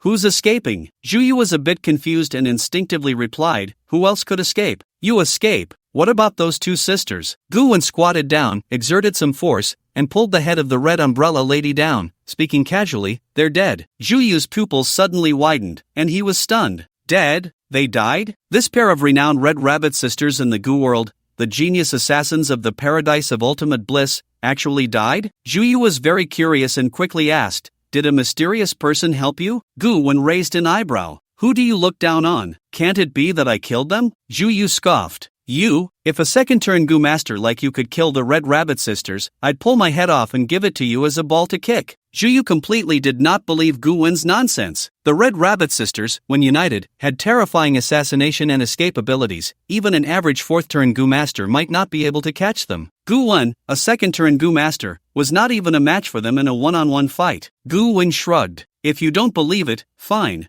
I'm hanging up. Don't call me unless it's necessary. I'm busy fighting here. If you keep talking, both students and teachers will be dead." Saying this, Gu-wen casually hung up the walkie-talkie. On the other end, Zhuyu's face turned as black as coal, and he shouted, "It was you who called me." Bang! Zhuyu, in a fit of rage, punched a towering ancient tree beside him, breaking it in half, scaring the surrounding ferocious beasts to flee immediately. Gu-wen held the head of the red umbrella lady and went to pick up the already severed head of the rabbit sister, carrying it in his hand as he walked towards the open area. These were all his spoils, which could be exchanged for points. He couldn't afford to lose them. After taking just 2 steps, Gu-wen frowned slightly as he sensed the fluctuations of battle in the open area. Another evil Gu master had arrived? The corners of Gu-wen's mouth lifted, revealing a smile. The more evil Gu masters there are, the better. In an instant, Gu-wen returned to the open area, only to see the scene in chaos, with students from the Gu Master Academy teaming up to fight against an evil Gu master wearing a white mask. On the ground, several students were severely injured, their lives hanging in the balance. The white-masked evil Gu master wore a playful expression, acting casually as if he were toying with the students, not taking them seriously at all. Meanwhile, the students were giving their all, desperately resisting, yet they were like a swarm of little ants. With just a flick of his hand, the evil Gu master sent countless students flying. This evil Gu master was a second-tier Gu master. Gu-wen casually tossed a severed head to the ground and said calmly, "I just left for a moment, and it's already in chaos here?" Upon hearing Gu-wen's voice, hope flickered in the eyes of the students. They were bleeding, their eyes shining with determination, and their morale, which had nearly hit rock bottom, surged back up. "Sir, you've returned." The students' eyes were misty with tears. In that moment of seeing Gu-wen, they finally saw hope. The once clean and tidy little girl, Li Duo, was now covered in blood, with several broken ribs and her beautiful face torn apart, leaving behind gory wounds. She looked at Gu-wen, tears welling up in her eyes. "Brother, please save us." Gu-wen looked at the students, somewhat surprised. He hadn't expected that in the face of life and death, these students had not collapsed and fled. Instead, they were fighting hard against the evil Gu master. TSK. This willpower is quite impressive.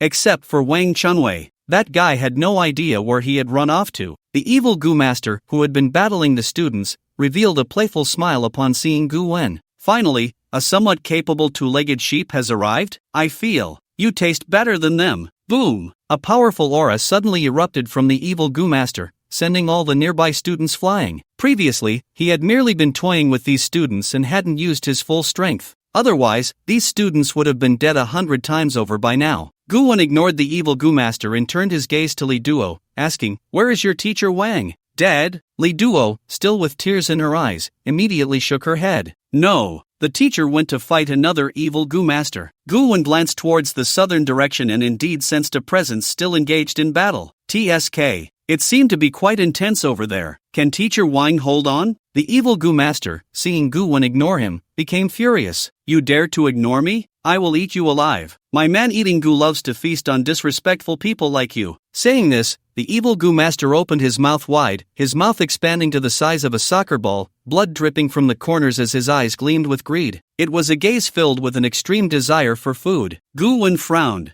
"Who is speaking?" Swish! The next moment, Gu Wen casually conjured a water flame explosion and hurled it directly into the evil Goo Master's mouth. The evil Goo Master widened his eyes, intending to close his mouth. But Gu Wen was too fast. He had no time. The water flame explosion was swallowed whole. Bang! A terrifying explosion spread within the evil Goo Master's belly, ripping it apart, blood and flesh flying everywhere, limbs scattered, leaving no trace of a corpse. Instant kill. Gu Wen looked at the corpse of the evil Goo Master and smiled slightly. "Little glutton, eating everything will only harm you." Gained 6,300 years of lifespan. Affinity with various Goo insects increased, attributes comprehensively enhanced. Gu Wen walked over to the evil Goo Master's mangled body, glancing at his shattered head, and frowned slightly. Can this kind of head still be exchanged for points?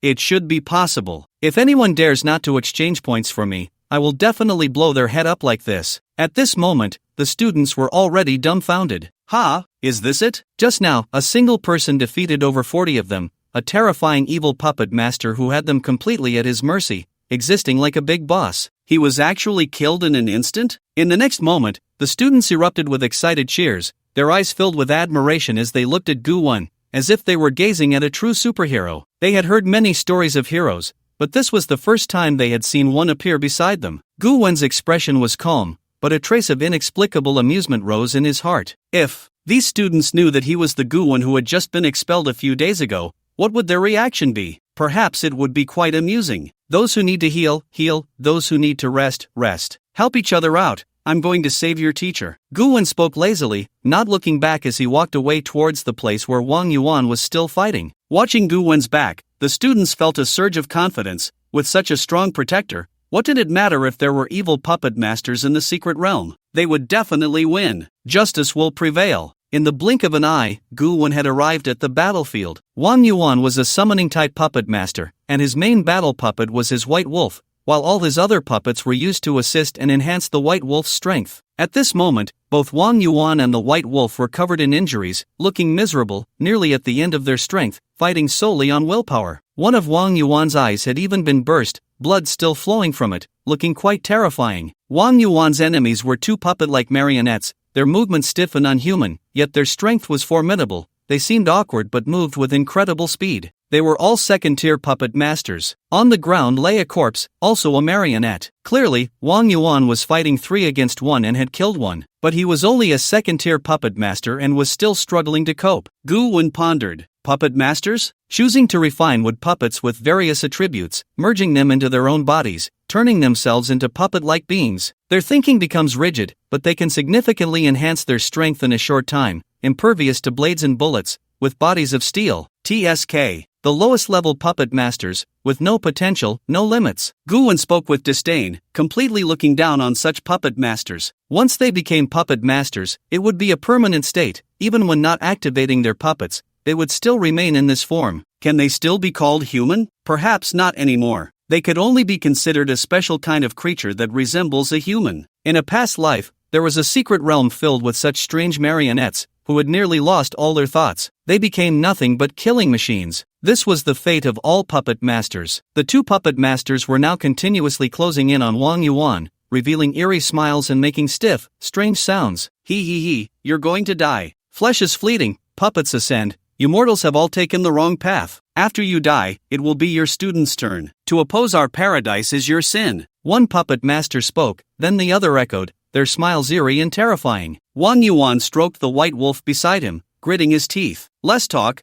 come on, let's see if I can take one of you down before I die. It's worth it. The two puppet masters knew Wang Yuan was holding on, so they didn't mind, instead continuing to smile eerily and mock him. Flesh is fleeting, puppets ascend. Flesh is fleeting, puppets ascend. Flesh is fleeting, puppets ascend. No one can save you today, die. When the two puppet sorcerers were about to launch their final strike, Gu Wen's light and airy voice floated over. I heard that no one can save him, can I? Gu Wen held a swordworm in his hand, his expression calm, casually walking over as if he were taking a stroll in the forest with a sword. Upon seeing Gu Wen, Wang Yuan's body suddenly went limp, collapsing to the ground. He knew that his hope had finally arrived. Lying on the ground with his eyes closed, Wang Yuan was on the verge of fainting. You finally came. Students, are you safe now? Gu Wen said casually. Of course, when I saw them, they were still fighting against a man-eating evil sorcerer. They were quite brave, TSK, they didn't even collapse. A faint smile appeared on Wang Yuan's pale face. Of course, my students, how could they not be brave? It's just a pity that the best student I ever taught isn't here, but perhaps that's a good thing for him. Upon hearing this, Gu Wen's eyes darkened slightly before returning to normal, smiling faintly. Stop being sentimental, first stop the bleeding in your eyes. If your students are safe, you, the teacher, can't die here. Wang Yuan moved his head slightly in acknowledgement, then took out a bottle of golden wound medicine from his clothes and poured it directly into his bloody eye socket. The pain made Wang Yuan grimace, nearly sitting down. Damn, that really hurts. I'm going to become a one-eyed dragon. Gu Wen couldn't help but chuckle. It's fine, just go to the shop and buy a regular eyeball worm, it won't matter. For sorcerers, losing an arm or a leg, popping an eyeball, or losing an ear is just a common occurrence. Those with strong healing abilities can regenerate their organs directly. Those with weaker healing abilities and no money for expensive treatments can choose to refine a worm to serve as their organ. In short, in this day and age, popping an eyeball is just a minor issue. Wang Yuan felt a bit depressed. Although it doesn't matter, I'm finally going to have to replace my original parts with factory ones. Sigh. While Gu Wen and Wang Yuan were chatting, the two puppet sorcerers nearby were furious, their bodies stiffly turning their necks, glaring at Gu Wen with voices filled with anger. Do you two think we don't exist? Gu Wen raised an eyebrow. I've noticed that you evil sorcerers really dislike being ignored, huh? Are you lacking love? If you're lacking love, just call me Daddy. Daddy can give you a bit of paternal love. The two puppet sorcerers were enraged. You're looking for death. How dare you mock us? Gu Wen laughed. Mock you? Are you girls? Do you even deserve to be mocked by me? TSK. It's much more fun to mock the Red Rabbit sisters. As soon as he said this, the two puppet sorcerers felt their bodies stiffen even more, their already wooden hearts feeling a chill. One puppet sorcerer swallowed hard and said, Why you? Have you seen the Red Rabbit sisters? The Red Rabbit sisters were the ones with the second highest status and strength in this operation, just below the team leader. Just hearing the names of these sisters made them shudder with fear. After all, these two sisters were truly perverse. When they got twisted, they even wanted to squeeze the puppets. Gu Wen waved his hand. What do you mean by seen? How could my fate with them be so shallow? The puppet sorcerers were taken aback. You know them? Are you one of us? Gu Wen smiled. Not at all, I just killed them. So, how deep is our fate, huh? The two puppet Gu masters stood frozen, staring at each other, feeling a chill run down their spines. The Red Rabbit sisters, the strongest combination under the fourth transformation. How could they have been killed by this masked man? How? Is that even possible? Could this man, dressed as a janitor and with his face covered, be a big shot from the cleaner's inner circle? Did they still have time to run? Soon, the puppet Gu master on the left calmed down and looked at Gu Wen with a sneer. You're lying. It's not that easy to scare us away. Do you think you're a fourth transformation Gu master? Under the fourth transformation, no one can kill the Red Rabbit sisters. Even a fourth transformation Gu master would never be able to kill them if they wanted to escape. Just as the puppet Gu master finished speaking, a beam of light flashed from the token belonging to the blissful world in his hand, and the overall commander of their operation sent a message to everyone. The life token of the Red Rabbit sisters has shattered. Everyone be careful. This operation may be a phishing enforcement by the cleaners. The moment they read this message, the faces of the two puppet Gu masters turned pale, as white as if they had been dead for 3 days and soaked in formalin for a month. Their bodies trembled, and their lips quivered. The Red Rabbit sisters, really, died? Then the masked man in front of them. Gulp! The two trembled and swallowed hard, feeling their legs go weak. Gu-won, however, looked at them calmly, maintaining a smile. Is your head sending you messages? It seems the death of the Red Rabbit sisters has indeed been exposed. In the next second, without any hesitation, the two turned and ran. Although their bodies were stiff, they still moved very quickly while escaping. Gu-won shook his head as he watched their retreating figures. Why bother? Running away in front of me. Whoosh! The water and fire wings behind Gu-won suddenly spread out, and with the full activation of the running Gu, he shot forward like lightning, appearing in front of the two puppet Gu masters in just 1 second. Don't run, your speed is too slow. Gu-won's voice was calm. With the water and fire wings, the running Gu, and countless enhancements from the killer's talent, his speed could only be described as terrifying. The puppet Gu master on the left gritted his teeth, his body trembling. Do you really have to kill us all? Gu-won smiled. Of course not. If you help me send a message to your boss, I'll let you go. I'm not really interested in killing ants like you. Gu-won's eyes were calm. The puppet Gu master on the left had a dark and uncertain expression and asked, "Why should I trust you? What if you're lying to us?" Gu-won chuckled lightly, and in an instant, he crazily activated the running Gu, transforming into a flash of lightning, almost instantly arriving in front of the puppet Gu master, swinging his sword Gu. Whoosh! A flash of sword light. The left puppet Gu master's throat was pierced directly, blood gushing out. After multiple enhancements, Gu-won only needed to use the sword Gu simply to easily kill these weaker second transformation Gu masters. He didn't even have time to react. Gu-won's expression remained calm as he put down the sword Gu and looked at the other puppet Gu master, speaking in a steady voice. He doesn't want to listen. How about you? The other puppet Gu master trembled, his expression somewhat dazed, and quickly nodded. I will listen. What message do you want me to pass on? Gu-won smiled. Tell your operations boss that your target is on the outskirts, and he shouldn't be lurking in the core area. I'll be waiting for him to come over. The puppet Gu master widened his eyes. You are Gu. Gu-won drew out the sword Gu and pressed it against the puppet Gu master's neck, speaking calmly. You just need to pass on the message, no need to ask unnecessary questions. Feeling the icy blade at his neck, the puppet Gu master felt a chill run down his spine and quickly took out a token, conveying a message to their heads in front of Gu-won. Boss, the target is on the outskirts, he said. He's waiting for you to come over. On the other side of the token, a man dressed in black and wearing a white fox mask suddenly had a grim expression. His eyes were cold and dangerous. Gu-won, how dare you provoke me? Boss, I've done as you instructed. Can you let me go now? I'm just a small fry. I swear I'll leave the secret realm immediately. The puppet Gu master trembled, speaking in fear. Gu-won shrugged. Of course. Gu-won casually put away the sword Gu,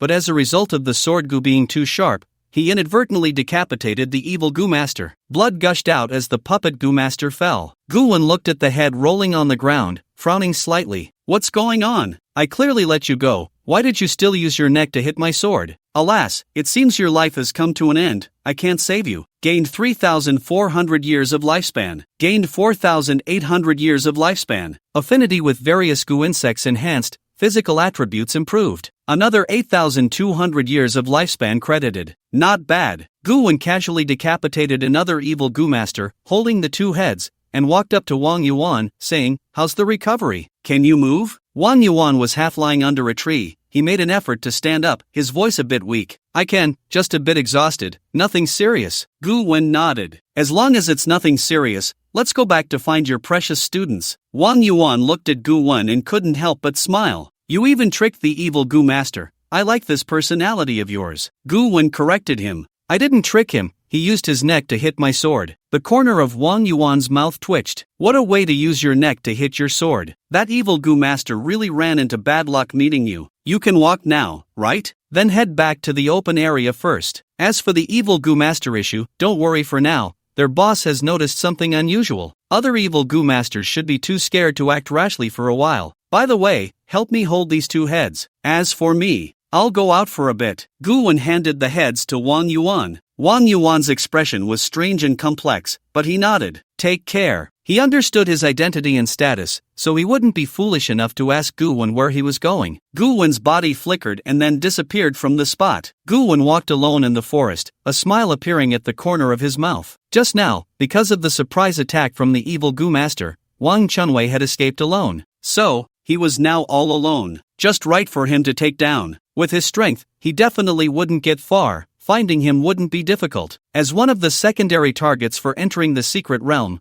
Gu-wen wouldn't forget him. Another troublesome point was, where had Zhang Xinqing gone? It was already this late, and she still hadn't arrived at the open area. It was possible something had really happened. Gu-wen frowned slightly. He hoped she wouldn't die out there. If anyone was to die, it should be him who kills her. Otherwise, that would be too damn frustrating. Gu-wen used his powerful mental energy to search and soon discovered Wang Chuanwei's trail. Although mental energy couldn't detect as far or as clearly as the probing Gu insects, it was still not difficult to find someone nearby. At this moment, Wang Chunwei was crouched in a patch of grass, burying his head in the dirt, his body trembling, clearly frightened. He also knew that the entire secret realm was unsafe now, so he chose to hide. It's just that the hiding place wasn't that clever. Gu-wen walked up to Wang Chunwei and kicked him in the butt, speaking calmly. "Get up." Wang Chunwei was almost scared to death and quickly knelt on the ground, begging for mercy. "Don't kill me, don't kill me, don't kill me." Gu-wen raised an eyebrow. "First, take a look at who I am." Wang Chunwei found Gu-wen's voice somewhat familiar and instinctively looked up. There he saw the masked boss of the cleaners. Wang Chunwei was incredibly excited, tears of joy streaming down his face, feeling like he had survived a disaster. So it's you,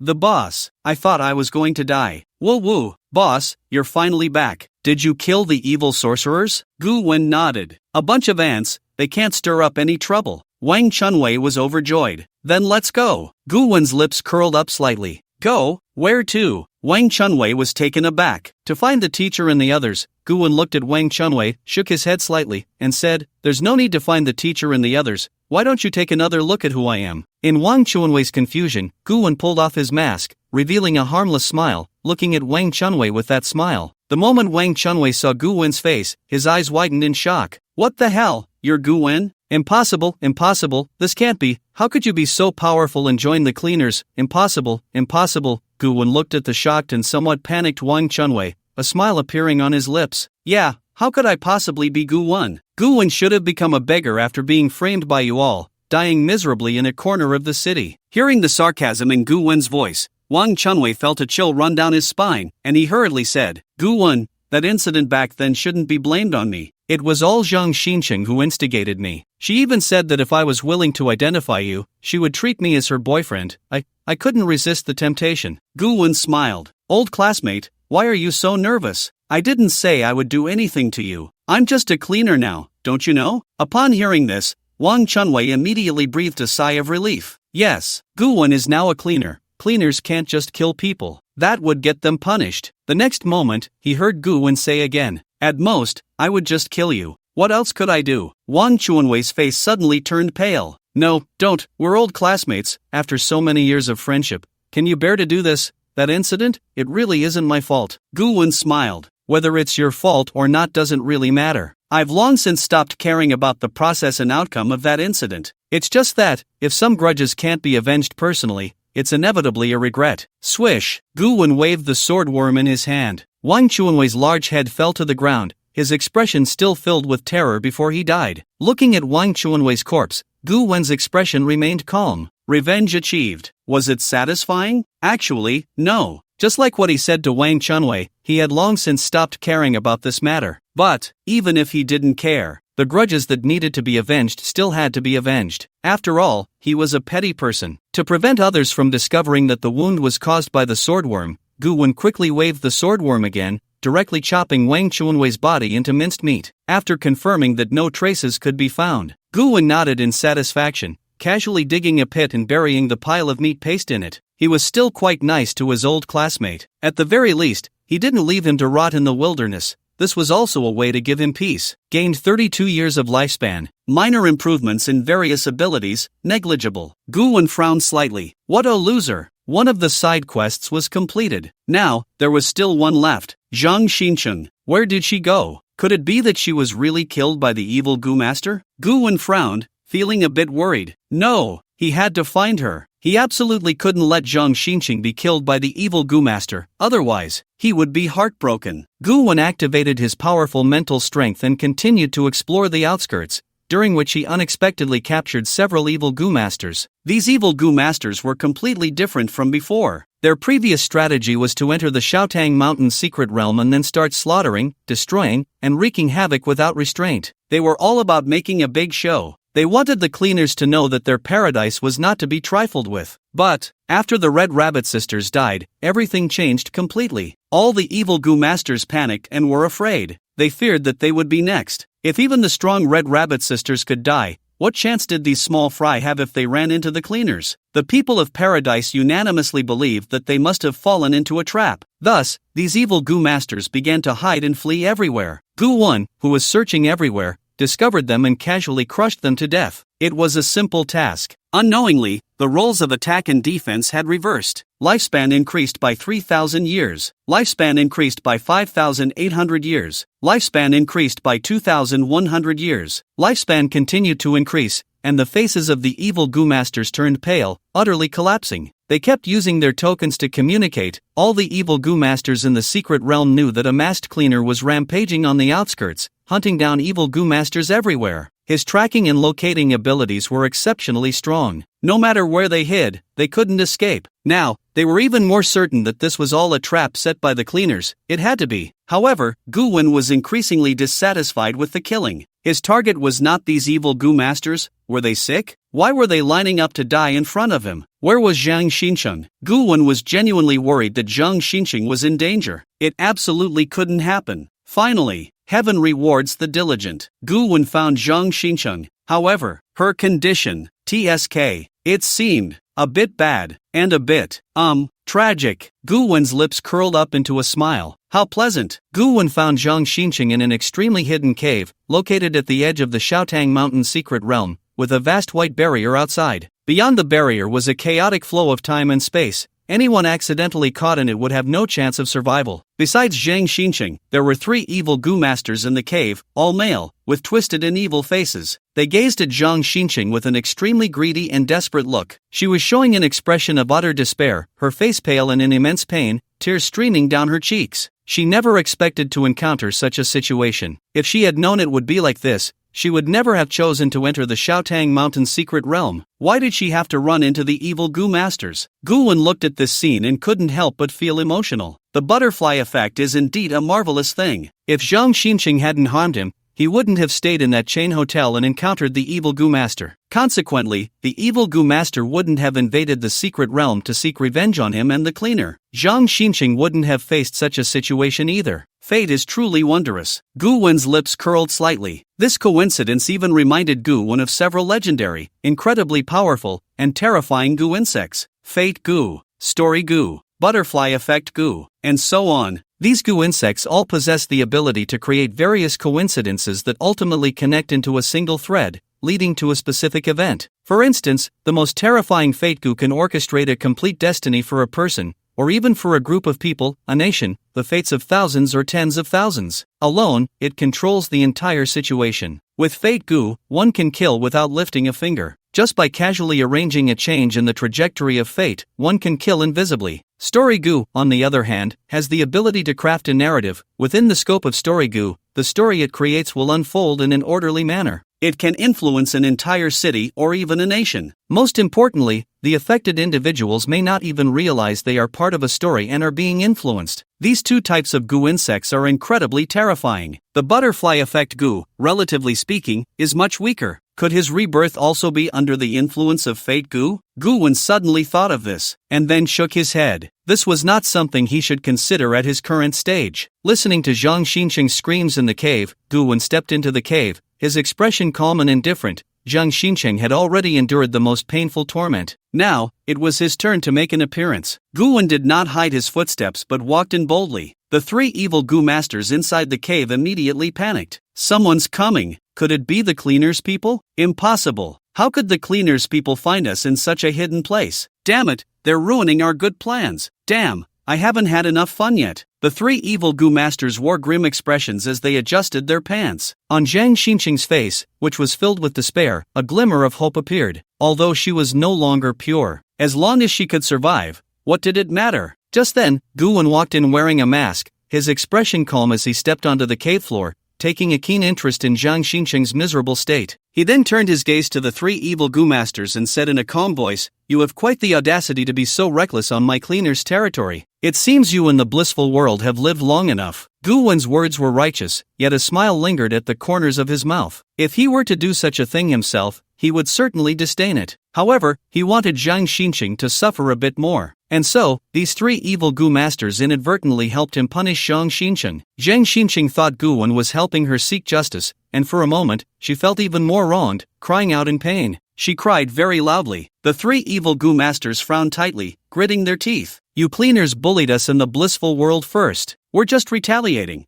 What wrong have we done? Gu Wen smiled. Whether you're right or wrong has nothing to do with me. Just go die quietly. And, thank you. Gu Wen didn't care whether they could understand his thanks. He brandished his sword. Gu Wen flashed out, pouncing toward the three of them. All three were second-turn Gu masters. Faced with such a weak opponent, Gu Wen couldn't even be bothered to use the water and fire Gu. It was simply a waste of mental energy. Although, his mental energy was nearly limitless, at least using a 5-turn green Gu like water and fire Gu could be indulged at will. The three evil Gu masters showed no hesitation, suddenly unleashing a powerful swarm of Gu to attack Gu Wen. They no longer believed it. Gu Wen was just one person. How could he possibly defeat them? 1 second later, three heads rolled to the ground. Blood gushed forth. Gu Wen's expression remained calm as he stroked the sword Gu. With the enhancement from the talent of the Slayer, his personal combat ability had reached a terrifying level. Even without using Gu, he could be considered a strong fighter. This was a good thing. The stronger his physical strength and mental energy, the greater his endurance, which meant he could refine and bear more Gu in the future.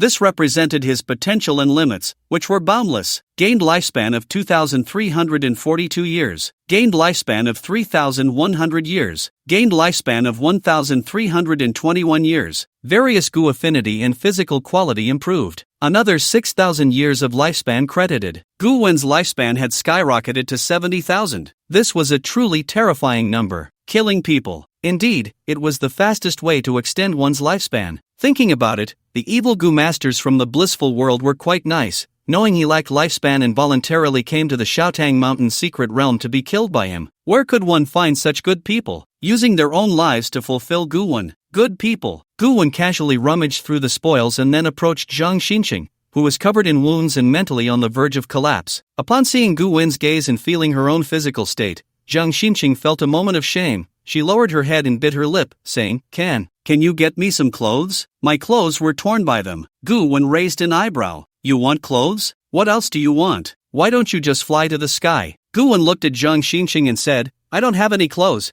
but I think you don't need any clothes. Just like this. Zhang Xinqing's eyes were a bit dazed as she instinctively looked down at her unclothed state. Just like this? How could that work? Did this cleaner, the scavenger, want to do something to her? Thinking of this, Zhang Xinqing's face immediately turned red. She thought, this cleaner must have seen her current appearance and was suddenly moved. So that's why. Although she didn't like being with the evil Gu master. But if this person was a powerful cleaner, a righteous cleaner, then she could accept it. Perhaps she could take this opportunity to cling to this cleaner's thigh. From then on, she would soar to great heights. Zhang Xinqing was still lost in her fantasies. Gu Wen, however, frowned and said, What are you thinking, woman, to even show a smile? Gu Wen looked at her with disdain. This woman was still as narcissistic and shameless as ever. It was the same back in school. She fantasized that all the boys liked her, but because Gu Wen had no feelings for her and refused to be her lapdog, she held a grudge against him. That day, she had deliberately worn a dress. Then she falsely accused Gu Wen of taking a picture under her skirt, which led to the subsequent events. Zhang Xinqing looked up at Gu Wen, her eyes filled with affection, and said, My lord, although I don't know what you want to do, if it's you,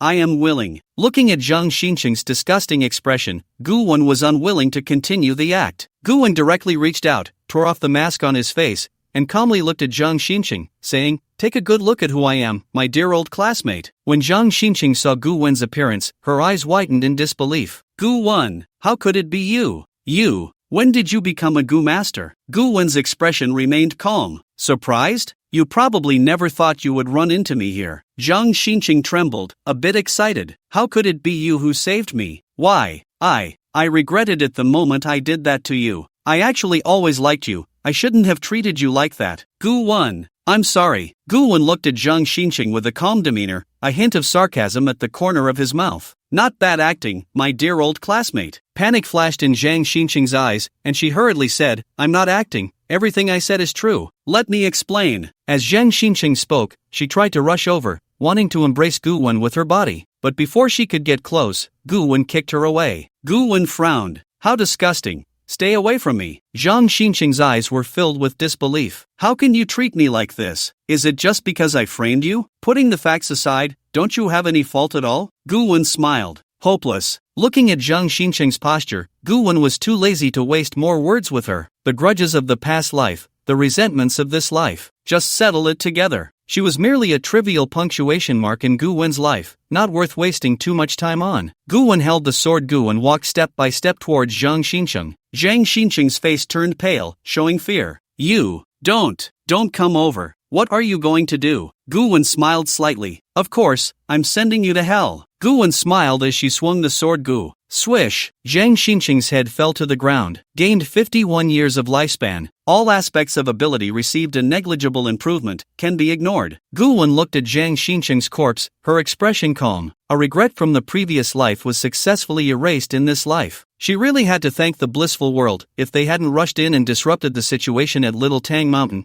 she wouldn't have been able to take revenge so easily. And she should start planning other matters. 4-turn evil Gu Master. Flickering Gu. Gu Wen gathered Zhang Xinqing and the 3 evil Gu Masters' bodies together, minced them into pulp, and then set the cave on fire. She left with a calm expression. Under the great fire, no traces would be left. She indeed came to this cave but only saw the 3 evil Gu Masters. As for Zhang Xinqing, how would she know where Zhang Xinqing was? She had never seen her. And Wang Chunwei? The same. Never seen. Just say they were eaten by ferocious beasts while they were in the wild. Of course, with their insignificant status, they were not enough to attract anyone's attention. Dead is dead. No one cares. Walking in the forest, Gu Wen picked up the walkie-talkie and said, Team Zhu, how much longer until you reach the perimeter? Hearing Gu Wen's voice, Zhu felt a bit nervous. Could it be that there were too many evil Gu Masters at the perimeter, and Gu Wen was struggling? Zhu quickly replied, almost there. What's the situation at the perimeter now? Can you hold on? Gu Wen was silent for a moment, then said, You're asking if the blissful world can still hold up? With my efforts, 90% of the outer evil Gu Masters have been killed,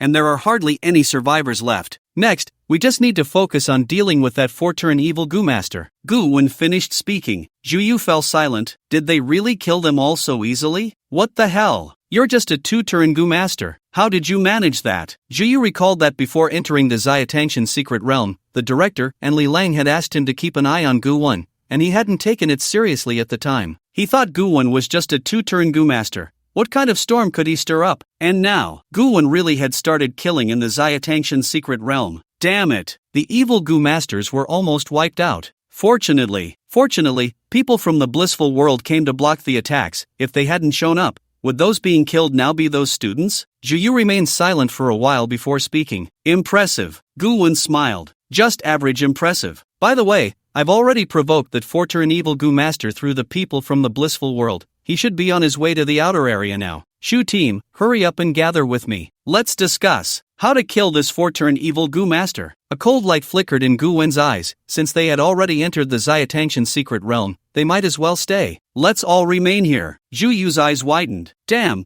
you really have guts. You dare to provoke a 4-turn evil Gu Master. Gu Wen shrugged. If I don't like him, I'll just provoke him. Alright, enough with the nonsense. You all hurry over, otherwise, if the 4-turn evil Gu Master from the blissful world arrives first, I might have to run away myself. Gu Wen was not a good person and certainly wouldn't sacrifice his life for that group of students. Zhu replied irritably. Got it, we're almost there. Zhu now felt that he wasn't the overall commander of this operation, it was Gu Wen who truly was. All the targets, mobilizations, and tasks of the cleaners were all proceeding according to Gu Wen's rhythm. Where could he argue about this? Sigh. Zhu sighed softly. By the way, what did the headquarters say? Are they sending support? Gu Wen asked. This time, when he mentioned headquarters, he was referring to the headquarters in Galaxy City. Zhu nodded. The captain came personally, barring any accidents. We just need to watch the captain take out the evil Gu Master on the other side. Zhu was very confident in Li Lang's strength. Gu Wen raised an eyebrow. Take him out? Isn't the captain also just a 4-turn Gu Master? Zhu scoffed. 4-turn? There are still differences among 4-turn Gu Masters. Gu Wen nodded slightly, deep in thought. It seemed that, as he had thought before, Li Lang's strength as a captain was not that simple. Just as Gu Wen was about to hang up the intercom, suddenly, a terrifying wave of energy appeared ahead,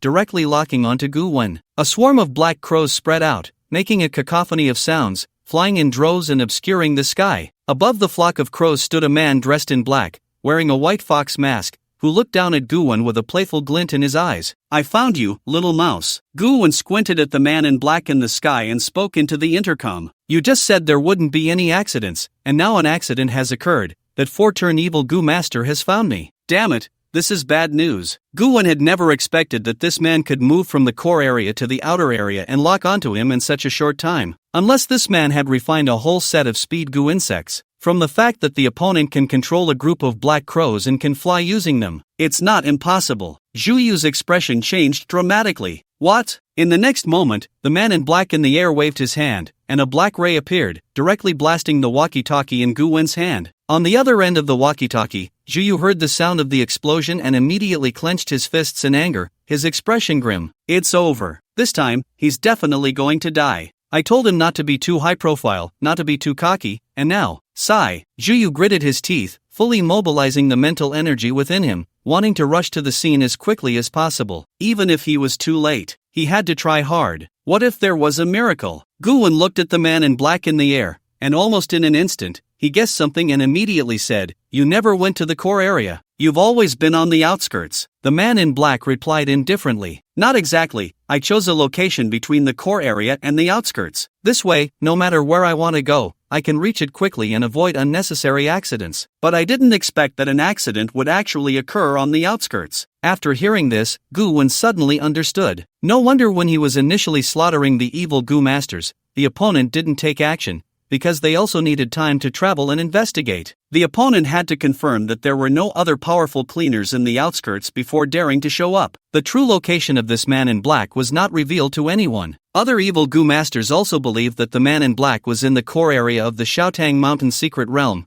No one expected he had held back. TSK. Just a fourth-turn Goo Master, and already such a meticulous and difficult opponent? Guwon shook his head slightly. This time, he really had underestimated him. The man in black leaped high from the crow and landed on the ground, his eyes cold as he looked at Guwon and said, "However, I didn't expect that you would discover the clues and actively come to the outskirts to disrupt our plans." Guwon shrugged. Coincidence. He had come to the outskirts just to kill. Who would have thought he would encounter such an unexpected surprise in the paradise of bliss? The man in black smiled slightly. Coincidence or calculation, it doesn't matter. What matters is that I have confirmed that your cleaners have not set any ambushes in the outskirts. The only piece on the outskirts is you alone. Guwon. The man in black directly locked onto Guwon's identity. Guwon didn't mind at all. He casually removed the mask from his face and looked at the other party. "Now that you know my name, what's yours?" The man in black's eyes held a playful glint. "Do the dead need to know my name?" "However, it doesn't hurt to tell you my codename, Crow. I will be the last person you see in your life." Crow believed he had completely grasped the situation and was not worried about Guwon escaping from him. In front of a fourth-turn Goo Master, all low-level Goo Masters were like ants. Guwon's lips curled into a playful smile. Does he really think he's doomed? TSK. He would never put himself in a dangerous situation without absolute certainty. When he provoked the opponent using the token from the Paradise of Bliss, he had already deduced that perhaps this kind of situation would occur. However, if the opponent wanted to kill him, that would be purely a dream. Guwon was still wearing the jade pendant that Yi Ziqing had given him,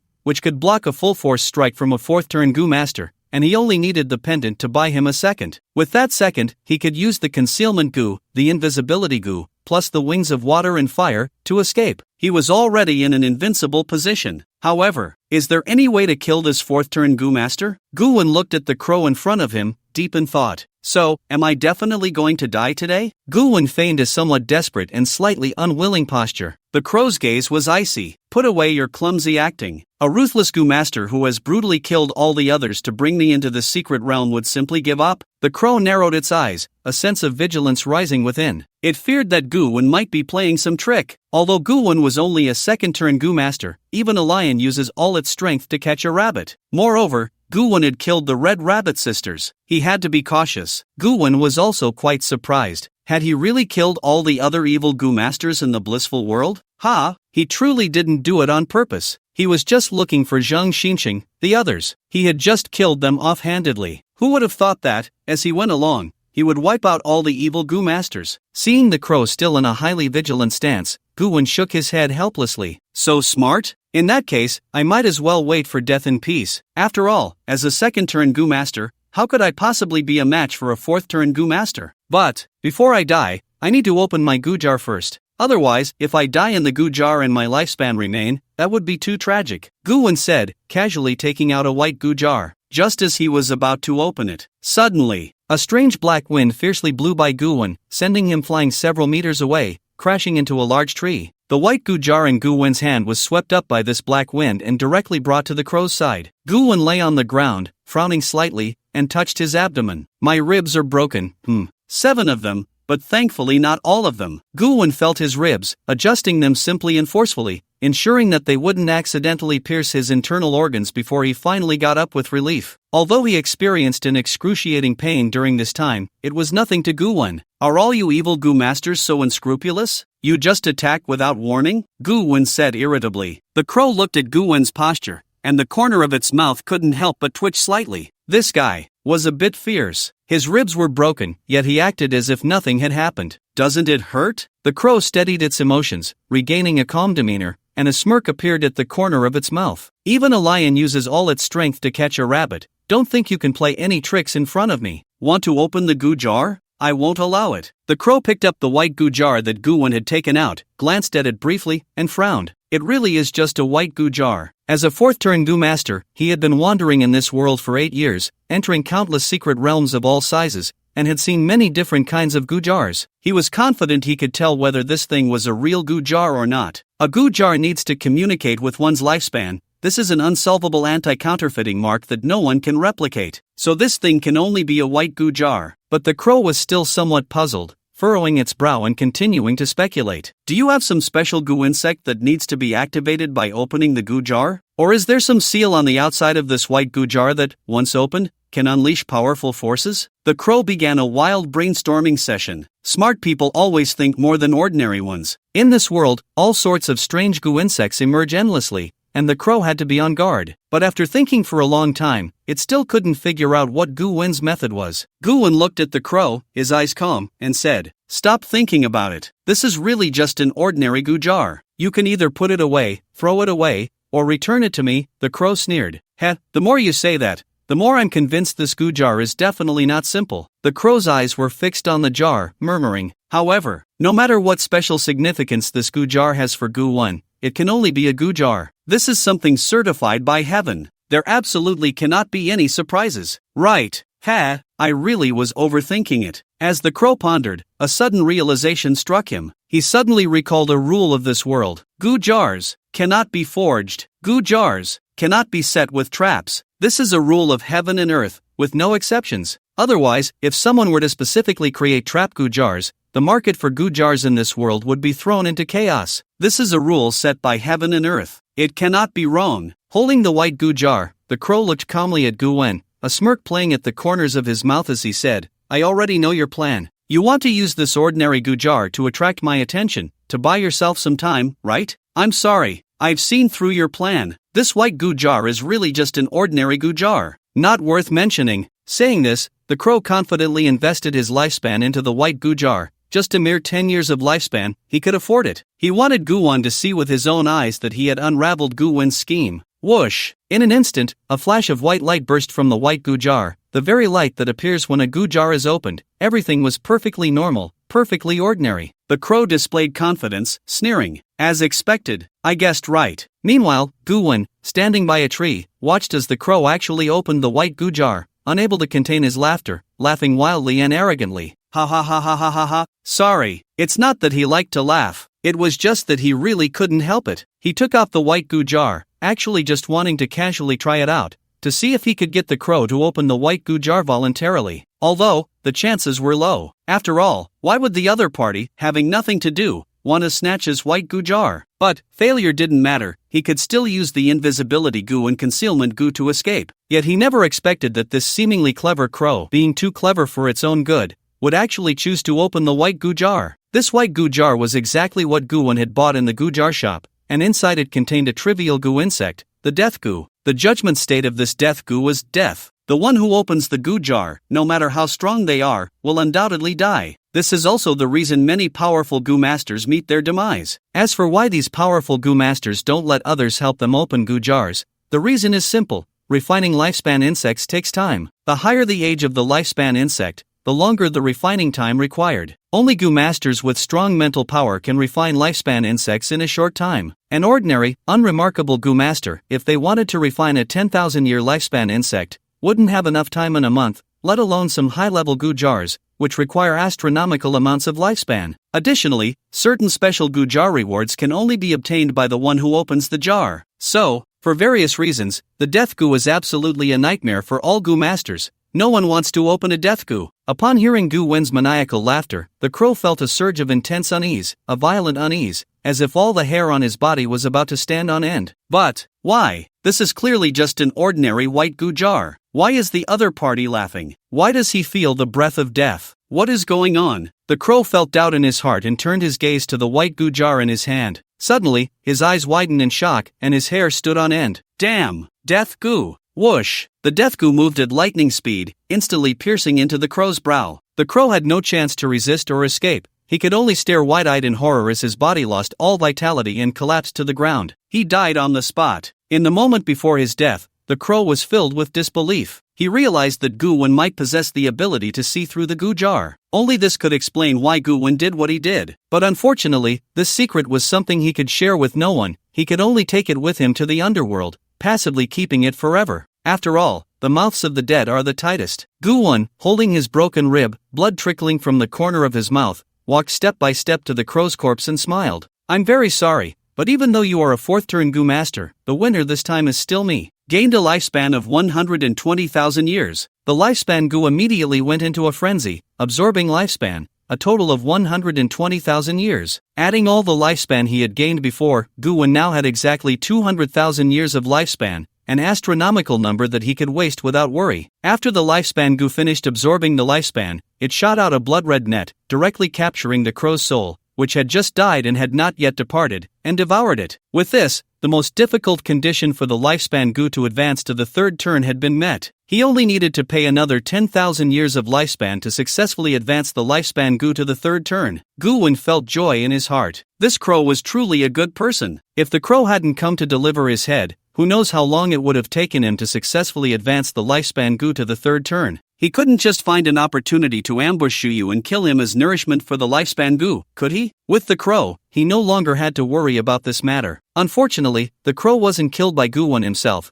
so Gu Wen's talent as a killer did not activate. Otherwise, the power of a fourth-turn Gu master would definitely have given Gu Wen a comprehensive boost again. Gu Wen looked at the crow's corpse and, as usual, began to search the body. Soon, he discovered a relatively high-level storage Gu, which had been upgraded several times by the crow, and the space inside was quite large. Gu Wen simply used his mental power to probe inside and quickly brightened his eyes. TSK. No wonder he's a fourth-turn evil Gu master. His resources are truly abundant. It seems I need to kill a few more fourth-turn Gu masters in the future. Inside the storage Gu, there were countless materials of all kinds. Just the purple high-level materials alone numbered over 50 types. There were also 3 high-level orange materials. As for other lower-level materials, they were piled up like small mountains, filling the entire storage space. In addition, there were over 100 bank cards, many of which were stained with blood, representing quite a considerable fortune. As Gu Wen was looking through them, he suddenly found a confidential letter. Curiously, he picked it up and saw a few brief sentences written on it. Galaxy City is about to be destroyed due to an unforeseen event.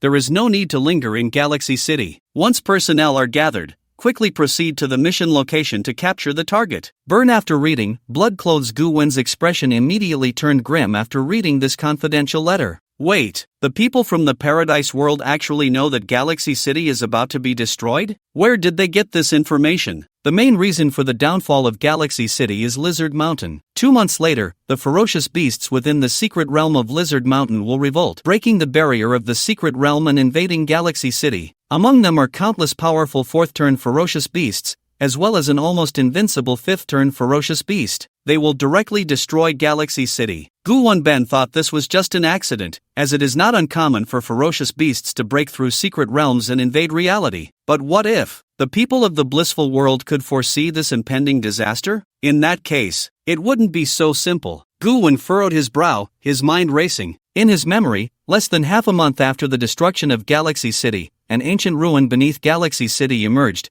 bringing with it a powerful sword cultivation inheritance. The inheritance could only be inherited by humans. In the end, countless powerful forces, including the Scavengers, the Immortal Pavilion, and the King of Hell's Hall, gathered together, sending strong individuals to slay all the ferocious beasts gathered in Galaxy City. This included that fifth-turn ferocious beast. They were not there to avenge the lives of Galaxy City's inhabitants, they came for the ruins. Ultimately, amidst the competition of countless strong individuals, the inheritance was claimed by a powerful figure from the King of Hell's Hall. Gu-wen reviewed everything that had happened in his past life, and his expression quickly became subtle. If viewed separately, all these events seemed quite normal. The ferocious beasts breaking through the secret realm was reasonable. The slaughter of Galaxy City was also normal. The mass death of humans, which activated the inheritance beneath Galaxy City with their blood, was not strange either. Many inheritances have similar requirements to be activated. In the end, a powerful individual inherited the inheritance, which was also reasonable, as inheritances are meant to be inherited. However, if all the above events are connected, it becomes quite chilling. What if certain forces deliberately orchestrated this tragedy to make the ruins beneath Galaxy City emerge? Based on Gu-wen's understanding of those individuals, the possibility is extremely high. Moreover, the forces involved are not limited to just one side,